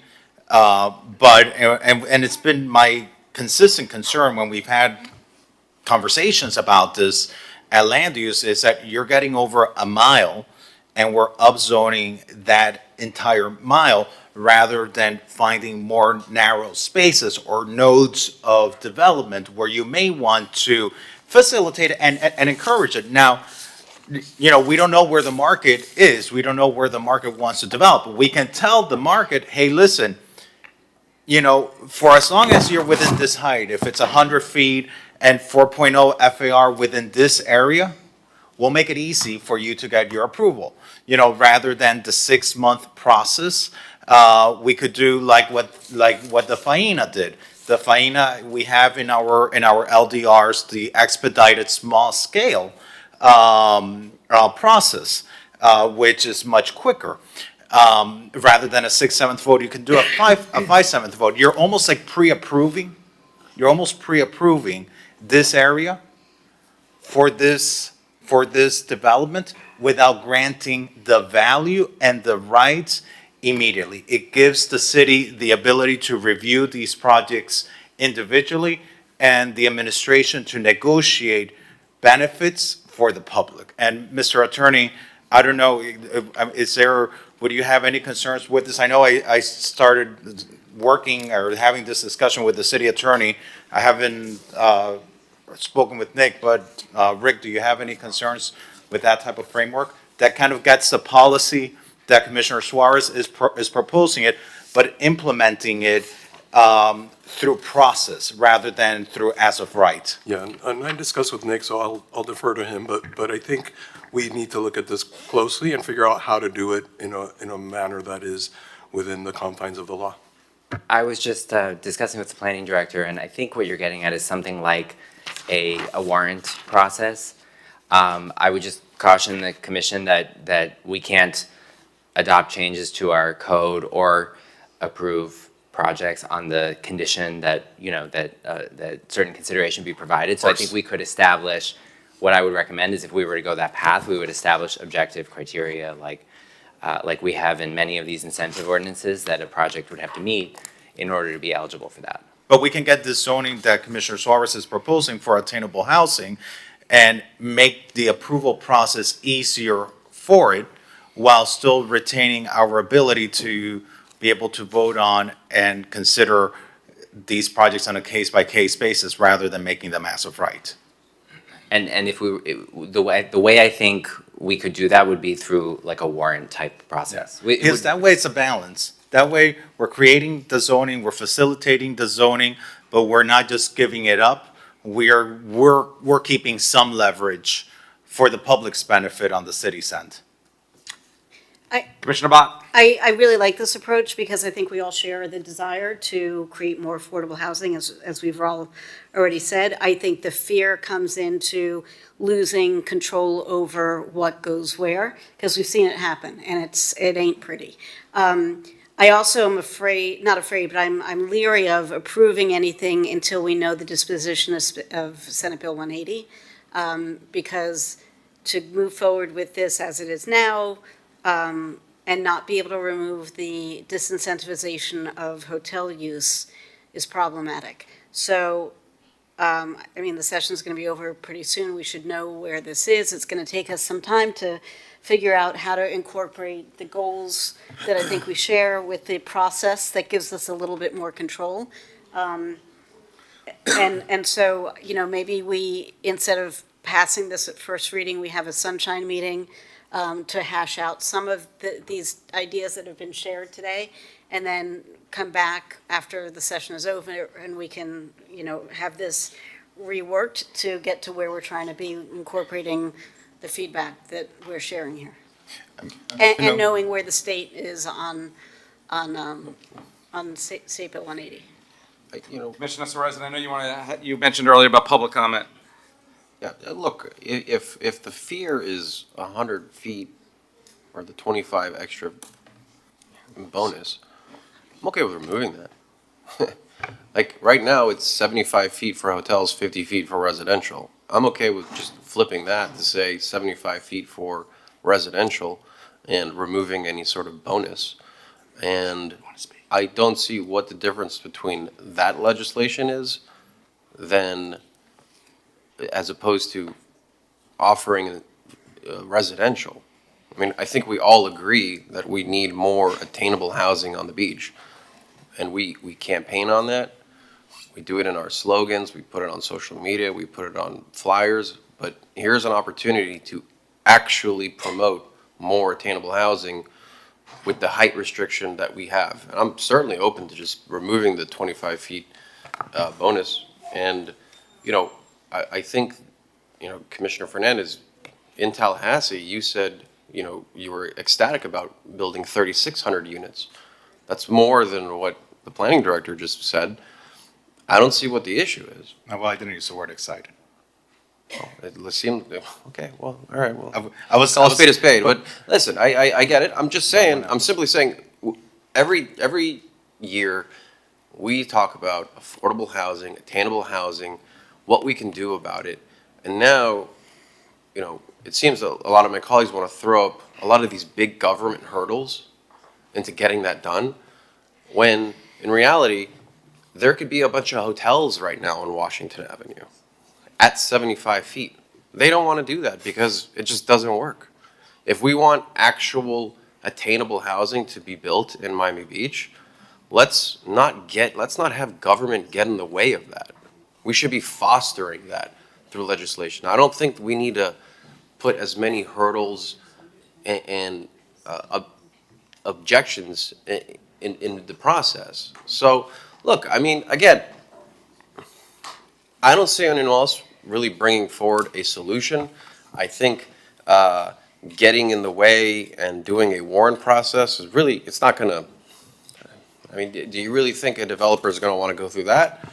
Or he'd rather just do a live local where he doesn't have to go through that? And he can go much taller. So, look, I think this is just good legislation. I'd really like to hear what the public has to say. And let's just finally bring us in for a landing. Commissioner Fernandez. Thank you. And so it's, you know, when we talk about Live Local, and since you're referencing Live Local, you know, our advocacy in Live Local has all been about retaining local decision-making for the community, for the planning department, for for the governing body elected by the people who represent the people. It's all been about local decision-making. And we lose that in a way with this because we're giving as of rights, development rights. We're giving as of right zoning. So we lose a level of decision-making that we have right now, just how we lose it with Live Local. And what I'm suggesting is we can get this same concept that you have, but facilitate it. Let's remove obstacles. Let's remove, I'm saying it's a 6-month process. Is it a 6-month process for the FAR increase? Well, currently, Feels like it's more. It's more when you factor in the 3 meetings of planning board, 3 meetings of commission. The zoning cycle is every 6 months, but it's typically longer. So we can remove that. We can remove that process and do a more expedited process. We can consider doing away with a 6/7 vote and do what we normally do with a normal LDR, which is a 5/7 vote. So we signal, okay, in this corridor, this is where we want to see increase. And for as long as you stay within this height, whether it be 100 feet or 75 feet, and for as long as you don't request more than this amount of FAR, we'll cut the bureaucracy, we'll cut the process, the time that you'll spend, and we'll reduce the amount of votes so that the city administration can ultimately participate in this process, so that ultimately we can listen to our community and the neighbors who are going to be affected by this. But it would be a big cut of red tape. It would facilitate it, and it achieves both objectives. It advances your goals, but while still keeping protections for the surrounding residents. And that's ultimately why we fight for decision-making. Why was I in Tallahassee? Why did I mention this? Because I didn't want our community to lose its voice on these projects, which is what Live Local does. And the moment we pass as of right zoning, we lose the community's input on these approvals. Commissioner Magazine. Sure. I'm not dogmatic about this, right? My true goal is just we have some really rundown commercial corridors that I think can really benefit our city by being reimagined. I don't care who the sponsor is. I don't care what committee they travel through or things like that. So I like your idea as well. I like Commissioner Suarez. I like yours. I like come up to a similar end goal. What is the vessel for getting there, Commissioner Fernandez? Because I'm happy to entertain that as well. I just don't want to put out these grandiose ideas and not know the direction it'll take to get there. So I'm happy to have some sort of blend, incorporate yours, incorporate some of your ideas. I just want to know how we're going to get there. Is it a new bill? Is it, talk to me about the process. And if I can also expand on Commissioner Fernandez. So your idea is, and I guess you don't want it all happening all at once, right? You don't want every single property to take advantage of this. And I can understand that. I don't like the blanket upzoning of the entire area, which is what I've been mentioning all along. But right now, you can do that for a hotel. Yeah, but we weren't so you and I weren't here when that was passed. And in fact, well, I understand that, but hold on, let me just. We sunsetted legislation on that, and we repealed micro units and other legislation that affected Washington Avenue because we wanted to roll that back. But right now, it still is law, like that you can build to 75 feet for a hotel, right now. So you don't have this mad rush to have a bunch of hotels on Washington Avenue. You know, to say that every single property is going to be in a mad rush to build a residential, I don't know, but I'm certainly okay between a first and second reading to explore the idea of, a stopgap for the commission to approve. The idea, as Tom explained, was so that the historic preservation can be that board of approvals as a stopgap. But, I think we can work on that between first and second reading. Again, if I'm willing to just say, let's move away with this 25-foot bonus, What else is there? What other sticking points are there? So, but remember, this is in the Art Deco Historic District. So any project here still has to go to the Historic Preservation Board for approval. What we're talking here is about the intensity, the zoning that is being created. And just for clarification, Nick, doesn't the hotel bonus, doesn't that expire? Doesn't that have a sunset provision? The parking does. For Washington? Yeah. Yeah, the parking provision had an expiration, a sunset of 2027. I'll double check the smaller size hotel units and the height. I don't think that had a sunset. And recently, a new hotel got approved on Washington Avenue that goes from Washington to Collins. 15th Street, yeah, the Haddon Hall. Right, so it is happening, but, you know, I guess my point here is that we don't want to give this up as of right. But they have as of right now for hotels. Wouldn't you rather have it the other way around? And hopefully that sunsets, because But it's not sunsetting. It's not. But they're not getting the But FAR. by the way, with this legislation, you're gonna de-incentivize hotel use. Well, you can't undo the hotel use.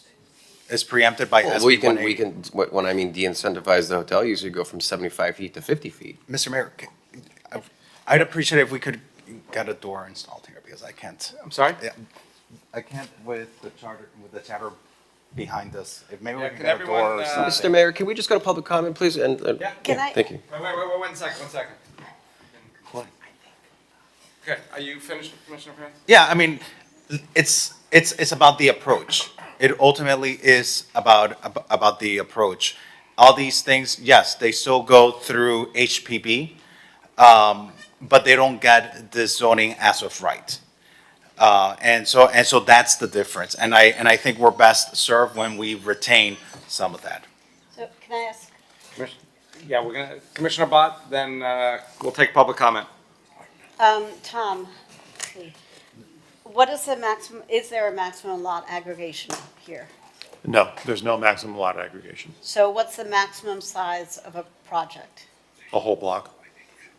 Could we create a maximum lot aggregation, potentially? You could if you wanted to.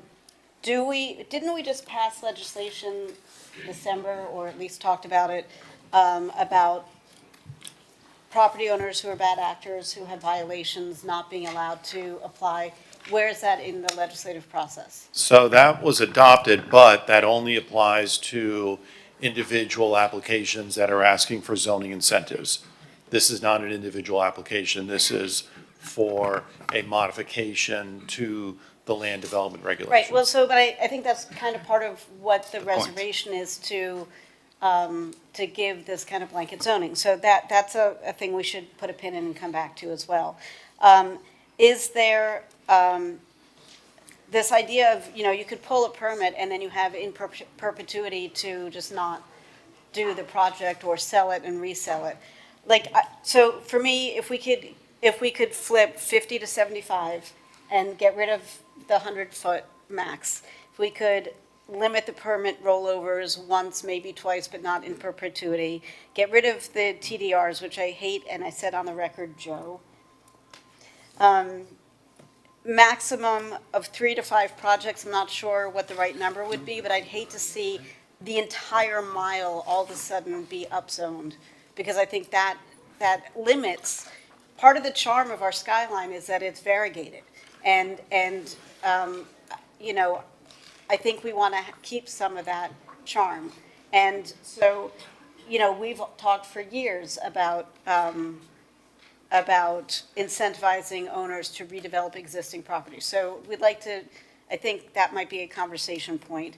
I think we need to talk about, if you've been a really crappy property owner historically, you don't get to, I don't know how we'd fix this, because ultimately we want those people to go away and better actors to come in. But we need to think about how we address that, because that's a problem. We don't want to reward that behavior. And I think we should look at maximum lot aggregation, because I think maybe a full block is not the desired effect. And I forget where the comments came about mixed-use retail on the ground floor versus being productive versus not. I think that's really a devil's in the details kind of thing, because you walk through Boston or Chicago or New York City, and there are vibrant, thriving neighborhoods full of retail on the first floor. It's a question of building retail spaces that people want to use. So like the project that's being contemplated for Noli, where it's smaller retail instead of bigger, or it's more modern, or, you know, whatever. I think there's a way to address that. And I don't think it is by definition terrible. I mean, I've talked to people in the industry who knowingly have built less than ideal retail spaces because they don't really care if it's vacant or rented out. That's not where they're making their money. So I think that needs to be something that gets contemplated in this as well, that the retail space can't be a throwaway. It has to be carefully crafted, you know, with parameters carefully crafted so that it can't be staying vacant in perpetuity. So I think we're all kind of close. I just don't think we're there yet. And Mr. Mayor, I just, if I can, you know, and Commissioner Suarez, as mentioned by Commissioner Bond, we have the legislation about rewarding bad property owners with zoning. And, you know, what we legislated is, you know, whether through a private application or a referral, you have to be in good standing with the city before you get any of these privileges, zoning privileges that are extremely valuable in our city. And what that means is, you know, you don't have open code violations, you pay outstanding fees, we address safety issues, and we address other things specifically because of concerns that you raised. And you co-sponsored that ordinance with me, or you sponsored it with me, specifically because we had concerns about rewarding bad property owners with valuable zoning. And we lose that ability, and Nick, correct me if I'm wrong, do we lose that ability to implement this ordinance if we create this as of right zoning? The way that ordinance is drafted is you have to be in good standing before you file a private application to amend the LDRs. So could an applicant for an as-of-right project have open violations? Yes, probably. But they're not amending the LDRs when they're doing something that's as of right. The Right. LDRs have been amended for them. And so it prohibits us from implementing the ordinance that you and I crafted, that you and I sponsored, to prevent our city from rewarding bad property owners with valuable zoning. And so I think there's a happy medium to be found here, one that advances your goals, but one that also protects policies that we've already passed and preserves rights for the city and our residents. I suggest that we refer this to back to the Land Use Committee so that we can work on this on a way that is productive. Not that this discussion is not productive, because it really actually has been incredibly insightful, but so that we can fine tune this a little bit more. Public comment. Thank you. Our first caller has initials DR. Yep. Can everyone hear me? Yes, please state your name. Go ahead. Hi there. My name is David Reidenberg. I am a business owner on 15th and Washington and a property owner on 13th. And I just bought my first apartment on 13th in Pennsylvania, so about a block away from Washington. I first want to thank Commissioner Suarez for bringing this issue to light and proposing legislation. I think that not only is it very common sense legislation, it's just something that is incredibly long overdue. I'm actually making this phone call, or I'm taking the Zoom meeting. I'm right in front of Cheeseburger Baby, in front of a lot that's about to be demolished for a hotel going up. So I just think that's a pertinent detail to add. I'm looking at a tattoo shop, a smoke shop, Club Madonna right in front of me, and then 3 vacant restaurants to my left and the Axel Hotel right behind me that just went out of business. So I'm just giving context that I really urge every commissioner that might not be living in South Beach. I know we have people from North Beach or Mid Beach to just after the commission meeting today, please start on Lincoln Road, take a walk down to 5th Street on Washington, and understand that I don't think that this should be have endless meetings and legislation about something that really should be a public emergency. I think there is a sense of urgency, and I understand the need to do it right. As Commissioner Suarez said, right now hotels currently do have that height benefit that residential does not. I think that every commissioner here is platformed, and I voted for a majority of you all because of the residents first approach. So I think giving residential buildings, especially without cars, permission to build the same height as hotels is just a fantastic policy. And I thank Commissioner Suarez for bringing that to the table. I really think it's. Our next caller is Wayne. Thank you very much. First and foremost, I want to thank all of you. You actually had a decent conversation. And the fact that there was pushback forced David to bring it down to 75 from, I thought it was 150. That's the way he originally presented it, its comments. If it's 100, so be it. 75 sounds a lot better than 150 or 100. But the fact remains that that corridor, if you go to Los Olas Boulevard in Fort Lauderdale, there is no additional FAR, but yet every storefront is filled, every storefront is well maintained. It's like a picture postcard. And why we can't make that on Washington Avenue is a result of some very bad landowners and some very bad politicians.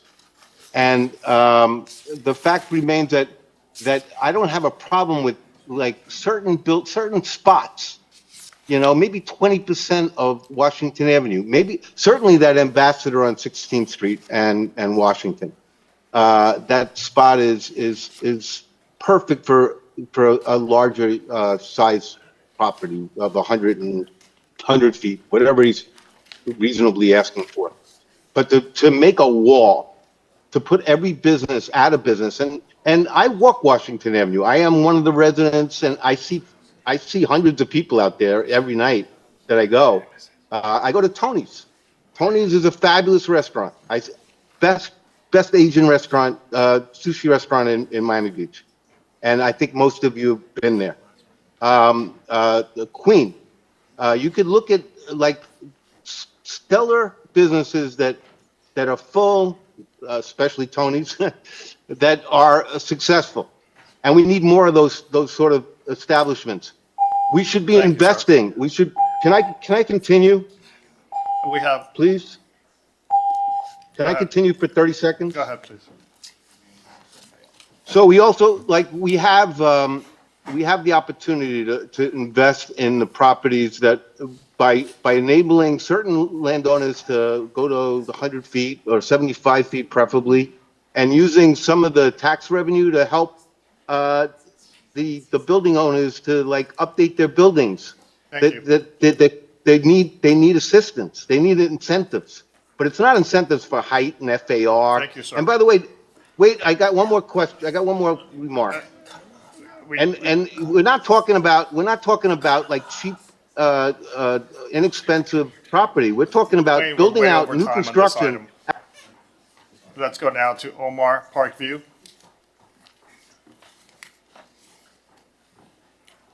Hi, good afternoon.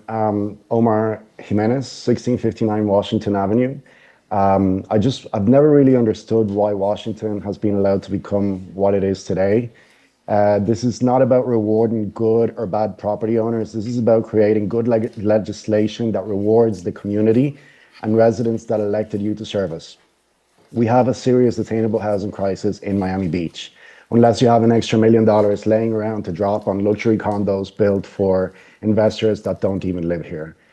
When my family first opened our business on Washington almost 21 years ago, Opening a business north of Lincoln Road was almost like an assured failure. It was ridden with crime. Then the new world was built. The convention center was renovated. Over the past number of years, our building was also fully renovated. And today, north of Lincoln on Washington is much different than what it was 20 years ago. But most importantly, we enjoy regular business from the residential properties on James Avenue and the residential neighborhood just north of our business on Washington and James. Right now, walking down Washington Avenue is like taking a chance with your life at night and sometimes even during the day too. Businesses are not surviving. I speak regularly with business owners on the street. One of them is closing just after 6 months in business. Another one is having issues selling their long-time established restaurant on Washington and has had to reduce the price dramatically and advertising it over 6 months. By introducing full-time residential, many of these issues would be resolved. Introducing full-time residents ensures that caring members are part of this community that helps shape the future of this struggling street, that come down from their condos and frequent the businesses and take pride in their neighborhood. This is not just about any street in Miami Beach we're talking about here. This is about one of our main streets and arteries.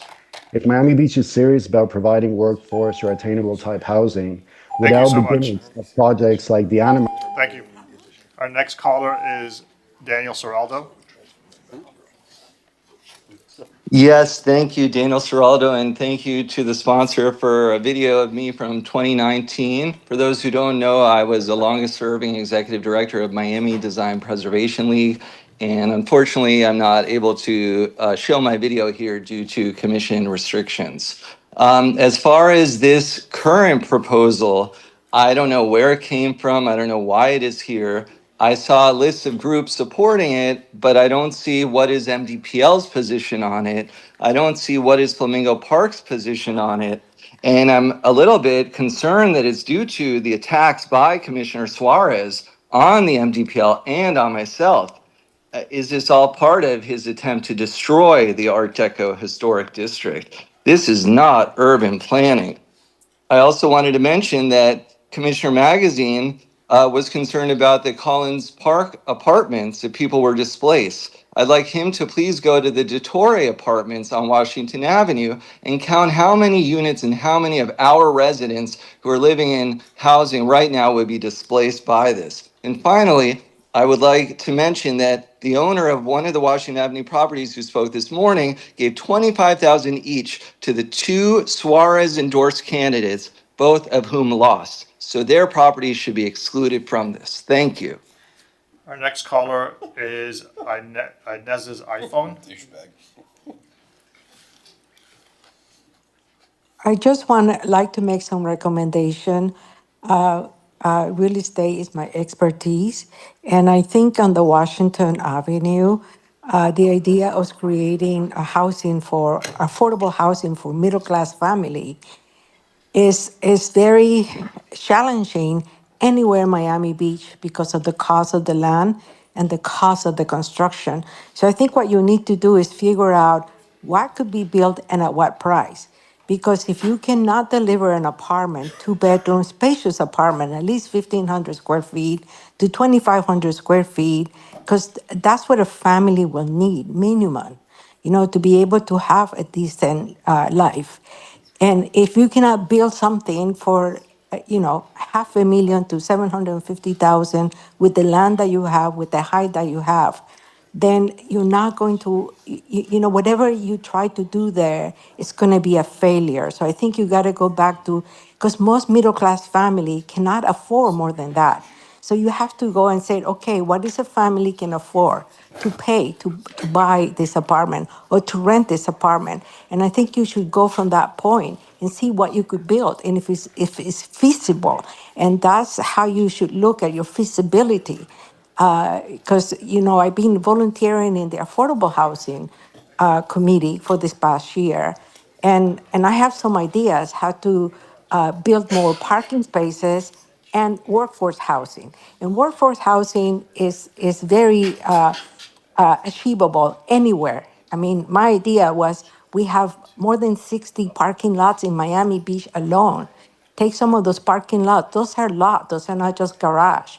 and build 8 to 12 story where you have the first 4 floors be parking and the rest of the floors, whatever 8 floor mores or 5 floor mores be workforce housing. And that, will create and have those available only for people Thank who you so already much. have jobs here full time, but with the Thank you so much. Our next caller is Sarah. Sarah, please state your name. Hi, Sarah de los Reyes. As a resident opinion, I think you need to have like a vision of what is going to be the people living there, like you were saying. But you also need the vision of what's going to be underneath it in the commercial. Like in Sunset Harbor, we had a vision, but one conglomerate owns most of the commercial here, and the property value, the property rents, the lease are so high that a lot of them have to close because it's not enough. They don't make enough rent to pay for the lease. So you need to make sure you have a supermarket, make sure you have a couple of places that people get up in the morning, go have breakfast, that people can go have a sandwich. You need to have that type of commercial on the bottom to have your residential on top that are able to enjoy the area. We have a lot of restaurants, but we have a lot of health places in Sunset Harbor. And the good thing about the health places, they get monthly fee and they're able to pay their lease. Versus like a restaurant like the one that just closed next to the 18 Sunset, he was $50,000 a month lease.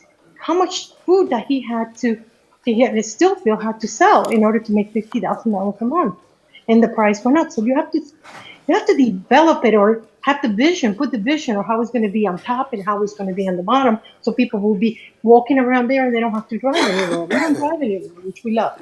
We have 3 supermarkets close by.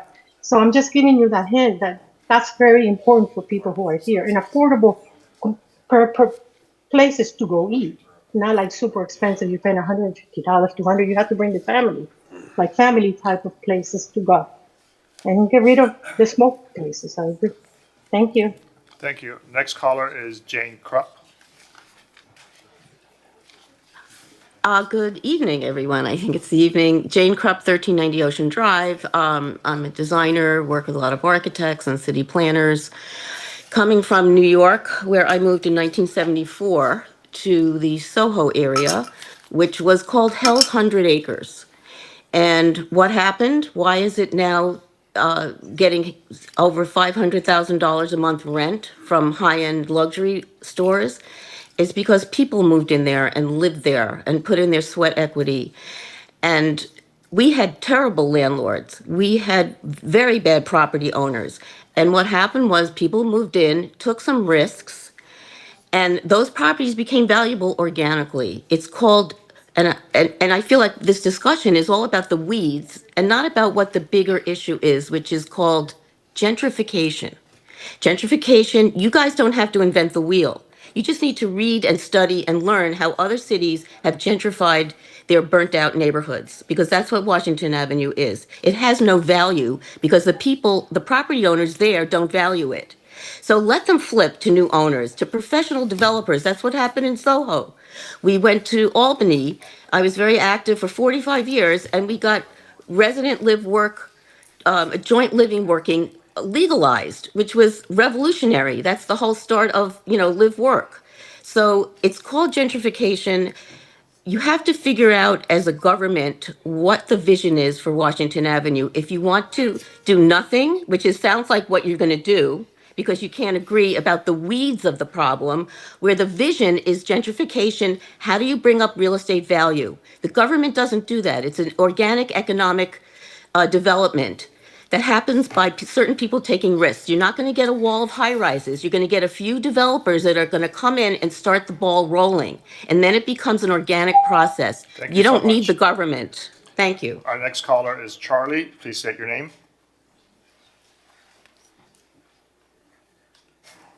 Hey, it's Charlie Fisher. I called earlier and I just wanted to reiterate or speak to 2 points. The first point is, just like a previous caller said, we don't need tall buildings to have nice buildings. Las Olas is an example. I'm regularly on Miracle Mile and Coral Way, all 2-story buildings. It's super luxury. So let's just drop the fallacy of like we need height increases in order to have nice things. That's not true. The second thing is, you guys are all very smart political people. You know that the overwhelming majority of this neighborhood does not want these height increases, that these are being pushed by developer interests. And we know that you know that. So we know that you're aware of our position, right? A lot of you, all of you campaigned on representing resident interests over developers. Well, now's your chance to put actions where your mouth was. I saw all the campaign literature. You all talked about putting our needs over developers. Well, today's the vote that will decide if you were serious about that or if that was just an empty campaign promise. Thank you so much. Thank you. Next caller is Mark Needle. Hello. I missed a lot of the conversation. I just found this was going on, but I wanted to say that I've spoken with Scott Needleman about the Flamingo Park Neighborhood Association, and it's really a shame that we did not know in time to have a position to be able to be part of this conversation as a neighborhood association. We are the successful, affordable, relatively affordable housing neighborhood that is right alongside Washington Avenue. And the resident right to know ordinance says that the city should use good faith to ensure that we as the affected neighborhood association have an opportunity to impact this direction here. So I'd ask you to continue this. It sounds like there's some good ideas in here, some questionable ideas in here, and I really feel like the neighborhood should have an opportunity to weigh in, and that somebody should make a motion to continue this matter so that we can give you some informed direction. Thank you. Our next caller is Johan Moore. Good evening, commissioners. As a member of the now, I believe, 9-member Flamingo Park Neighborhood Association Land Use Subcommittee, I would join in Mark's request that you, in fact, not vote on this tonight, but rather postpone this until the 25th in order for Flamingo Park Neighborhood Association to have the possibility to develop its position and endorse or modify the subcommittee's recommendations at our monthly meeting next Monday, an in-person meeting. I will change hats from that membership of the subcommittee to make personal comments.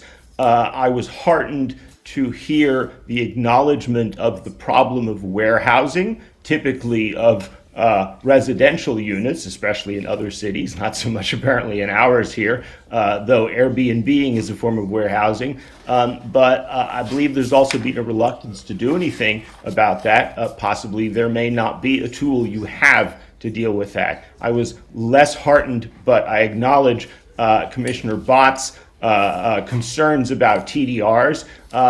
The problem with that is that the 13 million square feet of FAR in South Beach that is unused, much of that cannot be used. So it's essentially locked up value that in the absence of a TDR, a transfer of development rights scheme or proposal, cannot be used to support renovation, restoration, resilience of those contributing buildings. I want to suggest that a right sizing of this project might be arrived at by working backwards from what it is that the city. Thank you, sir. Nick, there's no. City attorney, deputy city chief attorney. There is no TDRs in this program, correct? No, not in the draft that's before you, no. Okay, I think there was talk about it at the planning board, and yeah, I never proposed that, so just want to make sure that we're all aware that this legislation has no TDRs. That's correct. Our next caller is Lori Bakum.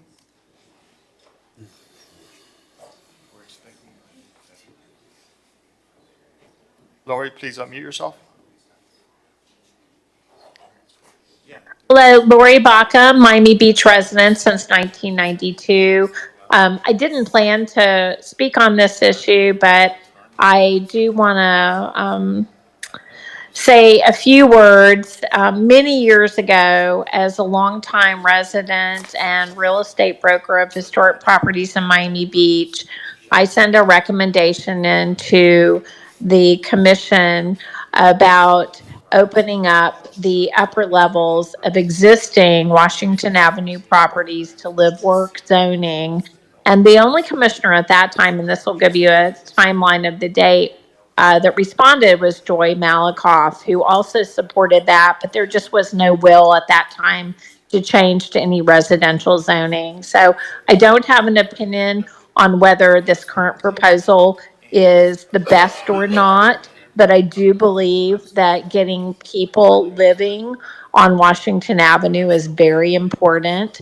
And I would like the commission to, and the city government, to consider ways that live work opportunities can also be incentivized, because I do believe to bring in not just families, but also young professionals that have exited Miami Beach over the last 20 years, and especially the last 10, are entrepreneurs and designers and artists that we want to bring back. And I believe if you can find a way to incentivize that, it will be very helpful. Thank you. Our next caller is Adam Shedroff.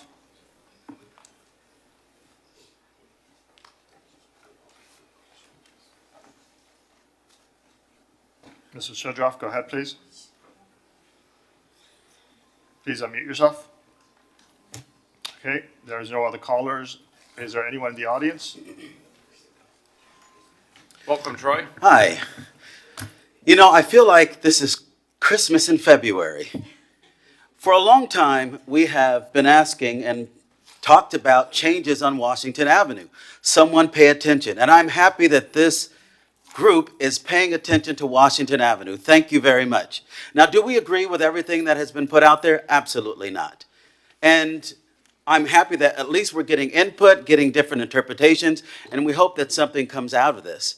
Now, if you were to look at this from the perspective of the property owners, they look at this a little different than you do on why they have not done certain things out of certain fears and certain hesitations, but they do want to do something. They do want to see a change on Washington Avenue.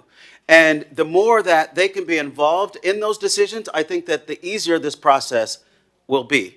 So as we move forward, whatever it takes, Washington Avenue, we want to be involved. Just sitting there during this cycle, my phone lit up, speaking of Christmas, like a Christmas tree from property owners. They have different questions, at least 5 or 6 different questions on what will this actually, how will this affect Washington Avenue? Has anyone done a financial analysis on this? What questions that were asked about sewage, you name it, all of it has come out. So whatever direction that is decided, first, I thank you, I commend you for even taking this on. You're brave enough to do it. We support change. We need help on Washington Avenue. As most of you have heard me say many times before, if it's residents, let's do it. If it's incentives and other ways, let's do those as well. But Washington is here to support. We want change. Thank you. That concludes public comment period. So to make, Mr. Mayor. Commissioner Fernandez, I heard first, and then Commissioner Suarez, and let's bring it home. Yeah, I just wanted to just suggest, you know, there's a lot of good ideas. There's a lot of good in this policy. I think there's a path forward. I think we should talk at land use. You know, one of the callers mentioned, you know, TDRs, you know, because we do have those 13 million square feet of unused FAR. That, let's say, and we currently have a TDR study that we're doing, Tom, is that correct? That we were advancing through the land use committee.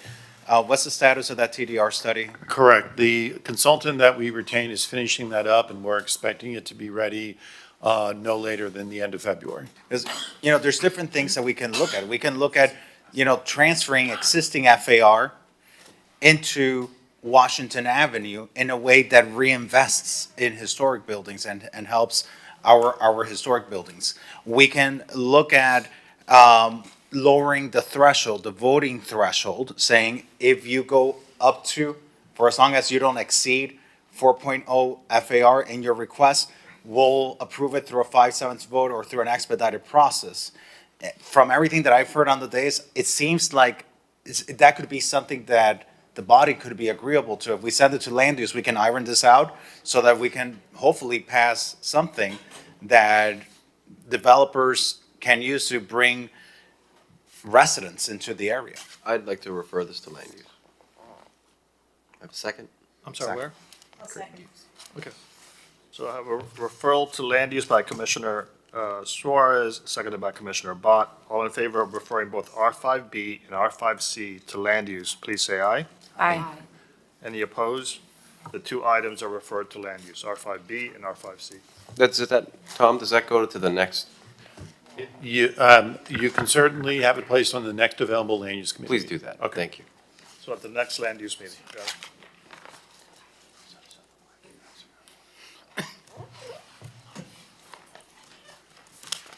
Let's do the boards and committees. Okay. Everyone has a blue piece of paper. R9B. So let me know if you can't find yours, and you also have small pads and pencils for you to vote if necessary. Mr. Mayor, That's me. just a point of privilege. I would like to make a comment about one of the, well, actually two of the nominees for one of the boards. It's the Human Rights Committee. You want to get to it when we were there? Are we gonna get? I can go in order. We can go to whatever your. Let's just go to the Human Rights Committee now then, if that's possible. Get it out of the way. Let's go in order of. Sure. And then when we get to it. So did everyone find their blue paper? If not, I have a couple of extra ones. Okay, so we're gonna go in order. For the first one is the Ad hoc City Lighting Plan Advisory Committee. We have one vacant seat, one nominee. May we do so by acclamation? Yes. Yes. I know in the past we've done wherever there's not a. That's what I'm trying to do, yeah. So that's the first one by acclamation. Jacob Intrator? Yes. Okay. The second one requires a vote. This is the Ad hoc City Sanitation Advisory Committee. You have two nominees, Jocelyn Mahone and Billy McAllister. This is for the one vacant seat available for the city at large. Just for the record, Mr. McAllister has not completed the application as of yesterday. So you don't have anything to read on that. I'll move the appointment of Jocelyn Mahone. Second. Can we do that by acclamation 7-0? Yes. Affordable Housing Committee, the mayor nominated the vice mayor to be the city representative, the commission representative. If she accepts, we could do this one by acclamation. So I moved. accept. So congratulations, Vice Mayor. On the, I'm sorry, I have a question. If somebody doesn't get appointed to a board that he or she is interested in, but has also expressed interest in affordable housing, can we come back and nominate them while we're all here together? yes, as long as that person meets the minimum qualifications for Yes. whatever position, what I could do is I could put that person in, and if it doesn't match, then I could come back next Okay. meeting. Okay. So we're there at affordable housing.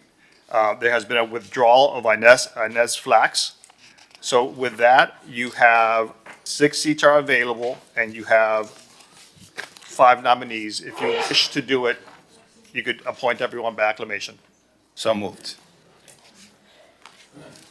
We're now on page 3, and we're at the Animal Welfare Committee. Sobe Katz has nominated Lisa Samuel as their rep. We could do that by acclamation. So moved. Everyone agrees. Art in Public Places requires a vote. So just for the record, Steve Burke is a nominee. He's a current member. Monica Ulitz is a new nominee. Derela Lazo is a current member, and Marcela Novella is also a nominee. So your 2 reappointments would be Steve Burke and Lazo, but you can vote up to 3 individuals. So if you wish to vote, yes, please. So you could vote up to 3 individuals. So Burke, Ulitz, Lazo, Novella.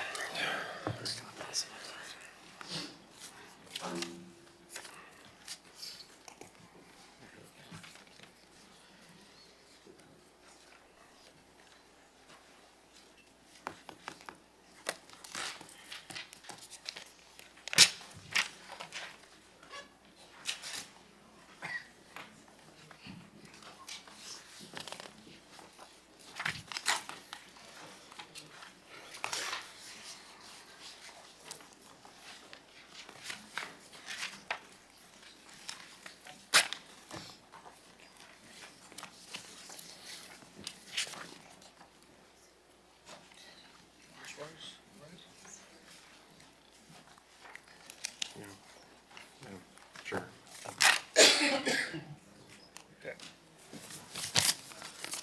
So shuffling. So Commissioner Bott is voting for Burke, Lazo, and Novella. Commissioner Suarez is voting for Burke and Novella. Commissioner Fernandez is voting for Burke, Novella, and Lazo. Commissioner Dominguez is voting for Burke, Ulitz, and Lazo.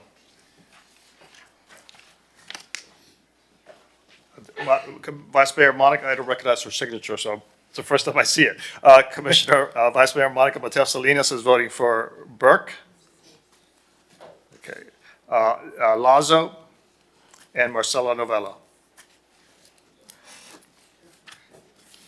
Mayor Minor is voting for Stephen Burke, Monica Ulitz, and Lazo. And Commissioner Magazine, Burke, Lazo, Novella. Kayla, can you tell us what the votes are, please?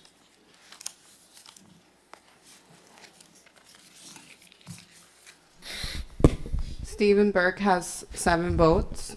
Dorelia Lasso has 6 votes, and Marcela Novella has 5 votes. So those are the 3 top vote getters and are appointed.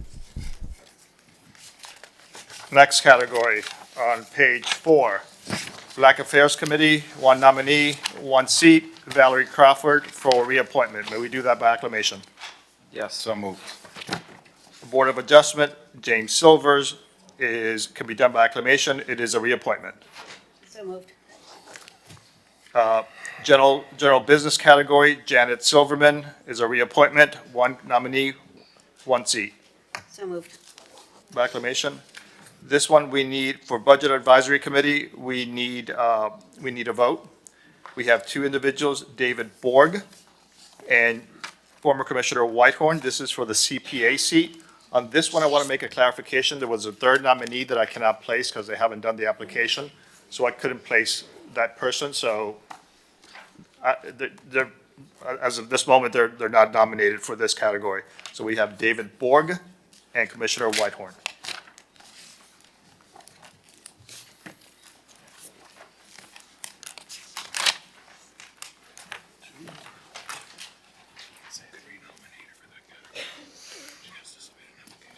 Okay, better do that.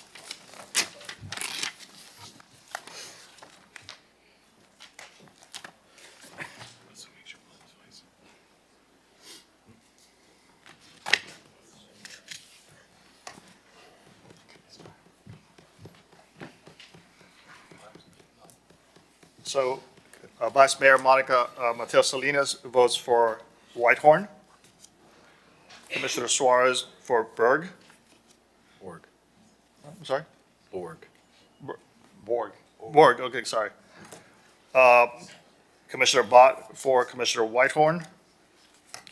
Commissioner Magazine for Whitehorn.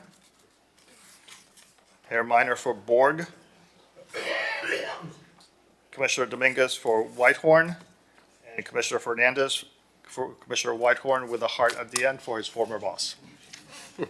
Commissioner Whitehorn is appointed.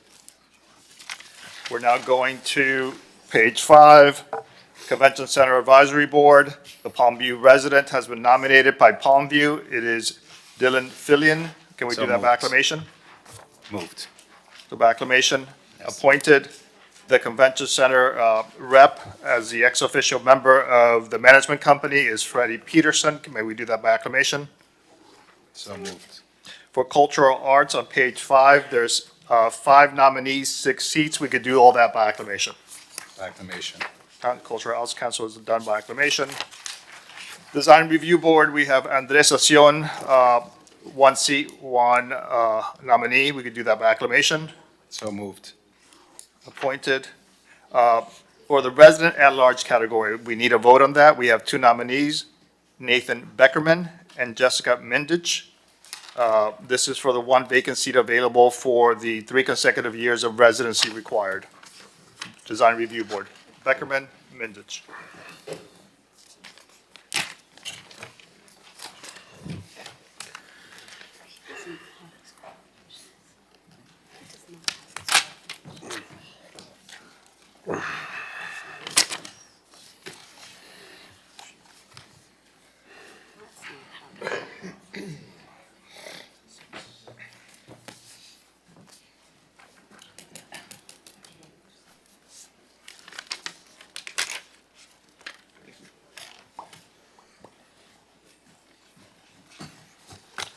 Mayor Minor for Mr. Beckerman.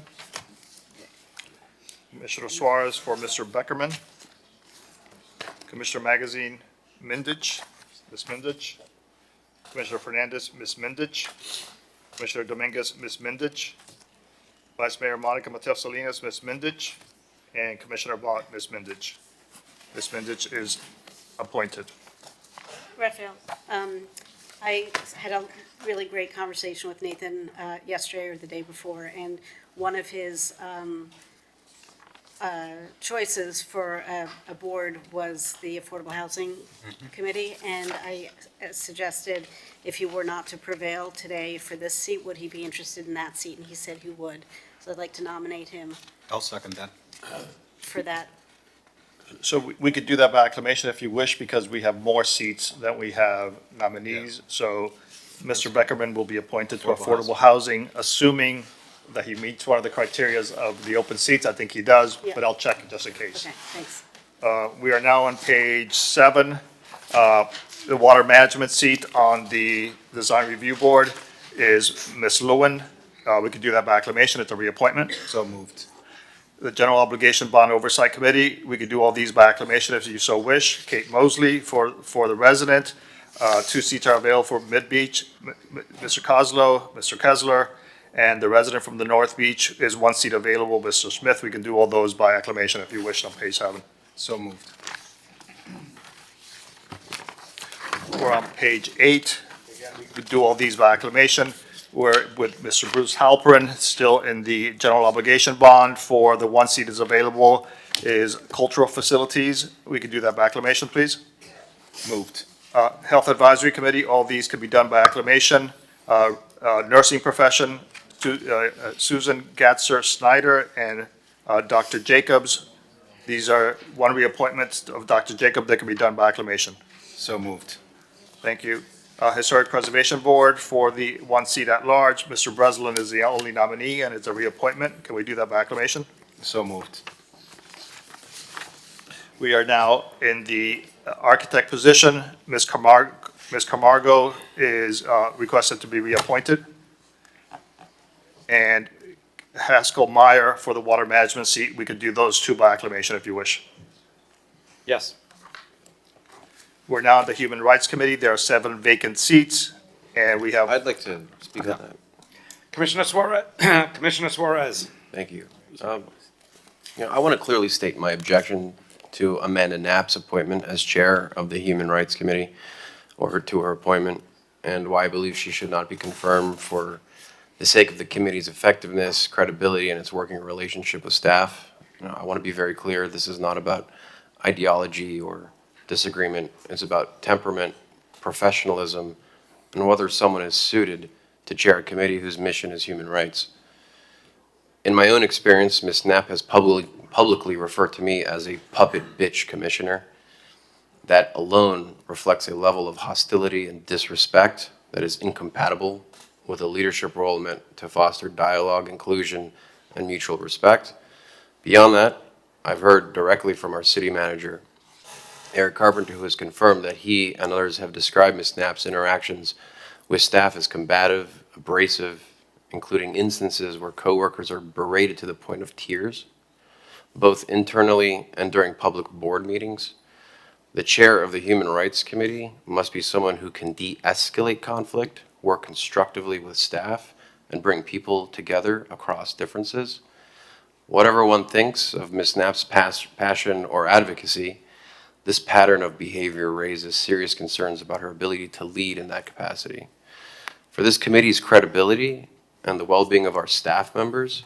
For those reasons, I urge my colleagues to carefully reconsider these concerns and vote against this confirmation. In fact, I'd like to read into the record an email that I have from Lauren Hernandez to Marla, our HR director.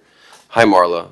Please note that Muriel Thomas came into my office visibly upset, in tears, and clearly frustrated following a Human Rights Committee meeting. She explained that Amanda Knapp had spoken to her in an extremely rude and disrespectful manner in front of the entire committee. Muriel was so upset by the interaction that she felt compelled to report it to me, noting that the behavior was inappropriate and unprofessional. According to Muriel, the exchange was so concerning that one of the committee members had to stop in and tell Amanda not to speak to her in that way. And PJ, I'd like you to show a video of Amanda Knapp. One way we can fight that, and it's not going to be by appealing to morality. Many of these lunatics who are up there just very willing to be subservient to, honestly, a group of, freaking. They wanted us to be silent. Our own local government commissioner wanted us to be silent. There's only one way we can fight. Yeah, you could stop it.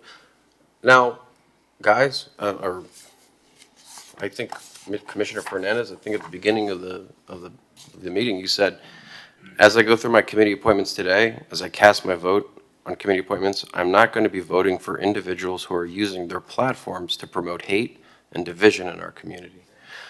I took That's your why advice. I'm not supporting Ms. Knapp's for this committee. Thank you for stating that, because these same comments is what would have applied to Ms. Flax and PJ. I don't know if you have the image of that I emailed you. Thank you, because our board and committee appointments need to be about the good of the city. There's national politics, partisan politics, that division, let that stay somewhere else. Here, we need to be unifying, and it's the same reason why I wasn't going to support Ines Flax, who wrote, "Democrats are the party of Satan." You know, there it is, Ines Flax. She had been nominated to serve on the Affordable Housing Advisory Committee. I think Commissioner Suarez by you. And as soon as I saw that, yeah, I removed it. And that was literally the moment you said that. I went over to Rafael. I said, Rafael, remove my People like that sponsorship. should not be serving in these committees. When you're saying that Democrats are demon rats and the party of Satan, you're talking to every single Democrat in this city. That's what they are. And the same thing on the opposite side. We cannot tolerate this divisiveness in our community anymore. We need to come back together. And these boards and committees are one of those places where neighbors can work together. Even when they're of opposite parties, they can find common ground on water issues, on parks issues, on transportation issues that are nonpartisan, and then bring us together. So, yeah, I agree with you. Through the mayor, I requestfully ask Commissioner Bott to remove your nomination of Amanda Knapp. I agree that we need to come to the middle. I would also put into the record, physician, heal thyself. You are also an agent of division. How much money did you spend against somebody who you weren't even running against? I don't know what that applies to this item, Commissioner I'm Bott. saying what's good for the goose is I'm good not, for the. I'm not calling anyone a derogatory term. I mean, I think Excuse me, I am speaking. You're asking me a question. I'm simply answering. I would never call another commissioner a puppet bitch. And if I ever appointed someone who would have talked to you that way, or Commissioner Dominguez, or anyone up here, I would have immediately removed my appointment. Immediately. And that's exactly what I did with Inez Flax today. I didn't wait a second. And I did the right thing, because I know that people like that should not be representing our city. So it's a very simple yes or no. Can I finish my comments, please? Thank you so much. I was not answering your question yet. I was pointing out that there should be no double standard for people who are elected into office versus people who are appointed into committees. I did not know about that comment. You were there. I was there in the back talking to other people. I made very different comments. Purposely left you out of the video out of respect for your office. So you can show what I said, because what I said was not about that. What I said very clearly, and feel free to show it, not the edited version that you have on YouTube floating around. What I said very clearly, and Brandon was there filming, I said very clearly, you are a citizen of this country. You are permitted to use your voice to express your dissatisfaction to the government. And if that is a statement that you're not comfortable with, that's a you problem. My comment was, as we are making our committees better, I would suggest we do the same with our colleagues. And I think it's surprising, given the last 5 months. I will withdraw my nomination. I do not believe she was being nominated, or she was going to be the chair. I will commend her for her work that I know she's passionate about, but I don't think that that kind of rhetoric is appropriate, and certainly making staff cry is not appropriate. So I'm removing. Thank you. So for human rights, we have Mr. Burns, Mr. Martinez, and Ms. Rogers. They could all be done by acclamation. So moved. We're now on page 10. Next Generation Council, reappointment of Mr. Kozarek can be done by acclamation. So moved. And Ms. Lassant from the Miami Beach Chambers rep can be done by acclamation. So moved.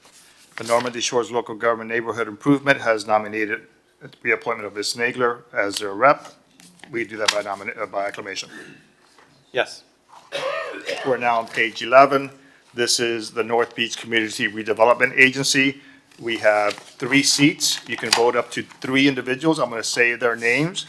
It's Igor Desianovic, Samuel Latone, who is the current member, so that would be a reappointment if you wish to do that. Manning Salazar is the current member, so that would be a reappointment. Laura Veitia. So those are your nominees: Igor, Samuel, Manning, and Laura. You could vote up to 3 individuals. I have a comment about this, Mr. Mayor. Commissioner Suarez. I want to be very clear. Again, this is not personal, and it's not about questioning anyone's integrity.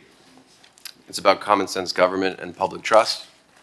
The North Beach CRA isn't a symbolic board. It controls redevelopment policy and public money, and it is expected to play a role in housing, including affordable housing and workforce housing. Appointing the co-owner of a property management firm creates a built-in conflict of interest, because CRA decisions that lead to more housing units and higher density also creates more properties that need to be managed. That's not hypothetical, that's how business works. And because housing comes up again and again, this isn't something that can just be fixed with an occasional recusal. And to be clear, this is not about qualifications. Many people are qualified. The question is whether someone's private business interests align too closely with the decisions the board is expected to make. The perception problem gets worse when you look at the family's business connections. Her brother and business partner previously served on the CRA, on planning bodies, and worked closely with major developers shaping North Beach projects like the TCC that we just discussed. Who are you referring to? Laura Veitia. From the outside, it looks like the same small circle of people influencing redevelopment decisions year after year, even if the names on the stage changes. And we should be honest about the market reality. One company already holds a near monopoly in North Beach property management, and that company is Urban Resource. Whether or not anything is improper ever happens, the public will reasonably question whose interests are really being served. Our job is to avoid putting the city in that position. To protect the credibility of the CRA and maintain public confidence, I can't support this appointment and believe we should choose someone whose private livelihood is clearly separate from the development and property management in North Beach. So I think that is I think that's a big conflict of interest. We just had an opening on the Human Rights Council. I think if Ms. Laura Veitia wants to serve a city board, I think we just had an opening. But right now, I think good conscience, I certainly can put someone who has clearly a conflict of interest on the decision-making of the North Beach CRA. Mr. Mayor. Commissioner Fernandez. Mr. Attorney, what is the authority of the North Beach CRA? Do they have decision-making authority, or are they plainly advisory? They're advisory. They're advisory. And so even this body, which is the governing body of the North Beach CRA, we are the board of directors. So they're advisory to us. We're the board of directors. The main purpose of a community redevelopment agency is to administer funds, tax increments that come into the fund. We may want to do that, but it's all subject to a budget. Is that correct? That is correct. And is that budget approved by the North Beach CRA Advisory Board? No, it's approved by the county and by the board of the CRA. So the CRA, which is all of us, the board of the CRA, and then it's the county? That's correct. All right, so this individual really doesn't have, their advisory, just like any other stakeholder, just like Flores and community residents and all that, but they really don't have any real decision-making authority over the CRA. Their role is advisory in nature. They make recommendations through motions. Is it any different than like when we appoint, real estate developers to certain categories on the planning board or the BOA or anything like that? Well, the truth of any ethics question is it's always going to be a factually determined answer. So I can see what you're driving at, and yes, there is similarities, but I wouldn't be able to answer specifically because it's all going to be fact-driven. I get what you're saying, Commissioner Suarez, but it's an advisory committee, and we are the ones that ultimately make decisions. There's been times we haven't agreed with their recommendations and we haven't accepted them.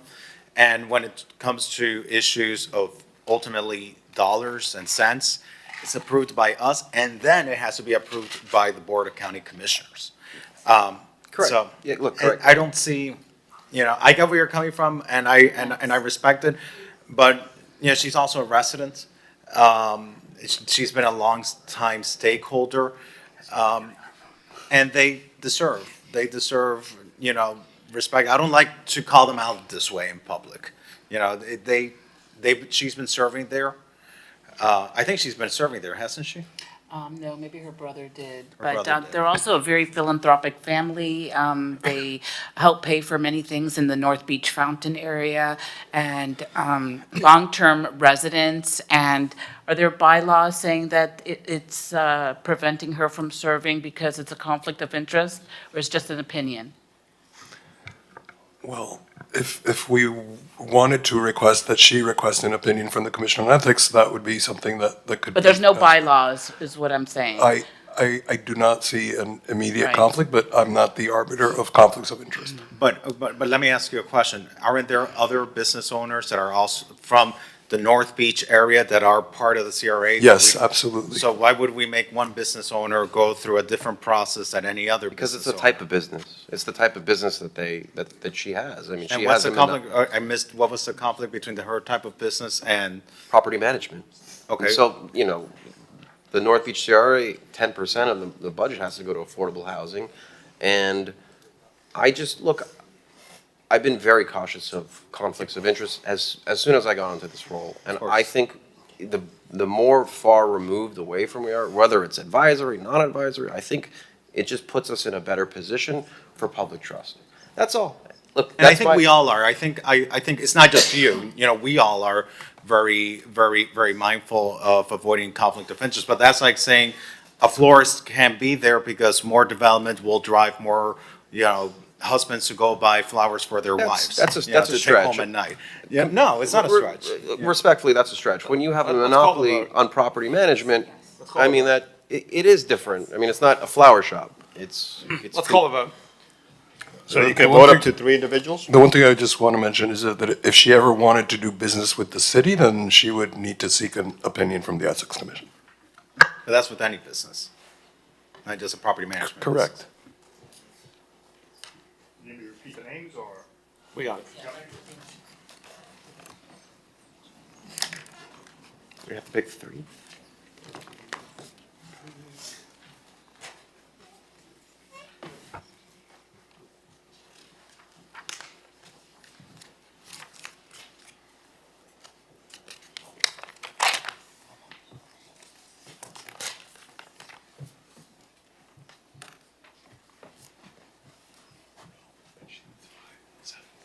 They all, a bunch of them do, at the end.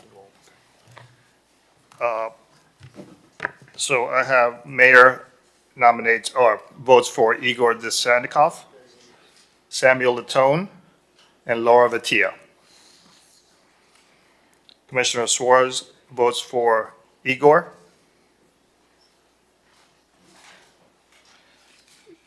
Commissioner Fernandez votes for Latone, Salazar, and Vatia.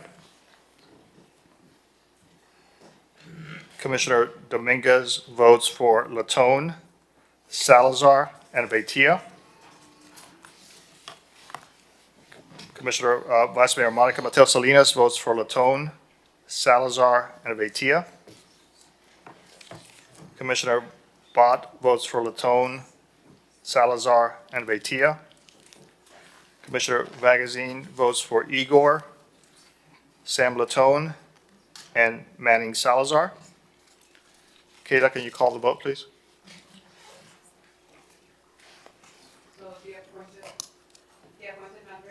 Sam Latone with 6 votes, Manny Salazar with 5 votes, and Laura Beitia with 5 votes. So because these individuals got more than the required, for those requiring the waiver, they got more than the required 5/7 vote, so that the waivers are also taking place. So we are now going to do, we're on page 12, and we're going to do Romina Orozco Encio for the business owner category. She's the only nominee. So if we could do that by acclamation. My favorite florist, yes. So moved. Thank you. For the real estate industry professional, we have Mr. Eisenberg, and that is also can be done by acclamation, please. So moved. For the Parks and Recreation Board, 2 vacant seats are available, Youth Recreational Program, and you have 2 nominees. Can we do that by acclamation? Yeah, Ralph, actually, one of my nominees, I think she's already serving on that board, maybe just under a different title. Is that correct? These are the at-large categories, so you probably have your direct, is what you're thinking of. These are at-large and they were vacant. But Elizabeth Alper Williams, I see that she's already been appointed to another position by Commissioner Fernandez on the Parks and Rec, right? I guess. Thanks, bro. We could do 2 ways. We could either move her here and the commissioner has a new seat, or we could. No, No. we can keep her my seat, and that Yeah. way. We have So another- we'll verify that, Yeah. but so if that's the case, then Gordon Bogomilsky can be appointed by acclamation, So moved. and we will bring that vacant seat back for the next meeting. Gail Durham for the soccer position, that's a reappointment. So moved. The Personnel Board, these could be done by acclamation. These are both reappointments. Moved. The Planning Board, Jonathan Frieden, can be done by acclamation. So moved. We're now on page 14, where we have Elizabeth Latone. The education position, it's a reappointment, if we could do that by acclamation. So moved. Now, we have the 1 seat available. This requires a vote. We have Mr. Cement, Mr. Gardner, and Ms. Silverman. I'd like to move the reappointment of Yakil Cement. Would you like to do that by acclamation then? Yes. All in favor, say aye. Aye. So 7-0, Mr. Cement is reappointed. We could do on page 15, everything, and that she can be done by acclamation. We have the attorney licensed to practice in the state of Florida. Mr. Elias can be done by acclamation. It's a So moved. reappointment. For the Senior Affairs Committee, the reappointment of Ms. Diaz Rodriguez for Rebecca Towers can be done by acclamation. So moved.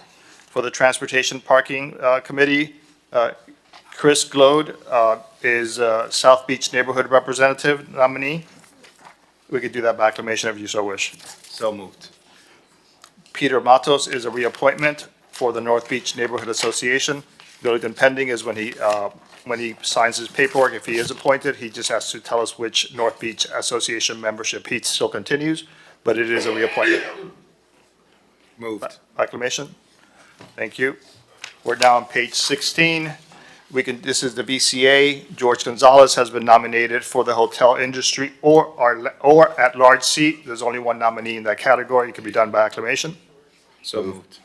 We have now three seats are available for the at-large category.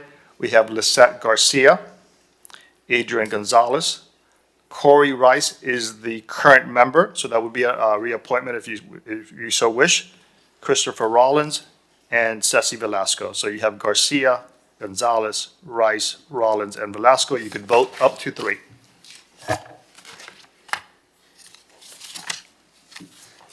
Oh. Find myself in a pickle here. Likewise.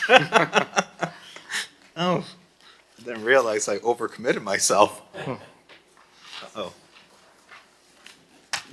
This for the at-large, Ralph? Yes, sir. And how many are we picking? You can vote up to 3.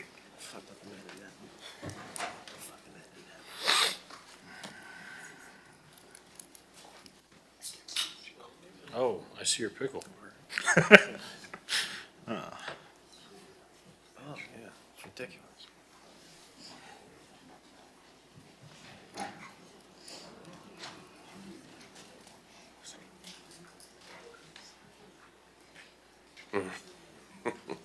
Fucking no.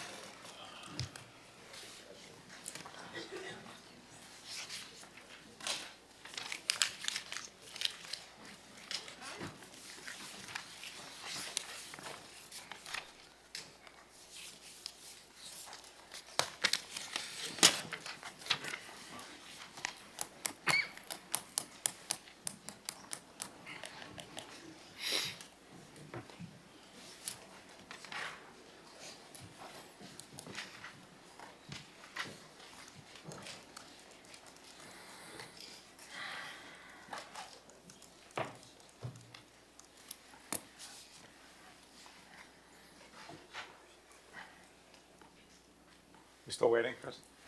Oh.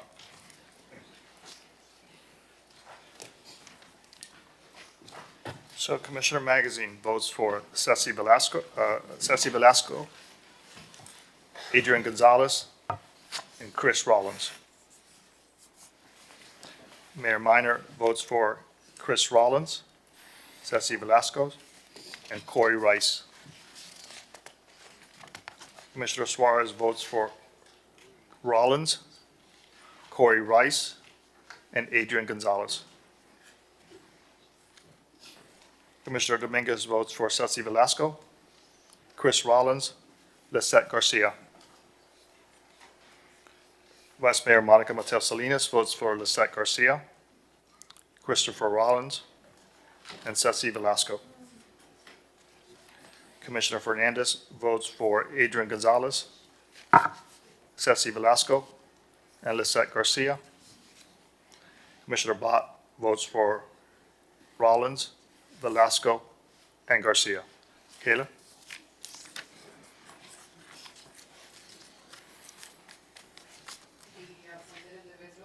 Are Lisa Garcia with 4 votes, Chris Rollins with 6 votes, and Ceci Velasco with 6 votes. Thank you. Mr. Mayor, if I may. Commissioner Fernandez. Thank you. I just want to publicly apologize to Corey Rice and Christopher Rollins, especially Christopher, who I know personally. I had committed to support them, and I realized here on the dais that I overcommitted myself and I wasn't able to support them. And I like sticking to my word when I tell someone that I'm going to support them with something. And so I don't want them to be surprised that I didn't vote for them. I apologize publicly that I wasn't able to support them. And on the last page, on page 17, these are just confirmation of direct appointments. If we could do that all by acclamation? Yeah. So everything on page 17 by acclamation. Thank you.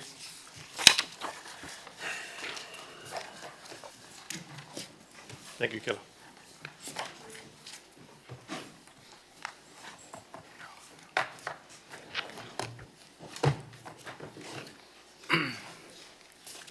So we're done with boards and committees? Yes, sir. Let's call R7, losing my voice, R7A and R7B. R7A is a public hearing, adopt second amendment to fiscal year 2026 operating budget. R7B, public hearing, adopt second amendment to fiscal year 2026 capital budget. So R7A and moved. B. Call the roll. So motion by, I'm sorry. I moved. Okay, got it. All in favor? Aye. Please say aye. Mayor Minor is a yes, and Commissioner Bott is a yes. So these are R7A and B. Just for the record, this is a public hearing. There's no one on Zoom, no one in the audience requesting to speak. R7A, R7B.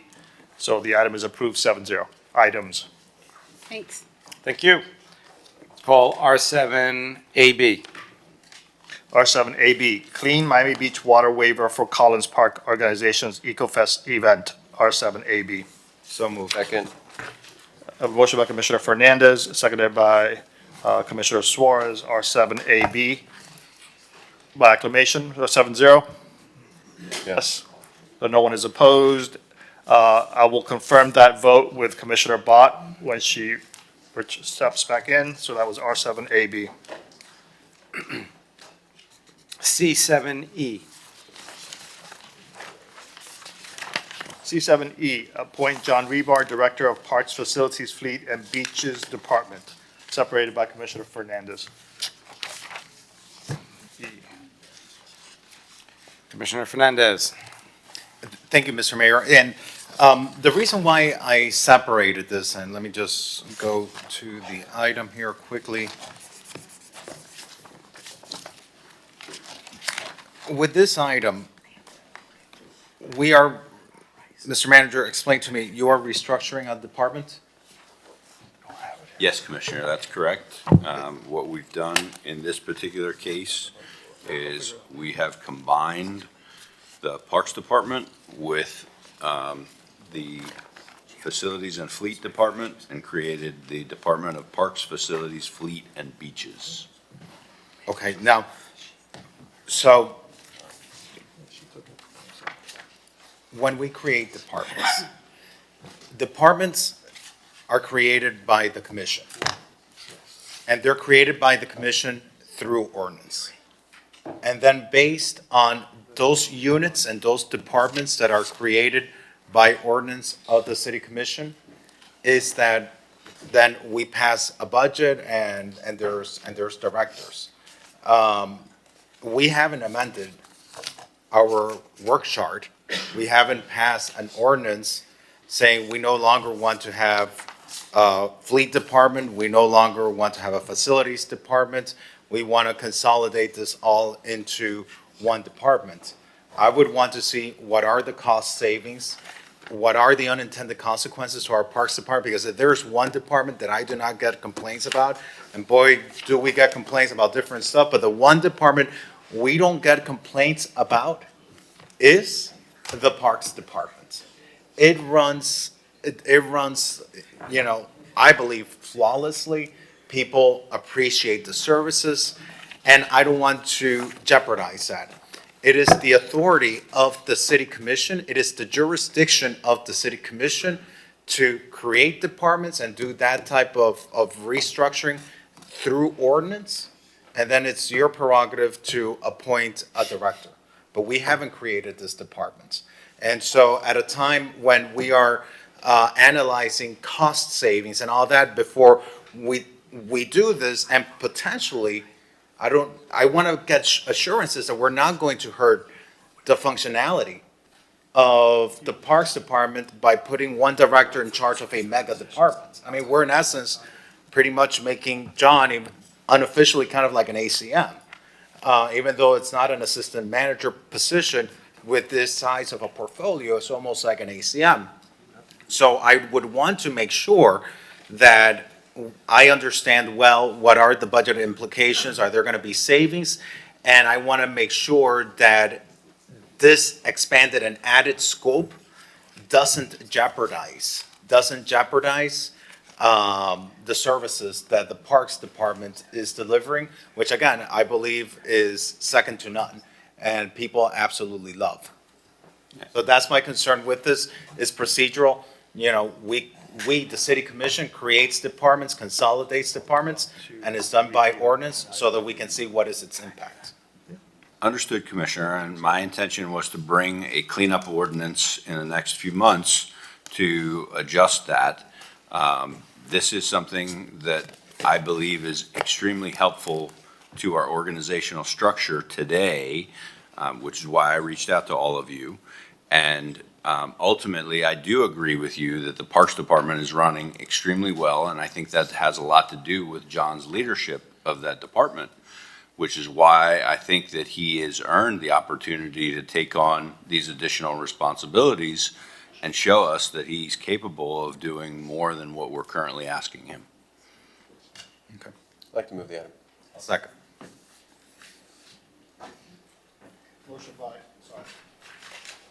Motion by Commissioner Suarez, seconded by Commissioner Fernandez. All in favor, please say aye. Aye.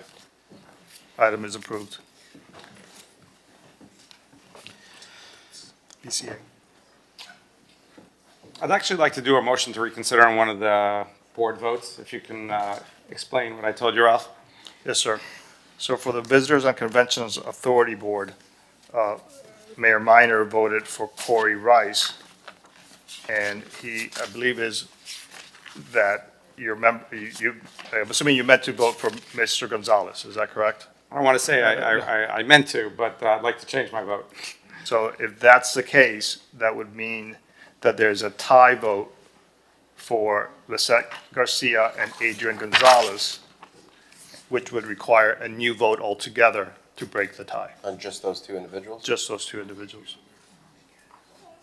I'd like to nominate Adrian Gonzalez. But first is to reconsider the item, correct? So So I made a motion, so I need a second. Take Second. the vote.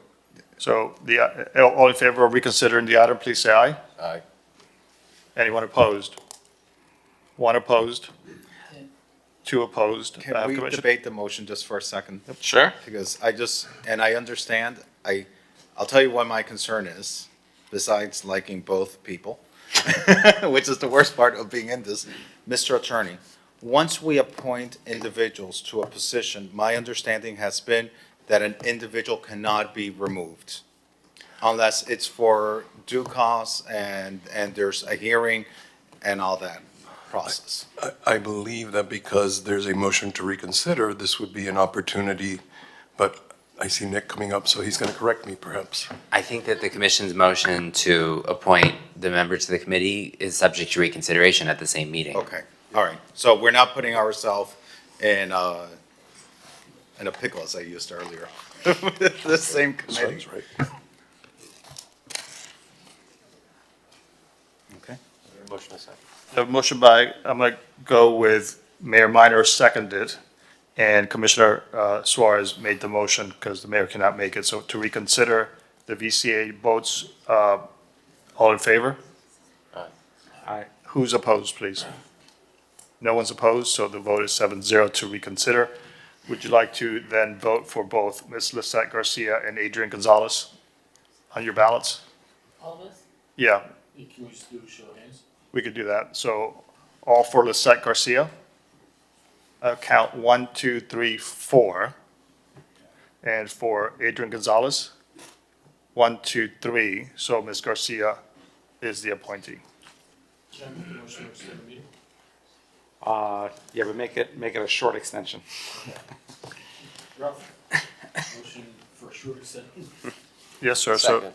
a motion by Commissioner Magazine, and seconded by Commissioner Suarez to extend the meeting. All in favor, please say aye. Aye. Meeting is extended.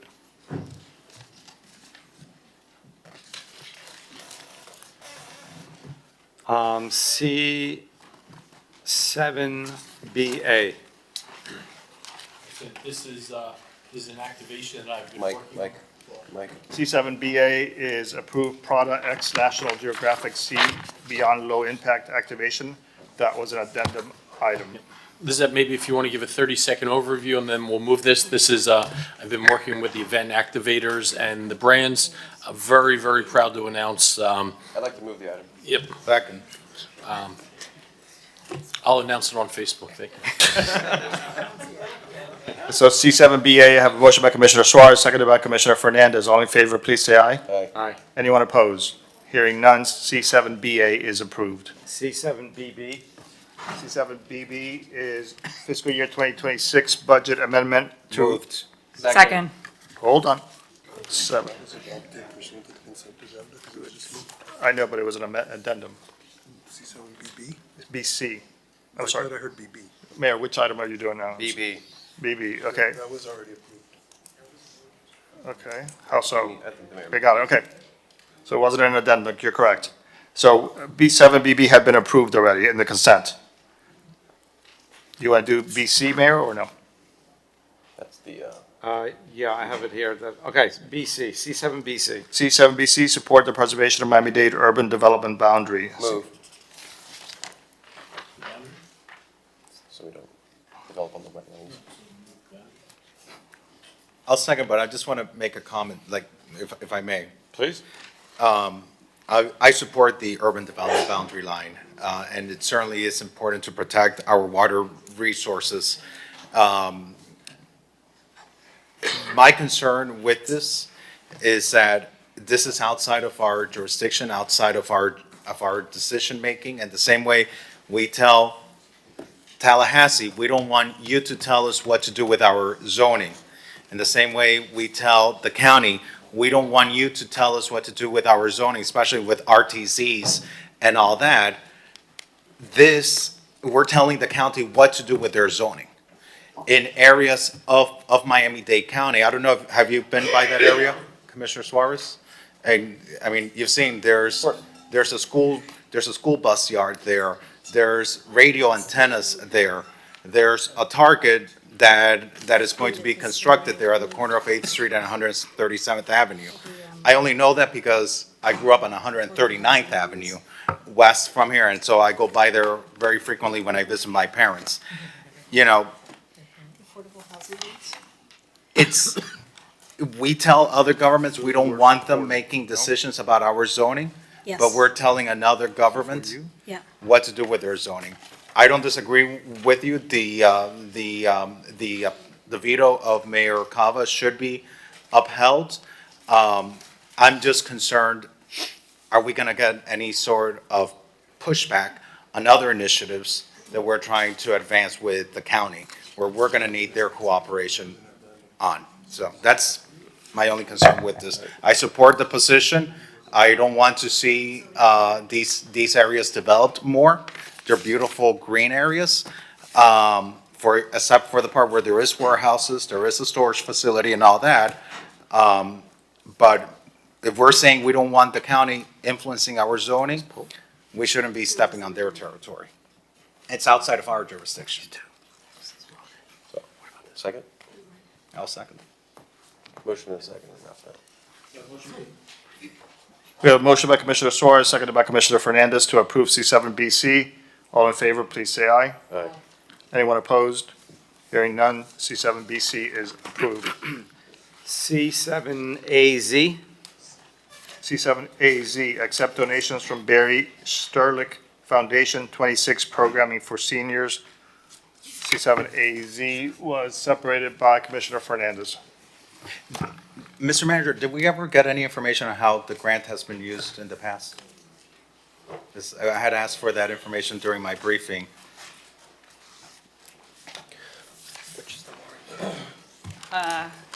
Good evening, Tamika Stewart, Budget Director. So yes, it's the first time was last year we received a grant and it was $20,000 and more than $20,000 was spent on senior services last year. Okay, by the city or by the Office of the Mayor and Commission? The funds were appropriated in the mayor and commissioner's office, Okay. their budget. And how were the funds used? Was this for specific events? There were several senior events that were listed as expenditures, over $20,000. Okay, all right. I mean, I fully support this. I think it's great that Barry Sternlick is supporting our community. I just want to make sure that when we approve this, that when this funding is being used for senior events, that it's clear that it's coming from Barry Sternlick, that it's approved by the Office of the Mayor and Commission, not just one elected official, but, you know, through the support of the Barry Sternlick Foundation and by the Office of the Mayor and Commission. In the past, I've seen invitations for certain events that only have one elected official's name, so I just want to make sure that it's inclusive. And not for promo items like hats or shirts. I don't think that happens. I don't think so. So that was it. Okay, so we can So moved. refer, it's a reso, so I need a motion? Okay. So moved. Second. Motion by Commissioner Fernandez, seconded by Mayor Minor. All in favor of C7AZ, please say aye.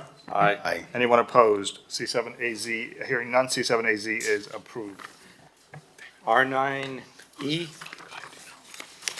R9E is referral to the Finance Committee, installed bird bath water feature at Belle Isle Park that had been separated at the last meeting. I had separated that item just to do a dual referral to neighborhoods so that the resident association of Belle Isle could also be included in the conversation. Okay, is that a motion, Commissioner? Yes. So a dual referral, Yes. anyone seconding? Second. Seconded by Vice Mayor Monica Mateo Salinas. So this will be a referral to Finance and to Public Safety. All in favor, please say aye. Aye. The item is duly referred. do a couple of items that were pulled from consent that were just referrals, C4A. C4A is a referral to Committee of the Whole Annual Performance Evaluation for City Manager. C4A, separated by Commissioner Fernandez. Commissioner Fernandez. Thank you, Mr. Mayor. The reason why I pulled this is because of the timing. The contract stipulates that the city manager shall be evaluated by the commission within 45 days before following his anniversary date of July 24th, which would put us, the earliest that would be early June. So I'm just trying to figure out how did this item end up on the agenda? It's outside of what the contract calls for. The contract calls for 45 days from the time of the anniversary, and we're a few months ahead of that. So why is this happening, or why are we proposing to do this month? So, Commissioner, this actually would have been considered as part of the Committee of the Whole in September or October of 2025. I put it forward now because I was remiss in not including it in October of 2025. I understand. And there's a few things that I've enumerated publicly that I want us to see us work on. You know, a number of issues, including permitting. Permitting is one of the things that I've asked you to, and all of us, we've asked you to take a look at.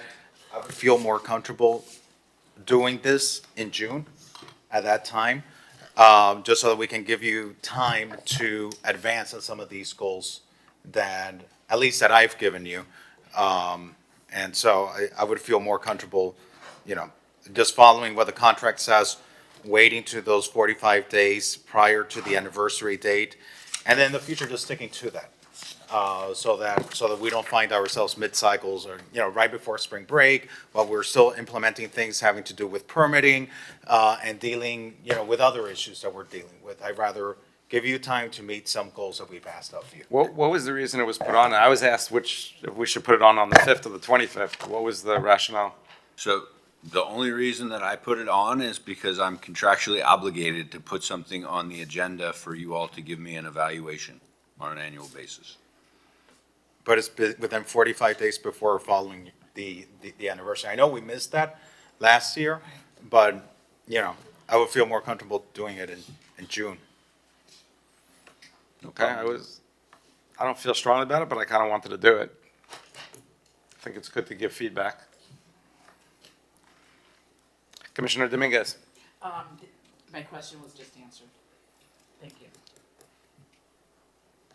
So we missed the timeline from last year. Is that what you're saying? That's what the city manager is saying. So that would be, so.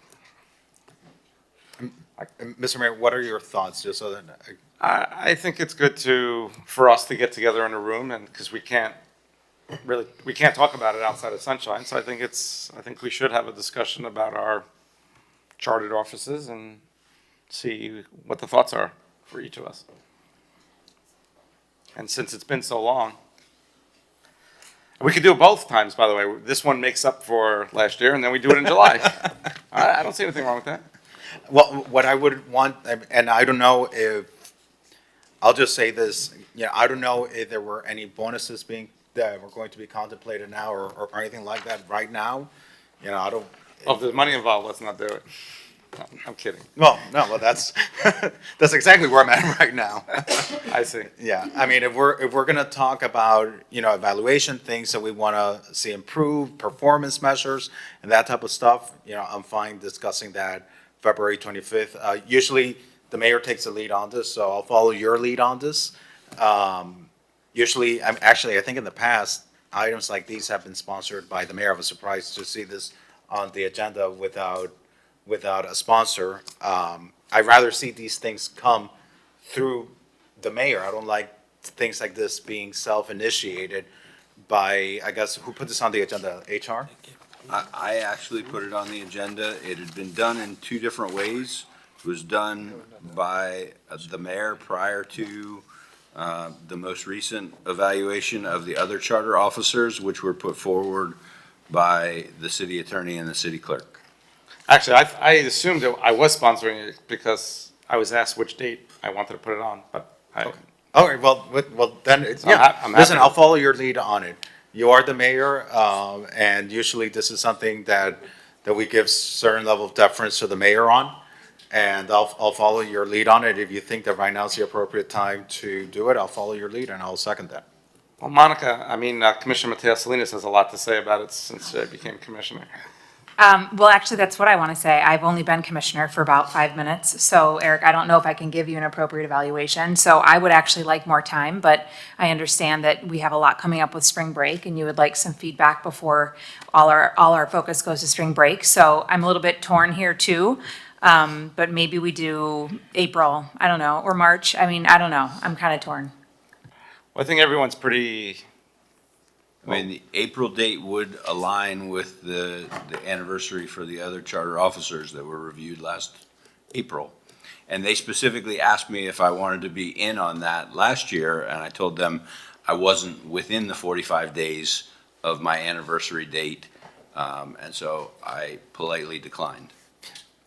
I think, you know, someone mentioned, I don't know if it was you, Mr. Mayor or Mr. Manager, and let's have a discussion February 25th, and then we can then just revert to what the contract says, and within 45 days, you know, so that we catch up from last year, we can do something February 25th, but we still meet the contractual obligation of the contract for this year, which is within 45 days, we'll have a second evaluation. I like it. At that time, which falls like somewhere between the beginning of June and sometime in August, because it gives you 45 days before and 45 days following the anniversary. So you have two evaluations. You got more of us. Sounds good. Okay. Set? Don't be so excited. So, what we're gonna do is we're gonna refer it to the committee of the whole on February 25th, and then another one around the June meeting. Is that what it is? Is that what I heard? June?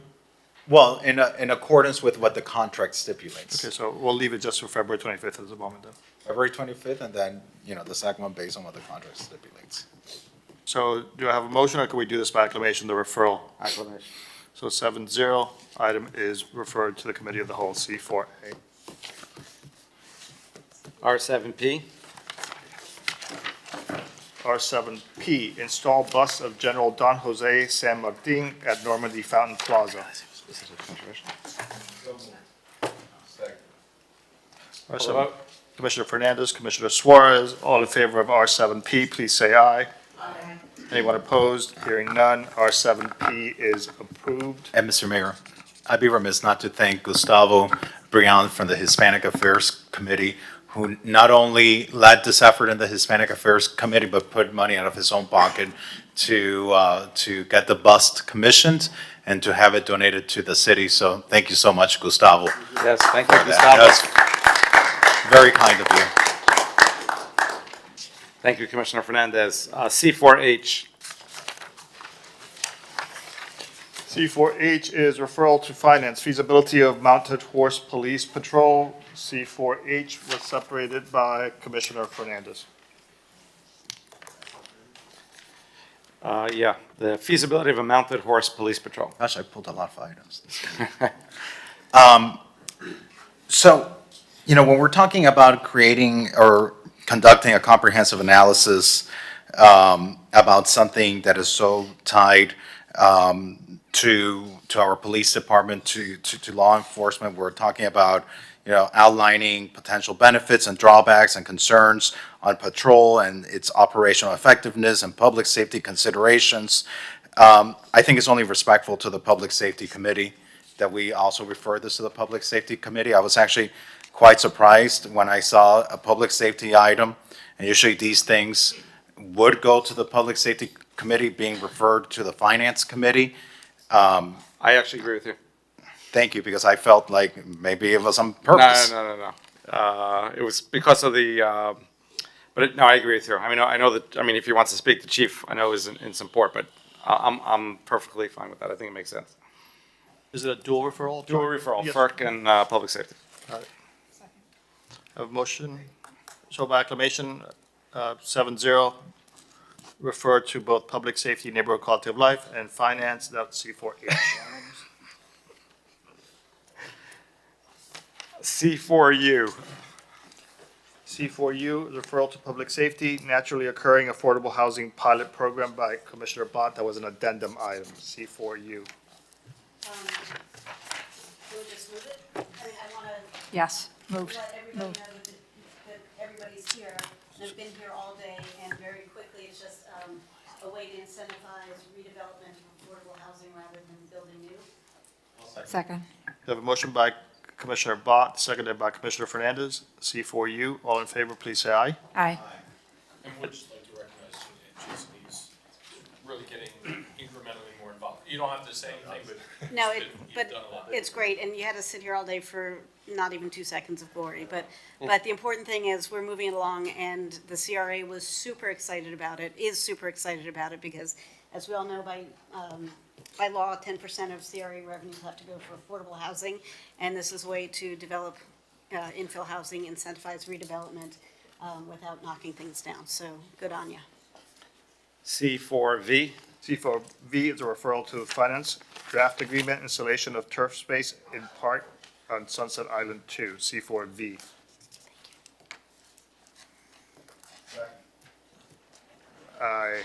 Commissioner Magazine made a motion? Yes. Okay. Commissioner Fernandez, but I second. Okay, he actually seconded, but okay, we got it. Oh, by acclamation, please. 7-0, Aye. is that okay? The referral? C4V is referred. I think our time has run out. I just want to thank you and and our colleagues for supporting the funding for the Ryan White HIV/AIDS program. We have the Miami Beach Community Health Clinic has over 1,000 HIV positive patients that would be affected by this. In Miami-Dade County, we have 35,000 HIV positive individuals who would suffer from not getting their medications if this funding is taken away. So I want to thank you, Mr. Mayor, and commissioners Monica Matosalina, Commissioner Dominguez, Commissioner Bond, and Commissioner Magazine And for thank- supporting this. And thank you, Commissioner Fernandez, and thank you for the opportunity to co-prime with you on that. Thank you, meeting adjourned. And just for the record, the item R50 is open and continued to March 18. R50 it was initially listed as February 25. An ordinance of the mayor, chapter 2, residents' right to know item. It's